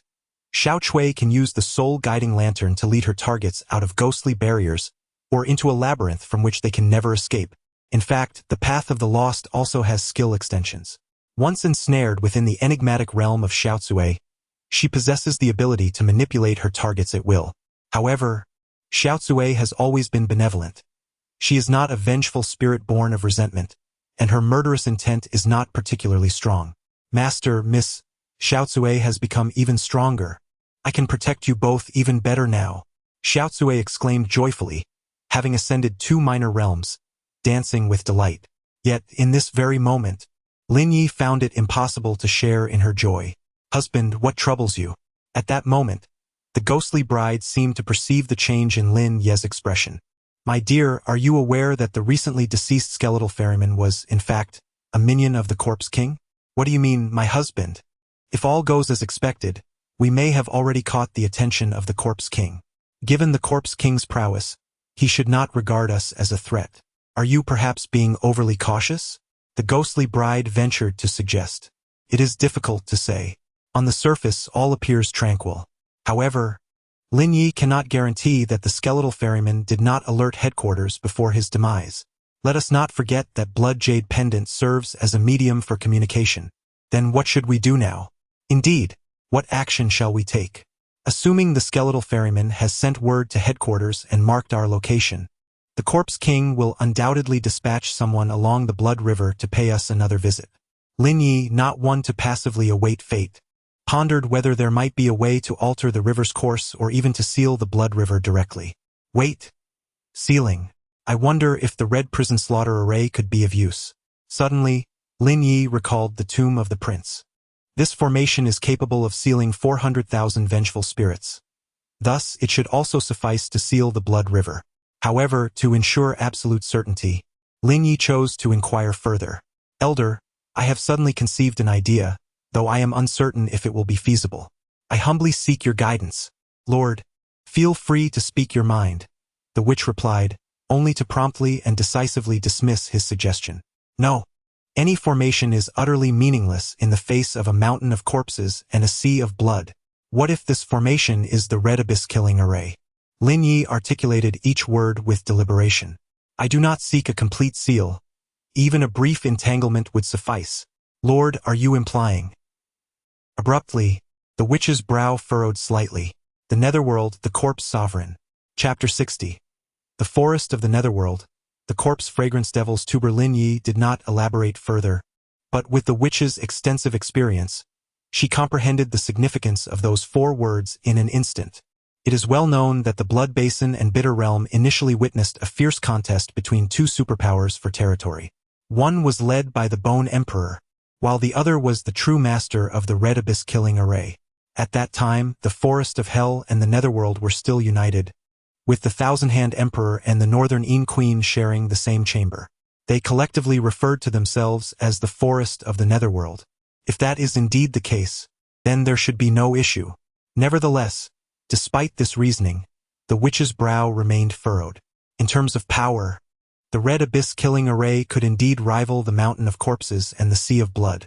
Yet, one must fear that the Corpse King may be particularly sensitive to this formation, potentially placing Lin Yu in the spotlight as the object of his attention. However, it is also possible that she is merely overthinking the matter. The Corpse King would hardly pay attention to this place. After thoughtful consideration, the witch ultimately refrained from voicing this sentiment. Thus, it was settled. However, the formation capable of subduing 400,000 vengeful spirits could not be as simple as it appeared. Before its construction, Lin Yu had one more task to accomplish: to elevate his cultivation to that of a ghost general. Only then could he adeptly inscribe the blood symbols and establish the formation. As night fell, Lin Yu retrieved the coffin from the prince's tomb. The witch had mentioned that possessing a well-preserved coffin, combined with Lin Yu's essence blood, would enable him to coalesce a corpse fragrance demon tuber on the foundation of the coffin fungus. Although the witch was unaware of the origin of this coffin, there were certain matters she felt compelled to address. My lord, are you certain you wish to proceed with this? As she spoke, her eyes brimmed with concern, hinting at unspoken apprehensions. Absolutely, Lin Yu replied without hesitation. But do you realize that the corpse fragrance demon tuber harbors an exceedingly dense aura of death? Prior to its maturation, it will emanate a potent scent of decay, attracting specters from dozens of miles around, who may come to vie for it. The witch had previously outlined the method for cultivating the corpse fragrance demon tuber, yet she had left some details unfinished. Before maturation, it would also draw a horde of poachers. Without formidable strength to safeguard it, one would essentially be paving a swift path to demise. Lin Yu pondered, what level of cultivation might those who come to contend possess? Upon hearing this, Lin Yu furrowed his brow, unable to suppress further inquiry. The corpse fragrance amorphophallis is intended to challenge the realm of the ghost general. Thus, those who arrive should all be formidable late-stage ghost soldiers. Lin Yu possesses the full mastery of a ghost soldier, yet the others do not share this level of prowess. If they are indeed all late-stage ghost soldiers, then he should feel little pressure. Nevertheless, Lin Yu's brow furrowed slightly, though it was merely a fleeting expression. While this is the case, one cannot help but worry about being overwhelmed by a multitude of ghostly entities. Even with his strength, facing a coven of opponents could prove daunting. And what of natural disasters? None will come. Then it is settled. The random events are about to unfold. I fear not the calamities of nature. How could I possibly fear a throng of competitors? Thus, the old woman is prepared to stake her very life to assist the esteemed lord in safeguarding the corpse fragrance amorphophallus. In that instant, the witch's gaze solidified with determination. Thank you. Subsequently, under the witch's guidance, Lin Yu began to repeatedly drip his blood into the coffin. As the blood flowed continuously, a spectral light gradually emanated from within the once tranquil coffin. The accumulation of blood increased, and peculiar runes began to faintly emerge upon the coffin's surface, as if ancient incantations were being awakened. Suddenly, the sound of cracking would echoed forth. Astonishingly, from the edges of the formerly silent and icy coffin, a vibrant green sprout began to emerge. This tender shoot, akin to a resilient harbinger of life, broke free from the shackles of death and darkness, showcasing an awe-inspiring vitality. The tender green leaves trembled gently, their vivid hue shining like jade, exuding a refreshing and enchanting aura. As it first appeared, the surrounding air instantaneously turned frigid and piercing. A potent scent of decay permeated the air. It was insufficient. Continue to bleed. The witch's expression grew grave as she spoke. Upon hearing this, Lin Yu dared not delay and continued to squeeze his fingers. Ultimately, the pace proved too sluggish. Lin Yu resorted to using a blood-stained knife to carve a gash in his palm. Vivid crimson blood flowed steadily into the coffin. With the nourishment of this blood, the corpse-scented devil's taro grew larger. Initially, it had appeared as a mere tender sprout, but now it began to take on a discernible form. Its shape resembled that of a devil's taro, yet it was distinctly different from ordinary varieties. In stark contrast to the youthful green shoots, the mature corpse-scented devil's taro exhibited an eerie dark red hue, with large, thick leaves adorned with serrated edges. From a distance, it resembled the fangs of a demon. As it fully formed, the corpse-scented devil's taro joyfully stretched its petals within the coffin, each petal displaying faint, elusive patterns, as if concealing some arcane power. With its growth, the surrounding air grew increasingly frigid, and wisps of corpse energy began to pervade the vicinity. It is sufficient now. All that remains is to patiently await the gathering of its fruit. How long will the gathering take? 1 hour. 1 hour equates to 2 hours. In the past, Lin Yu would not have thought much of it, but now, with the corpse energy already dispersed, he understood that this forthcoming hour would be profoundly unforgettable. The witch had also stated that during the maturation of the corpse-scented devil's taro, a multitude of spirits would congregate. Hesitation was not in Lin Yu's nature. Lin Yu resolutely settled himself at the entrance of his territory, drawing forth his bloodied blade and embedding it beside him, commencing a period of silent anticipation. His gaze remained fixed on the surroundings, imbued with vigilance yet tinged with a hint of expectation. Beloved, at that moment the ghost bride materialized behind Lin Yu, accompanied by Xiao Hong, Xiao Qing, Xiao Lan and Xiao Cui. What brings you here, darling? I have come to lend you my strength. Previously, Lin Yu had faced the ghost general alone, not out of the ghost bride's cold indifference, but rather because Lin Yu had been advancing in his dreams. The ghost bride had been subtly aiding him in solidifying his cultivation. However, as Lin Yu's wife and a member of the territory, her prolonged absence from the fray had inevitably caused some discord within him, leading him to harbor unspoken grievances regarding her perceived inadequacies as a spouse. Now that Lin Yu no longer required that period of reflection, it was only natural for her to take action. Very well, we shall fight side by side tonight. The others nodded in agreement, though this was merely the surface of their resolve. Additionally, Xiao Ming and Xiao Yi were present, along with the nearly forgotten punishing ghost, who had been preoccupied with gathering blood and thus had nearly slipped from notice. Chapter 61. A Dance of Demons. The night assault of 100 ghosts' time passed inexorably. Initially, the area surrounding the territory remained eerily quiet. The corpse crows flapped their decaying wings, circling high above in vigilant watch. Suddenly, a cacophony of ghostly wails shattered the night's stillness, followed by an ominous howling emanating from the distant shadows. The atmosphere was thick with an unsettling sensation. It was as if countless specters were hastening toward this direction, their claws bared and faces contorted in grotesque horror, exuding a chilling aura as they surged forward at an astonishing speed. They are coming, Lin Yu thought, tightening his grip on the bloodied blade beside him. Subsequently, as if to affirm Lin Yu's suspicion, he beheld the first group of apparitions emerging from the depths of night. Before him stood 5 peculiar men, clad in outlandish attire yet barefoot. They were of imposing stature, yet among them, only one possessed a solitary eye. 4 of them were devoid of sight, while the leader bore a single eye, guiding the others who clutched at his sleeve, trailing closely behind him. Designation: One-Eyed 5 Masters Path. Ghost Soldier Later Stage. Category: Human Essence Current Form.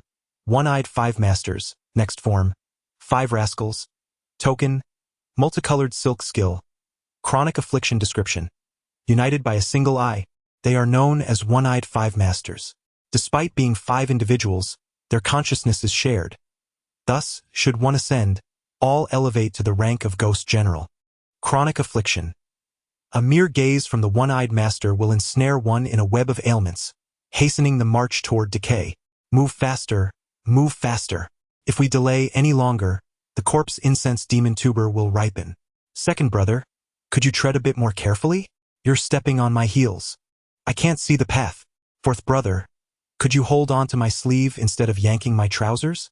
You've already stretched them a size. Apologies, third brother. I promise to be more mindful next time. The odd men, hand in hand, traversed the ground with an exceedingly comical gait. Then he gradually appeared before Lin Yu. I remarked, you 5 brothers, after so many years, cannot you purchase a few pairs of eyes? Lin Yu had yet to speak when another figure emerged from the shadows, noteworthy for possessing a voice that was undeniably mature, yet his physique was reminiscent of a child. Moreover, he carried on his back a burlap sack akin to that of a grave digger. From a distance, he resembled an old child scavenging for remnants. Name: 100 Eyes Path. Ghost Soldier, Later Stage. Category: Human Spirit Current Form.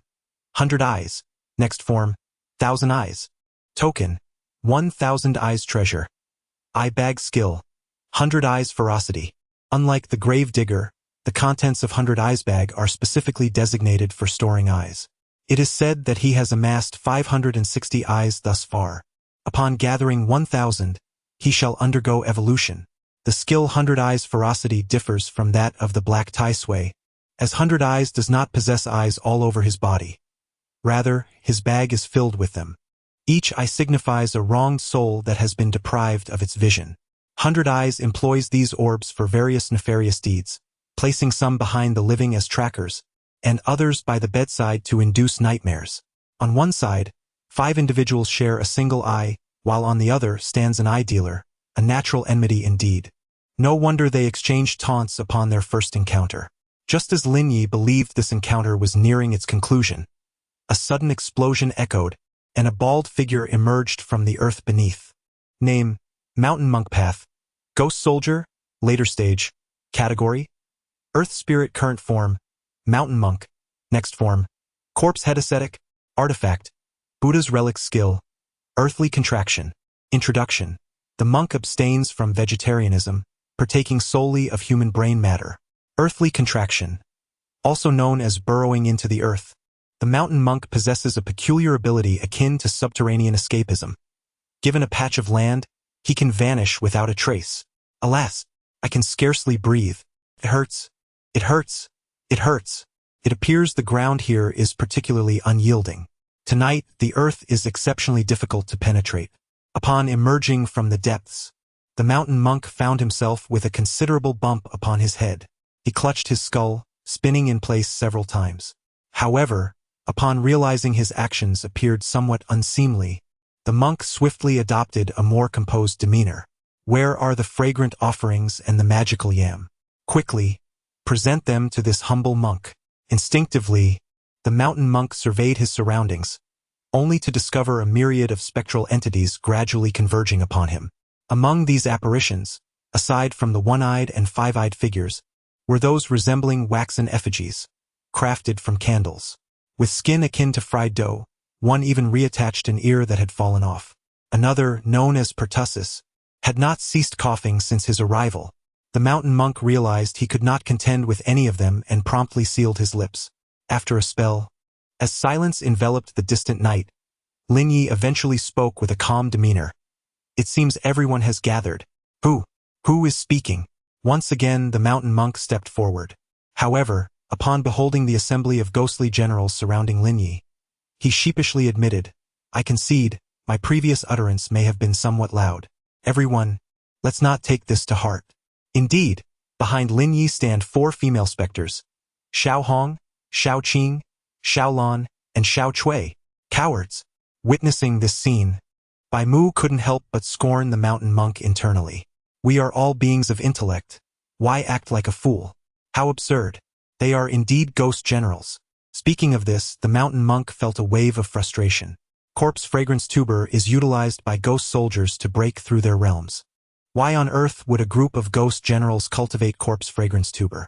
Originally, he had intended to put on a grand display before so many clans and establish his authority, but it backfired, nearly making him the target of ridicule. What is there to fear?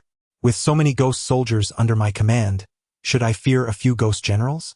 Let us not forget, aside from the mountain monk, surrounding this modest graveyard is Lin Yu, along with Bai Mu, Yimu Wu Xiansheng, Bai Riku, Wax Figure, and a multitude of other spectral beings. Altogether, their numbers nearly amount to several hundred.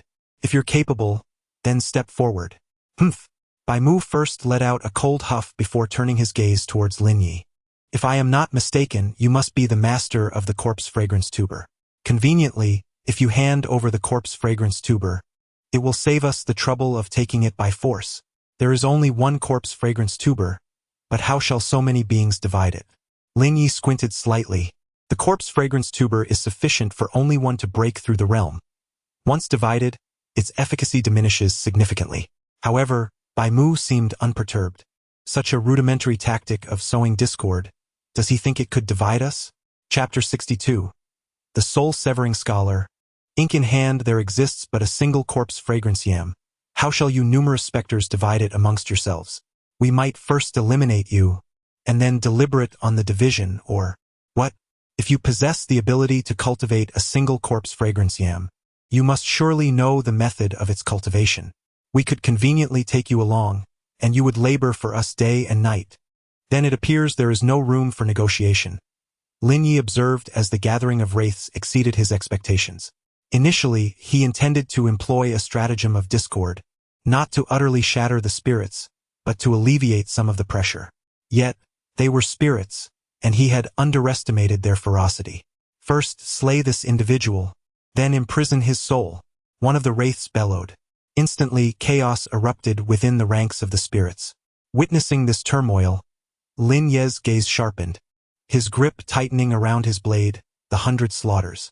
Just as he prepared to strike, a figure emerged from the throng of apparitions, a gentleman reminiscent of a scholar. Lin Yu distinctly observed a scroll in his hand and a book basket upon his back. Name: The Soul-Severing Scholar. Cultivation level: Ghost General. Initial stage: Category: Ghost. Current form: Soul-Severing Scholar. Next form: Judgment Spirit Officer. Token: Letter of Indenture. Skill: Ink in hand. Ghost Domain. Beauty resides within the scroll. The ink-wielding scholar extracted a brush from his person, swiftly inscribing a grand seal in the air. Each character, according to its literal meaning, bore unique effects. For instance, inscribing the character for wind would hasten the speed of allies.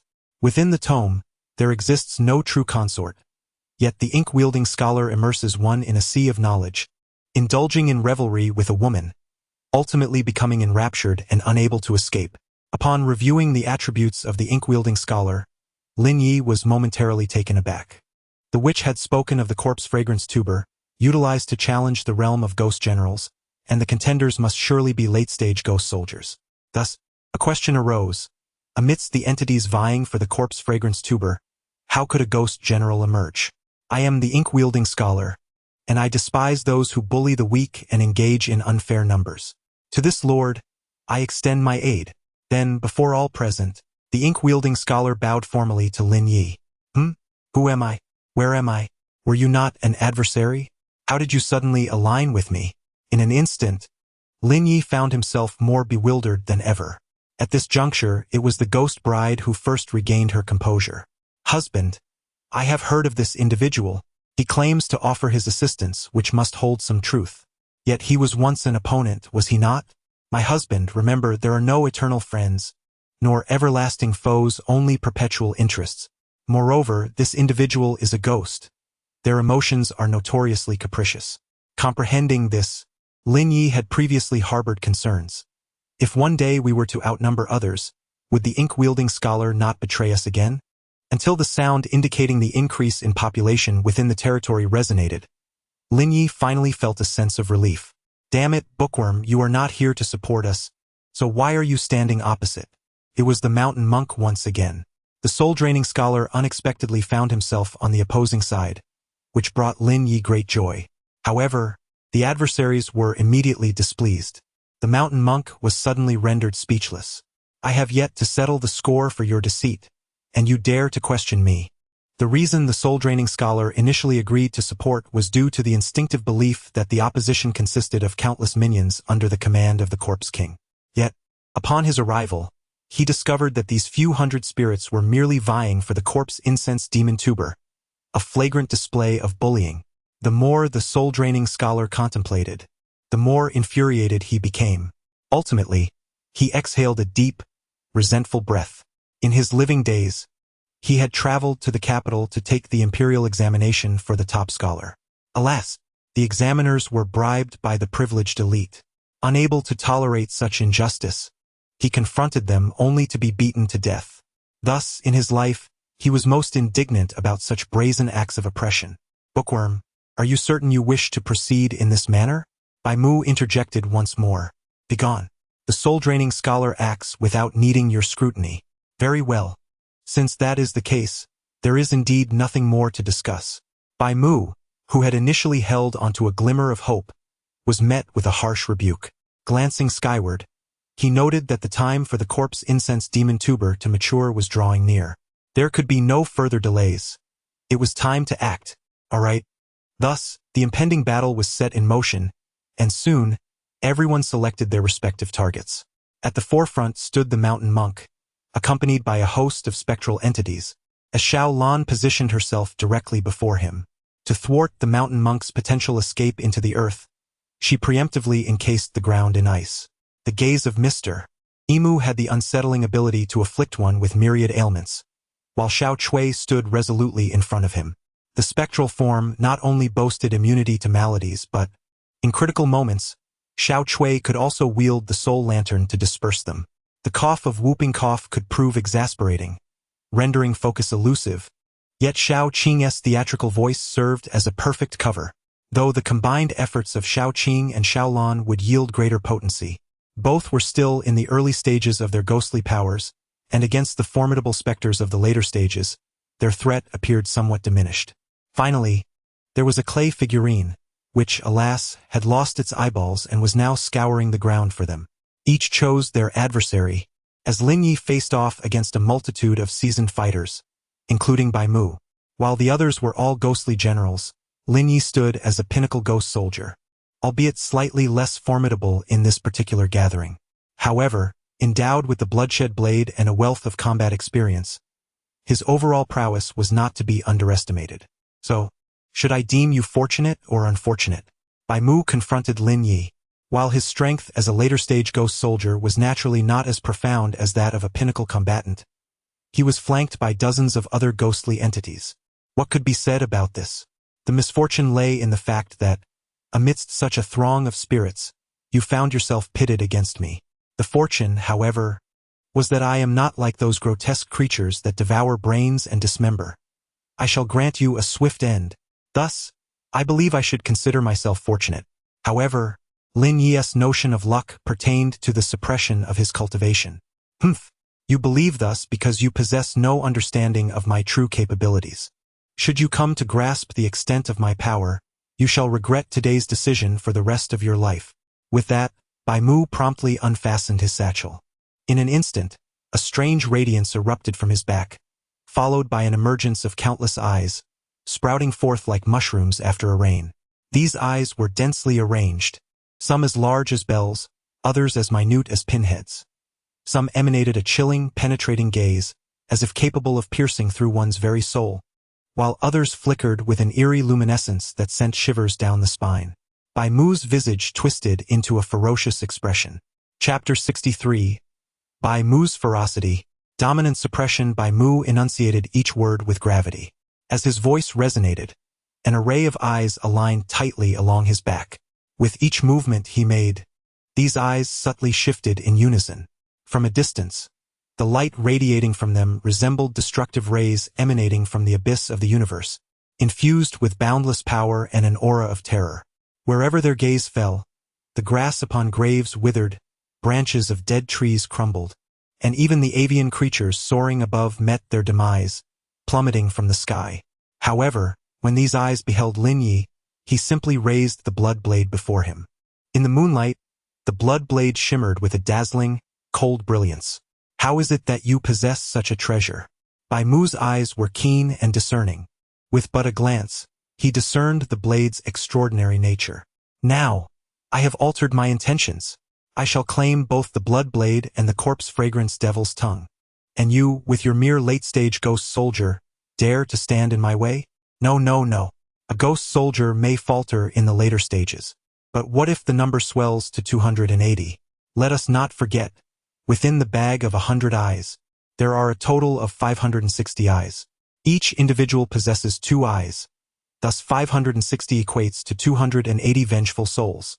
Fueled by their grievances, a formidable and heart-stirring power surged from behind. In an instant, those pairs of eyes, which had previously appeared tranquil, erupted once more with an unparalleled brilliance and intensity. That radiance seemed capable of piercing through all impediments, shooting straight into the distance, illuminating the surrounding space as brightly as daylight. Now, let me see how you dare to contend with me. The reason why Bai Mu dares to challenge the pinnacle of perfection in the later stages is precisely because this eye bag is his greatest reliance. With each additional pair of eyes, he gains an extra measure of vengeful power. Now, with 280 additional pairs of eyes, he essentially has 280 combatants by his side, 280 against 1. Naturally, he does not fear Lin Yu. What is happening? Why has the sky suddenly brightened? It is Bai Mu. His trump card is formidable. I have heard that with each added pair of eyes, his strength amplifies. Though he is currently at the later stage of ghost soldiers, his power is already nearing that of a ghost general. Witnessing this astonishing scene, the ghostly beings inevitably sparked a wave of fervent discussion. It is over. It is over. This time, the opponent is finished. Bai Mu has actually unleashed this move. It seems that tonight S-Corp's incense and devil yam belong solely to Bai Mu. Upon hearing the chatter around him, the corners of Bai Mu's mouth curled into a sly, enigmatic smile, as if he relished such flattery. Yet, unbeknownst to all, Bai Mu smiled, and Lin Yu followed suit. What of resentment? If 280 could be deemed invincible, how then shall I calculate my 1,400-280? Thus, let it flourish. The resentment of 400,000. As Lin Yu's words fell, an overwhelmingly potent and chilling resentment erupted forth, cascading like a surging tide of darkness from that mysterious and ancient blade. This resentment seemed to possess boundless strength and malice. In an instant, the sky darkened, thunder rumbled, and the originally tranquil and serene night transformed abruptly. The air thickened with resentment, as if the heavens themselves trembled under this terrifying aura, emitting a mournful lament. Where it passed, flora ceased to grow, and the air stilled. Even the gentle breeze appeared to freeze in place. The entire world seemed to descend into an eerie silence. Only the incessantly unleashed resentment continued to spread freely, infiltrating every inch of space. As these vengeful spirits entwined around Bai Mu's eyes, the eyes behind him shattered like broken mirrors, instantly collapsing into a gruesome spectacle. This is impossible. Bai Mu stared intently at these vengeful souls, his eyes filled with disbelief and incredulity. This resentment, it was tenfold, 100-fold, no, 1,000-fold more potent than his eye bags. Such martial techniques he had never heard of. Such maneuvers he had never encountered. There was nothing impossible. The greatest reliance of the 100 eyes was effortlessly shattered. Subsequently, Lin Yu's gaze sharpened, and his long knife was swiftly unsheathed. A flash of cold light surged forth. The speed was so swift it was akin to lightning, rendering its trajectory nearly imperceptible. In the next moment, a muffled sound echoed, accompanied by a spray of blood. The grotesque head of the 100 Eyes was sent flying. In its final moments, its face was etched with terror and disbelief, as if it could hardly fathom how Lin Yu had so easily dispatched it with a single strike. The headless body, after a few tremors, collapsed with a thunderous crash, stirring up a cloud of dust. The mightiest of the 100 Eyes. Dead. Deceased? Silence.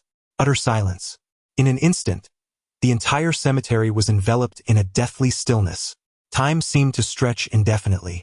Lin Yu sheathed his bloodied blade. And you, what now? After the demise of the 100 Eyes, Lin Yu turned his attention to the others. I have heard that a new nun has arrived at the Zhongyin Temple. I must go and seek her out. Farewell, everyone, I shall take my leave. With that, the mountain monk vanished into the ground, leaving no trace behind. News from my homeland just arrived, reporting an unexpected batch of cough remedy pills. I must investigate this matter. Upon finishing his words, the 100 Days cough also departed the scene. A glance at Mr. One Eye and the innocent Chui, who had never taken a life before, revealed that she too had broken her precedent this time. Elder 2 and Elder 4 had already perished in battle. Elder 1 and Elder 3 were hastily carrying Elder 2's lifeless body, while Elder 3, with one hand, and Elder 5 were bearing Elder 4's corpse. The three of them, like bearers of two stretchers, hastily exited the area. In the end, only the wax-faced figure remained. He finally found his eyeball and glanced around, only to discover that no one remained. After uttering these words, the wax figure hastily departed. However, during his escape, his eyeball fell once more. Never mind. It is of no consequence. The corpse-scented devil yam, though undeniably alluring, requires a life to relish its delights. After all, once life is extinguished, nothing remains. After the wax figure fled, the battlefield soon fell into a profound silence. The conflict appeared to have reached its conclusion, yet Lin Yu's brow remained furrowed. Moments ago, he distinctly observed several shadowy specters, but since the battle commenced, they had not reappeared. He neither witnessed their demise nor their retreat. So where could they have vanished to? Wait, the courtyard wall. Chapter 64, Pregnancy Manual, Early Stages of the Ghost General. Suddenly, Lin Yu recalled something. He turned his gaze and beheld several ghostly figures stealthily ascending the cemetery wall. They moved with agility and grace, akin to geckos, silent and ghostly. Just as they were about to surmount the wall, Lin Yu thought, "This is bad." At that moment, a buzzing sound pierced the air, reminiscent of a bowstring snapping. A crimson thread arced across the sky, and in an instant, the ghostly figures on the wall were cleaved in two. Following the momentum, the dismembered remains of the specters fell, one half landing within the courtyard, the other outside. It was the ghostly bride who had intervened. Upon seeing a figure clad in red slowly emerge from the cemetery, Lin Yu finally breathed a sigh of relief. Yet, could the thread still sever ghostly bodies? Previously, Lin Yu had also employed red threads to sever spirits, but those were corporeal corpses. "My husband, have you ever heard of an ink line? Was it your mother-in-law's idea?" The ghost bride nodded quietly, ceasing her speech and glancing at the sky. The battle concluded more swiftly than anticipated. With time to spare, Lin Yu began to clear the battlefield. After Bai Mu's demise, many spirits fled in terror. Consequently, the spoils on the ground were few. Aside from some basic materials, one item, resembling a treasure map, caught Lin Yu's attention. However, upon discerning the contents, he was momentarily taken aback. Pregnancy Manual, Special Item Description. It clearly records the childbirth times of numerous expectant mothers. Detailed information. The childbirth time for Lady Wang from Longevity Village remains 1 day and 11 hours. The childbirth time for Lady Li from Een Wind Village remains 7 days and 3 hours. The childbirth time for Lady Lu from Yellow Sand Village remains 15 days and 8 hours. For the Auspicious Village. What does it mean that I thought it was a treasure map, and you give me a pregnancy manual? I am certainly not running an obstetrics and gynecology clinic. What use is this to me? My husband, I understand now, the ghost bride approached. When women give birth, they produce a unique substance that holds a fatal allure for spirits. I believe some spirits must be collecting this. What? Purple River Car. Is that so? Lin Yu nodded, somewhat enlightened. After some time, the corpse incense devil yam had fully matured. However, it is worth mentioning that throughout the fray, the sorceress remained unseen. Initially, Nightshade surmised she was occupied elsewhere, only to later discover she had erected a makeshift shelter to shield the corpse aroma arum from theft. With the conflict resolved, she dismantled the defense, instantly saturating the air with an intense cadaverous scent. This miasma, akin to an infernal emanation from the abyss, carried the essence of mortality and decay, emanating ceaselessly from the flower's alluring petals.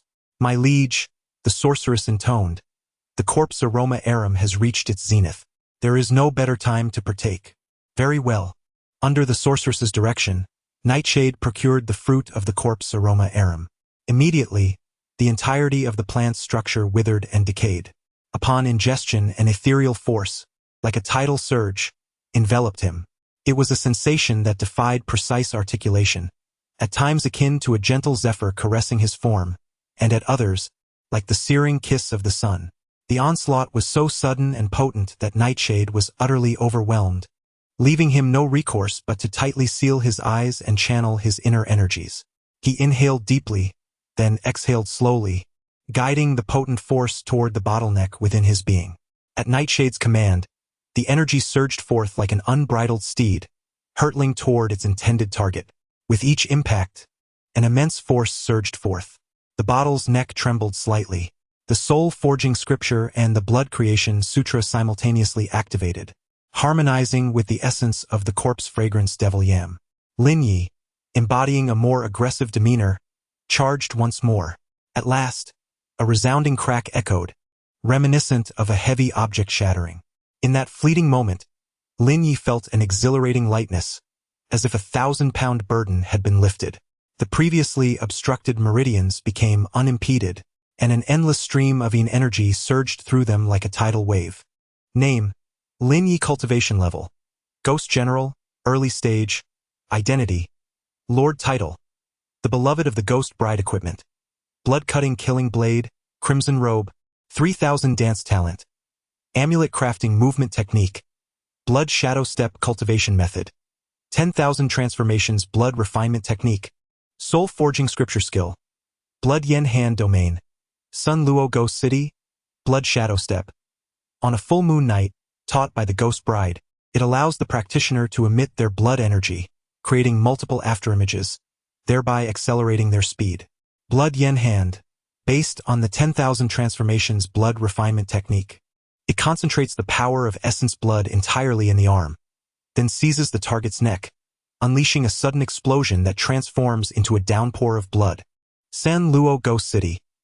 The host conjures the ancient visage of the former San Luo Ghost City, summoning a vast and magnificent ghostly realm, subsequently suppressing all targets within its bounds. Finally, having ascended to the legendary Ghost General, Lin Yu unlocked a formidable skill. As he is human, not a ghost, his grand skill is termed a domain rather than a ghostly domain. Perhaps it is also due to his recent rigorous practice of the soul-forging scripture, which is a martial art of the prince, who hails from that powerful faction. Lin Yu had never anticipated that the realm he had unlocked was intricately connected to that formidable force. However, considering this force once rivaled Qi Yu, it was reasonable to assume its continued strength. After reviewing his attributes, Lin Yu nodded in satisfaction. Subsequently, he devoted himself to the frenzied refinement of his essence blood and the meticulous arrangement of the Hongyu killing formation, with the cemetery as its nucleus. Lacking chains, he ensured the power of each blood symbol glimmered with an enigmatic radiance, as if imbued with its own vitality, resonating with the surrounding environment to forge an extraordinarily intricate and immensely powerful array. Blood refinement, blood symbol inscription, blood refinement, blood symbol inscription. This cyclical process persisted until, after half a month, this monumental project gradually approached its conclusion. Chapter 65. The prelude to calamity, preparations for wartime flew by, and before long, it was already the eve of the impending disaster. That night, the World Channel buzzed with activity. Wow, over 3 weeks have passed so swiftly? I feel as though I've accomplished nothing. My territory has only just ascended to the level of resentment. I am so anxious, unsure of what calamity awaits us tomorrow. I heard whispers that the ghost kings of each region would dispatch their forces to assault us, as speculated by some lords. So what could this imply? Although lower-level ghosts possess limited intelligence, their sudden collective disappearance suggests a semblance of organization. Does it not? I suspect that the central ghost king has summoned them, preparing for a grand outbreak once the calamity commences. Tomorrow, the brothers in Silent Hill must exercise utmost caution. The world channel has momentarily fallen into silence. After a brief interlude, another voice emerged. Brothers, is there only one demon king in your vicinity? Is one not sufficient? Let us not forget, that is indeed a demon king. How many lords have ascended to the rank of demon general? If multiple demon kings inhabit one region, what hope do we, the lords, have for survival? In our world, is it not customary to refresh burial mounds? Without refreshing them, how can one truly progress? However, these 9 mounds are quite substantial, resembling small hills. In which area did you refresh? 9 Mound Ridge. And where exactly? Beside 9 Mound Ridge. Brother, I have something to say. Never mind. It is unfortunate to make your acquaintance in this manner. Amidst the discussions, this particular lord seemed to be prematurely resigned to his fate. Just as everyone believed the conversation had concluded, another voice broke through the silence, speaking gravely. After observing for a while, I have realized that you are either refreshing in the corpse domain or the ghost domain. Surely all the burial mounds must be constructed of earth, yes? Not at all, my friend. What do you imply? Do you suggest that I refreshed on Mars, where the mounds are made of iron? In an instant, the world channel was once again ablaze with fervent discussion. No, what I mean is, am I the only one who refreshed in the wilderness? Wilderness? What sort of place is that? The wilderness of Grievance Mountain, where the burial mounds are crafted from stone, all situated on the hillside. Moreover, the Lord had never encountered a corpse demon, only various woodland spirits. What triggered this calamity? I am uncertain. Perhaps the mountain deity's wrath? A landslide? Impressive. Meanwhile, Lin Yu attentively observed the information circulating in the world channel. He paid no heed to where others refreshed but prioritized the safety of his territory. With this thought, Lin Yu turned to those beside him and inquired, "Is everything prepared?" "Rest assured, my lord. All is ready," the witch replied, commencing her detailed account. During this half-month buffer period, the territory had ascended from the realm of vengeful spirits to a higher echelon. Countless coffin fungi and blood-bone flowers had been cultivated, and the corpse vines were readily available for harvesting. These had all reached a substantial scale. Within the territory, there existed a burial ground specifically designated for nurturing blood-bone flowers, alongside a coffin grove dedicated to the cultivation of coffin fungi.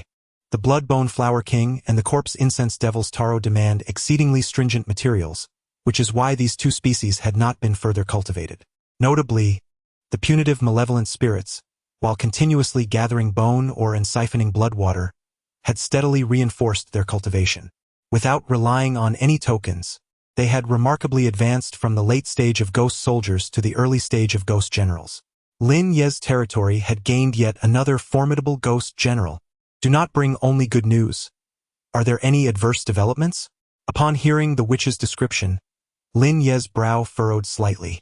As the esteemed lord observed, it seems that the villagers from the nearby hamlet have already offered their sacrifices to the gruesome mountain of corpses and the sea of blood.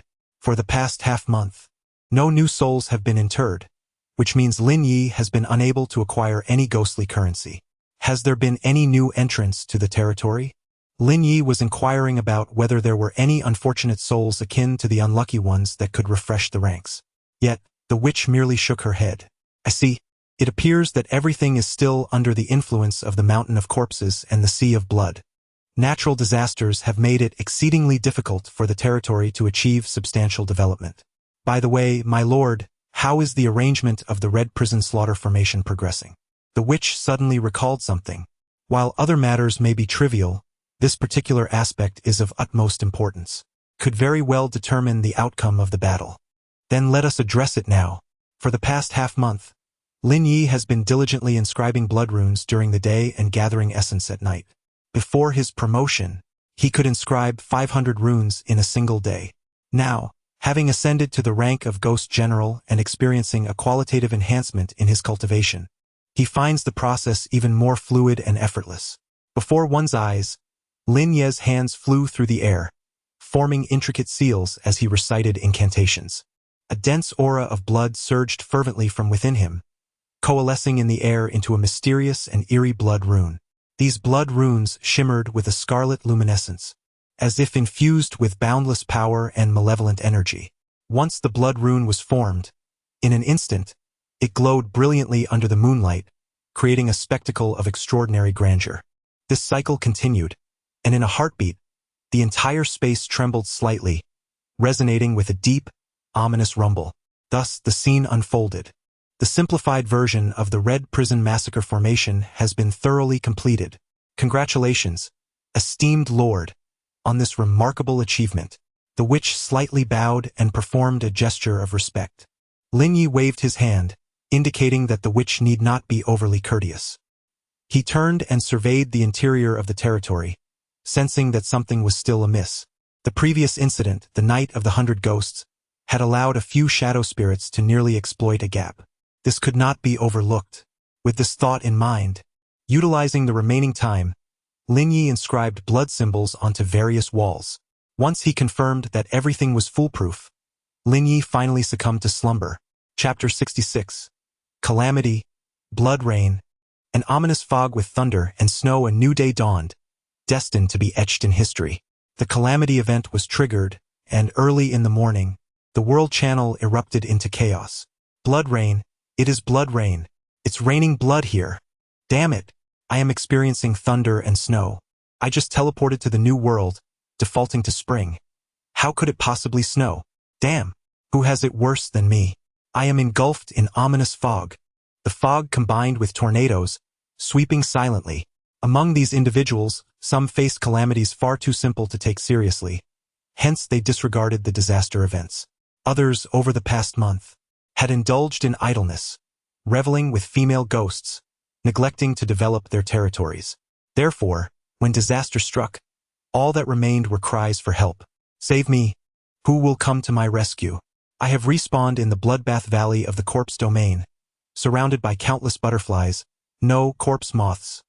Wherever they passed, corpses were turned to bone. Can anyone tell me why there are still neutral factions in this world?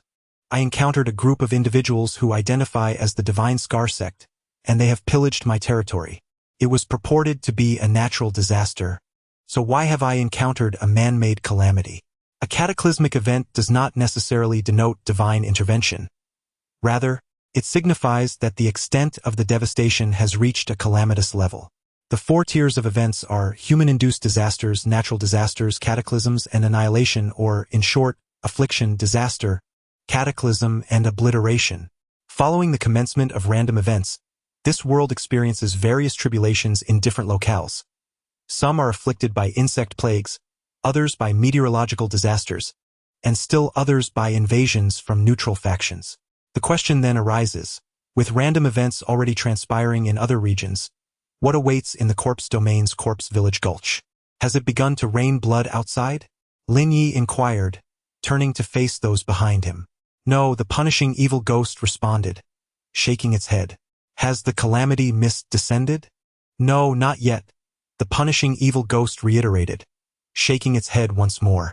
That is peculiar. However, just as Lin Yu was pondering this, Little Black suddenly alighted upon his shoulder. Blood corpses. The blood river is teeming with blood corpses. The corpse crow cawed incessantly, with the system automatically translating it into comprehensible language for Lin Yu.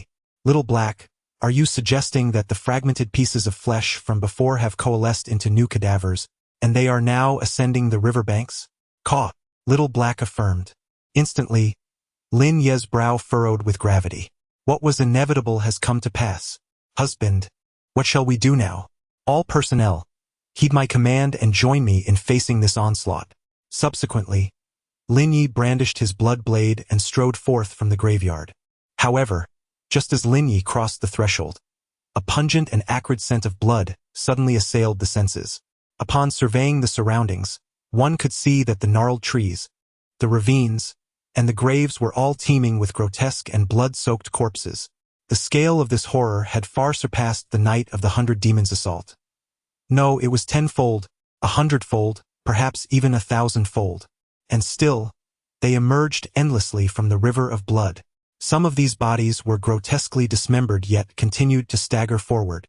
Others had been eviscerated, their entrails spilling forth, seemingly unfazed. There were those whose heads had vanished entirely, leaving behind only hollow necks gushing with crimson fluid. If one were to gaze down from the heavens, the entire graveyard would appear as a dark, oppressive mess, akin to a hellish realm. Cursed be it, witnessing such a horrifying scene. Even Lin Yu's fortified mind was unable to suppress a shiver of dread. He had believed this place to be free from calamity, only to be met with a cataclysm of unimaginable proportions. Then, as if responding to Lin Yu's lamentation or perhaps sensing the presence of the graveyard, the bloodied corpses surged madly towards the cemetery. They drew closer, ever closer, and just as it seemed they would engulf the graveyard, a sudden mist of blood rose dramatically. Those unfortunate enough to wander into the crimson fog had no time to react, instantly torn apart and reduced to mere fragments. Before them swirled a dense, ink-like crimson mist, seemingly imbued with boundless power and malevolent intent. It writhed like countless vicious tendrils, swiftly ensnaring each blood corpse in its grasp. In the face of such overwhelming force, muscles, bones, and viscera, all organs were rendered mere decorations. With a horrifying sound of tearing flesh, the entire body of the blood corpse disintegrated into minuscule fragments of flesh. Blood splattered, staining the surrounding space, creating a ghastly tableau. In the blink of an eye, the once menacing horde of blood corpses, poised to unleash havoc, vanished entirely within the eerie red mist. What remained was a gruesome litter of shredded remains, a testament to the horrific slaughter that had just unfolded. It was the red abyss killing array that had enacted its grim purpose. As the blood corpses crossed the crimson threshold, they were mercilessly obliterated by the formation. However, the sheer number of blood corpses was overwhelming. They surged forth in an unending wave. Moreover, with each group of blood corpses that was annihilated, the array's power diminished. It would continue to wane until all blood symbols were depleted, at which point the red abyss killing array would cease to function entirely. "My lord, what shall we do?" Upon hearing this, Lin Yu first surveyed the situation. Although formidable, the number of blood corpses far exceeded the available blood symbols. Yet it was not Lin Yu's fault. The system had only afforded him this limited time. With no other option, he resolved to endure. Having said that, Lin Yu grasped the blade of 100 slaughters and leaped into the throng of corpses. The sheer volume of the undead was daunting, yet fortunately, they were mere initiates of the ghostly soldiers, while Lin Yu was a ghost general. For the time being, he could still manage. A blood corpse lunged at him, claws bared. Lin Yu's heart sank as he swung the large blade in his hand, severing the neck of the blood corpse with a decisive motion. He kicked the severed head aside and turned his gaze toward another foe. A horde of blood corpses surged forward. Lin Yu's arm muscles tensed, veins slightly bulging as he gripped the gleaming, razor-sharp blood knife tightly with both hands. Taking a deep breath, he forcefully swung the blade, his body spinning rapidly in tandem. With each movement, the blood knife traced a graceful yet fierce arc through the air, generating fierce winds that whistled around him. The blade shimmered with a chilling radiance, as if it could cleave through all obstacles in existence. As Lin Yu continued to spin and strike, the surrounding air spiraled into a miniature whirlwind. Wherever the fierce winds swept, dust soared, creating a mesmerizing yet bewildering spectacle. The advancing blood corpses were cleaved in half, their dismembered remains scattering across the ground, glistening ominously in the sunlight. Chapter 67. The head chariot strikes at the heart, casting a glance at the others. Shao Qing wielded a crimson spear, weaving through the throng of corpses. Meanwhile, Xiaolan positioned herself with a guzheng, using sonic blades to provide support from behind. Entering the initial phase of the Ghost General, the punishing evil ghost manifested a domain reminiscent of an execution ground. To put it simply, it was the very site where the executioner had once carried out his grim duties. Within this ghostly realm, All blood corpses were cleaved in half by a massive axe bound with chains. Where the axe struck, not a blade of grass remained. The air seemed to tear apart, and the gruesomeness of the carnage was on par with Lin Yu's blood knife.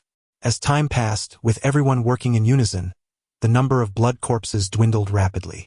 The pressure seemed to diminish significantly. However, before Lin Yu could catch his breath, he noticed that his territory remained under siege. The horde of corpses appeared to have taken notice of this situation, and an increasing number of blood corpses began to surge toward him. The blood corpses that had been vanquished before him were quickly dispatched, and those that initially had other designs halted midway, as if receiving some unseen command, abruptly altering their course and hastening toward Lin Yu's direction. What is happening? It seems the enemy has reinforced their ranks. Unbeknownst to Lin Yu, he had inadvertently drawn considerable firepower away from other lords due to the formidable strength of his territory. Moreover, from the rear of the horde, a massive, ominous entity slowly approached. Its form towered far above the blood corpses and was considerably broader. As it drew closer, it became evident that it was a war chariot. The closer it came, the clearer its outline became. It emanated a sinister, dark glow, its body adorned with sharp, protruding spikes that appeared to grow organically from its surface, varying in length and thickness, yet all exuding a chilling luminescence. Most notably, at its forefront, it bore a gigantic and grotesque demonic maw. Corpses were being tossed into this mouth by the skeletal soldiers operating the chariot.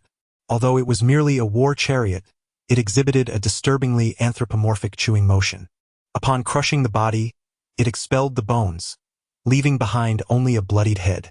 A catapult at the rear of the chariot automatically received the head, which was then forcefully launched. The crimson head detonated amidst the throng of corpses. Subsequently, an inexplicable phenomenon unfolded. The scarlet ichor splattered upon the blood zombies, instigating a frenzied metamorphosis akin to a surge of adrenaline. In that instant, the already horrifying blood zombies seemed to have been injected with an extraordinary stimulant, unleashing an uncontrollable, manic force. Their formerly sluggish and rigid movements metamorphosed into a tempestuous flurry of activity. Each minute gesture exuded a frantic, hysterical aura. They gesticulated wildly, spewing forth noxious, fetid effluvia from their maws. Their grotesque, contorted visages evoked the specters of infernal denizens, inspiring profound trepidation. Lin Yu felt a jolt in his heart. He brandished his blade, attempting to unleash a frigid gust of sword chi. Yet, the corpses that had been splattered with blood inexplicably exhibited an uncanny sentience, raising the bodies of their compatriots as shields. Aghast at this bizarre spectacle, Lin Yu's eyes nearly bulged from their sockets.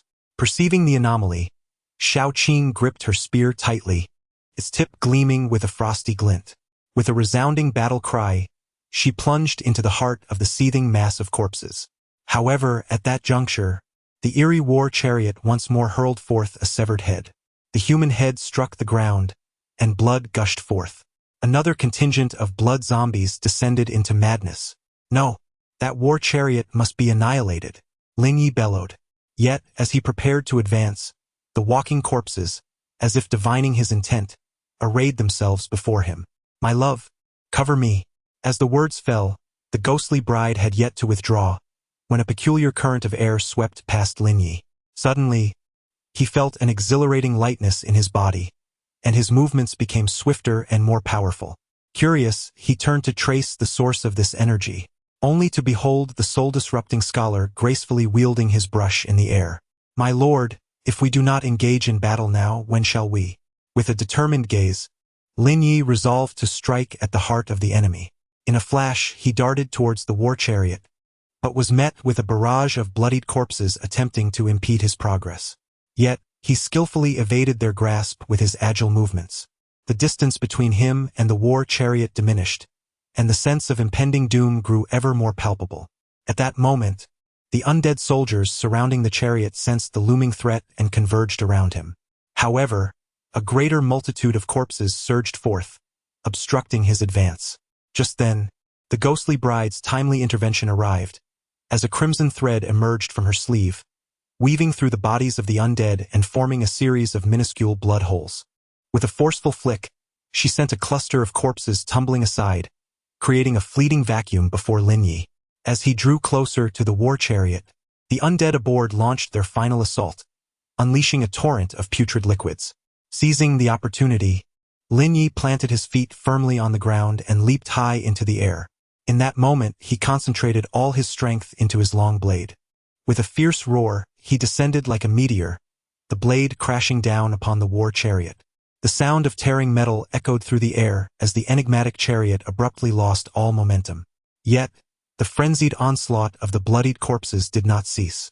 Turning to observe, he saw, in another corner of the battlefield, there was unexpectedly another vehicle. At this moment, Lin Yu found himself unable to withdraw.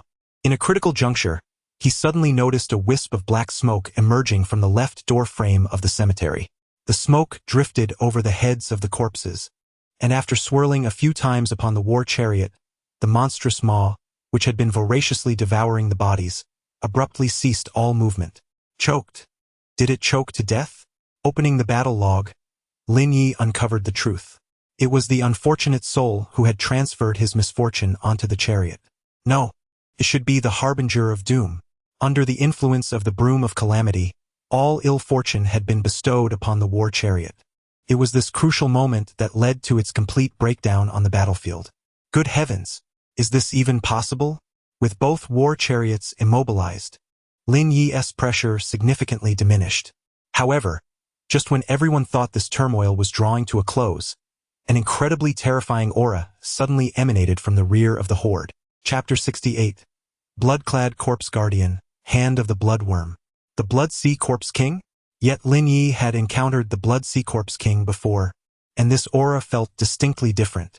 Although he had battled nearly 100 times, each ending in death without exception, the essence of the Blood Sea Corpse King was something he could never forget. The figure approached closer, the aura intensifying.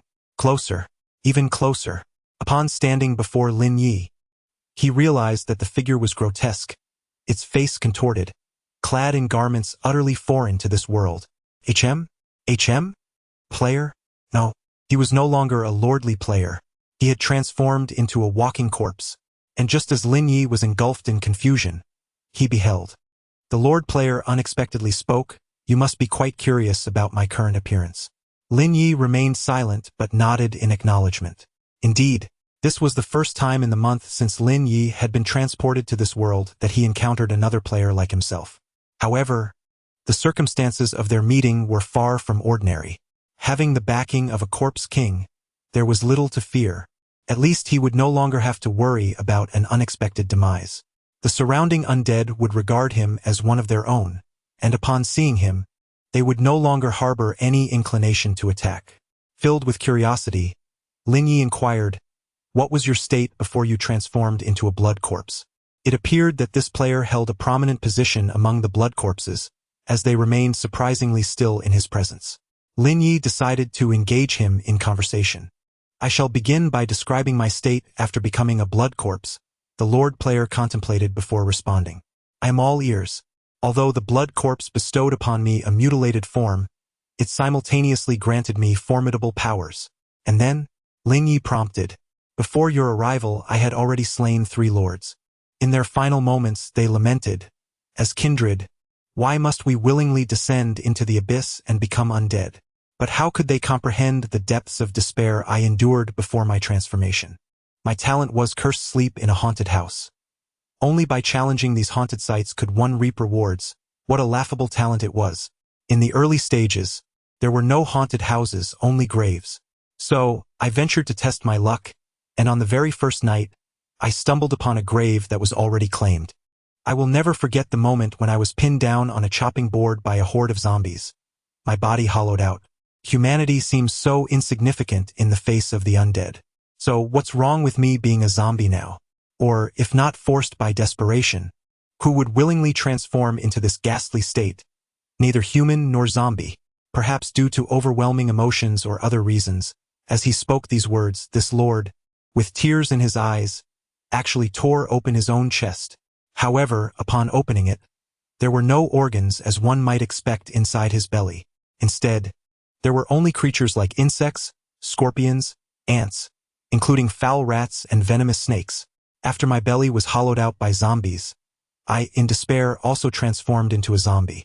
I did not feast on my kind, only consuming poisons, which was already a great mercy. So what's wrong with me being a zombie now? No matter the means, I just want to live. What exactly have I done wrong? You're not wrong, nor were the 3 deceased lords. The fault lies with this world. We inexplicably crossed over. We were forced by desperation, we had no other choice. This zombie lord is not wrong. Lin Yu is not wrong either. But if this zombie lord were to attack Lin Yu's territory, Lin Yu would not hesitate to raise his bloodied sword in resistance. Thank you so much for listening to my rant. If possible, I truly do not wish to kill you, but alas, as the zombie king has decreed, just as you said, I too have no choice. Name, Blood Guard Cultivation. Ghost General, Mid-Stage. Category, Zombie Current Form, Blood Guard. Next Form, Blood God Guard. Skills, Blood Mantis Hand, Bat Transformation. Zombie Domain, Blood Raven Storm. Introduction. This blood-clad guardian possesses a unique identity. He does not consume humans but rather feeds on animals. Consequently, all his skills have evolved from animalistic traits. The term blood-clad guardian is not a designation of a ghostly species, but rather a title held by the loyal subordinates of the Corpse King. The blood corpses that emerge from the blood river can be likened to mere puppets.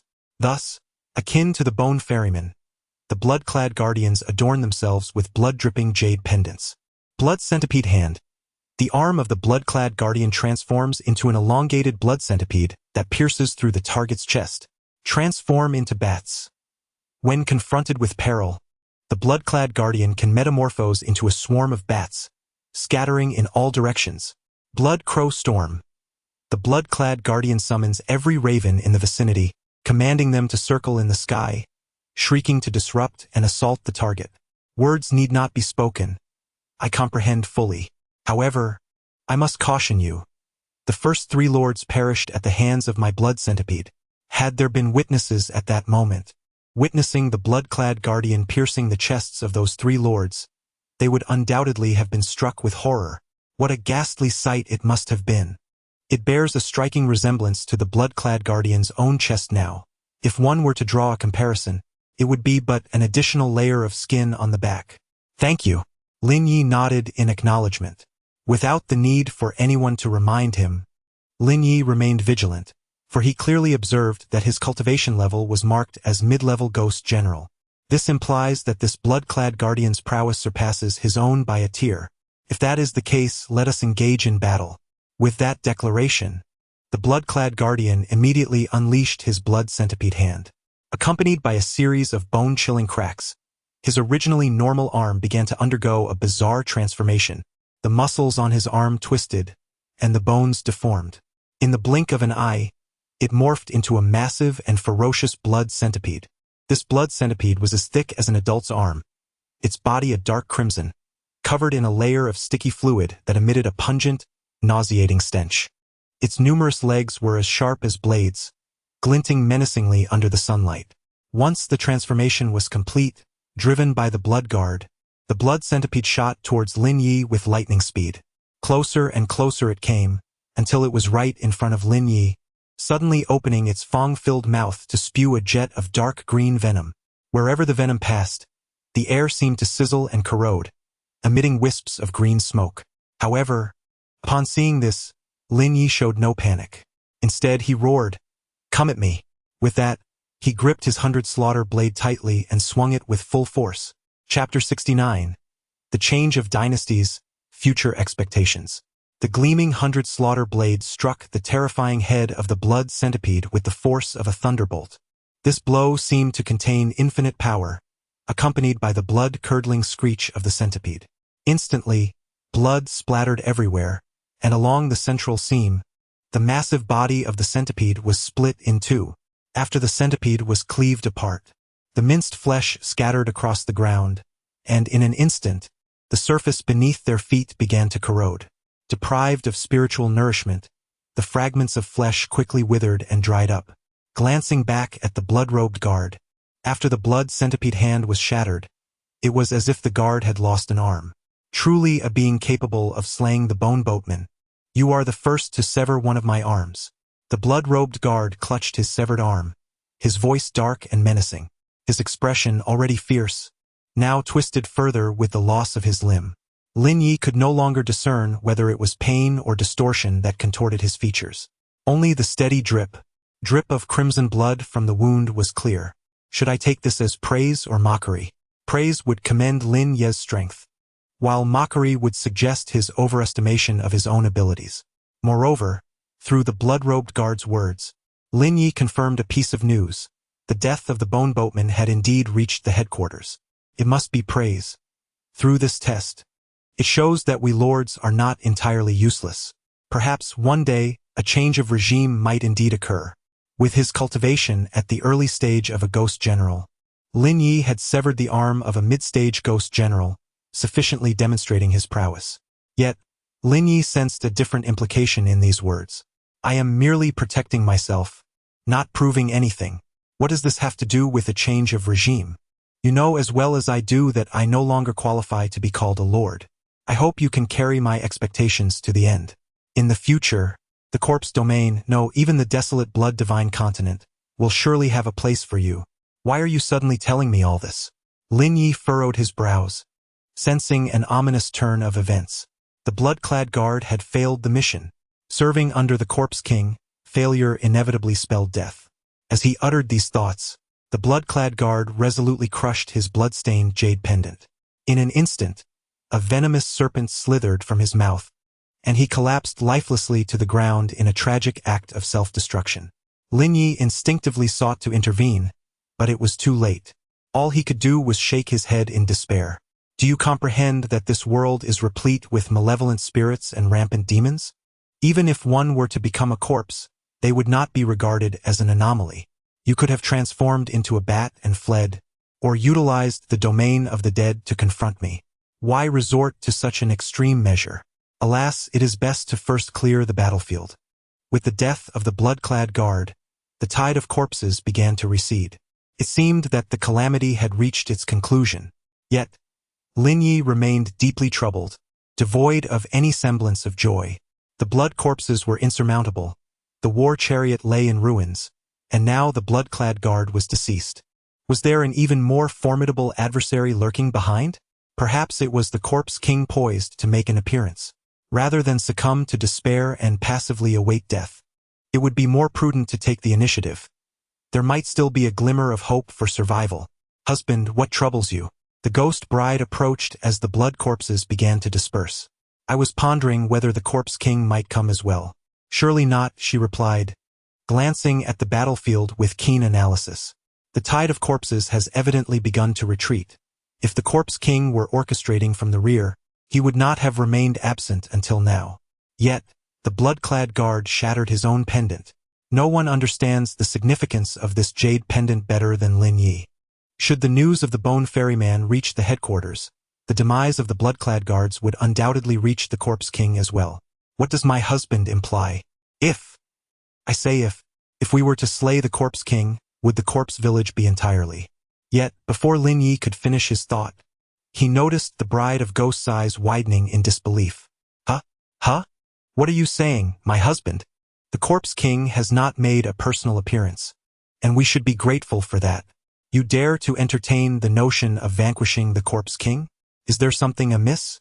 It is not that Yen is undermining your capabilities. Even with our ghost generals, we would barely suffice to fill the gaps left by the corpse king. In other words, while you may have encountered the corpse king in your dreams, you are well aware of his formidable strength.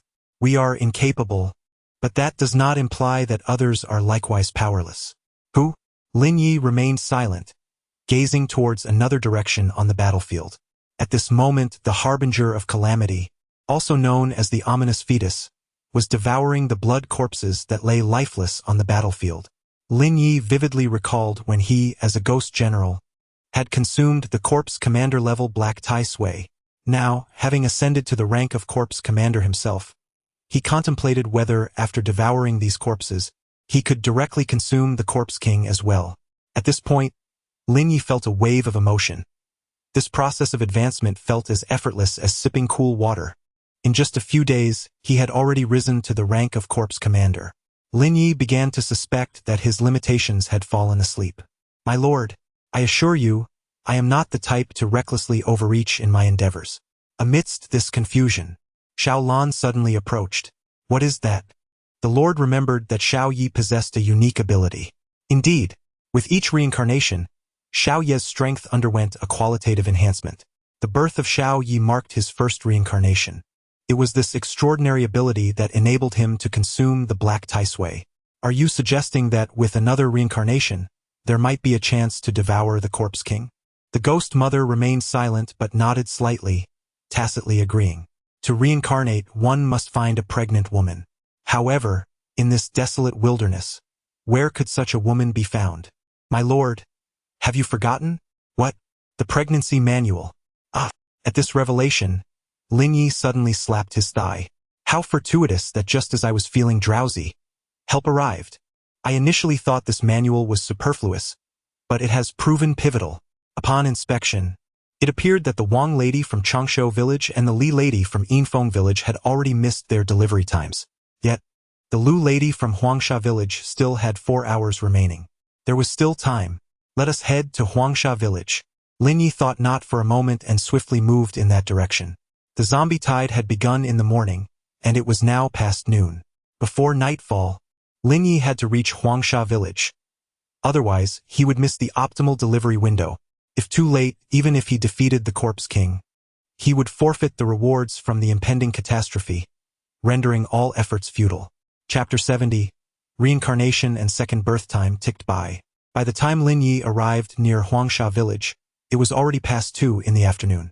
However, as Lin Yu entered the village, the sight before him caused him to gasp in horror. Corpses, as far as the eye could see, lay strewn across the ground, each one a lifeless form. Some bore expressions of anguish, while others were contorted in grotesque positions, sprawled haphazardly upon the earth.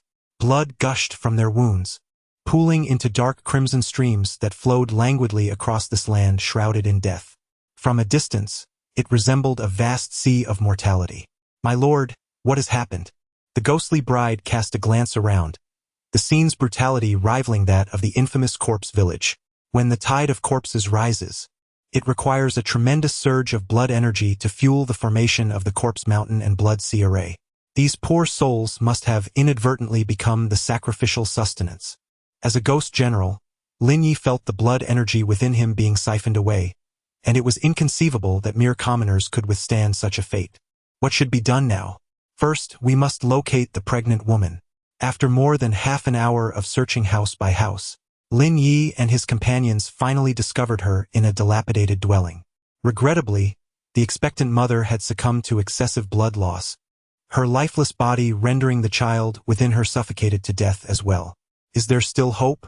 Pushing open the bedroom door, Lin Yu beheld the deceased pregnant woman whose face still bore the traces of pain. He found himself momentarily entranced. Yet again, it was a case of 2 lives lost. My lord, have you ever heard the tale of corpse-born children and ghosts carrying coffins? What is the crux of the matter? Yes, it is possible, but what? If it were merely the infant that had perished, it would be manageable. However, with the mother dead, there is no force to sustain the birth. It seems unlikely that the child will emerge from her womb. The corpse does not exert strength. The malevolent fetus has entered and cannot escape. What then shall we do? This is the only opportunity to slay the Corpse King. Lin Yu is reluctant to surrender so easily. After a prolonged silence, the witch spoke in a calm tone. It appears we must resort to this method. What? Borrow. Corpse. To retrieve. Soul. The witch pronounced each word with deliberate emphasis. In simple terms, it means finding a female spirit on site, allowing it to possess the pregnant woman, thereby controlling the corpse to assist in birthing the ghostly fetus. Instantly, everyone turned their gaze towards the ghost mother. Why are you all looking at me? You are the biological mother of the malevolent fetus. Thus, it is most appropriate for you to undertake this task. If Lin Yu were a woman, perhaps he could give it a try. However, the reality is that Lin Yu is not a woman, nor is he a spirit. It is easy to speak without understanding the pain of carrying a child for 10 months, culminating in the agony of childbirth. Moreover, the ghost mother's child was not born in the conventional way. It was forcibly extracted from her womb. Who would willingly endure such a traumatic experience a second time? It is often said that a mother becomes fierce for her child, but no matter how fierce, one cannot wield a knife to repeatedly extract a child from one's body. What then shall we do? Just as everyone stood in a state of helplessness, the usually reticent Shao Qing suddenly spoke up. My lord, sister, allow me to try. Are you certain? I was raised as a performer and have never married. I have always wished for a child. Sister Xiaolan and I share a deep bond. Thus, I would consider this a fulfillment of my wish. Shao Qing spoke with utmost sincerity. In this world, one's profession does not determine worth. She shares the same workplace as certain courtesans, both residing in brothels. If one were to delineate the differences, it would merely be that one sells her body without artistry, while the other offers her artistry without relinquishing her body. Yet, the ultimate outcome remains the same. Neither can marry as a conventional woman would. Very well. I respect your perspective. However, I must caution you that once you inhabit the body of a pregnant woman, her physical sensations will be shared with you, and during childbirth, you shall endure immense suffering. Lin Yu spoke solemnly. Rest assured, I am unfazed. With that, Shao Qing transformed into a wisp of smoke and entered the pregnant woman's body. Shortly thereafter, the malevolent fetus also nestled within her womb. At this moment, the clock struck 4 in the afternoon, and the time for delivery was imminent. Lin Yu was the sole man present. Approximately 10 minutes later, the others exited the room. The malevolent fetus successfully underwent its second reincarnation. Observing its attributes now revealed a dramatic transformation. Name: Eternal Night Path. Ghost Commander, Midstage, Current Form. Harbinger of Calamity Token. Unknown, the evolution may vary depending on the token. Bond. Ghost Mother, with the Ghost Mother nearby. A dual calamity combination forms, further enhancing strength. Current reincarnation count: 2 times, can surpass 2 minor realms. Domain: Portent of Disaster. Special note: the dual calamity refers to a combination name, akin to our striking ensemble, and does not pertain to a specific ghost type. Therefore, the malevolent fetus remains a harbinger of calamity, while Shao Lan continues to be the vengeful ghost mother. Ominous portents. The malevolent fetus signifies impending calamity. Wherever it treads, it faces exclusion. In a moment of dark contemplation, it designates a region as accursed land. Within this accursed territory, the populace loses their sanity, succumbing to cannibalism, while flora transforms into monstrous vegetation, ensnaring homes, and bloodthirsty creatures roam freely. The malevolent fetus, reborn, has ascended to a new echelon of power, coupled with its capacity to engage in battles beyond its rank. And with the specter of the ghost mother by its side, it should pose no difficulty against the corpse king. Yet, at this very moment, a daring thought suddenly flickers in Lin Yu's mind. He glances at the pregnancy manual. Though he has missed 2 expectant mothers, several rows remain listed beneath, the latest extending to 9 months hence. Why is there no mention of pregnancies beyond 10 months? Which household has an expectant mother who has not given birth 10 months later? However, upon uttering these words, the witch abruptly shakes her head. Theoretically, that is true. Yet beyond that point, the corporeal forms of ordinary folk can no longer bear such dense malevolence. If the malevolent fetus were to infiltrate, not only would rebirth be impossible, but a single misstep could lead to the expectant mother's demise. The elder's implication is clear. As the power of the malevolent fetus intensifies, the requirements for a host body escalate correspondingly. For its next rebirth, it may necessitate the womb of a ghostly commander as a conduit. Understood. In summary, it implies that one cannot exploit this anomaly indefinitely. Otherwise, presenting the malevolent fetus with 12 or 20 expectant mothers could render it invincible within a day. Chapter 71. Water can carry a boat, yet it can also capsize it. My lord, do you truly wish to proceed in this manner? With all preparations complete, the ghostly bride turns to Lin Yu, her expression fraught with concern. The corpse king offers us no respite. We must rely on ourselves and wait. The certainty of death looms. Yet, if we take the initiative, perhaps a sliver of hope may remain. Thus, Yenner is willing to sacrifice her life to ensure her husband's safety for eternity. Thank you, my dear. Lin Yu responded, visibly moved. Just as the ghostly bride had mentioned, her body was cold, but this did not reflect her heart. Occasionally, her unguarded words stirred inexplicable emotions in others. However, how shall we locate the palace of the Corpse King? Wandering aimlessly, it is evident that time is not on our side. Do not forget where we are, Huangsha village. Wait, that is not right. Are you suggesting? Indeed, the geographical position of the corpse village is both a disadvantage and an advantage for us. The bone ferrymen patrol the waterways. Why should we not do the same? Moreover, the remnants of flesh have transformed into blood corpses that have crawled forth. Navigating by water is now more feasible than before. I understand now, my husband. After approximately 2 more hours, dusk enveloped the sky. The calamities in other regions had gradually subsided. With the last vestiges of twilight, Lin Yu and her companions, riding on some driftwood, finally entered the domain of the Corpse King. Arriving at the center, Lin Yu beheld the so-called source of the blood river. Before her lay a lake, seemingly stained by blood. The water exhibited an eerie and profound crimson hue, resembling a sea of blood flowing from the depths of hell, emanating a potent and acrid scent of blood. The Crimson Lake is not an isolated entity. It is intricately connected to the surrounding terrain through a network of convoluted tributaries. These channels meander like veins, continuously delivering the sanguine waters to every corner of the land of the dead. Each tributary resembles the tentacles of a demon, greedily encroaching upon every inch of soil and vegetation. Perhaps it is for this very reason that the setting sun above the blood sea appears exceptionally scarlet, staining the horizon with a half-blood hue. Moreover, on the opposite shore of the blood lake lies a contraption reminiscent of a demonic war chariot, an ominous meat grinder. Nearby, for guards adorned with blood-red jade pendants vigilantly stand watch, while behind them stretches a serpentine line of captives. Under the watchful eyes of the blood-clad guards, these unfortunate souls shuffle forward with heavy steps, resembling mere walking corpses. As they approach, one of the guards, without uttering a word, unceremoniously tosses a captive into the meat grinder.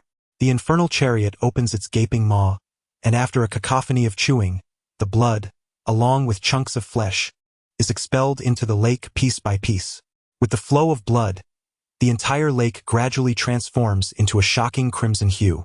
Once crystal-clear streams have now become murky and polluted, littered with various unidentified objects, some resembling severed limbs, others akin to shattered internal organs.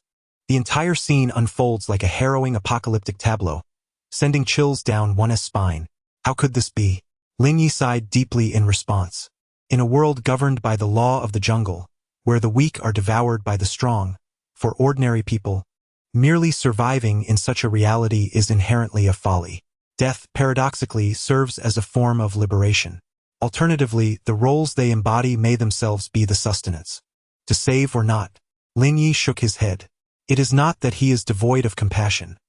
Rather, it is an acknowledgement that some things cannot be salvaged.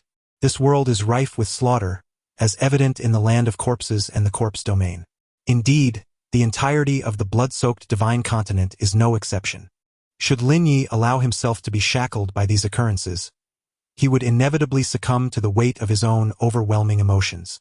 However, have you laid eyes upon the palace of the Corpse King? It is said that upon reaching the level of a ghost king, one is granted a personal abode. Yet, during Lin Yu's prolonged sojourn, he has seen naught.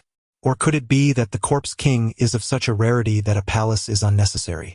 The others, equally perplexed, shook their heads in confusion. Yet, the witch seemed to perceive something. Yet what? Beneath the blood lake, there exists a unique energy fluctuation. Could it be? Is the old woman implying? It must be so. With these words, the group fell into a collective silence. If this is indeed the case, it presents a formidable challenge. Setting aside the question of whether they could defeat the Corpse King, merely infiltrating the depths of the blood lake for battle poses a significant obstacle. What shall we do now?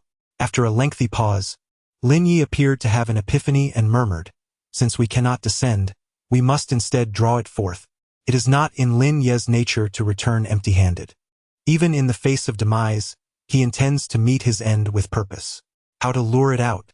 His gaze once again fell upon the meat-grinding war machine.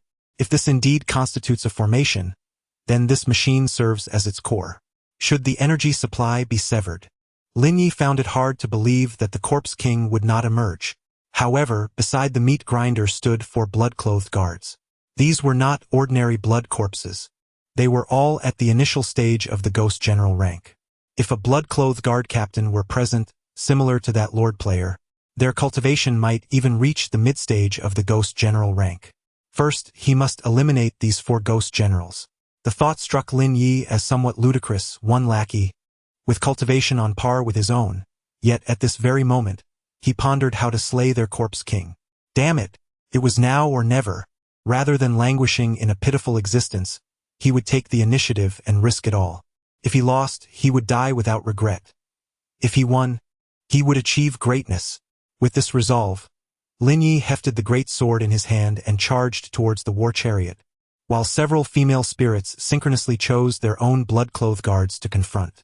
Approaching closer, Lin Yu stomped the ground and, using that force, leaped into the air. The entirety of his initial stage Ghost General cultivation coalesced into his great sword. In an instant, the already glimmering blade became even more resplendent, its edge radiating a chilling light that sent shivers down the spine. The surrounding air seemed to warp and twist under the immense energy surge, accompanied by a low, ominous hum. Then, this strike, infused with the momentum of wind and clouds, reached its culmination. Lin Yu gripped the great sword tightly and, with a fluid motion, brought it down. Just as the moment unfolded, a blood-clothed guard sensed the abnormal fluctuations and instinctively positioned himself before the war chariot. However, Lin Yu's strike was overwhelmingly forceful. A flash of crimson light surged through the air, and the blood-clothed guard was cleaved in two with a resounding crack. Due to the excessive and rapid force, the chariot behind was also affected and ceased its mastication. Chapter 72. The Blood Sea Corpse King and its terrifying aura as Lin Yu's blood blade descended. The attacks from the Ghost Bride and other female specters arrived punctually. Bone umbrellas, sonic blades, and crimson threads were all unleashed. In a cataclysmic barrage, the 4 blood-clad guards and the tusked chariot perished almost simultaneously. Instantly, the villagers, now devoid of their keepers, erupted like a disturbed hive. With the demise of the blood-clad guards, they scattered in all directions. Some, in their disarray, fled towards the trenches, only to plunge into the sanguine river. Others desperately sprinted towards the open fields, as if pursued by countless demons. The sounds of running feet and desperate cries intermingled, plunging the entire vicinity of the blood lake into utter chaos. But could they truly escape? Or rather, where could they possibly flee to? The moment the chariot ceased its replenishment, the once placid surface of the lake began to ripple. It felt as though some immense hand were stirring beneath. Initially, the ripples were mere undulations, akin to the traces left by a gentle breeze caressing a meadow. However, they soon expanded, intertwining and merging to form increasingly distinct water patterns. The ripples grew ever larger, until the surface resembled boiling water, frothing with gurgling bubbles. An aura of extreme dread emanated from the depths of the lake. Just as bewilderment gripped the onlookers, a colossal, sanguine hand emerged from the blood river, gripping the bank firmly. With a deep, guttural roar, the Corpse King's massive form slowly emerged from the river of blood. It was a body in an advanced state of decay, exuding a foul stench. His garments were tattered, revealing the putrid muscles and stark white bones beneath. More horrifying was the uncontrollable twitching and convulsing of the muscles on his face, from top to bottom. His eyes bulged out of their sockets, bloodshot, and from his mouth intermittently spewed black, noxious fumes that carried a pungent, revolting odor. His entire body was contorted and deformed in an extreme manner. Lin Yu, having seen him before, maintained a relatively calm expression. Others, however, were struck with terror and dread at just a glance. Is it you, mere ants, who have disrupted my plans? The grand formation is destroyed. Without the support of blood, the Corpse King immediately sensed the anomaly and leapt out from beneath the blood river. Upon emerging, he was visibly taken aback by the scene before him. 1 Ghost General. 2 Ghost Generals. 3 Ghost Generals. 4. Huh?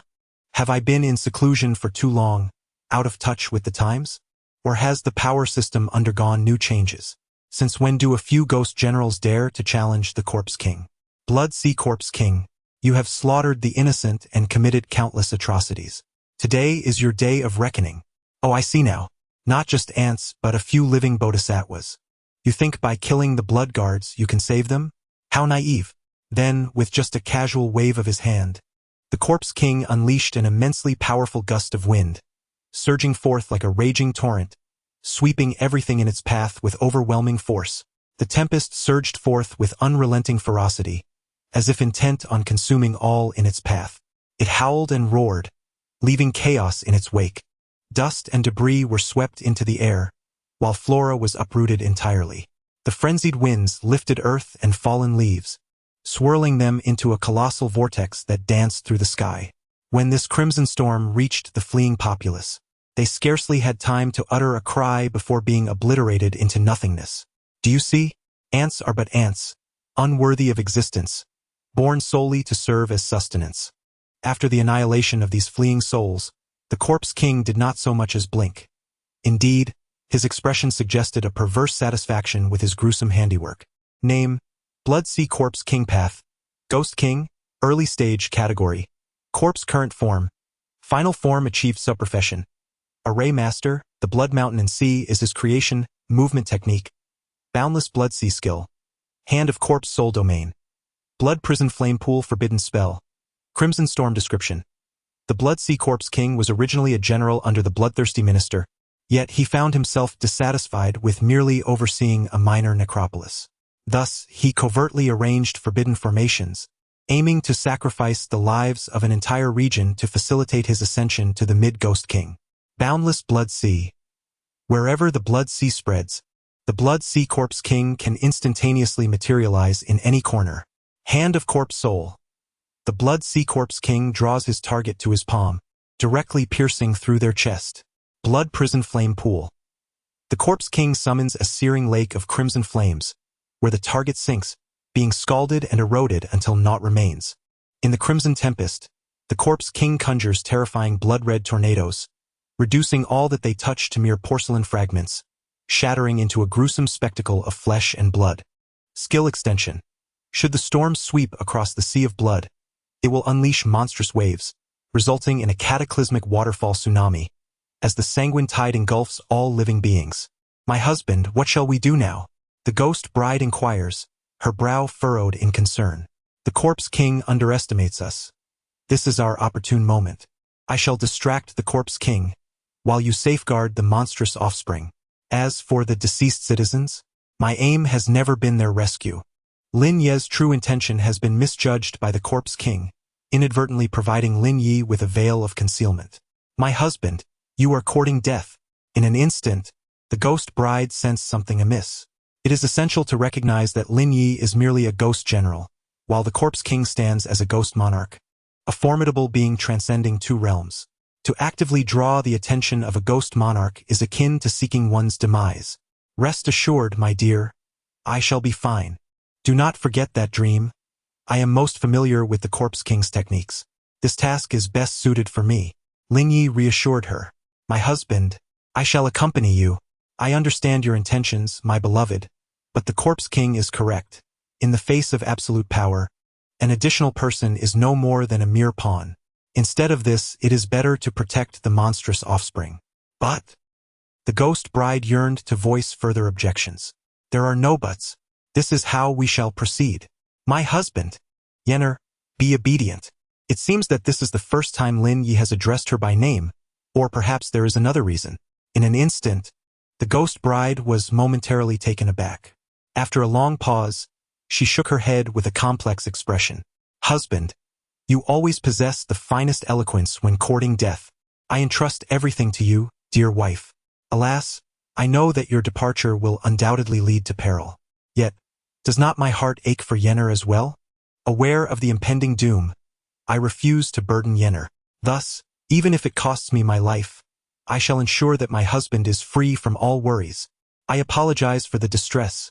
My dear wife, for the first time, Lin Yu placed a heartfelt kiss upon the forehead of the Ghost Bride, and then resolutely turned his gaze towards the Corpse King. Chapter 73. The Descent of the Netherworld. shadows looming blood sea corpse king. Take a closer look at who I am. Lin Yu stood alone before the corpse king, confronting him from a distance. As he spoke, Lin Yu consciously raised his voice, intending to divert the corpse king's attention. Upon hearing this, the blood sea corpse king instinctively prepared to dismiss him. He had never bothered to remember the name of an insignificant insect.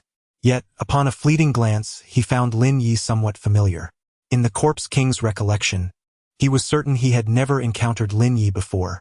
But why did he feel an inexplicable sense of familiarity? It was as if they had clashed no fewer than dozens of times in the past. Who exactly are you? You shall soon find out. With that, Lin Yu focused his mind and activated his domain skill. As he chanted incantations, the surrounding space began to warp instantaneously. In the depths of endless darkness, a mysterious and terrifying force began to stir silently. Suddenly, the sky was torn asunder, a massive fissure resembling the gaping maw of a monstrous beast, spewing forth billowing black smoke. Accompanied by deep, resonant roars and eerie flashes of light, a sinister and dreadful city slowly emerged from the rift. San, Luo, Yu, Du. Lin Yu enunciated each word deliberately. The eerie atmosphere grew increasingly dense as the city fully materialized, as if it had risen from the depths of hell. Its towering walls, pitch black as ink, were adorned with sharp thorns and twisted runes, sending shivers down one's spine. The streets within were narrow and winding, flanked by buildings that, though orderly, exuded an air of decay and desolation. A thin mist hovered over the ancient cobblestone paths, through which faint, shadowy figures could be seen wandering. As the city gates slowly opened, a stench of decay and death instantly overwhelmed the senses, threatening to engulf all life. Qian, Chao, Yu, Ni. The corpse king had never seen Lin Yu before, but this structure, he would recognize it even in ashes. With just one glance, the corpse king confirmed Lin Yu's identity. If you were also a ghost king, perhaps I might truly have a chance to be subdued by you. Unfortunately, your cultivation is still too weak. This structure has only the form, not the essence. Although the corpse king's brow furrowed slightly upon recognizing San Luo Yudu, it was merely a fleeting reaction. To deal with you, this is enough, is it not? A sardonic smile played on Lin Yu's lips. As he spoke, his hands moved swiftly, forming a series of seals, and spectral beams of light erupted from the blood blade in his grasp, plunging into the netherworld capital. Instantly, the once ethereal figures within the city materialized, and the wails of ghosts intensified. Subsequently, tens of thousands of specters emerged within the main city of Sanluo Yudu. Lin Yu had unleashed all 400,000 blood-fiend wraiths from within the Bloodblade. Although they had once belonged to the Corpse King's faction, they were now compelled to aid Lin Yu in battle under the influence of the spirit contract. If they could only have one master now, could only be Lin Yu. If I'm not mistaken, the message conveyed by the Jade Pendant earlier must have been about you slaying my blood-clad guards. I concede that I underestimated you. You are far more formidable than an ordinary ghost general, but that alone is insufficient. The outline of the Sanluo Ghost City loomed in the sky, its colossal black walls exuding an aura of infinite gloom. From within the city arose the sound of incessant ghostly wails, as if countless wronged souls were crying out. Thereupon, the Corpse King seemed to recognize the gravity of the situation. He roared fiercely, his blood chi intensifying, and a tangible blood mist spread out.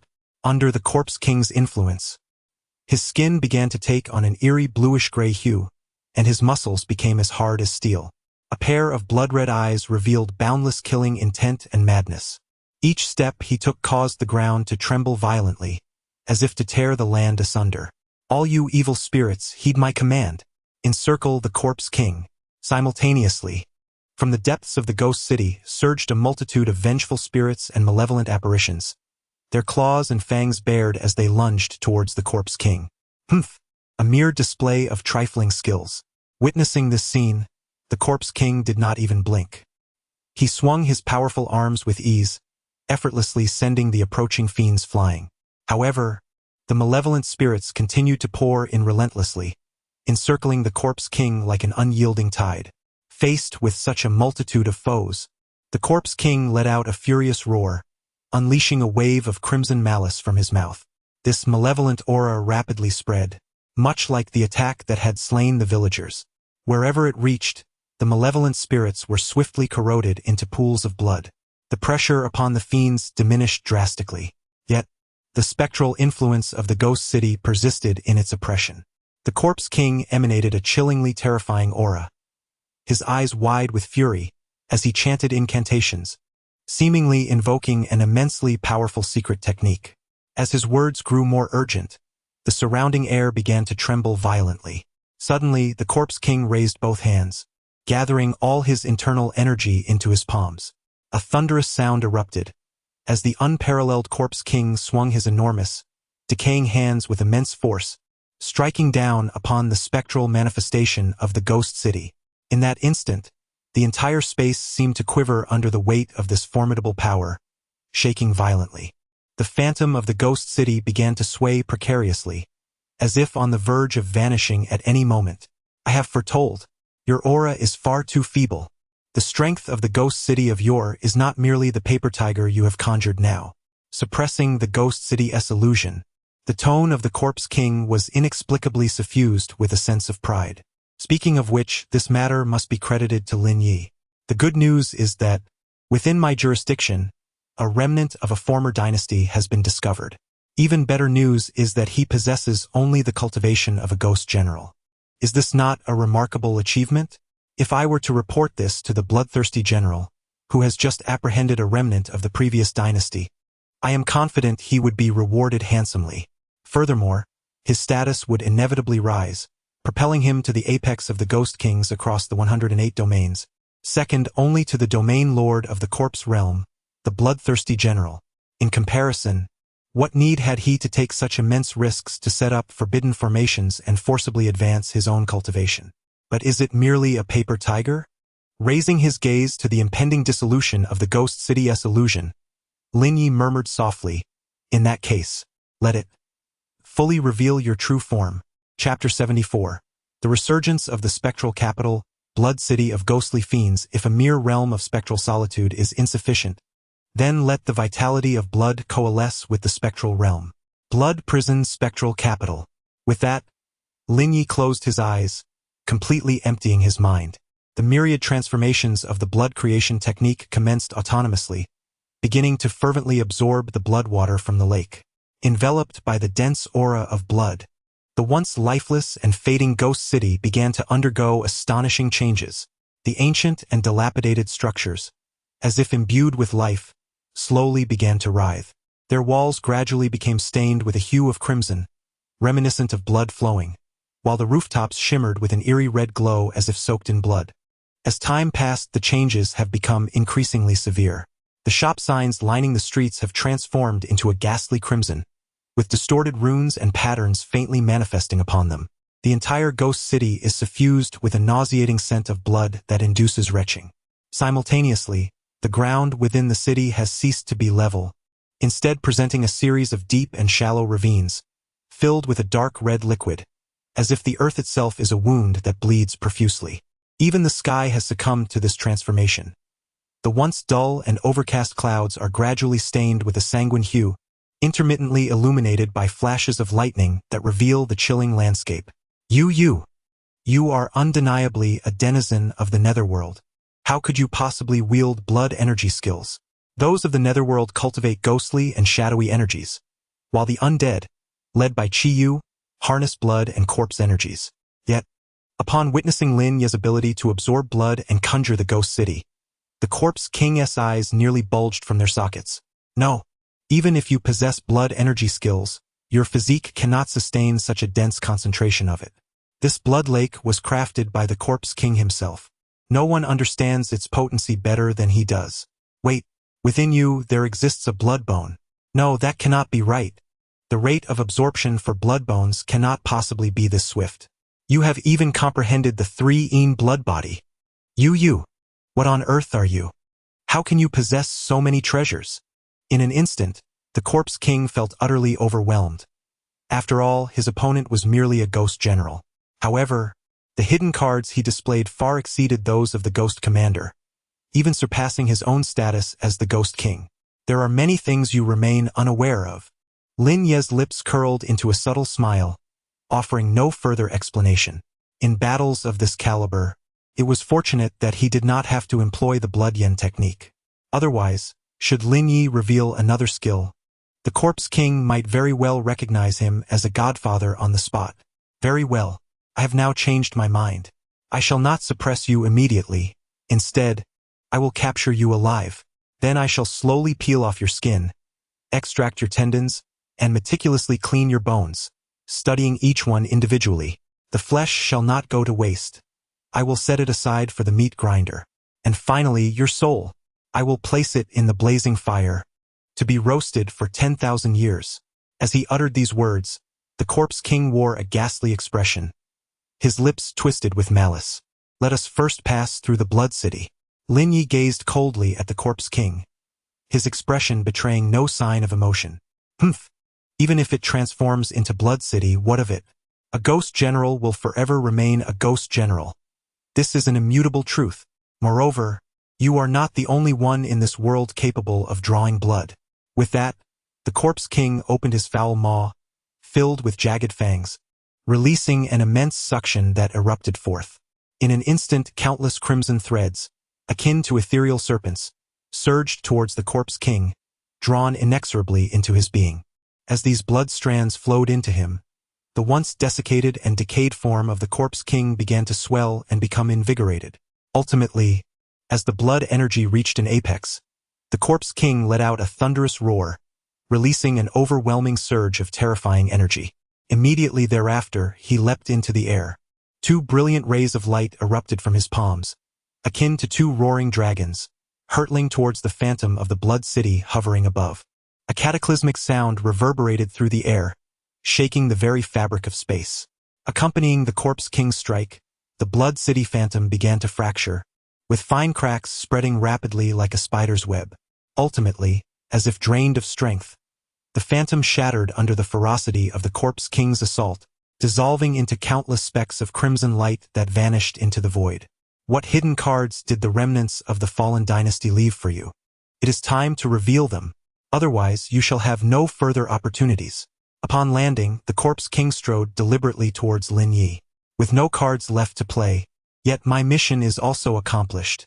After the Blood City was obliterated, Lin Yu suffered a backlash, collapsing to one knee while wielding his blade in one hand. A trickle of crimson flowed from the corner of Lin Yu's mouth. Yet at that moment, he smiled. A smile imbued with cunning and enigma. What brings you such mirth? The Corpse King could not fathom why a dying man would find humor in his predicament. I am laughing because even though my blood energy has been drained, your demise is imminent. No sooner had he spoken than, unbeknownst to him, the ominous fetus deity had silently descended upon the Corpse King's neck. Then, in the astonished gaze of the Corpse King, the monstrous fetus, with its sanguinary maw agape, revealed acuminate and keen fangs, lunging with preternatural swiftness at the Cadaver King's jugular. Propelled by a formidable force, the Cadaver King found himself unable to extricate himself from its grasp. A gruesome mastication ensued, as the monstrous fetus brutally tore the Cadaver King's neck asunder. Amidst the sanguinary carnage, the Cadaver King emitted a harrowing screech, yet to no avail. The once potent and lucid consciousness now flickered like a candle in a tempest, gradually succumbing to obscurity. With the relentless passage of time, this obfuscation intensified, as if a dense shroud descended upon the Cadaver King's mind.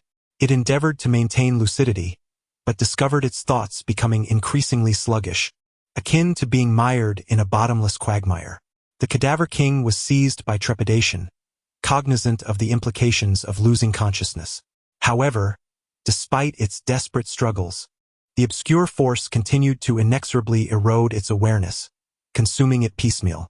Ultimately, its neck was completely severed. A guttural sound echoed as the head rolled and fell to the ground. The Cadaver King's immense, headless cadaver collapsed, devoid of any remaining animation. The Cadaver King's consciousness was irrevocably engulfed by darkness, plunging into an infinite abyss of chaos. Ergo, the cataclysmic event reached its definitive conclusion. Subsequently, Lin Yu heard a series of system notifications. Chapter 75. The Interment Blood Coffin, Mountains of Corpses and Oceans of Blood. Notification. Worldwide System Announcement. All regional cataclysmic events have officially concluded. The rudimentary purgatorial sanctum will be initiated by default in 2 months. Notification. Global system announcement. Due to the player Lin Yu slaying the corpse king of the corpse domain, he has automatically become the new overlord of this region, gaining the qualification to contend for the title of domain lord. Ding. Global system announcement. As the natural disaster event has officially concluded, all small regions of the Een Mountain Ghost Market have been activated. Ding. System notification. Due to your additional slaying of the corpse king and the perfect completion of the natural disaster event, your territory will be unconditionally promoted by 1 tier. Ding. System notification. As your territory has ascended for the first time to the upper tier of the Wraith Realm, you are rewarded with a heavenly burial blood coffin. Ding. System notification. Having successfully reclaimed the Corpse Canyon, the remnants of the Ghost Generals will have been detected, granting you a random relic from a bygone era as a reward. The former announcements are from the global system, while the latter are personal notifications. In an instant, the world channel erupted in chaos. Huh? What? Slaying the Corpse King? Becoming the new overlord? What does this mean? At first, the crowd was bewildered. Only after a considerable pause did a cautious Lord player finally speak up. Seems that someone has slain the Corpse King of this region. What level was the Corpse King? Whether a Demon King or a Monster King, they are all at the initial stage of the Ghost King. And what about your level? I'm at the late stage of the Ghost Soldier. Assuming this lord named Lin Yu possesses considerable talent and fortuitously advanced to the Ghost General, does this imply that someone has slain the initial stage of the Ghost King at the early stage of the Ghost General? It seems to be the case. Boom! By the heavens! What manner of demon is this player Lin Yu? The promised calamity has struck, and each individual finds it difficult to ensure their own safety. How is it that you have vanquished the King of Corpses? Is this calamity the King's, or is it the player's? While everyone else remains in a state of despair, how have you suddenly soared to such heights? The world channel buzzes with discussions. Yet, Lin Yu remains utterly indifferent. At this moment, he begins to examine the information regarding his territory following its promotion. Territory, Tomb's rank, Wraith upper tier ownership. Lin Yu structures, Shrine, Crypt, Blood Coffin of the Fallen, Haunted Residence, Sephora Tree, Ancient Well, Courtyard Walls, Tombstones population. 13. Lin Yu, Ghost Bride, Bloodclad Envoy, Soulbound Scholar, Crimson Skeleton, Scarlet Performer, Wraith Matron. Witch, Corpse Manipulating Child Ghost, Harbinger of Calamity, Punishing Fiend, Morning Spirit, Hang Spectre, Battle Beast, Corpse Crow Farmland, Glutinous Rice Field Cursed Plant Base, Bloodbone Flower, Corpse Vine, Coffin Fungus or Veins, Blood River, Bone Pit Assets. 230. 000 Nether Coins, Inheritance of the Black Tai Sway. Description. At this level, Lin Yu has acquired the qualification to expand the crypts. As this promotion was enforced rather than a natural progression accompanied by an increase in population and structures, the territory remains largely unchanged. The only distinction is the newfound ability to expand the crypts. While he continues to develop above, he must also accommodate below. This means that beneath Lin Yu's cemetery, there will not merely be his own crypt. Provided he possesses sufficient ghost stones, he can autonomously expand numerous crypts, even constructing a dedicated chamber for the Ghost Bride. Moreover, upon the recent promotion of his territory, he was rewarded with a coffin, which he now intends to inspect for its attributes. Burial Blood Coffin. A unique edifice. Rank. Mourning. Attributes.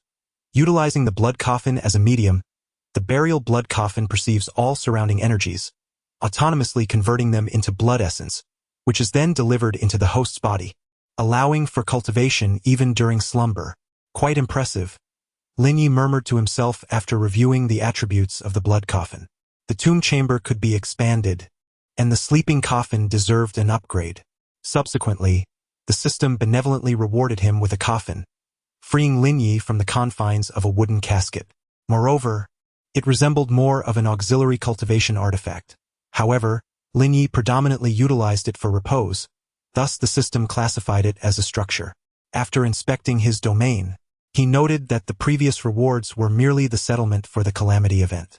Additionally, following the demise of the Corpse King, he had acquired some items. Sea of Blood and Corpse Mountain. Formation Manual. Rank. Unknown, due to its forbidden nature. It cannot be ranked at present. Attributes. Possessing this manual allows one to deploy a forbidden formation that absorbs the life force of others to enhance one's own cultivation. Special note. Due to the excessive resource consumption required for this formation, please exercise caution in its use. The first item revealed was the Corpse King's forbidden formation. Upon reading its description, Lin Yu gasped in astonishment. This was the very formation that had once sacrificed the entire neutral populace of the Corpse Valley, leaving Lin Yu with the sensation of having his own vitality drained whenever he approached the Blood River. Such a formation, which seizes the very essence of creation and siphons the fortunes of others, perhaps should never have been conceived. The second item. Unshared Destiny. Equipment. Rank. Morning. Category. Armored Gauntlet. Attribute. When subjected to a fatal attack, raising the gauntlet before oneself will absorb a portion of the impact. Additional skill. Corpse Chi Frenzy. Blood Fiend Infusion. Corpse Chi Frenzy. Blood Fiend Infusion. Skill description. Even ordinary attacks, when influenced by the Blood Fiend aura, can disregard the soul body. Background story. The Corpse King is merciless, a harbinger of death, which has caused this artifact to become imbued with an overwhelming aura of malevolent energy. Under the influence of such resentment, the Blood Fiend light emanating from it cannot be concealed, no matter the circumstances. Introduction. Cackling ominously, this gauntlet symbolizes a universal nemesis. Wear it with caution, for it may attract the covetous gaze of malevolent spirits. This includes being dragged into dreams by ghostly generals and being forced into battle with the Corpse King. It also encompasses the earlier skirmish that caught the attention of the Corpse King.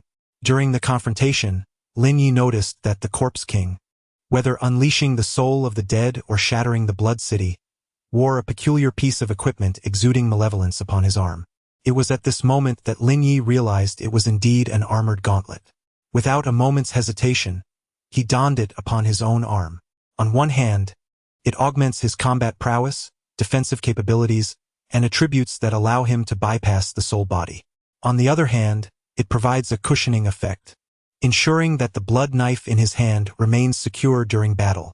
As for what it means to disregard the soul body, this concept is easily comprehensible. Typically, vanquishing certain ethereal beings necessitates the application of one's own blood upon the artifact. However, this is no longer required.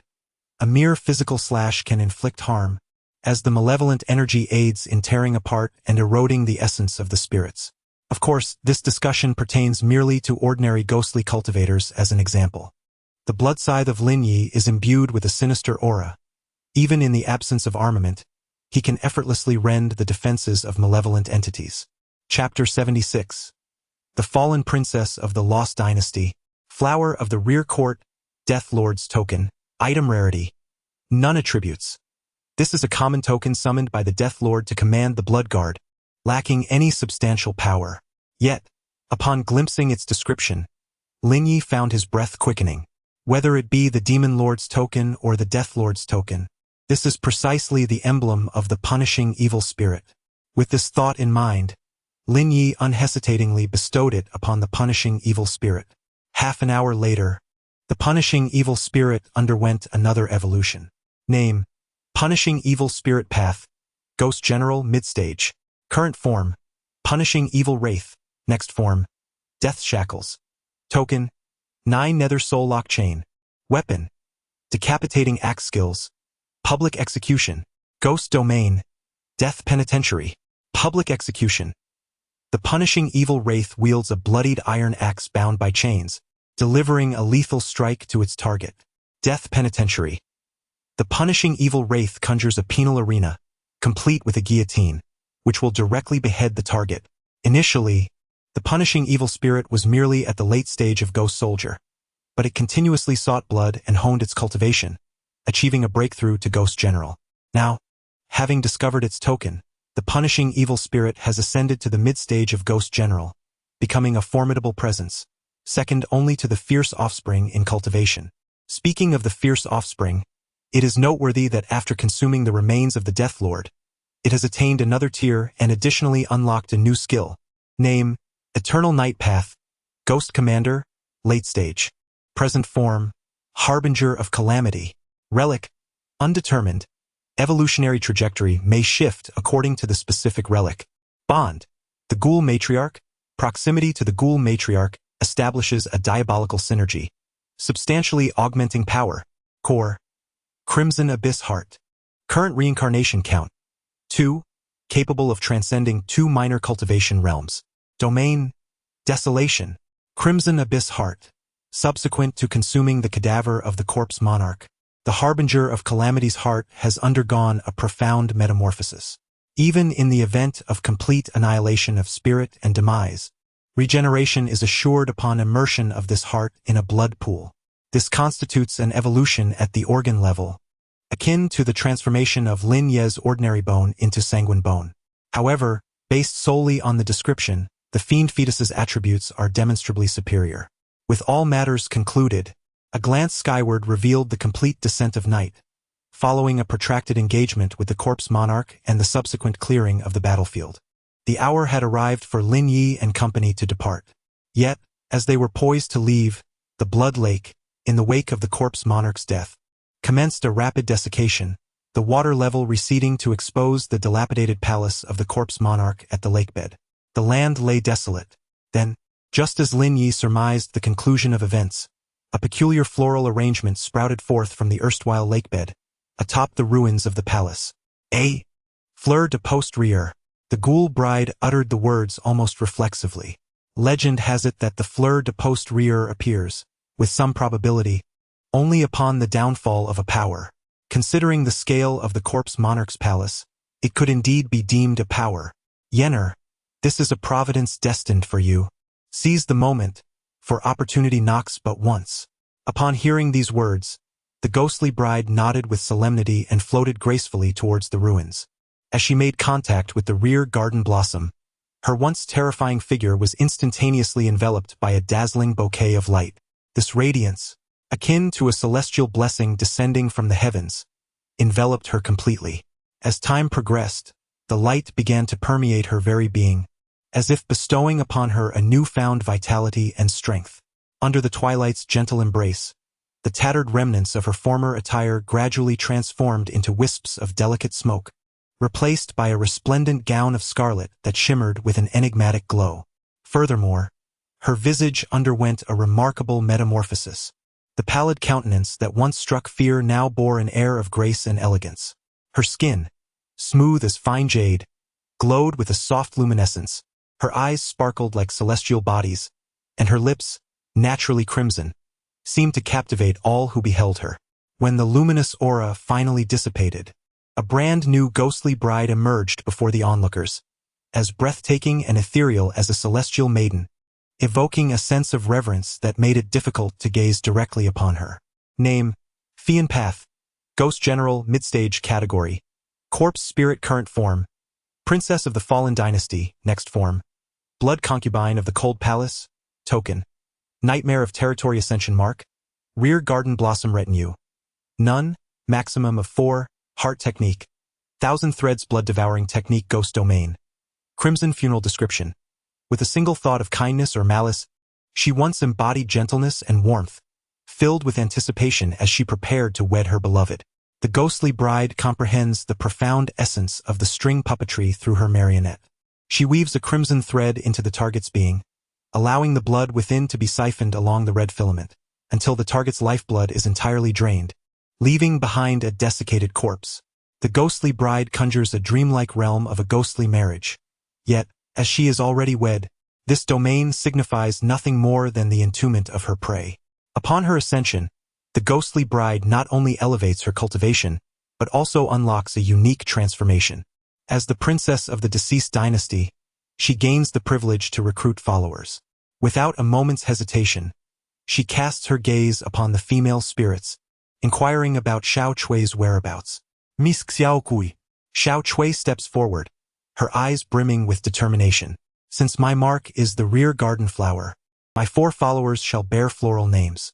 The blood lotus blooms amidst ghostly lament, while the ghostly waters murmur their unfulfilled grievances. From this moment forth, you shall be my lotus follower. Return to your place now, or what shall you await? Lotus follower, take your position. Next, the ghostly bride turns her attention to Xiaolan. In the secluded paths of the shadowy woods, the orchids flourish by the tomb, steeped in melancholy. The pure petals, frosted with sorrow, and the delicate stems weep with grief. Lin Yu, the gentleman among flowers, versed in the 6 arts, tonalities of palace, commerce, and the musical scales. Henceforth, you shall be my orchid follower. Lin, return to your place. Then comes the enchanting spirit. The once renowned flower still lingers, yet the vibrant hues of yore are now tinged with sorrow. The beauty has not aged, yet her life has waned, and the azure blood weeps unheeded. Xiaohong, you were destined for peonies and roses, yet out of empathy for your plight, I shall designate you as the flower of the other shore, the blood-red spider lily. Thus, the narrative unfolds. No longer does the rose embody affection. Instead, it serves as a vessel for aggrieved spirits. The attendants of blood have returned to their rightful places. Lastly, it is Xiaoqing. Beneath the somber obscurity of the night, a solitary silhouette graces the desolate precipice, exuding an ethereal fragrance. Her skin, like frost, and her petals, pure as snow, harbor a profound melancholy, as spectral flames of eerie phosphorescence encircle her forlorn essence. Ephemeral as a fleeting performance, reminiscent of an actor's brief yet illustrious career, Xiaoqing, henceforth you shall embody the essence of the epiphyllum. The epiphyllum, also known as the Chonghua, or beauty under the moon, attendant of the moon, return to your rightful place. Melancholic lotus of the underworld, ethereal orchid of the secluded valley, sanguinary spider lily of the far shore, and the moonlit shadow of the epiphyllum. All 4 attendants have been reinstated. In an instant, the ghostly infants who had been carrying the bridal sedan vanished, replaced by 4 attendants, uniformly at the nascent stage of ghost generals. Chapter 77. The blood maggot chariot, fleshly regeneration let us depart. After some time, Lin Yu uttered softly. The spoils had been collected, the ghost bride had successfully evolved, and the 4 attendants had been reinstated. There was no further need to linger here. However, as they prepared to leave, the witch's gaze remained fixated on the meat grinder chariot. My lord, if it pleases you, perhaps you should consider taking this chariot with you. Why? Lin Yu inquired, perplexed. What value could a crippled chariot possess? If this old woman is not mistaken, it appears to be a regenerative chariot. Regenerative, you say? What does that entail? Does the chariot beget chariot offspring? My lord, you may conceive of it as a specter, possessing its own volition, albeit in the form of a chariot. Provided with an ample supply of corpses, it will undergo fleshly regeneration. Instinctively, Lin Yu examined its information. Name, Blood Leech War Chariot Type, War Chariot Passive, Regeneration Ability. Meat Grinder Background Story. The War Chariot, once an ordinary vehicle of battle, was transformed by the Corpse King through the countless lives it claimed. Over time, the remnants of the victims gradually merged with the chariot, evolving into a unique symbiotic entity. Regeneration. As long as the Blood Leech War Chariot is not obliterated in a vaporous manner, it can endlessly repair itself using corpses. Meat Grinder. The Blood Leech War Chariot possesses autonomous consciousness. It opens its demonic maw, using its razor-sharp fangs to crush its targets, subsequently expelling the bones. Upon reviewing the attributes of the Blood Leech War Chariot, Lin Yu nodded thoughtfully. This revelation further expanded Lin Yu's understanding of the world, revealing the existence of spectral entities that manifest as war chariots. The tide of corpses had thoroughly receded, leaving behind only a scattering of cadavers and 2 incapacitated stone-throwing war chariots. Name, Blood Leech War Chariot Type, War Chariot Passive, Regeneration Ability, Stone Throwing. Stone Throwing. The Blood Leech War Chariot, endowed with its own awareness, retains a crushed head from its victims to be hurled as a projectile. Despite belonging to the same category of spectral entities, its attributes remain unchanged, though its function is now transformed into that of a stone thrower. Come forth. It was the soul-bound scholar and the punisher of evil who stepped forward, as the 4 female spirits had now become the exclusive attendants of the ghost brides. It was understood that although they were currently incapacitated, the witch had mentioned that, Given sufficient corpses, they could still mend themselves. Each demon's gaping maw is akin to a unique creature. Furthermore, their flesh and blood regenerate at an astonishing rate. 2 siege engines are stationed within the territory to assist in battle.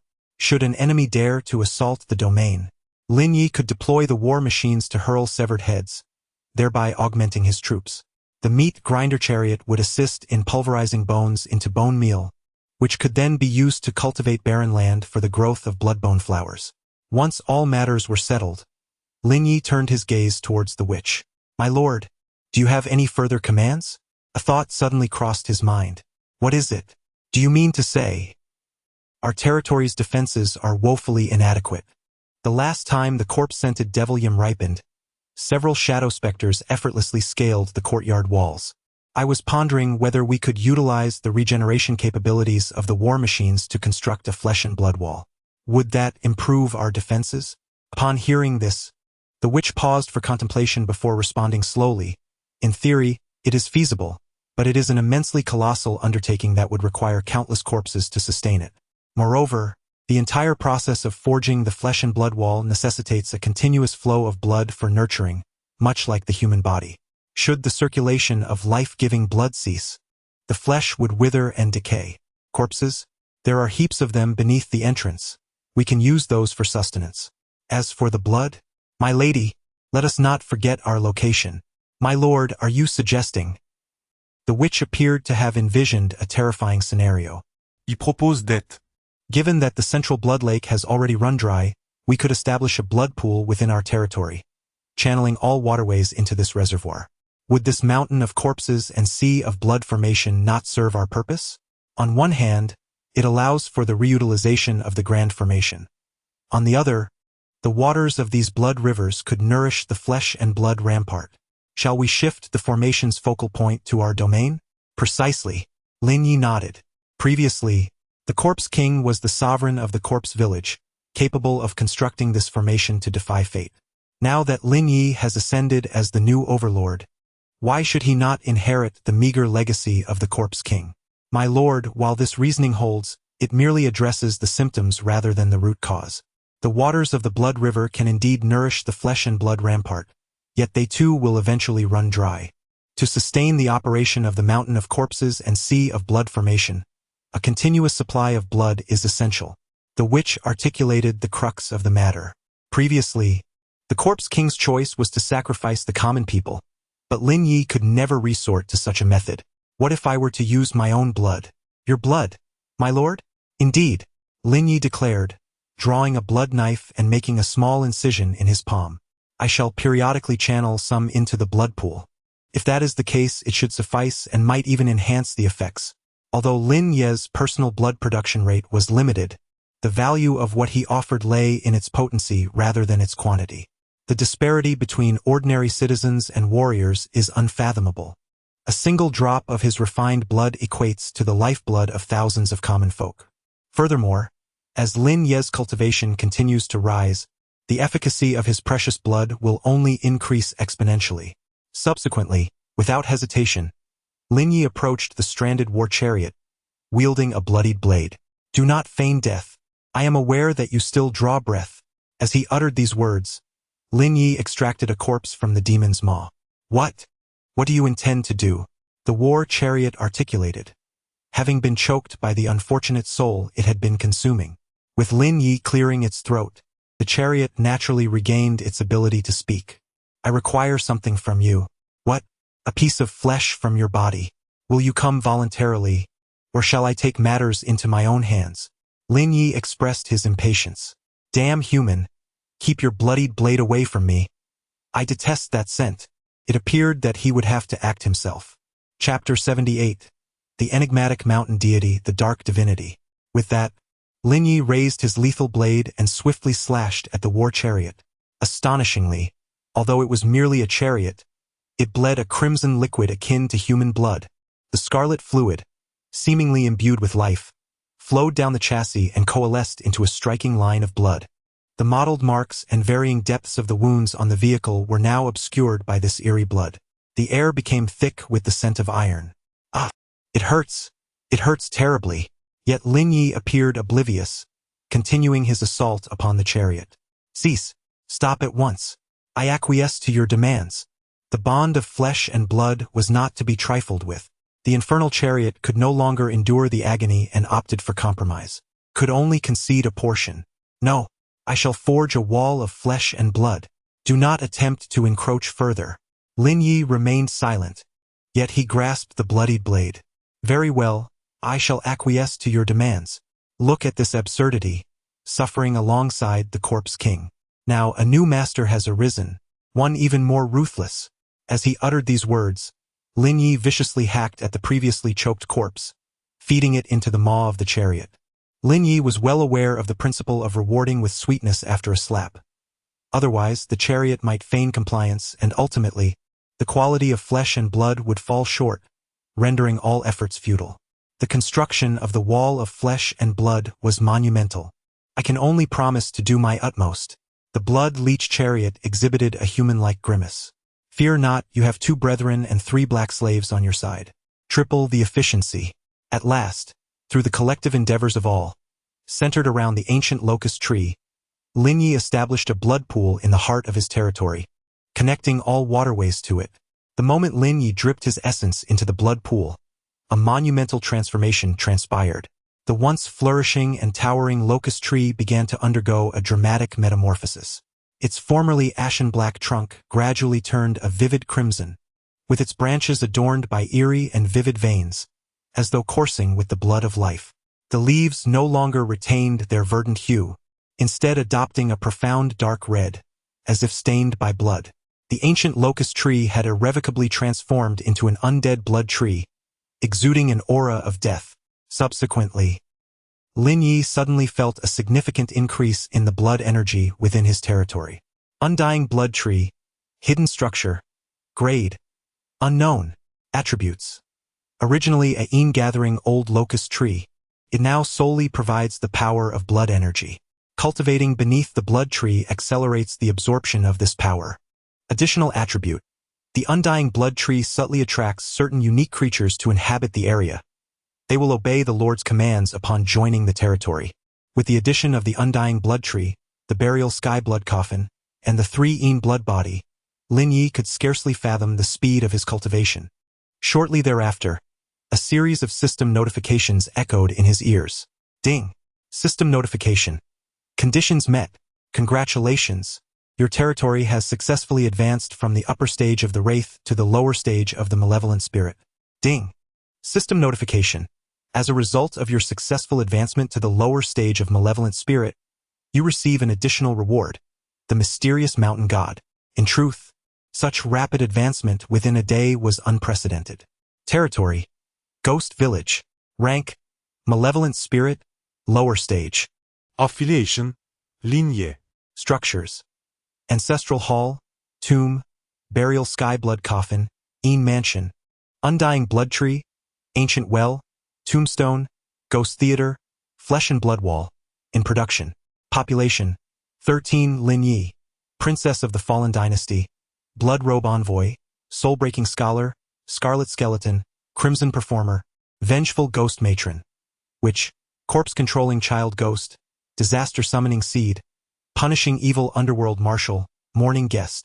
Battle Beasts: 1. Corpse Raven. War Chariots: 3. 1 Meat Grinder, 2 Catapults. Array: Mountain of Corpses, Sea of Blood. Guardian Deities: Mysterious Mountain God, Morning Gate, Morning Guest. Grain Field, Glutinous Rice Field. Mysterious Plant Base: Blood Bone Flower, Corpse Vine, Coffin Fungus. Veins: Blood River, Bone Pit. Assets: 230,000 nether coins. Legacy of the Black Tai Sway. Introduction. The Corpse King is deceased, and the restrictions that surreptitiously pilfered the fortune of the celestial mechanism have dissipated. Please construct as many nether dwellings as possible in the village, and pay close attention to the denizens emerging from the burial mounds. As before, the system will consider both the upper and lower aspects with a touch of humaneness. Previously, it was merely a graveyard, and Lin Yu needed to gather ghost stones to expand the burial chambers. Now it has become a village, and Lin Yu must gather an ample supply of ghost wood to construct a sufficient number of houses to accommodate the denizens spawning from the graves. Furthermore, with the advancement to a village, divine protection is naturally required. The witch had previously erected a small shrine to the earth god, but it had failed to attract any wandering deities. Lin Yu had not anticipated that the system would directly bestow a mountain god. Name: Gloomy Mountain God. Cultivation: None. Category: Sprite. Current form: Gloomy Mountain God. Next form: Black Mountain Demon. Token: Unknown skill. Stillness breeds life. Introduction. The Gloomy Mountain God is a sprite composed of a collection of stones. Due to its unique physique, it can automatically reassemble even after being shattered. Thus it possesses no cultivation and cannot be slain. Stillness breeds life. The village under the protection of the Gloomy Mountain God will not enjoy favorable weather or abundant harvests. Instead, under its influence, the village's location will transform into a realm of utter stillness, deterring low-level specters from approaching with ease. Behold, it is a structure resembling a stone golem, with an altar-like hearth embedded in its chest. It then ambled to the village entrance, overturned the dilapidated shrine erected by the witch with a single kick, and instead squatted down in its place. As it crawled down, its form was entirely concealed, leaving only the offering table on its chest, where incense could be burned. From a distance, it bore an uncanny resemblance to a dilapidated temple. However, what perplexed Lin Yu was the evolutionary path leading to the Black Mountain Old Demon. Shouldn't it have continued evolving from the divine? This category seemed amiss. If this world lacked a classification for deities, then it ought to be guardian spirits. Yet why was it a spirit monster? Even more confounding to Lin Yu was that the mountain god could be considered a deity, yet it was accompanied by an eerie stillness. Was it possible that this world harbored no divine beings, and if there were, they were all dark deities? Wait, dark deities? If it were true that this realm lacked conventional gods, then when Lin Yu had called upon the thunder ancestor who had manifested, a terrifying realization dawned upon him, causing a profound tremor deep within his soul. Chapter 79. The Reincarnation Mirror and the Path of the Departed. On a new day, Lin Yu resolved to visit the Yin Mountain Ghost Market. This was a newly unveiled scene following his ascension to dominance. In simple terms, it was an initiative to foster development among the lords, wherein the system refreshed a trade street within each small region. However, before embarking on this journey, Lin Yu needed to attend to one more matter. After yesterday's battle, it seemed he had received a relic from a bygone era. With some idle time, he decided to examine this relic. As the name suggests, it was an artifact from the era of the Ghost General. Opening the grand prize wheel, a plethora of items lay before him, causing Lin Yu's eyes to widen in astonishment. Ding! System notification. An opportunity to draw a relic has been detected. Would you like to proceed with the draw? Without a moment's hesitation, Lin Yu chose to draw. Grade: Unknown. Attribute: this mirror possesses two faces. One reflects the past, while the other unveils the future. It is indeed a treasure that reveals both timeframes. Upon examining the attributes of the cursed mirror, Lin Yu gasped in astonishment. Accidentally, one side of the mirror cast its reflection upon the enchanting ghost. What followed was an inconceivable scene. The enchanting ghost's parents had passed away at a young age, and she was taken in by her uncle, a man consumed by greed. To acquire substantial wealth, when the enchanting ghost turned 16, her uncle sold her to a wealthy young man suffering from a grave illness, hoping to bring him luck.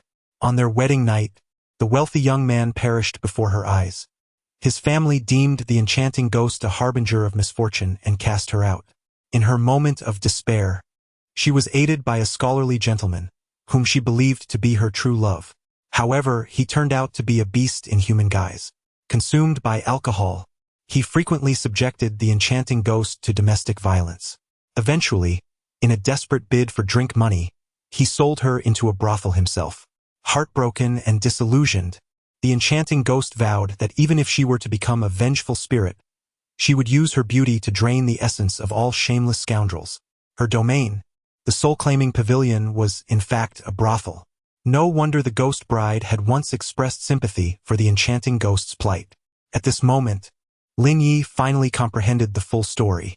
Once everything was settled, He stowed away the cursed mirror and embarked on the path to the ghost market. The journey was tedious and monotonous. With leisure time at hand, Lin Yu engaged in conversation with the old witch once more. "My lord, do you have any instructions? Are you aware of the location known as the Crossing of Souls?" After the calamity had subsided, Lin Yu distinctly recalled the system mentioning that the basic Crossing of Souls would be open 2 months hence. However, he had no knowledge of what this crossing entailed. Upon hearing the question, the witch pondered for a moment before responding slowly. "Has my lord ever heard of the burial realm of the 3,000 worlds?" "Yes," Lin Yu replied, remembering the witch's previous words. "This world is unimaginably vast. Not only is there the blood basin of suffering, but there are also over 3,000 such realms.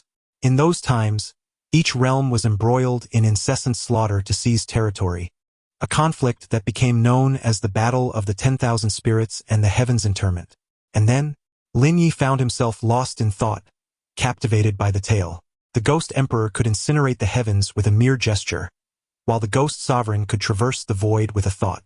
To avert widespread devastation, the powers that be dismantled the continent's rules, leading all formidable beings to unite and create an additional space. "This space is the Crossing of Souls," Lin Yu articulated, following the witch's narrative. "Indeed." Then, the witch seemed to recall something further and continued, "It is said that countless fallen powers reside within the Crossing of Souls, along with innumerable opportunities. If my lord has the chance to explore it, a single artifact could even defy fate itself." "I understand. It appears that this Crossing of Souls is indeed a place one must visit." After walking for a while longer, the banks of the broad river began to reveal some neutral commoners. In the hands of each commoner rested a unique lantern. As they approached the riverbank, they gently bent down, carefully placing the lanterns upon the shimmering surface of the water. The lanterns resembled fragile boats, drifting slowly along the crimson river. The faint and dim light flickered on the water, as if it were on the brink of being engulfed by darkness. What were they doing? Witnessing this scene, Lin Yu felt a surge of confusion. "Lord, let us not forget what tomorrow signifies. What day is it?" Lin Yu pondered, having traversed a month without clarity regarding the significance of the morrow. "The 2nd day of the 2nd month, the festival of lanterns for the deceased." Assuming his arrival marked the 1st day of the new year, a month had indeed passed since the calamity struck. Today was the 1st of February. By the calculations of time, tomorrow was indeed the 2nd of February. Yet, did this day not correspond to the dragon raising its head in the realm of reality?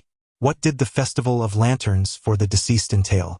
Simply put, it involved releasing lanterns in remembrance of loved ones who had departed. Many of these commoners had lost their kin to the merciless slaughter of the corpse king, prompting them to come to the banks of the blood river a day in advance to pay their respects. Understood, Lin Yu contemplated thoughtfully. He wished to say more, but at that moment, he suddenly felt a potent aura locking onto him. An intent to kill? Upon turning, Lin Yu discovered that his assailant was another lord among the players. The distinction between the transgressors from reality and the native inhabitants was stark. With a mere glance, Lin Yu recognized him as one of his kind. Beside this lord stood an elderly woman, her age akin to that of a witch. However, the sorceress possessed merely a leech-filled basin, whereas the opposing crone wielded a scepter. Adorning the scepter was a lantern, upon which the character hate was inscribed. Furthermore, 2 rows of handmaidens stood behind this lord. Each handmaiden had her hair arranged in twin buns and carried a lantern as well, bearing a resemblance to Xiao Cui. Nevertheless, the characters on their lanterns had been altered to sorrow. "You must be the newly instated overlord of Corpse Village Hollow," the opposing lord declared preemptively. "Is there a matter?" Lin Yu responded, his eyes narrowing slightly. Anomalies invariably portend misfortune. Disregarding the homicidal intent from earlier, which had already marked the individual as an adversary, the act of carrying lanterns in broad daylight suggested that the person was not a virtuous character. "If that is indeed the case, then I must apologize." As far as Lin Yu could recall, this was his first encounter with this person. Even if a conflict were to ensue, there should at least be a pretext. Perhaps you are unaware, but only the overlords of each subregion within the primary purgatory arena are capable of teleportation. Upon vanquishing the bloodthirsty general, one shall inherit the dominion of the corpse realm. Presently, you are the new overlord of our corpse village hollow, and I have imperative reasons to venture into the purgatory arena. Therefore, I regret to inform you that I must first eliminate you, and then assume your identity. The man articulated, each word distinct and measured. During the corpse king's reign, the man's current cultivation would have rendered him incapable of prevailing. However, he had not anticipated that the newly appointed overlord would be merely in the early stages of the ghost general realm. Such an opportune moment could not be squandered. I see, Lin Yu acknowledged, having comprehended the situation. A man of humble origin bears the burden of possessing a precious gem, which inevitably invites the covetous gaze of those with ulterior motives. However, all have overlooked a terrifying reality.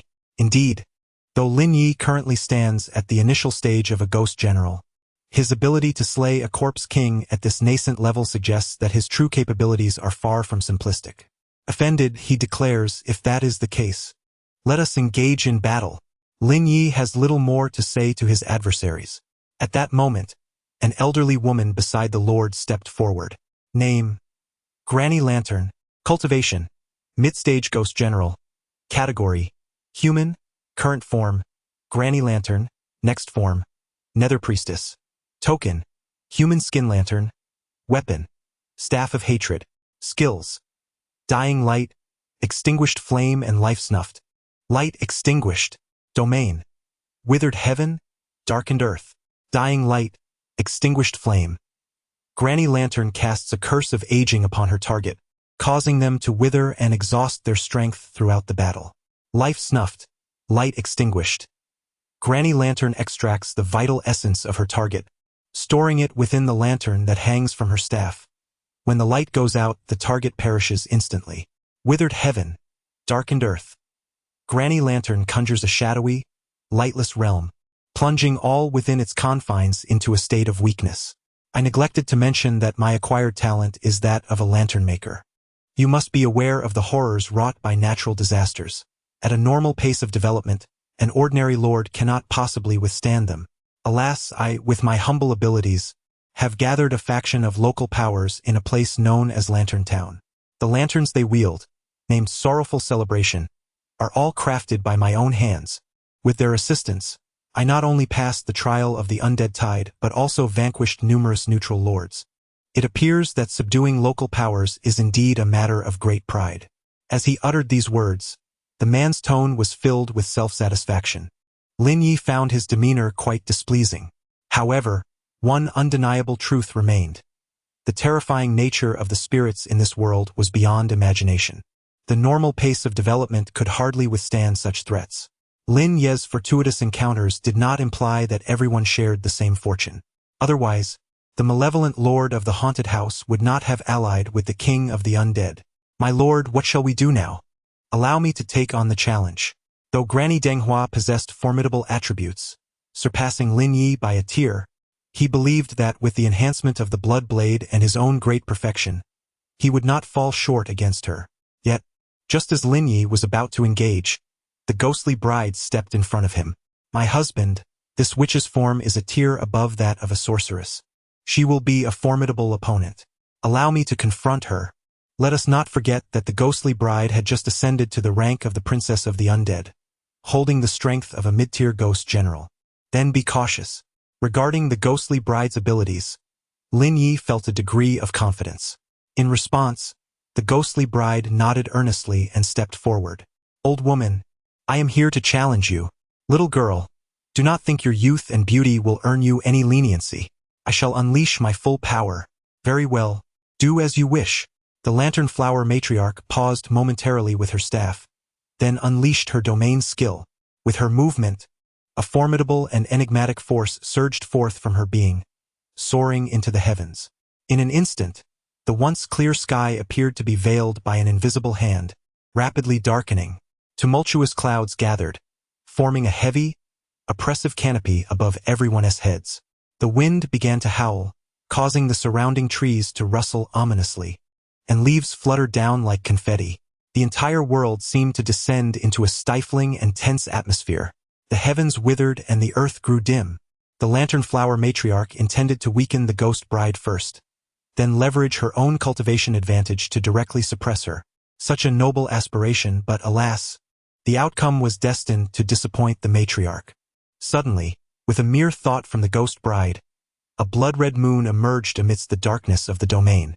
The whimsical moonlight cascaded down, and under its glow, the ghost bride became immune to the weakening effects. In fact, wherever the blood moon's light reached, the ghost bride would never succumb to weakness. Little girl, you possess such extraordinary abilities. The heavens withered and the earth grew dim were effortlessly shattered, sending a jolt of alarm through the matriarch's heart. Elder, I concede.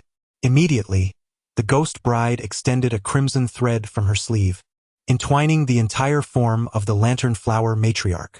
One end of the thread pierced into the matriarch's body, and soon, the scarlet blood stained the thread, enhancing its already vivid hue to an even more brilliant crimson. The young girl, I must confess, the previous maneuver was indeed somewhat unexpected, yet your current attempt seems rather disrespectful to an old woman.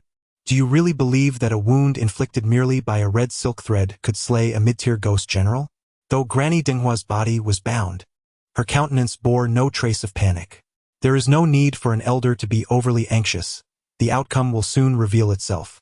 As she spoke, the ghostly bride's lips curled into a subtle smile, pure as snow and noble as a lotus, evoking a sensation akin to a gentle spring breeze, reminiscent of a blooming Tian Shan snow lotus, untouched by the mundane world.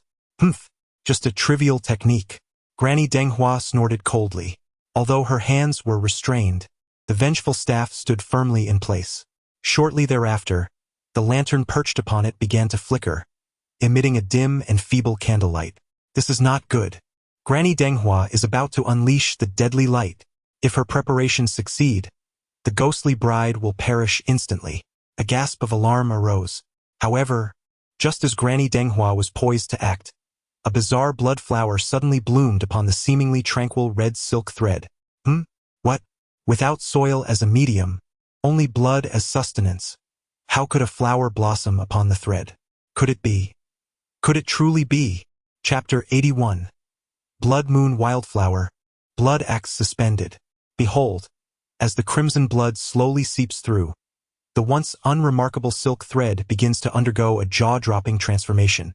A trickle of blood seemed to be endowed with life, meandering along the fine threads, gradually coalescing into a singular flow.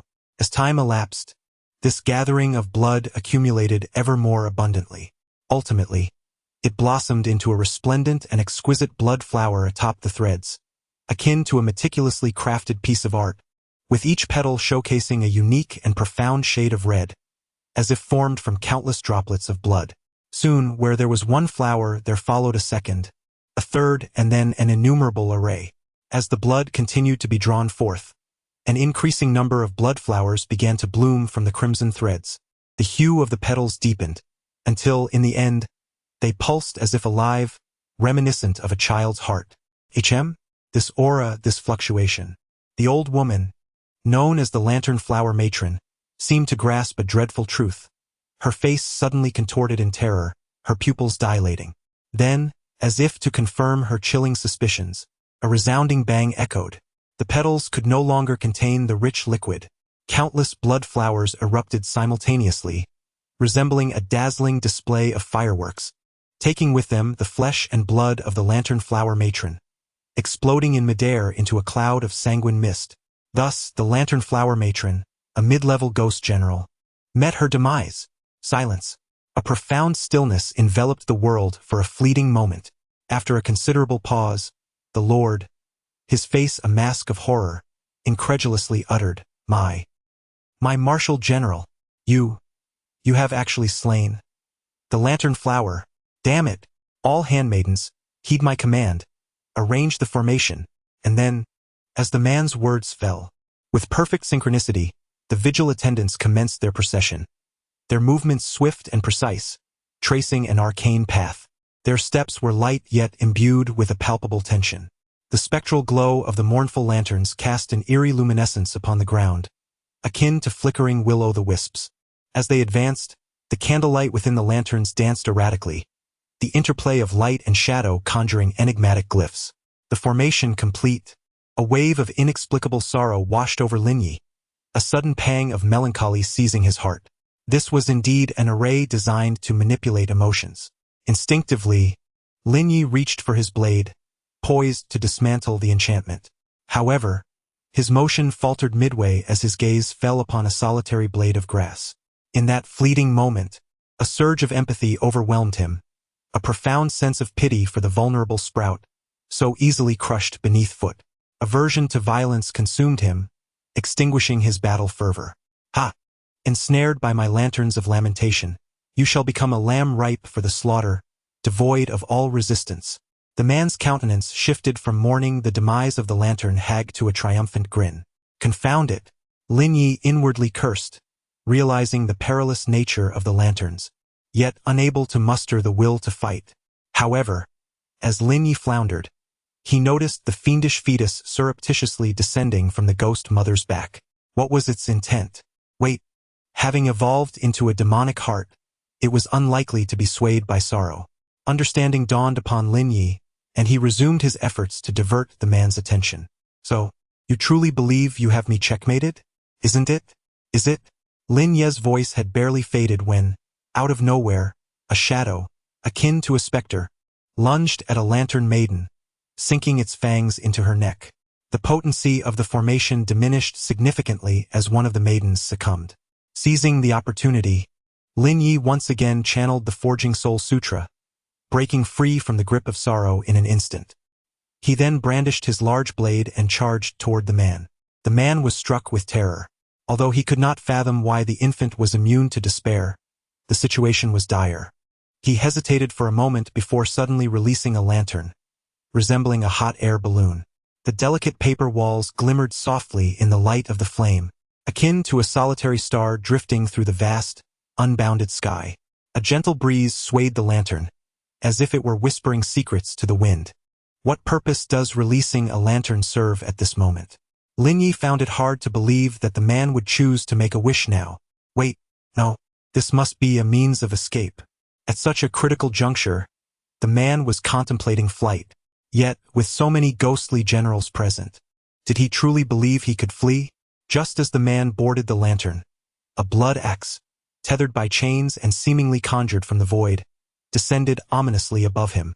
No, a shrill scream echoed throughout the heavens and the earth. But the blood axe would not be deterred from its descent. Then, a sound akin to chains slicing through gears pierced the air. Like a judgment from the heavens, the blood axe fell. The man, along with the hot air balloon, was cleaved in two. Even after being bisected, his mind did not succumb to death immediately. Lin Yu approached. Why? Why are your kind immune to sorrow?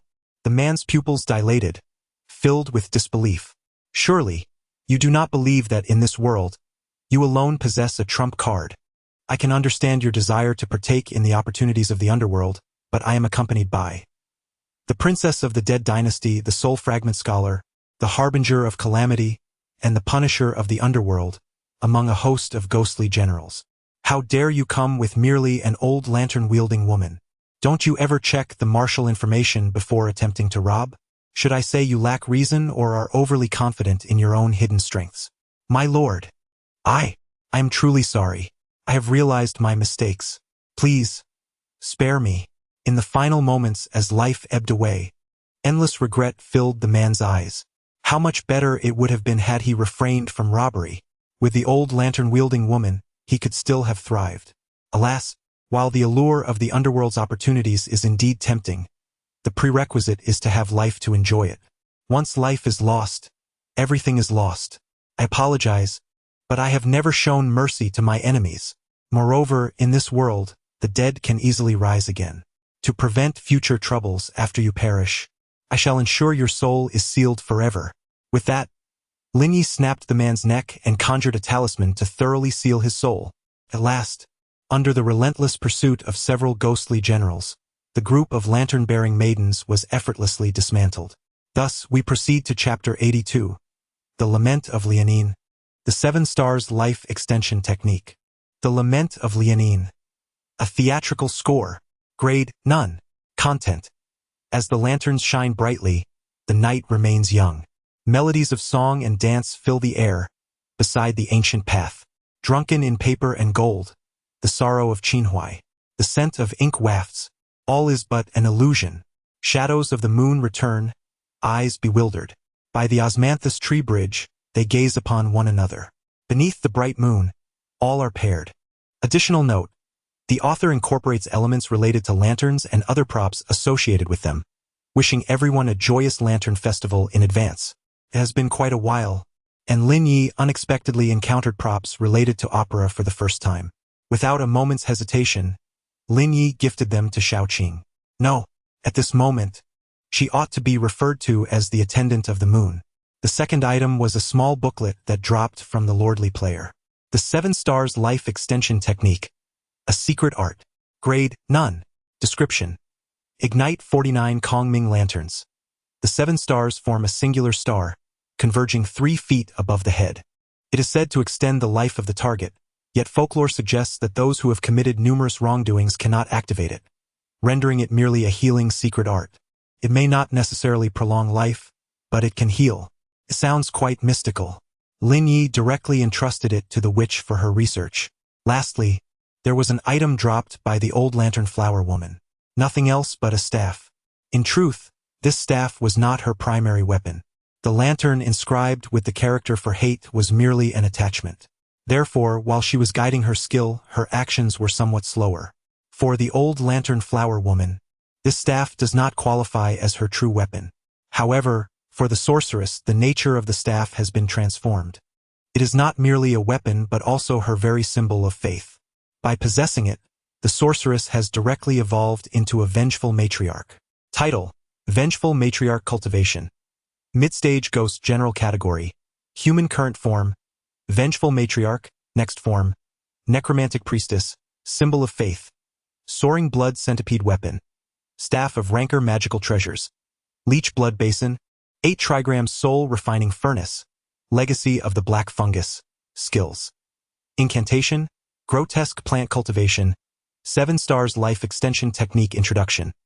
After her evolution, the sorceress has also mastered more ancient and esoteric witchcraft, with the addition of the soul refining furnace. If she can find a cauldron spirit, soaring blood centipede, as a medium, she can concoct unique elixirs. To a certain extent, the sorceress does not possess any directly harmful skills, but the aid brought about by these esoteric arts has never disappointed Lin Yu. Have those maids been examined? My lord, after their demise, they only left behind a few lanterns of sorrow and joy. These emotional manipulation arrays require the cooperation of multiple individuals. With only a few lanterns, I fear they cannot be effectively deployed. Lantern of Sorrow and Joy. Item grade, longevity quantity. 7 Introduction. It is said that these lanterns are crafted from special materials. Prolonged gazing upon them will induce inexplicable sorrow, but for those with profound cultivation, the effect is negligible. Understood. Thereafter, Lin Yu and his party continued their journey toward the Een Mountain Ghost Market. It seemed that the world's very climate was inherently like this, or perhaps it was affected by the surrounding river of blood. Even on a clear day, the overall atmosphere exuded an eerie and somber ambience. Indeed, Yenner, Lin Yu suddenly recalled something. Speak plainly, my lord. The ghost bride stepped forward. What was that technique, blooms in the online realm? Lin Yu seemed unable to recall the ghost bride possessing such a skill. Is this what you refer to? The ghost bride extended her slender finger, pinching it with her nail, causing a drop of crimson blood to emerge. Then, an eerie spectacle unfolded before their eyes. To their astonishment, a resplendent blood flower blossomed abruptly from her fingertip. Upon closer inspection, it bore an uncanny resemblance to the flower of the rear garden. Indeed, witnessing this extraordinary scene, Lin Yu's eyes nearly bulged from their sockets. Blood Moon Frenzy Blossom. This was the latest technique grasped by the ghost bride after the return of her followers. If that were the case, did the other followers possess similar abilities? Lin Yu inquired further. However, the ghost bride, akin to a capricious princess, kept her secrets close. It's a mystery, she teased. Amusement flickered in Lin Yu's eyes as he shook his head, a faint smile gracing his lips. Amidst their light-hearted banter, the group finally arrived at the fabled Inshan Ghost Market. A wave of terror washed over everyone as it seemed to possess a temporal restriction. Upon entering, the previously clear sky abruptly transformed into a shroud of night. A mysterious and ominous street materialized before them, cloaked in dense fog that enveloped the entire thoroughfare in an eerie veil. The dim moonlight filtered through the clouds, casting a faint glow that could not penetrate the thick mist. As they stepped onto the street, a chilling breeze rushed towards them. The funeral-grade, blade-bearing ghost mask, when worn, can alter one's facial appearance. Available for a mere 50,000 spirit coins. Fair to all, young and old. The Wandering Immortal pillow is on sale at a bargain. Sleeping on it at night allows one's soul to depart the body. Freshly refined, soul-sinking sand. Is there any esteemed guest in need? Lin Yu glanced around. The hawkers, dressed in a variety of bizarre costumes, were of vastly different origins. There were corpses, ghosts, and even some rare demonic beings that Lin Yu seldom encountered. Some had faces as pale as paper, devoid of any color, others with deeply sunken eyes like two black holes, exuding an endless chill. Some had mouths stretched to their ears, revealing a row of sharp, pointed teeth, sending shivers down one's spine. Their expressions varied, some ferocious and terrifying, others eerily enigmatic, each face resembling a monster from a nightmare. Some wore long black robes embroidered with blood-red talismans and strange patterns, shimmering with an eerie light as they moved. Others were draped in tattered garments, the strips of cloth fluttering in the wind, ghostly and elusive. "Be careful, my lord," the witch suddenly warned. "Grandma, is there something special about this place? It's a mixed bag here. These vendors come from various local factions. Without some capability, it's best not to flaunt your wealth or else. Or else what? They'll kill and rob you." The witch enunciated each word clearly. "Right on the street? Yes." "Interesting," Lin Yu murmured, lightly touching his nose. Although Lin Yu was the new ruler of the corpse village gully, yet, even the mightiest dragon cannot suppress the local tyrant. Moreover, Lin Yu is not yet that formidable dragon. When the corpse king was alive, the denizens of the ghost market might have shown him a modicum of respect. But given Lin Yu's current cultivation, it is better to refrain from further thoughts. His status here is nothing more than a fade. In fact, a careless misstep could hasten his demise. After walking for a while, a ragged little boy suddenly tugged at the hem of Lin Yu's garment. "Big brother, please take a look at my wares." Chapter 83. The Ghost Market of Een Mountain. The ghostly bone fire. "Big brother, please take a look at my wares." The small vendor clung to Lin Yu's clothing. When Lin Yu turned to examine him, he found that although the boy appeared to be merely a child, his voice grated like sandpaper, harsh and unpleasant. Moreover, he held in his hands a lantern-like contraption. Magic lantern. Item rank. Undead description. When this lantern is spun, it reflects the host's various thoughts from a few moments ago, but it requires a certain amount of mental energy. Price. However, before Lin Yu could inquire about the cost, he was suddenly struck by a wave of dizziness.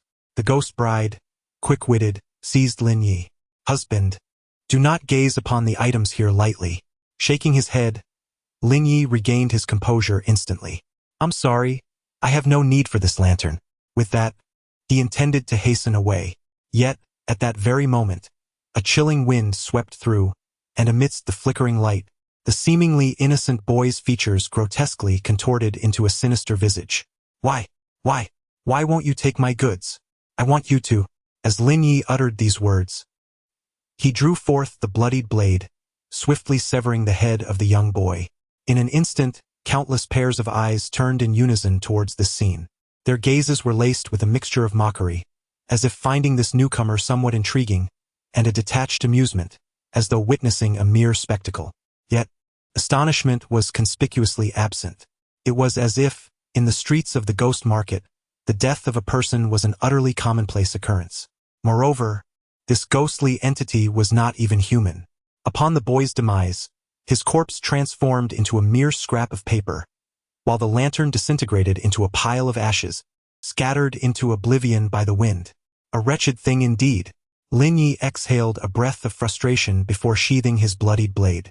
"Old woman, what malevolent spirit is this?" "A paper flower corpse," the witch enunciated slowly. "Typically, a normal paper figure is a puppet created by crafting paper effigies.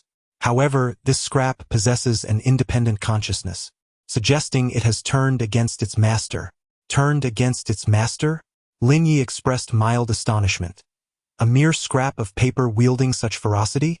If the old woman was not mistaken, this must be the work of the Paper Soul sect, albeit the disciple's skills were woefully inadequate, recklessly dabbling in forbidden paper crafting techniques, ultimately leading to their own demise. I see, Lin Yu contemplated thoughtfully after hearing this. He was indifferent to others. As long as his own interests remained unscathed, he cared not. After walking for a while longer, a figure cloaked in black appeared ahead. Enshrouded in shadow and kneeling at the side of the street, Lin Yu could not discern the entirety of his features. The only notable aspect was a flickering, chilling flame pulsating ominously at his chest, drawing significant attention. Lin Yu's expression remained relatively composed, yet when the witch's gaze fell upon the flame, her attention remained unwavering. What was amiss? Lin Yu also sensed the peculiarity. The Yin bone fire. The witch instantly recognized this phenomenon. But what exactly is it? A type of ghostly flame. It is widely acknowledged that there are 9 varieties of ghostly fire in this world. Yin bone fire, Tiandu corpse fire, hellish blood fire, monk's resentment fire, lustful evil fire, corrosive soul fire, ghostly marsh miasma fire, shadowy trick fire, and calamitous mist fire. The witch had not anticipated encountering a specimen of Yin bone fire in this place. Is this flame particularly formidable? Lin Yu recalled that the token of the bone picker from the desolate mountains was indeed the Yin bone fire. To put it plainly, a single flicker of this flame could incinerate the entirety of the Yin mountain ghost market. Huh? Just this tiny flame, capable of burning down an entire street? Upon hearing this, Lin Yu instinctively gasped. It burns for 300 years without extinguishing. The witch added. Instinctively, Lin Yu cast another glance at the diminutive flame. Thus, a question arose. The ghost market is rife with all manner of beings. If the witch can recognize this fire, others surely can as well. Could it be that no one dares to seize this ghostly flame? The unusual circumstances must have a sinister explanation. Looking around the individual, while other areas bustled with activity, his location was eerily deserted. This could only suggest one possibility. It was not that others could not recognize the flame, but that this individual was simply too powerful to approach. You are setting up a stall in the ghost market. Are you not here to sell? With this thought in mind, Lin Yu approached directly. Is this flame for sale? Not for sale. The man in the black robe did not even cast a glance at Lin Yu. Damn it! Draw your sword. If you're not selling, then why display it? The witch, sensing Lin Yu's expression beginning to shift, hastily interjected, My lord, it's not that he won't sell. He simply does not require currency for his wares. Should this have been anyone else, Lin Yu would undoubtedly feel as if his intellect were being trampled upon. If not for money, then what is the currency? Yet, this individual was the witch, and Lin Yu resolved to allow her to finish speaking. If this old woman is not mistaken, this esteemed one must be gravely ill. Such ailments are beyond the reach of conventional remedies. Hence the esteemed one offers his flames not for ghostly coins, but in exchange for life-saving prescriptions. The witch's insight was nothing short of piercing. Though her words seemed directed at Lin Yu, they were, in truth, meant for the figure in the black robe. As anticipated, upon hearing this, the previously silent man suddenly emitted a glimmer of intensity from the corner of his eye.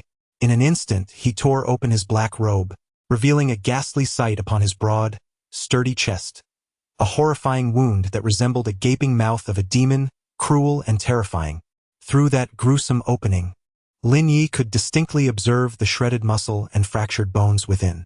Moreover, he could faintly perceive the vivid crimson heart pulsating with fervent beats. Simultaneously, a tempest of shock surged through Lin Yu's mind. 2 revelations sent tremors through his heart. First, the man's chest had been so grievously mangled, mere inches from his heart. Yet he was still alive. Second, what peril had this man faced to result in such a wound? With blood as dark as night and bones corroded?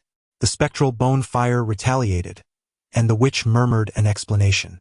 The 9 divine flames possess distinct abilities. The mist fire can ignite fog, while the shadow fire can incinerate a person's silhouette. The man's ribcage was corroded, likely a consequence of a backlash during the capture of the bone fire. Moreover, after sustaining such burns, there is no remedy, no hope for recovery. The host can only watch helplessly as the bones decay, ultimately transforming into a puddle of putrid sludge.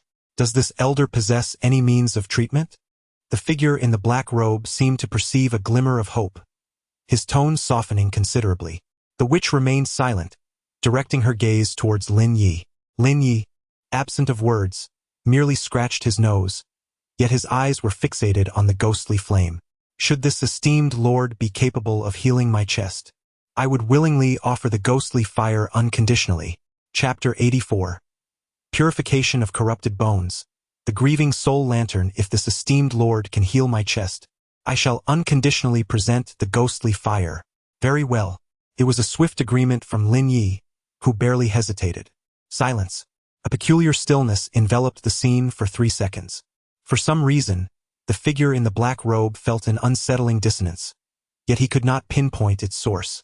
After a prolonged pause, Lin Yu was the first to redirect the conversation, masking the awkwardness. Elder, do you possess any remedies? There are means, she replied. But what? I will require to borrow something temporarily from the revered one. As she spoke, the witch glanced again at the mysterious figure. What is it? The spectral bone fire. If only a few individuals could cure the affliction upon my chest, then it would rightfully belong to you. Without a moment's hesitation, the figure cloaked in black bestowed it upon the witch. Divine fire, indeed, is a rare treasure. Yet what value does it hold if one's life is extinguished? My lord, do you possess any surplus bloodbone flowers? Indeed, I have a bloodbone flower sanctuary at home, and Lin Yu naturally carries some with him. As for the application of the bloodbone flowers, the solution is rather straightforward. These flowers thrive upon bones and, when combined with the corpse vine, can mend petrified shadows. They can also independently restore corrupted bones. With all materials assembled, the witch summoned her bagua soul refining furnace. She placed the bloodbone flowers within the cauldron and ignited the flames with the spectral bone fire. Without delay, the witch commenced the refining process. Her hands formed intricate seals as she chanted incantations, and a series of enigmatic runes began to swirl into the soul-refining furnace. As the runes merged, aided by the divine fire, the bloodbone flowers gradually melted, releasing a pungent scent of blood. After a span of approximately 10 minutes, the furnace began to tremble violently, as if something were striving to burst forth. What is happening? The figure cloaked in black looked upon the furnace with a mixture of anticipation and concern. It bore signs of successful refinement, yet it also hinted at potential catastrophe. The bloodbone flowers, having grown upon bones, possess alchemical properties, yet they are also intertwined with the grievances of their original owner. The witch continued to elucidate while hastening her hand seals, beads of sweat cascading from her brow. One can only imagine the weight of the grievances contained within. In light of this, I shall lend you my strength. Just as the figure cloaked in black was about to take action, Lin Yu positioned himself in front. Allow me to handle this. Given your injuries, it would be wise not to exert yourself further. In other words, if you were to push yourself to the brink and perish, how would I proceed with this business? Should word get out, would others not think I was complicit in murder and smuggling? Subsequently, Lin Yu settled into a meditative posture at the opposite end of the alchemical furnace, commencing a simultaneous infusion of energy alongside the witch to exert control. Under the suppression of the two specters' energies, after a while, the soul-refining furnace finally calmed. A round pill, radiating an extraordinary luminescence, emerged into the sight of all present. The witch let out a sigh of relief, gesturing for the pill to gracefully land in her hand. Upon consumption, the decayed bones will naturally regenerate, she proclaimed, extending the pill towards the cloaked figure. However, prior to this, I had sought numerous pills, and while my bones did indeed receive a new lease on life, they ultimately succumbed to decay once more. The cloaked figure expressed concern, fearing a ceaseless cycle of hope and despair. Do not fret. This is merely the first step. Once the bones have regrown, I possess methods to ensure they will never deteriorate again. With that, the cloaked figure promptly ingested the pill bestowed by the witch. The effects manifested swiftly. In mere moments, The once severely decayed bones began to appear as though infused with a newfound vitality, steadily growing at a pace visible to the naked eye. They seemed to possess life and intent of their own, gradually extending and elongating until they ultimately restored to their complete skeletal form. It truly has been healed. Yet the witch shook her head. Not yet. The next step awaits. There remains one final paramount step, an essential measure, a complete solidification to prevent the recurrence of decay. How is this to be accomplished? The 7-star life extension technique. To truly enact the authentic 7-star life extension, one requires 49 Kongming lanterns. 7 lanterns converge to form a single star, and the 49 lanterns perfectly amalgamate into the 7 stars. However, the figure in the black robe does not seek genuine life extension. His intent is merely to heal. Thus, 7 morning lanterns will suffice. Wait, I have heard of this technique. Does it not require Kongming lanterns? What do these 7 morning lanterns signify? The man in black gazed at Lin Yu with suspicion. Alas, with limited resources at home, I must make do, Lin Yu thought, as long as it cures your ailment. Why do you still exhibit such picky tendencies? Might there be adverse effects? The man in black still felt a twinge of unease. He might inevitably recall his ex-girlfriend or perhaps his aging father back in his hometown. Of course, if tears were to escape his eyes during the process, it would be of little consequence. What was that song again? Men should cry. Let them cry. May I request a different set of lanterns? No, with that, the sorceress paid no heed to the black-robed man's hesitation and began to prepare the ritual space. She gently placed the 7 morning lanterns on the ground, arranging them into a peculiar formation. Each lantern was adorned with intricate symbols, faintly glowing with an ethereal light. The sorceress seated herself at the center of the arrangement, closed her eyes, and began to recite an ancient, enigmatic incantation. As the incantation echoed, the lanterns began to flicker, their light intensifying with every utterance. Abruptly, a dark specter erupted from within the robed figure, hurtling towards the lanterns and instantly being absorbed into one. Immediately following, the remaining 6 lanterns ignited, as if tugging at something or perhaps for another cause. The robed man's frame quivered slightly, his countenance betraying an agony that he valiantly suppressed to maintain composure before the assembly. At that instant, an eerie gust swept through, causing the lanterns to sway with increased ferocity. The sorceress amplified her arcane output, the veins on her forehead bulging in exertion. His trembling ceased, and the festering wounds underwent complete restoration, with no remaining indication of recurrence.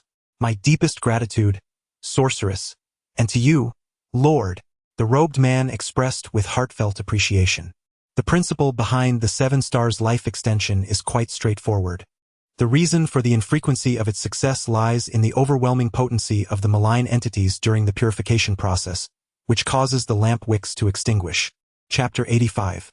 Ghost General Midstage. The whereabouts of ghostly fire having been healed, the robed man departed the locale, leaving behind only Lin Yu and the others, along with a pulsating flame. Lin Yu surveyed the surroundings before speaking softly. Sorceress, have the arrangements I requested been executed? Rest assured, Lord. All has been meticulously prepared to ensure absolute certainty. Excellent. Lin Yu held considerable confidence in the sorceress's capabilities.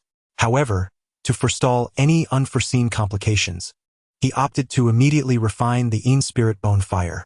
Approximately half an hour elapsed, and with the augmentation of the ghostly fire, Lin Yu ascended directly to the mid-stage of a ghost general. Name: Lin Yu Cultivation. Ghost General, mid-stage. Status: Lord Title. The bride's beloved equipment: blood-reaping blade, crimson robe, 3,000 dancing shadows, and the armored arm of the corpse king. Talent: talismans crafting. Agility: blood shadow steps. Physique: 3 blood body. Ghost flame: spirit bone fire. Skeleton: blood bone. Techniques: 10,000 transformations blood refinement, soul forging scripture. Skill: blood hellhand. Domain: forest of the ethereal underworld. Blood shadow steps. On a full moon night, under the tutelage of the ghost bride, one channels their own blood essence outward, creating numerous phantoms, then accelerates their speed. Blood hellhand. Based on the 10,000 transformations blood refinement, This technique concentrates the power of one's essence blood entirely in the arm, seizing the target's neck, and then unleashing a sudden explosion, showering the area in a rain of blood. Forest of the ethereal underworld. The host conjures the ancient shadows of the forest of the ethereal underworld, summoning a grand and magnificent ghost city, subsequently suppressing all targets within the designated area. Second form. If a sufficient amount of blood is infused, the entire underworld transforms into a blood manor. Not bad, Lin Yu murmured to himself upon reviewing his attributes. One ghost flame had elevated him by a tier. What if one day he were to gather all the ghost flames? Suddenly, an audacious thought sprouted in Lin Yu's mind. Madam, my lord, feel free to speak your mind. Do you know the whereabouts of other ghost flames? The witch initially nodded, then shook her head. Aside from the spirit bone fire, 3 other ghost flames have emerged in the world, but seizing them from their current possessors is akin to ascending to the heavens. The witch discerned Lin Yu's intentions with a mere glance. Which ones are they? Lin Yu pressed further. They are the shadowy ghost flame, overseen by the grotesque mistress of the netherworld, the lustful evil flame, supervised by the lord of the blissful gate, and lastly, the monk's resentful flame, under the guardianship of the ghost Buddha. Certainly sounds quite challenging. Lin Yu was unaware of their cultivation levels, but their identities alone hinted at formidable characters. Before the lord had fully matured, it would be wise to heed the witch's advice. Rest assured, my dear elder, I am well aware of my course. Since the prospects for these 3 flames were bleak, Lin Yu shifted his focus to the remaining 5. However, those 5 had yet to manifest. It seemed that this was the only recourse. Suddenly, Lin Yu recalled a certain artifact. What? Do not forget. The sin mirror can reflect the present and cast light upon the future. Lin Yu could gaze ahead to discern where the next ghost flame would emerge. Subsequently, he summoned the sin mirror, channeling his essence into it. Under Lin Yu's guidance, the mirror began to reveal peculiar visions. Before him unfolded a lake entirely composed of blood, shrouded in a mysterious vapor that rose like steam, as if the blood was boiling. As he peered deeper, he noticed a spring-like presence at the lake's bottom. At its center flickered a flame, vividly crimson and dancing with vibrancy. It was the blood flame of the underworld. With just a glance, Lin Yu and his companions recognized its identity, for among the 9 ghost flames, its form was the most distinctive, entirely blood-red. Wait, something felt amiss. This place seemed strangely familiar. Lin Yu had an unsettling feeling that he had been here before. My lord, it appears that the witch has mentioned the palace of the Corpse King. Is it not true that the Corpse King has already perished? How can there still be a wisp of ghostly fire here? Could it be the doing of the Corpse King? What does the old woman imply? Is it that, before his demise, the Corpse King deliberately destroyed his own palace to ensure that people would subconsciously overlook its interior? Quite intriguing. In an instant, Lin Yu seemed to experience a moment of enlightenment. He had sensed something amiss from the very beginning. How could the blood lake have suddenly dried up? How could the palace have collapsed so abruptly? It now appears that someone is intentionally concealing the truth. My lord, what shall be our next course of action? Upon hearing this, Lin Yu first surveyed his surroundings and then cautiously stowed away the cursed mirror. This matter must not be made public. When the opportunity arises, we shall investigate the Corpse King's ruins. Understood. It is not that Lin Yu does not wish to proceed now. Rather, he has another pressing issue to address. The injuries of the figure in the black robe have already healed. Lin Yu cannot guarantee that he will not resort to violence or theft. Therefore, before departing from the ghost market, he must prepare thoroughly. Although he has already taken precautions within the medicinal pills, it is prudent to have an additional safeguard. After the black-robed individual left, the ghost market once again became bustling with activity. Suddenly, a peculiar shop appeared ahead. This establishment exuded an air of antiquity, bearing the marks of time. The traces of age were deeply etched into its somewhat weathered walls and ancient doors and windows. The entire shop radiated a rustic and mysterious aura, as if it harbored countless untold stories. The shop was desolate, devoid of any merchandise. The shelves stood empty, lending an air of profound desolation.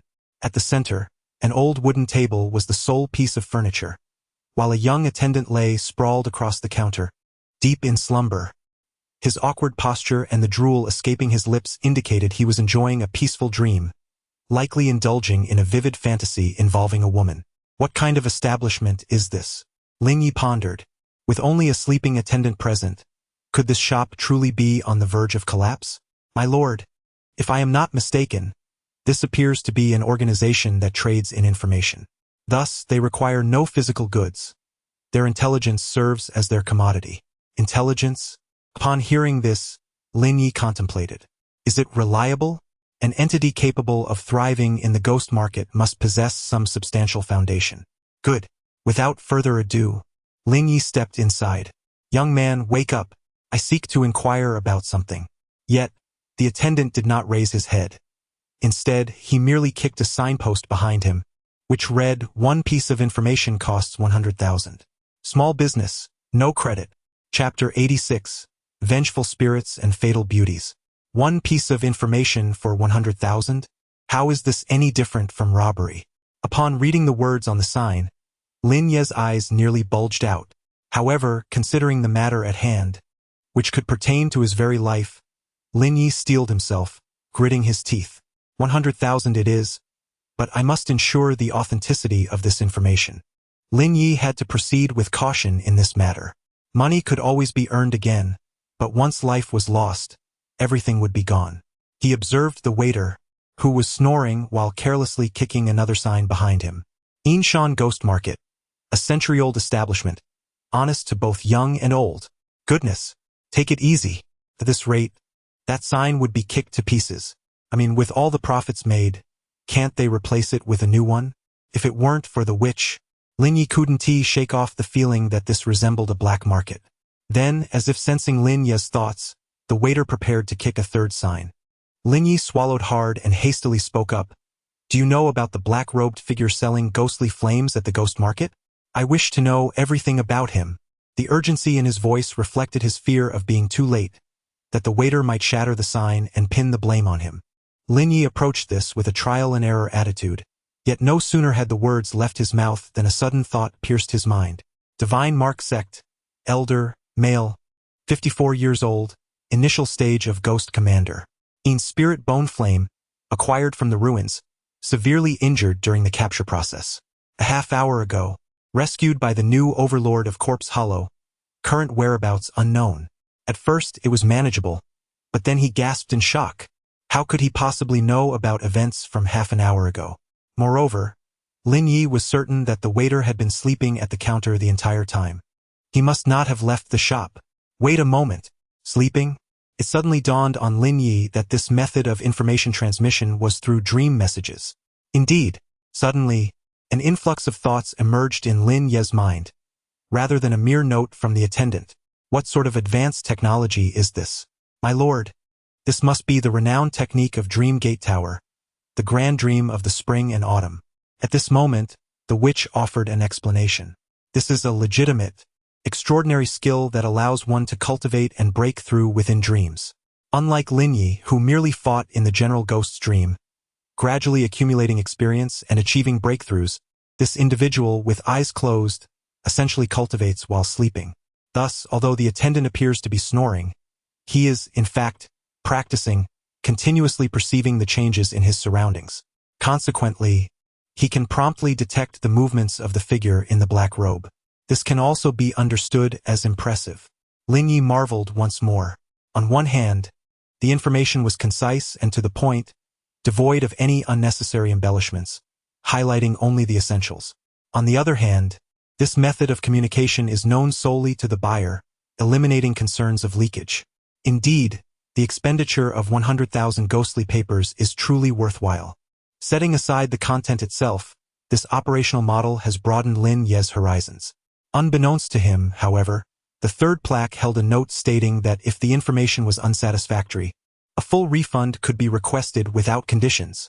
Yet, since its establishment, Dream Gate Tower has never once issued a refund to a client. The reason lies in the accuracy and timeliness of their information, which has left the martial world in awe. Even more astonishing is the fact that their intelligence is not static. It is subject to continuous updates. Had Lin Yi inquired just half an hour earlier, he may have received a different piece of information. Goodness, this is truly formidable. How wonderful it would be to possess such an intelligence agency. Lin Yi could hardly fathom the immense wealth it could generate. Wait a minute. An intelligence agency? In an instant, everyone's gaze shifted towards the blood attendant. Huh? Why are you all looking at me? The enchantress ghost looked utterly bewildered. I don't dream, nor do I send dreams. Right now, I'm just a palanquin-carrying maid. If I recall correctly, your ghost realm should be the Red Beauty Life-Snatching Tower, right? To put it nicely, it's the Life-Snatching Tower. To put it bluntly, it's the brothel her husband sold her into. Yes, master. Find an open space and manifest the ghost realm. From now on, your mission is to operate in the ghost market. On the surface, it's a brothel, but in reality, it serves as Lin Yi's intelligence agency. What others have, Lin Yi must have as well. Not for profit, but to stay informed about external developments, which might, in turn, save Lin Yi from many unnecessary troubles. Understood. However, after saying this, the enchantress ghost lingered. Is there something else? Your subordinate dares to ask, master, if we encounter some petty scoundrels, may I? May I? They bring it upon themselves, and their deaths are well-deserved. He naturally knew that the enchantress ghost's token of advancement was the absorption of male essence. So, some sneaky, thieving rats. Let them be absorbed. The blood attendant thanks the master. Although the enchantress ghost is now the exclusive attendant of the ghost bride, the true master is still Lin Yi. Don't forget, even the ghost bride belongs to Lin Yi. Upon receiving Lin Yi's command, the alluring specter vanished into the tenebrous abyss. Subsequent to the departure of the spectral beauty, Lin Yi and his cohort meandered for a spell. The pecuniary legacy of the Black Tai Sui amounted to a sum of 130,000. As their sojourn drew to a close, Lin Yi at long last procured two apposite implements. Entangling divine cord, a spiritual treasure of woeful grade. Possessing it, and upon reciting the incantation, one may temporarily bind the target. This constraint transcends the physical, for under the aegis of the entangling divine cord, the very soul is rendered incapable of astral projection. Special annotation. 'Tis rumored that this artifact once served as a token of faith for a certain phantasm. Price, 50,000 nether coins. Soul-reaving pouch, a spiritual treasure of woeful grade. With it, one may wrest forth the soul of the target and ensconce it within the pouch's confines. With the passage of time, these souls may be alchemized into soul crystals. Additional attribute. A single soul crystal grants any spectral entity below the rank of a ghost general and unconditional promotion of 1 grade. Special annotation. 'Tis rumored that this artifact once served as a token of faith for a certain phantasm. Price, 70,000 nether coins. 1. An instrument capable of reaping souls. The other, an instrument capable of restraining the target. Perchance the vendor was unaware of whose tokens these were, hence their bargain price to Lin Yi. Yet intuition whispered to Lin Yi that these were akin to tokens of twins. As for which twins, he could not quite ascertain at this juncture. In summation, the two items exacted a toll of 120,000 nether coins. Lin Yi was left with a mere 10,000 nether coins. With the complete expenditure of the Black Tai Sui's legacy, Lin Yi and his retinue departed from the ghost market. Chapter 87. The 3 Souls and 7 Spirits. Reconstituting the soul, the Een Mountain ghost market, seemingly, would never greet the dawn. Leaving the bustling city, under the shroud of night, the entire Eenshan ghost market appears even more sinister and terrifying. It is a place rarely trodden by human feet, and under the veil of darkness, it seems enveloped in an eerie silence. Only the occasional hoot of an owl and the rustling of leaves stirred by the wind break the stillness. Moonlight filters through the dense foliage, casting mottled shadows that resemble countless eerie eyes watching and probing this desolate place. Suddenly, a chilling breeze sweeps through, causing the leaves to rustle ominously. A shadow darts past the street corner, swift as lightning, leaving its form obscured. It has arrived. Lin Yi mused silently. Did you anticipate my arrival? This unexpected remark caused the shadow to momentarily falter. Indeed, the figure was none other than the cloaked man who had recently sold Lin Yi the ghostly fire. He had come first to lie in wait for Lin Yi. However, witnessing this scene, Lin Yi's expression remained unfazed. He spoke with a calm demeanor. In truth, it is quite understandable. Were I in your position, I would choose to do the same. Oh, pray, elaborate on your reasoning.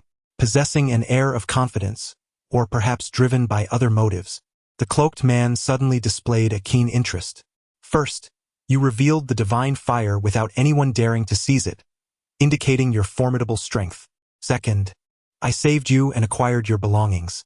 Even in your injured state, no one dared approach you, let alone a peak condition you. Now that your injuries have healed, how could you willingly relinquish what you fought so hard to obtain? Upon finishing his words, the cloaked man prepared to strike. But how could you possibly know that I am saving you, rather than leaving myself a way out? Upon hearing this, the figure in the black robe slightly furrowed his brow. It is merely the concoction of an ordinary elixir. There is no need for one to break into a sweat, Lin Yu remarked with a subtle smirk, mocking the situation. Thus, the witch had been performing all along, first feigning great difficulty, only to allow Lin Yu to take the stage. In truth, Lin Yu possessed no alchemical skills. His presence by the alchemical furnace was merely to add a few ingredients on a superficial level. Let us not forget, Lin Yu is also a talisman master. Certain runes inscribed on yellow paper become talismans. You meddled with my elixir. The figure in the black robe finally grasped the situation. Fear not, it is not a poison elixir, merely an additional inscription of a soul separation spell. The soul separation spell, also known as the soul separation technique, when inscribed on yellow paper, is referred to as a soul separation talisman. To put it simply, it is akin to the technique used to separate the ominous fetus servant back then. Through this, Lin Yu discerned the whereabouts of the ghostly mother. You have severed my soul? If such measures were not taken, how could your soul be imprisoned within the wick? Of the 7 lanterns, 6 are sorrowful lanterns. Yet one of them is, in fact, the lantern from the staff of hatred. On the surface, it appears to be casting the 7 stars life extension technique. In reality, it serves as a fade for the confinement of souls. Cursed be, you dare to conspire against me. In an instant, the already fierce visage of the figure in the black robe grew even darker. My apologies. In these chaotic times, one must be ever vigilant. Furthermore, as soon as we entered the ghost market of Inshur, the witch remarked that here, murder and plunder unfold at every turn. Lin Yu does not consider himself to be the fabled fortunate one. Others, in light of his act of salvation, would choose to grant him forgiveness. As for Lin Yu, having already left a hook, it seemed unnecessary to venture to the Dream Gate Tower. The reason was quite simple. He sought to inquire whether this dark-cloaked figure possessed any secret arts of soul-snatching. Money could be earned again, but this inquiry would provide him with a sense of reassurance. You all seek death. After being toyed with by a legion of ghostly generals, the dark-cloaked man finally lost his patience. Just as he was about to take action, the witch's hatred staff swayed in her grasp, the lantern atop it flickering like an elderly man on the verge of death, beginning to sway uncertainly. Subsequently, the dark-cloaked man discovered that his body was slipping beyond his control. Damn it! You have imprisoned my main soul. The dark-cloaked man knelt on one knee, his expression contorted in agony, as if enduring a harrowing struggle. If you depart unscathed, in a few days, we shall return your soul to you, but alas. Human nature ultimately succumbs to desire and greed, a life exchanged for a flame. Since you find this unsatisfactory. With that, the witch prepared to shake her staff once more. When life extinguishes, if the wick dims, the dark-cloaked man would perish alongside it. Yet, at that moment, the dark-cloaked man suddenly erupted into laughter. A laughter filled with savagery and madness. Do you believe that binding one main soul can thwart me? With 3 souls and 7 spirits, having lost one main soul, your strength will be significantly diminished. At present, you are but at the late stage of a ghostly general. Have you ever heard of soul forging? Subsequently, as if to corroborate Lin Yu's conjecture, one could observe. The figure cloaked in black suddenly bit his finger, drawing a soul for himself. The technique was strikingly similar to that of Lin Yu, though Lin Yu's was referred to as a talisman, while the shadowy figure's was termed a rune. Initially, it appeared as a mere wisp of light and shadow, but as the black-clad man continuously infused it with magical energy, the outline gradually grew clearer. Eyes, nose, mouth. Each facial feature emerged in succession, as if an invisible force was sculpting the soul from the void. When the final stroke was completed, the entire scene erupted in a dazzling brilliance. The once static runes sprang to life, flowing and intertwining, forming a vivid portrait of a soul. Then, in full view of everyone, it seamlessly entered the body of the man in black. Although it lacked the prowess of the main soul, it would suffice to deal with you all. After successfully crafting the soul, the black-robed figure uttered a low, sinister incantation, as if murmuring to himself or addressing Lin Yu and the others. In that instant, Lin Yu appeared utterly transfixed, standing frozen in place. What is this advanced technology? Lin Yu was aware that the man in black would not see souls. His primary concern was whether he would take the main soul from the lantern's wick. However, he never anticipated that the figure would also be capable of crafting a soul. My lord, what should we do now? Find a way to force out his phantom soul, then seize the opportunity to eliminate the man in black. Once he regained his composure, Lin Yu swiftly articulated a strategy. Although the black-clad figure had created a soul for himself, it ultimately could not compare to the power of the original soul. Understood. The witch and her companions were seasoned and cunning. With a mere glance, Lin Yu discerned the implications. Chapter 88. The malevolent wind of resentment. The shadows spread like wildfire. Name: the man in black robe's path. Initial stage of Ghost Commander. Pseudo-category. Human faction. Divine Mark sect position. Elder occupation. Rune master skill. Malevolent wind of resentment domain. Shadows spread like wildfire. The Rune Master, an elder of the Divine Mark sect, possesses a limited repertoire of skills, yet he can significantly enhance his combat prowess through runes. The malevolent wind of resentment allows the man in black robes to conjure a corrosive, spectral wind imbued with the sorrowful wails of the departed. Once it ensnares a target, they are swiftly consumed by the tempest. In his domain, shadows spread like wildfire. The man in black robes manifests a gray expanse where no shadows exist. Within this realm, he traverses the darkness with ease. Although his inherent strength is that of an initial stage Ghost Commander, the presence of a primary soul replaced by a phantom renders his path marked as pseudo. Nonetheless, even in this diminished state, Lin Yu and his companions dared not underestimate him. As the shadows spread like wildfire activated, the man in black robes vanished before the eyes of all present, further complicated by the perpetual darkness of the ghost market, which seemed to impose a temporal constraint. This made him even more elusive. Witnessing this spectacle, Lin Yu wasted no time and unleashed his full potential. Despite the presence of the witch and the ghost bride by his side, he was the one who controlled the ghostly flames, and it was evident who would be the target of this confrontation. Could the cursed offspring suppress the man in black robes? As Lin Yu glanced at Xiaolan, he was suddenly reminded of the harbinger of calamity. No, it was impossible. Without hesitation, Xiaolan shook her head. Wasn't he at the late stage of Ghost Commander? How could he be unable to? His cultivation was at the intermediate level of a Ghost Commander, yet his intellect was not commensurate. What is implied is that Xiao Yi lacks combat acumen, necessitating our direct involvement in orchestrating the demise of the robed figure, as he would otherwise be at a loss in such circumstances. Xiaolan conveyed tersely that the formidable power of the feral embryo could indeed breach the defenses of the robed figure. However, the robed figure's concealment within the gray expanse rendered it exceedingly difficult for the feral embryo to apprehend.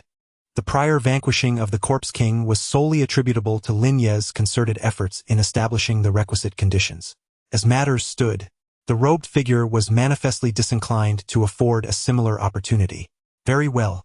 Nevertheless, in the midst of Lin Yu's bewilderment, the habitually reticent Xiao Chui interjected, "Master, allow me to assist you." "Xiao Chui, what is your intention?" "Master, my soul-guiding lantern possesses the capacity to dispel this gray expanse." Xiao Chui intended to proffer the soul-guiding lantern to Lin Yu. However, at that juncture, Lin Yu also perceived a chilling sensation emanating from his rear. The robed figure was poised to strike. Ill-omened. There was insufficient time. Lin Yu eklaymet inyartli. He would be compelled to endure this assault blindly. With fortune, he might withstand it. Devoid of fortune, he might succumb directly. It drew nigh ever closer. Lin Yi distinctly perceived the escalating intensity of the chill.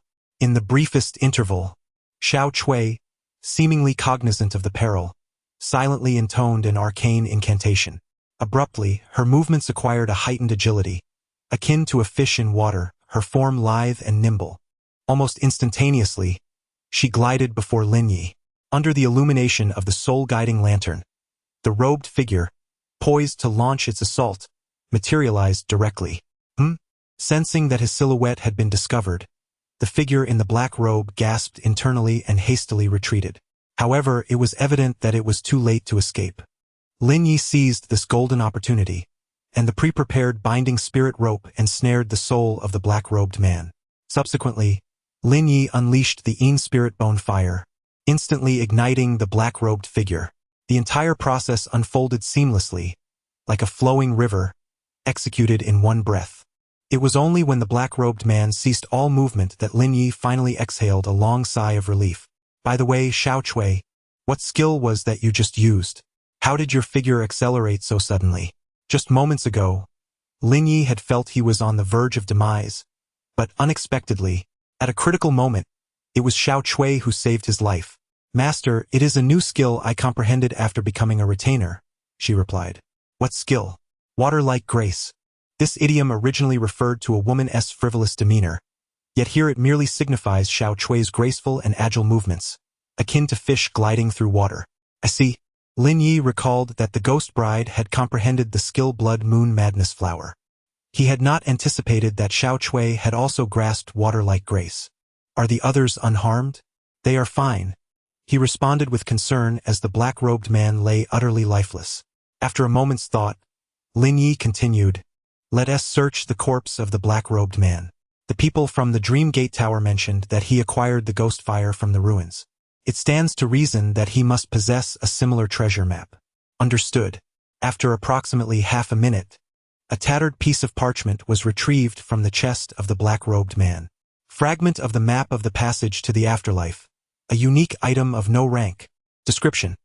This is a fragmentary map pertaining to the passage to the afterlife, rumored to indicate the location of a special treasure. If this is the case, the figure in the black robe must have captured the spectral bone fire from the passage. However, that cannot be right. Wasn't the passage to the afterlife set to open in 2 months? How, then, did the members of the Divine Mark sect gain entry? Lin Yi suddenly faced a chilling realization. My lord, let us not forget the signature technique of the Divine Mark sect. Could it be that the witch has divined Lin Yi's thoughts? The drawing of runes? Indeed. Moreover, the nature of the runes varies, imparting different attributes. When inscribed upon a weapon, they may enhance combat prowess. Inscribed on a black robe, they could augment stealth capabilities. It is precisely for this reason that the figure in the black robe inscribed certain runes upon his bones, thereby slowing the decay of the bone fire. For others, suffering from the bone fire would mean certain death. Alas, it was greed that eventually sealed his fate. While I comprehend the reasoning, what relevance does this have to the passage to the afterlife? The witch has spoken at length, yet seems to have missed the crux of the matter. My lord, consider for a moment, what might occur if one were to inscribe talismans in midair? A blood talisman would materialize. And what of runes? Does the witch imply that? This elder holds a position of considerable stature within the Divine Mark sect. He must have employed the arcane art of runes to temporarily rend the fabric of space, thereby creating a conduit to the passage to the afterlife.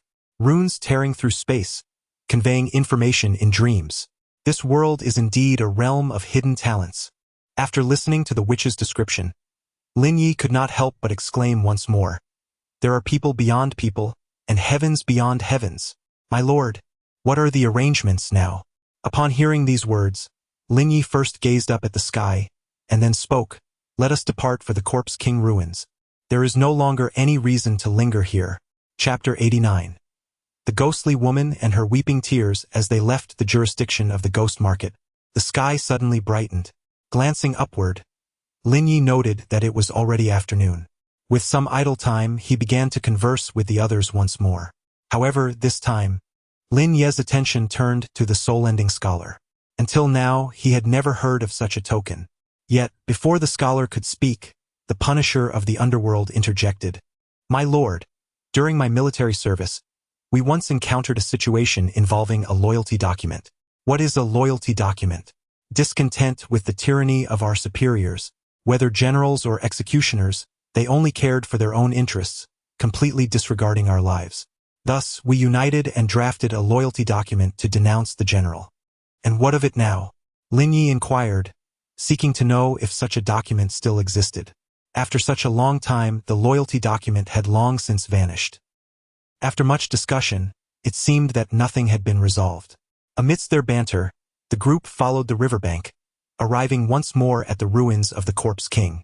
The Blood Lake remained the same, but its crimson waters had dried up. The palace was now exposed, yet it had become a mere ruin. The ghostly flames flickered beneath the remnants of the palace, but how were they to gain entry? The sorceress remained silent, casting a glance towards Xiaoming. "My dear grandson, inquire for directions, won't you?" The crowd was perplexed. Xiaoming, asking for directions? Subsequently, to everyone's astonishment, Xiaoming resurrected the deceased populace surrounding the Blood Lake, including some members of the Crimson Guard. After conversing with the corpses, Xiaoming indeed discovered a derelict path leading into the depths of the ruins. This path, resembling a sinuous, ebony serpent, lay dormant amidst the dilapidated walls. Sunlight seemed to be consumed by the desolation, struggling to penetrate the dense shadows and offer a glimmer of warmth. Heaps of rubble and shattered bricks lined the path, like the weighty imprints of time, recounting tales of past glory and vicissitude. The air was thick with a putrid odor, a blend of dust and gore, inexplicably inducing a sense of oppression. Under Xiaoming's guidance, the group navigated through twists and turns, eventually reaching the interior of the palace. It was a resplendent hall, though much of the structure had been obliterated, save for a dining table and chairs that remained intact at the center of the hall. The victuals on the table had decayed, but their shapes suggested the presence of large and small intestines, as well as human brains. More eerily, a young woman's corpse lay at the center of the circular table. The maiden's face was contorted in agony, the rest of her body relatively intact, but her abdomen had been eviscerated. Indeed, to preserve the freshness of his provisions, the Corpse King devoured a living person raw. Suddenly, Lin Yu recalled the female lord who was wed to the Ghost King. She had shared the Ghost King's menu, and in retrospect, there was a certain congruence.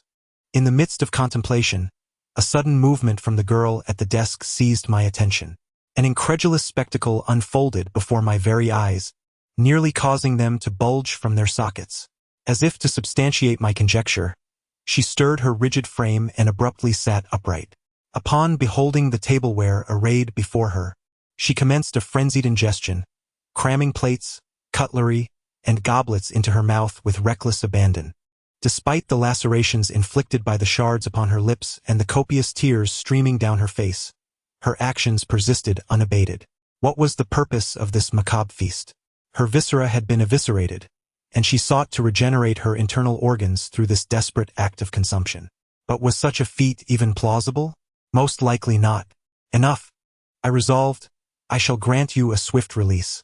Such a ghastly reanimation could only beget further suffering. With this grim determination, I dispatched a crimson talisman into the corpse's brow, whereupon she metamorphosed into a solitary tear, which then coalesced into the 3,000 realms of suffering. A tear of impotence and resignation, born of a wretched spectre. Even if the fare were palatable, her hollowed abdomen could scarcely nurture new organs. Scarcely had this transpired when a chime reverberated. System notification. Congratulations! Your 3,000 realms of suffering have been enriched with 10 tiers, yielding the unique artifact, Tear of the Wailing Spectre. Tear of the Wailing Spectre. Unique artifact rarity. Indeterminate property. Upon activation, bestows a skill associated with ocular prowess. Having assimilated 10 tiers, I unhesitatingly elected to integrate it. System notification. Congratulations, you have assimilated the wails of the Weeping Spectre, thus activating the skill Spectre's Lament. Spectre's Lament. Exclusive skill. Attribute. Should the host's mind be assailed by illusions or similar effects, closing one's eyes and shedding a single tear will instantly dispel all bewilderment. Lin Yu was initially perplexed by the implications of this skill.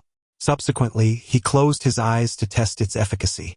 A solitary, Sanguine tear involuntarily trickled from the corner of his eye. In that instant, he perceived a profound clarity descend upon his mind and soul. Even with his eyes shut, he seemed capable of discerning the alterations in his surroundings. Under such conditions, should he encounter the robed figure once more, Lin Yu was confident that even if the figure sought refuge in the shadows, he would be able to perceive him. Not bad. Proceeding onward, Lin Yu and his companions arrived at an underground palace. In contrast to the preceding hall, the ambience here was considerably more macabre. The cryptic subterranean palace was concealed deep beneath the earth, enveloped in an oppressive aura. Light appeared to be entirely consumed by the pervasive darkness, with only faint, ethereal glows illuminating the path ahead. The ground and walls were slick with moisture, and occasionally, drops of blood descended from above, producing distinct yet eerie sounds. The air was saturated with a heavy dampness, causing one's breathing to become labored. Each step was accompanied by a viscous sensation underfoot, as if the entire palace were coated in a layer of slick moss. Silence reigned supreme, punctuated only by the sporadic sound of dripping water and the echo of footsteps, further amplifying the terrifying and uncanny atmosphere. I wonder, could will-o'-the-wisps exist here? The atmosphere here is shrouded in an eerie gloom, devoid of any semblance of warmth. The essence of ghostly fire embodies flames, yet it belongs to the realm of shadows. Some flames may not impart a sense of searing heat. In other words, the harm inflicted by ghostly fire may not solely result in burns. It can also cause corrosion or manifest as a chilling, bone-deep cold. Chapter 90. Infernal Blood Fire. Concealed Military Talisman. Deep within the catacombs, a series of gallows begin to materialize. Each gallows is bound to a skeletal remains. Some have had their innards removed, while others bear the scars of flayed skin. One can only imagine the horrific fate they endured in life. This place is devoid of life, a realm where demons roam among mortals. This is no palace. It is undeniably a purgatory on earth. As I venture deeper into the catacombs, a blood pool resembling a spring comes into view. The center of the pool bubbles ominously, reminiscent of water brought to a boil. It stands to reason that the infernal blood fire lies within this pool. However, as the witch has stated, ghostly fires differ in nature and characteristics. Shadow fire can incinerate shadows, while mist fire can consume fog. The blood fire, such as this one, poses a grave risk. A moment's negligence could result in one's own blood being vaporized, ultimately leading to the creation of a desiccated corpse. This matter may require a sacrifice from the esteemed lord. Me? Lin Yu pondered, a hint of confusion evident. The witch continued to elucidate. Blood fire is exceptionally sensitive to blood. The blood of an ordinary person will not attract it, but your blood is distinct. A mere few drops will suffice. The blood fire will sense the scent of blood and will surely manifest. Understood. In simpler terms, it involves using Lin Yu's own essence as bait to lure forth the blood fire. Yet before proceeding, Lin Yu needed to accomplish one more task. In an instant, the entire underground palace was enveloped in a thick, blood-red glow that seemed almost tangible. The crimson light flickered as if it possessed a life of its own, sometimes leaping and dancing like a roaring fire, at other times surging forth like tumultuous waves. The already dim and oppressive atmosphere of the underground palace now appeared utterly sinister. The surrounding walls and stone pillars, illuminated by the bloodlight, cast distorted and grotesque shadows, resembling ferocious demons lunging towards onlookers with bared fangs. The air was thick with a nauseating stench of blood, a scent that seemed capable of penetrating the very soul, instilling an intense sense of dread and cold shivers. Let it begin, Lin Yu declared with a nod. He then approached the edge of the blood pool and allowed a single drop of his essence to fall into it. The drop quickly merged with the blood, dissolving into the crimson depths. Initially, the blood pool showed no signs of disturbance. However, in mere moments, the liquid within began to bubble violently as if ignited, boiling with increasing fervor. Bubbles surged upward in a frantic race, producing a continuous gurgling sound akin to the roars of a demon awakening from slumber. At that moment, the blood pool's hue deepened to a vivid crimson, almost spilling over with its sanguine aroma. Suddenly, a tremendous force surged from the depths of the pool, and a vague blood figure slowly emerged. This silhouette was enveloped in searing flames, glimmering intensely in the reflection of the blood, as the flames flickered and danced, reminiscent of an activated alarm system. It seemed to sense the allure of the essence, gradually edging closer to the blood pool. Here it comes, Lin Yu thought to himself, his breath quickening with anticipation. Yet, the descent of the essence remained relentless. The distance to the infernal bloodfire diminished, but the target was not the blood pool. Its objective appeared to be Lin Yu. This is bad. It has attained sentience. It can distinctly identify the source of the essence. Closer, ever closer. As the bloodfire threatened to engulf Lin Yu, a powerful surge of energy seemed to resonate, causing the surrounding realm of the red abyss to flicker. The bloodfire became ensnared within it. Lin Yu hastily withdrew his arm and began to inscribe blood symbols in the air, reinforcing the formation. Fortunately, he had prepared in advance. Otherwise, he would have nearly turned into a mere husk. The bloodfire, sensing the imminent threat, began to leap wildly in the air. Yet, despite its frantic struggle, it remained bound by the blood formation. Since you possess sentience, you should be able to comprehend my words. Once the threat was deemed neutralized, Lin Yu attempted to communicate with the bloodfire.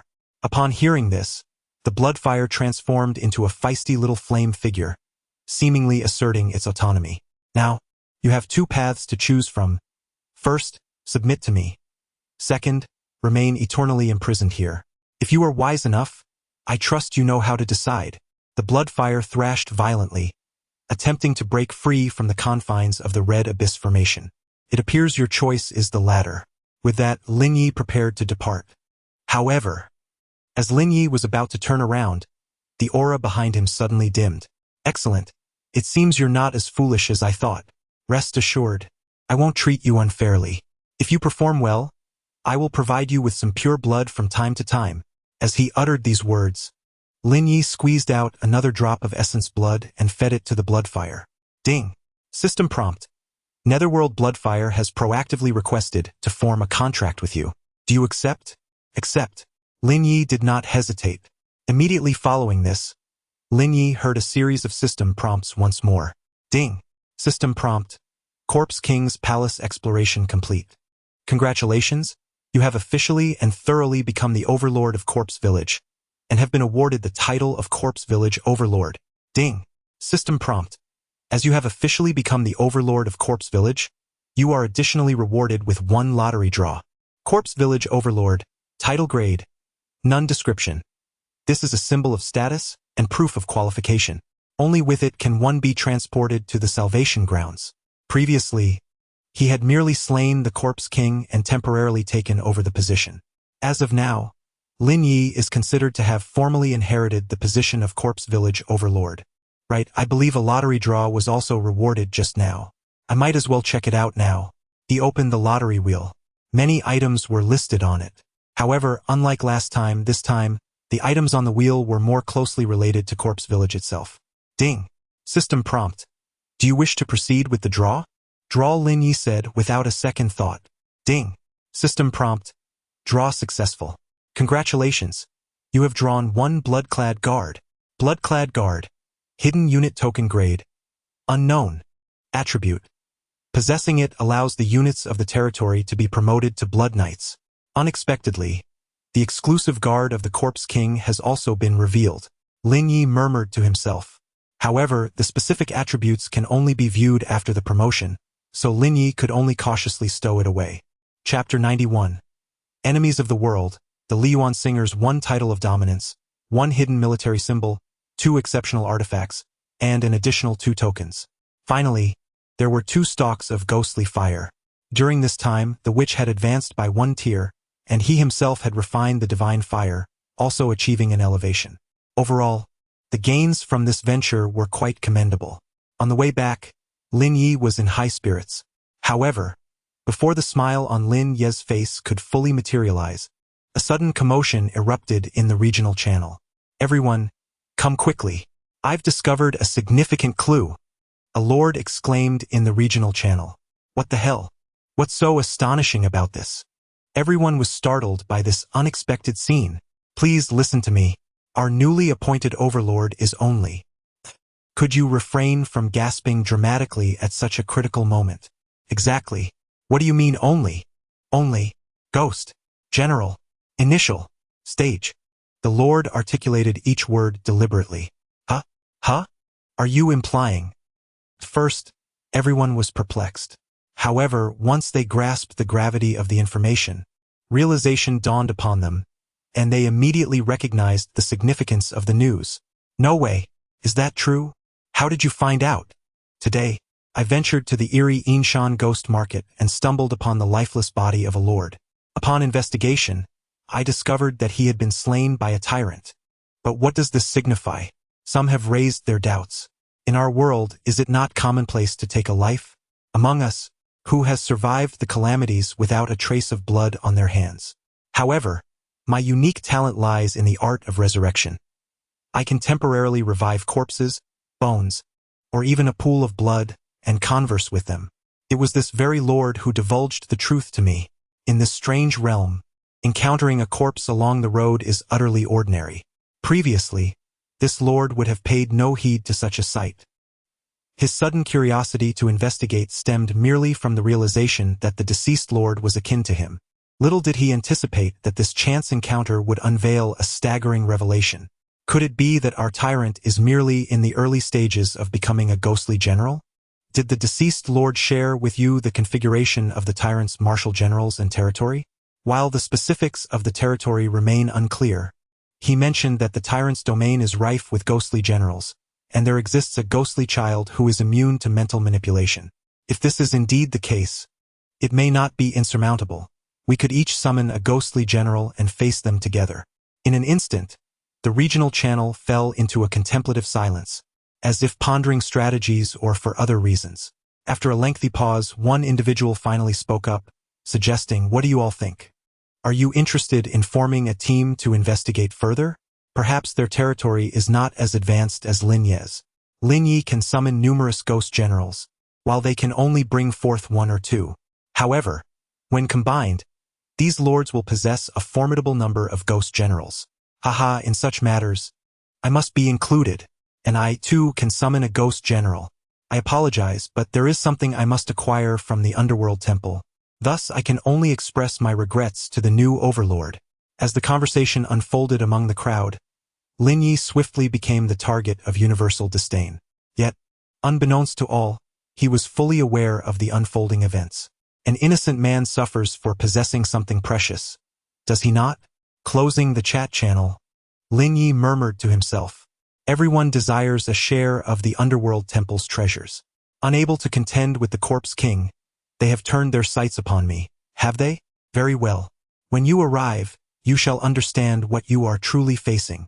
As dusk approached, Lin Yu wasted no time and instructed Xiao Qing to commence her performance on the ghost stage. Previously, during their time in the ancient mansion, they had been rivals. Xiao Qing's vocal style showcased a myriad of emotions, from sorrow to rage. Now, at this critical juncture for their homeland's survival, she transformed her usual repertoire to convey a spirit of patriotic fervor. Thus, she boldly sang her signature style. With a flourish of her sleeves, she sang of joy and sorrow, separation and reunion. Unrelated to me, as the fan opened and closed, the gongs resonated and then fell silent. The emotions portrayed both within and outside the performance. Who can claim otherwise? The haunting and melodic tune drifted over the mass grave, as if imbued with a mystical power, slowly permeating the air around. As the melody wafted through the air, the once silent graves began to tremble ever so slightly. Initially, it was the outermost mounds that stirred, the earth appearing to be gently coaxed by an unseen hand, gradually becoming loose. Soon, this strange movement spread like a contagion throughout the entire graveyard. One by one, the mounds began to sway, clods of earth cascading down. What does it matter if I weave joy, anger, sorrow, and delight into the performance of my art? Even the bones of the dead, shrouded in hues of blue and gray, belong to me. In this chaotic world, I endure the sight of flames consuming the mountains and rivers. Though my station is humble, I dare not forget my worries for the nation, even if no one knows my name. Indeed, even if I remain unknown, I cannot neglect my duty to my homeland. This place was once a battlefield, concealing the remains of countless warriors beneath its surface. It matters not if you recognize me, nor do I seek your acknowledgement. The mountains will know me, the rivers will remember me, and my motherland shall not forget my sacrifice. It seemed as though a certain word had stirred something within. Thus, the once tranquil graves began to break forth from the earth. At first, the tremors were subtle, but as time passed, they grew increasingly violent. Suddenly, a dull thud resonated, and the soil of the mounds began to fracture, revealing a dark, gaping maw. Then, a pale, bloodless hand, resembling dried parchment, slowly emerged from the abyss. This hand, riddled with wrinkles, appeared exceedingly eerie. Following suit, another hand reached out, gripping the soil at the edge of the opening, with both hands leveraging their strength. As the mound collapsed entirely, a corpse, reeking of decay, stood up from within. The tattered garments of the corpse lay in shambles, exposing decayed flesh beneath. Its face bore a ghastly visage, with hollow eye sockets flickering with a chilling, eerie light. From its mouth emanated low, guttural growls, as if articulating boundless resentment and unyielding despair. Thus, with the emergence of the first mound, the second and the third followed suit. An increasing number of graves began to tremble. One after another, the undead arose from the earth. Time became a blur. As the cacophony subsided, the tumultuous frenzy came to a complete halt. The melody resonated with sorrowful grace, lingering in the air. The audience departed, leaving no trace of the past. On stage, a lament for shattered farewells was sung, as emotions proved difficult to capture in ink. She sang with blood as her medium. The curtain rose and fell, leaving the question of who the true guest was. Chapter 92. Hidden military symbols, blood-clad guardians approach. The Lord Spectre, a soul in anguish, made his way forward. How many units have been added to our domain? Following the conclusion of the refresh, Lin Yu began to tally the numbers. If that is the case, let us appoint them as captains of 10. Understood. A captain would oversee 10 ordinary undead soldiers, while the remaining 10 would stand guard and patrol, an allocation perfectly completed. However, before proceeding, Lin Yu had one more task. Producing the hidden military symbol, he directly promoted them to blood-clad guardians. With the emblem S enhancement, in an instant, the already fearsome undead underwent a dramatic transformation. They are each imposing and robust, their muscles taut and their expressions fierce, akin to malevolent spirits clawing their way out of the abyss of hell. Their eyes gleam with a merciless light, as frigid and piercing as the cold stars. A mere glance from them sends a shiver down one's spine, as if plunged into an ice chamber. The weapons they wield glint ominously, razor-sharp and exuding a faint scent of blood, as though they have quenched their thirst with the lifeblood of countless victims. With each step they take, the ground trembles subtly beneath them, as if the very world is compelled to quail and submit to their might. Designation: Bloodguard Path. Ghostly Soldier, Early Stage. Current Form: Bloodguard. Next Form: Blood Deity Guard. Token: None, lacking a specific token. They evolve into Blood Deity Guards through relentless battles across the lands. Skill: Blood Sealing Throat. Blood Sealing Throat, a hidden unit skill. Attributes: Before their promotion, the Blood Guards are considered blood corpses, which are driven by an insatiable thirst for blood. They particularly relish the act of slashing their target's throat before draining the life from them. Bow before the Lord. Upon the completion of their promotion, over 100 Blood Guards simultaneously kneel on one knee, their voices soaring to the heavens. Arise, Lin Yu gestures indicating them to stand. Thank you, Lord. A hidden unit that possesses the potential for growth and evolution. Overall, its attributes are quite commendable. After reviewing the Blood Guard, Lin Yu recalled the Bloodfire from the tomb of the Corpse King, the very blood pool where Bloodfire once resided. Before departing, Lin Yu collected it and fused it with the blood pool beneath the old locust tree. By a stroke of fortune, he was unexpectedly rewarded with the evolution into a hidden structure. Ding! The system notification reverberated.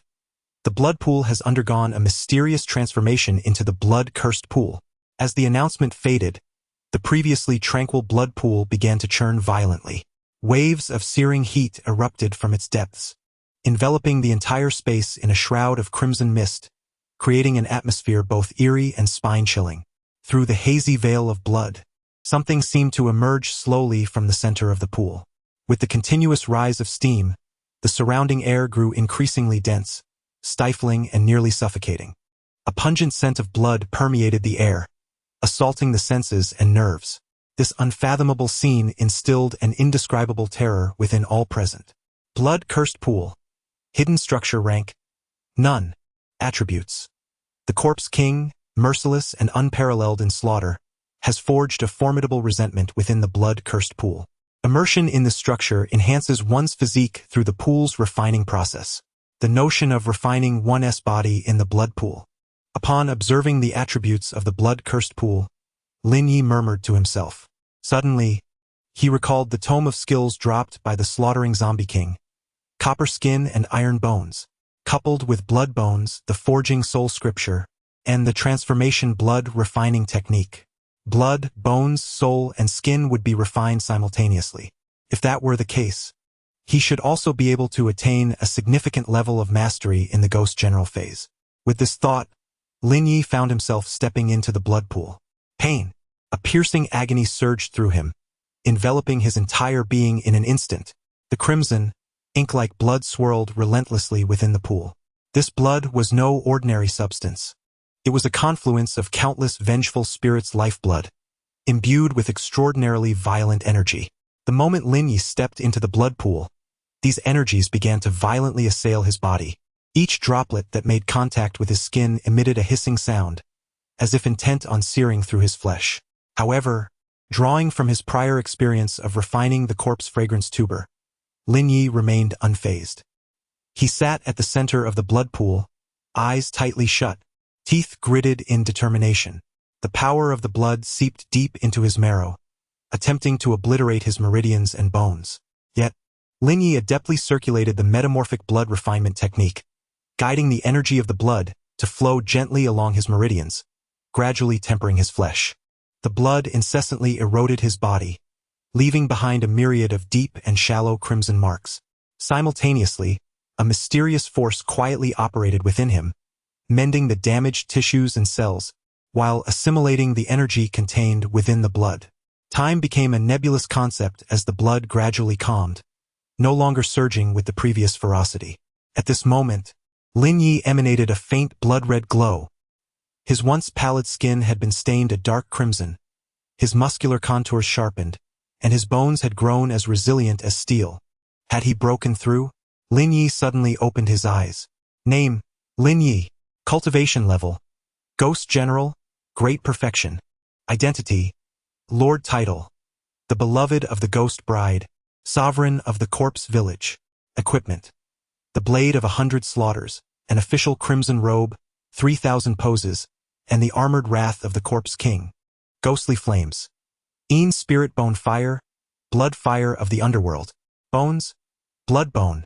Talent, Talisman Crafting Passive, Copper Skin Iron Bones. Movement Technique, Blood Shadow Steps. Physique, 3 Blood Body. Cultivation Techniques, 10,000 Transformations Blood Refining Method, Soul Forging Scripture. Skills, Blood Yen Hand, Ghostly Wail. Domain, Forest of the Netherworld. The Spirit Bone Fire elevates cultivation to the mid-level of Ghost General, while the Blood Fire of the Underworld advances it to the late stage of Ghost General. After being immersed in the blood pool, Lin Yu ascended to the pinnacle of Ghost General. If this is the case, the blood pool indeed counts as an extraordinary hidden treasure. Lin Yu emerged from the blood pool, and then, as if struck by an epiphany, he suddenly called out, "Come fort." The captain hurried over. "Convey my orders. All blood-clad guards are to leap into the blood pool for immersion. Before the army arrives, all corpse soldiers must attain the mid-level of ghost soldiers, and all captains must reach the late stage of ghost soldiers." Understood. Chapter 93. Bloodworm War Chariot. Dripping blood heads following Lin Yu's command, the first blood-clad guard, with a grotesque visage and an aura of decay, leaped into the vividly crimson blood pool. In an instant, blood splashed everywhere, resembling a blooming crimson flower unfurling in the air. Once this corpse soldier entered the blood pool, it was immediately engulfed by the thick plasma. Subsequently, an indescribable agony rapidly crept across its face, twisting its already fearsome countenance into a grotesque distortion. With bulging eyes and a mouth agape, he seemed on the verge of unleashing a heart-wrenching scream. Yet, just as everyone believed this undead soldier was destined to fail in his transformation, a sudden recollection of his past surged within him. He recalled the valor he displayed on the battlefield, fighting fiercely for his loved ones and homeland. How trivial, then, was this momentary agony? With this thought, he surrendered completely, relinquishing all struggles and resistance, and in doing so, he began to absorb the energy from the pool with an ease akin to a fish in water. As time passed, the sensation of pain gradually faded, and the once shriveled and decayed form of the blood-clad warrior began to swell, the contours of his muscles becoming increasingly pronounced, as if he had been reborn. With the first transformation came the second, the third, the fourth, and so on until the 87th. I implore you, before dawn breaks tomorrow, can you conjure forth a wall of blood? Glancing at the sky, it was already dusk, which meant Lin Yu had but one night to accomplish this task. Impossible. Absolutely impossible. The blood leech war chariot refused outright without a moment's hesitation. As he uttered these words, Lin Yu drew forth his blood blade once more. Even if you were to slay me this time, it would be futile. If we had 10 brothers, perhaps there would be a glimmer of hope, but as it stands, we are merely 3. Completing a wall in a single night is akin to a fool's dream. What if we were to feed it corpses throughout the night? A single corpse might appear substantial, yet the energy it provides is negligible. Not all are like Lin Yu, capable of refining vital blood within themselves. The blood leech chariot had never feasted on anything of substance until now. The corpses nourished by the corpse king predominantly belong to ordinary citizens, lacking any cultivation, and many are but desiccated remains. One might infer that the superior the sustenance provided, the swifter the production rate. The blood leech war chariot devours the bodies primarily to extract their blood. The higher the quality of the blood, the more energy it yields. Blood, essence, and so forth. For reasons unknown, Lin Yu suddenly recalled the blood pool once again. The quality of the essence blood within Lin Yu was indeed remarkable, yet his physical capacity was ultimately limited. However, the scarcity of essence blood on his person does not imply a similar deficiency within the blood pool. Let us not forget that the blood pool, having been immersed in blood fire, is akin to the spring of the blood lake. A mere blood pool, yet the purity of its blood far exceeds that of the outside world by hundreds, even thousands of times. If I were to cast you into the blood pool, would the efficiency not also? At this juncture, Lin Yu chose not to elaborate further. It is said that the speaker may speak without intent, yet the listener may perceive with intent. Unbeknownst to him, the blood leech war chariot fell into a profound silence. Were it capable of shedding tears, it would surely be overwhelmed with gratitude at this moment. Having feasted upon the common folk for an entire lifetime, subsisting on meager fare, and serving as a beast of burden, the thought of eventually plunging into the blood pool for purification must indeed be exhilarating. Indeed, how could one not be moved? Amidst the towering edifices surrounding them, all constructed by laborers, not a single one is their own abode. They have toiled to create a blood lake for the corpse king, yet have never experienced the sensation of immersing themselves in its depths. It seems as though they were destined solely to consume corpses and extract blood, perpetuating this cycle throughout their existence. Hello? Blood leech, why have you fallen silent? Never mind, I shall push you in directly. Observe how the child yearns for it. Just now, Lin Yu witnessed the moment when the blood guard leapt into the blood pool. The eyes of the blood leech war chariot seemed almost to follow suit. It felt as if it were expressing a sentiment of disparity among comrades. Subsequently, under Lin Yu's command, all 3 blood leech war chariots were thrust into the blood pool. Instantly, the pool roiled violently like boiling water. As soon as the chariots submerged, their frames became enveloped in thick, sanguine sludge. The relentless erosion of the blood water produced a deep, resonant rumble from within, a sound that echoed both exhilaration and agony.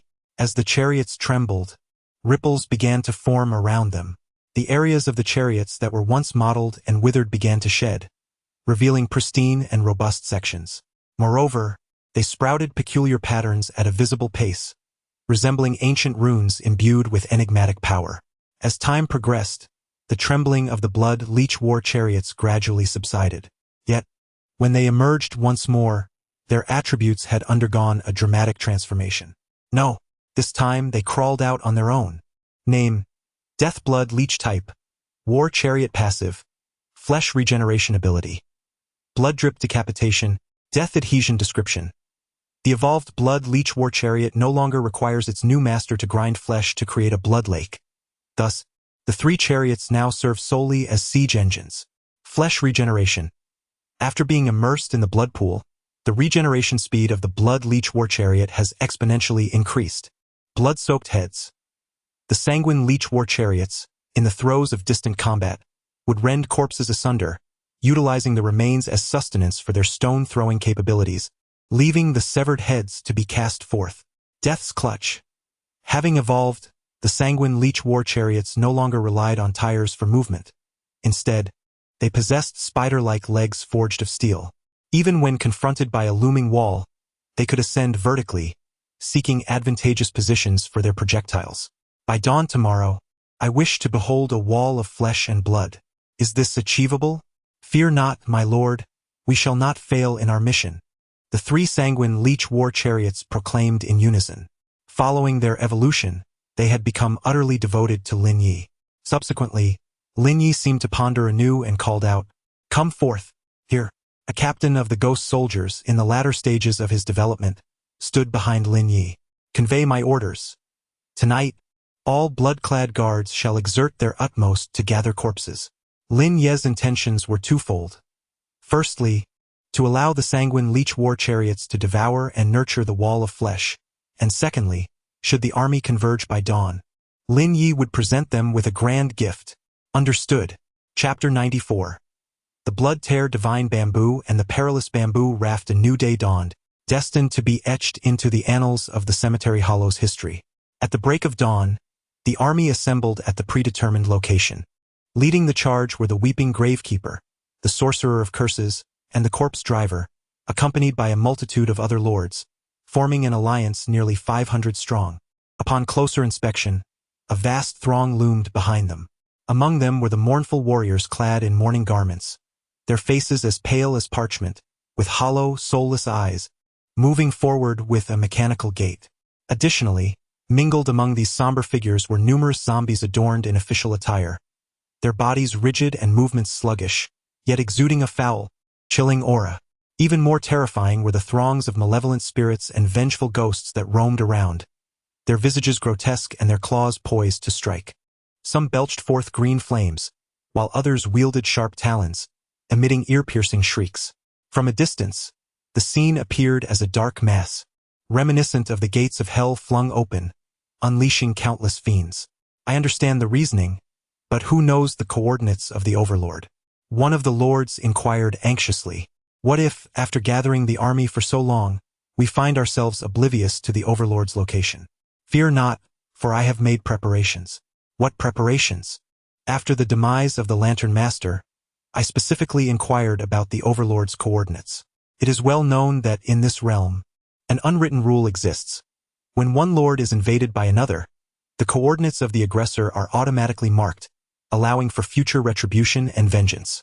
Though the Lantern Master has been utterly annihilated, he has no opportunity to seek revenge against Lin Yu, yet he can still share the coordinates of the Overlord with others. That is indeed splendid.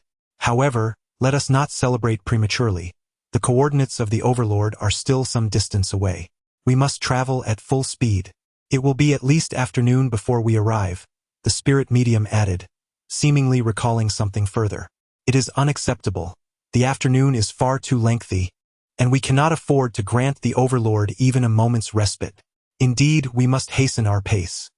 If we linger too long, we may find ourselves ensnared in unforeseen complications.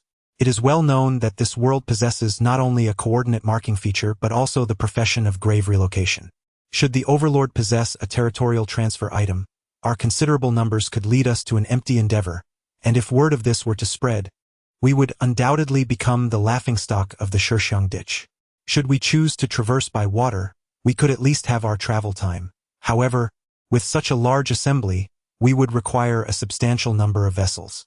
The Spirit Master has proposed another solution. Previously, Lin Yu ventured to the Corpse King's palace and could effortlessly chop down several wooden stakes. Yet, with nearly 500 in the allied forces, their numbers far exceed Lin Yu's, rendering a few dry logs impractical. Whose territory possesses boats? Someone shouted amidst the throng, but silence enveloped the scene like a shroud.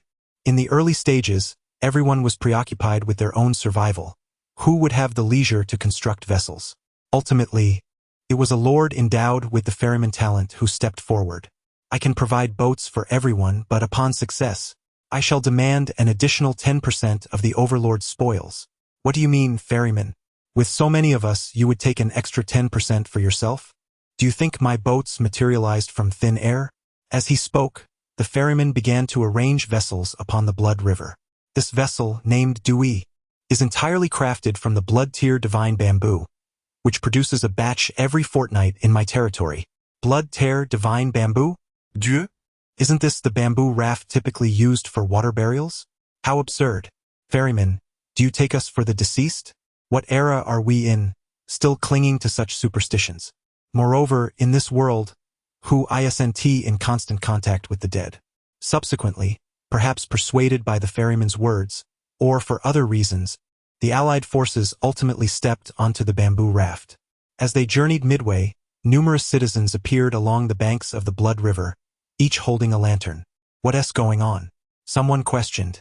Let us not forget the significance of today, February 2nd, the Festival of Ghost Lanterns. Festival of Ghost Lanterns? At that moment, the sorcerer suddenly recalled something. Ladies and gentlemen, who possesses the birth date of the Overlord? What do you intend to do? Today happens to be February 2nd.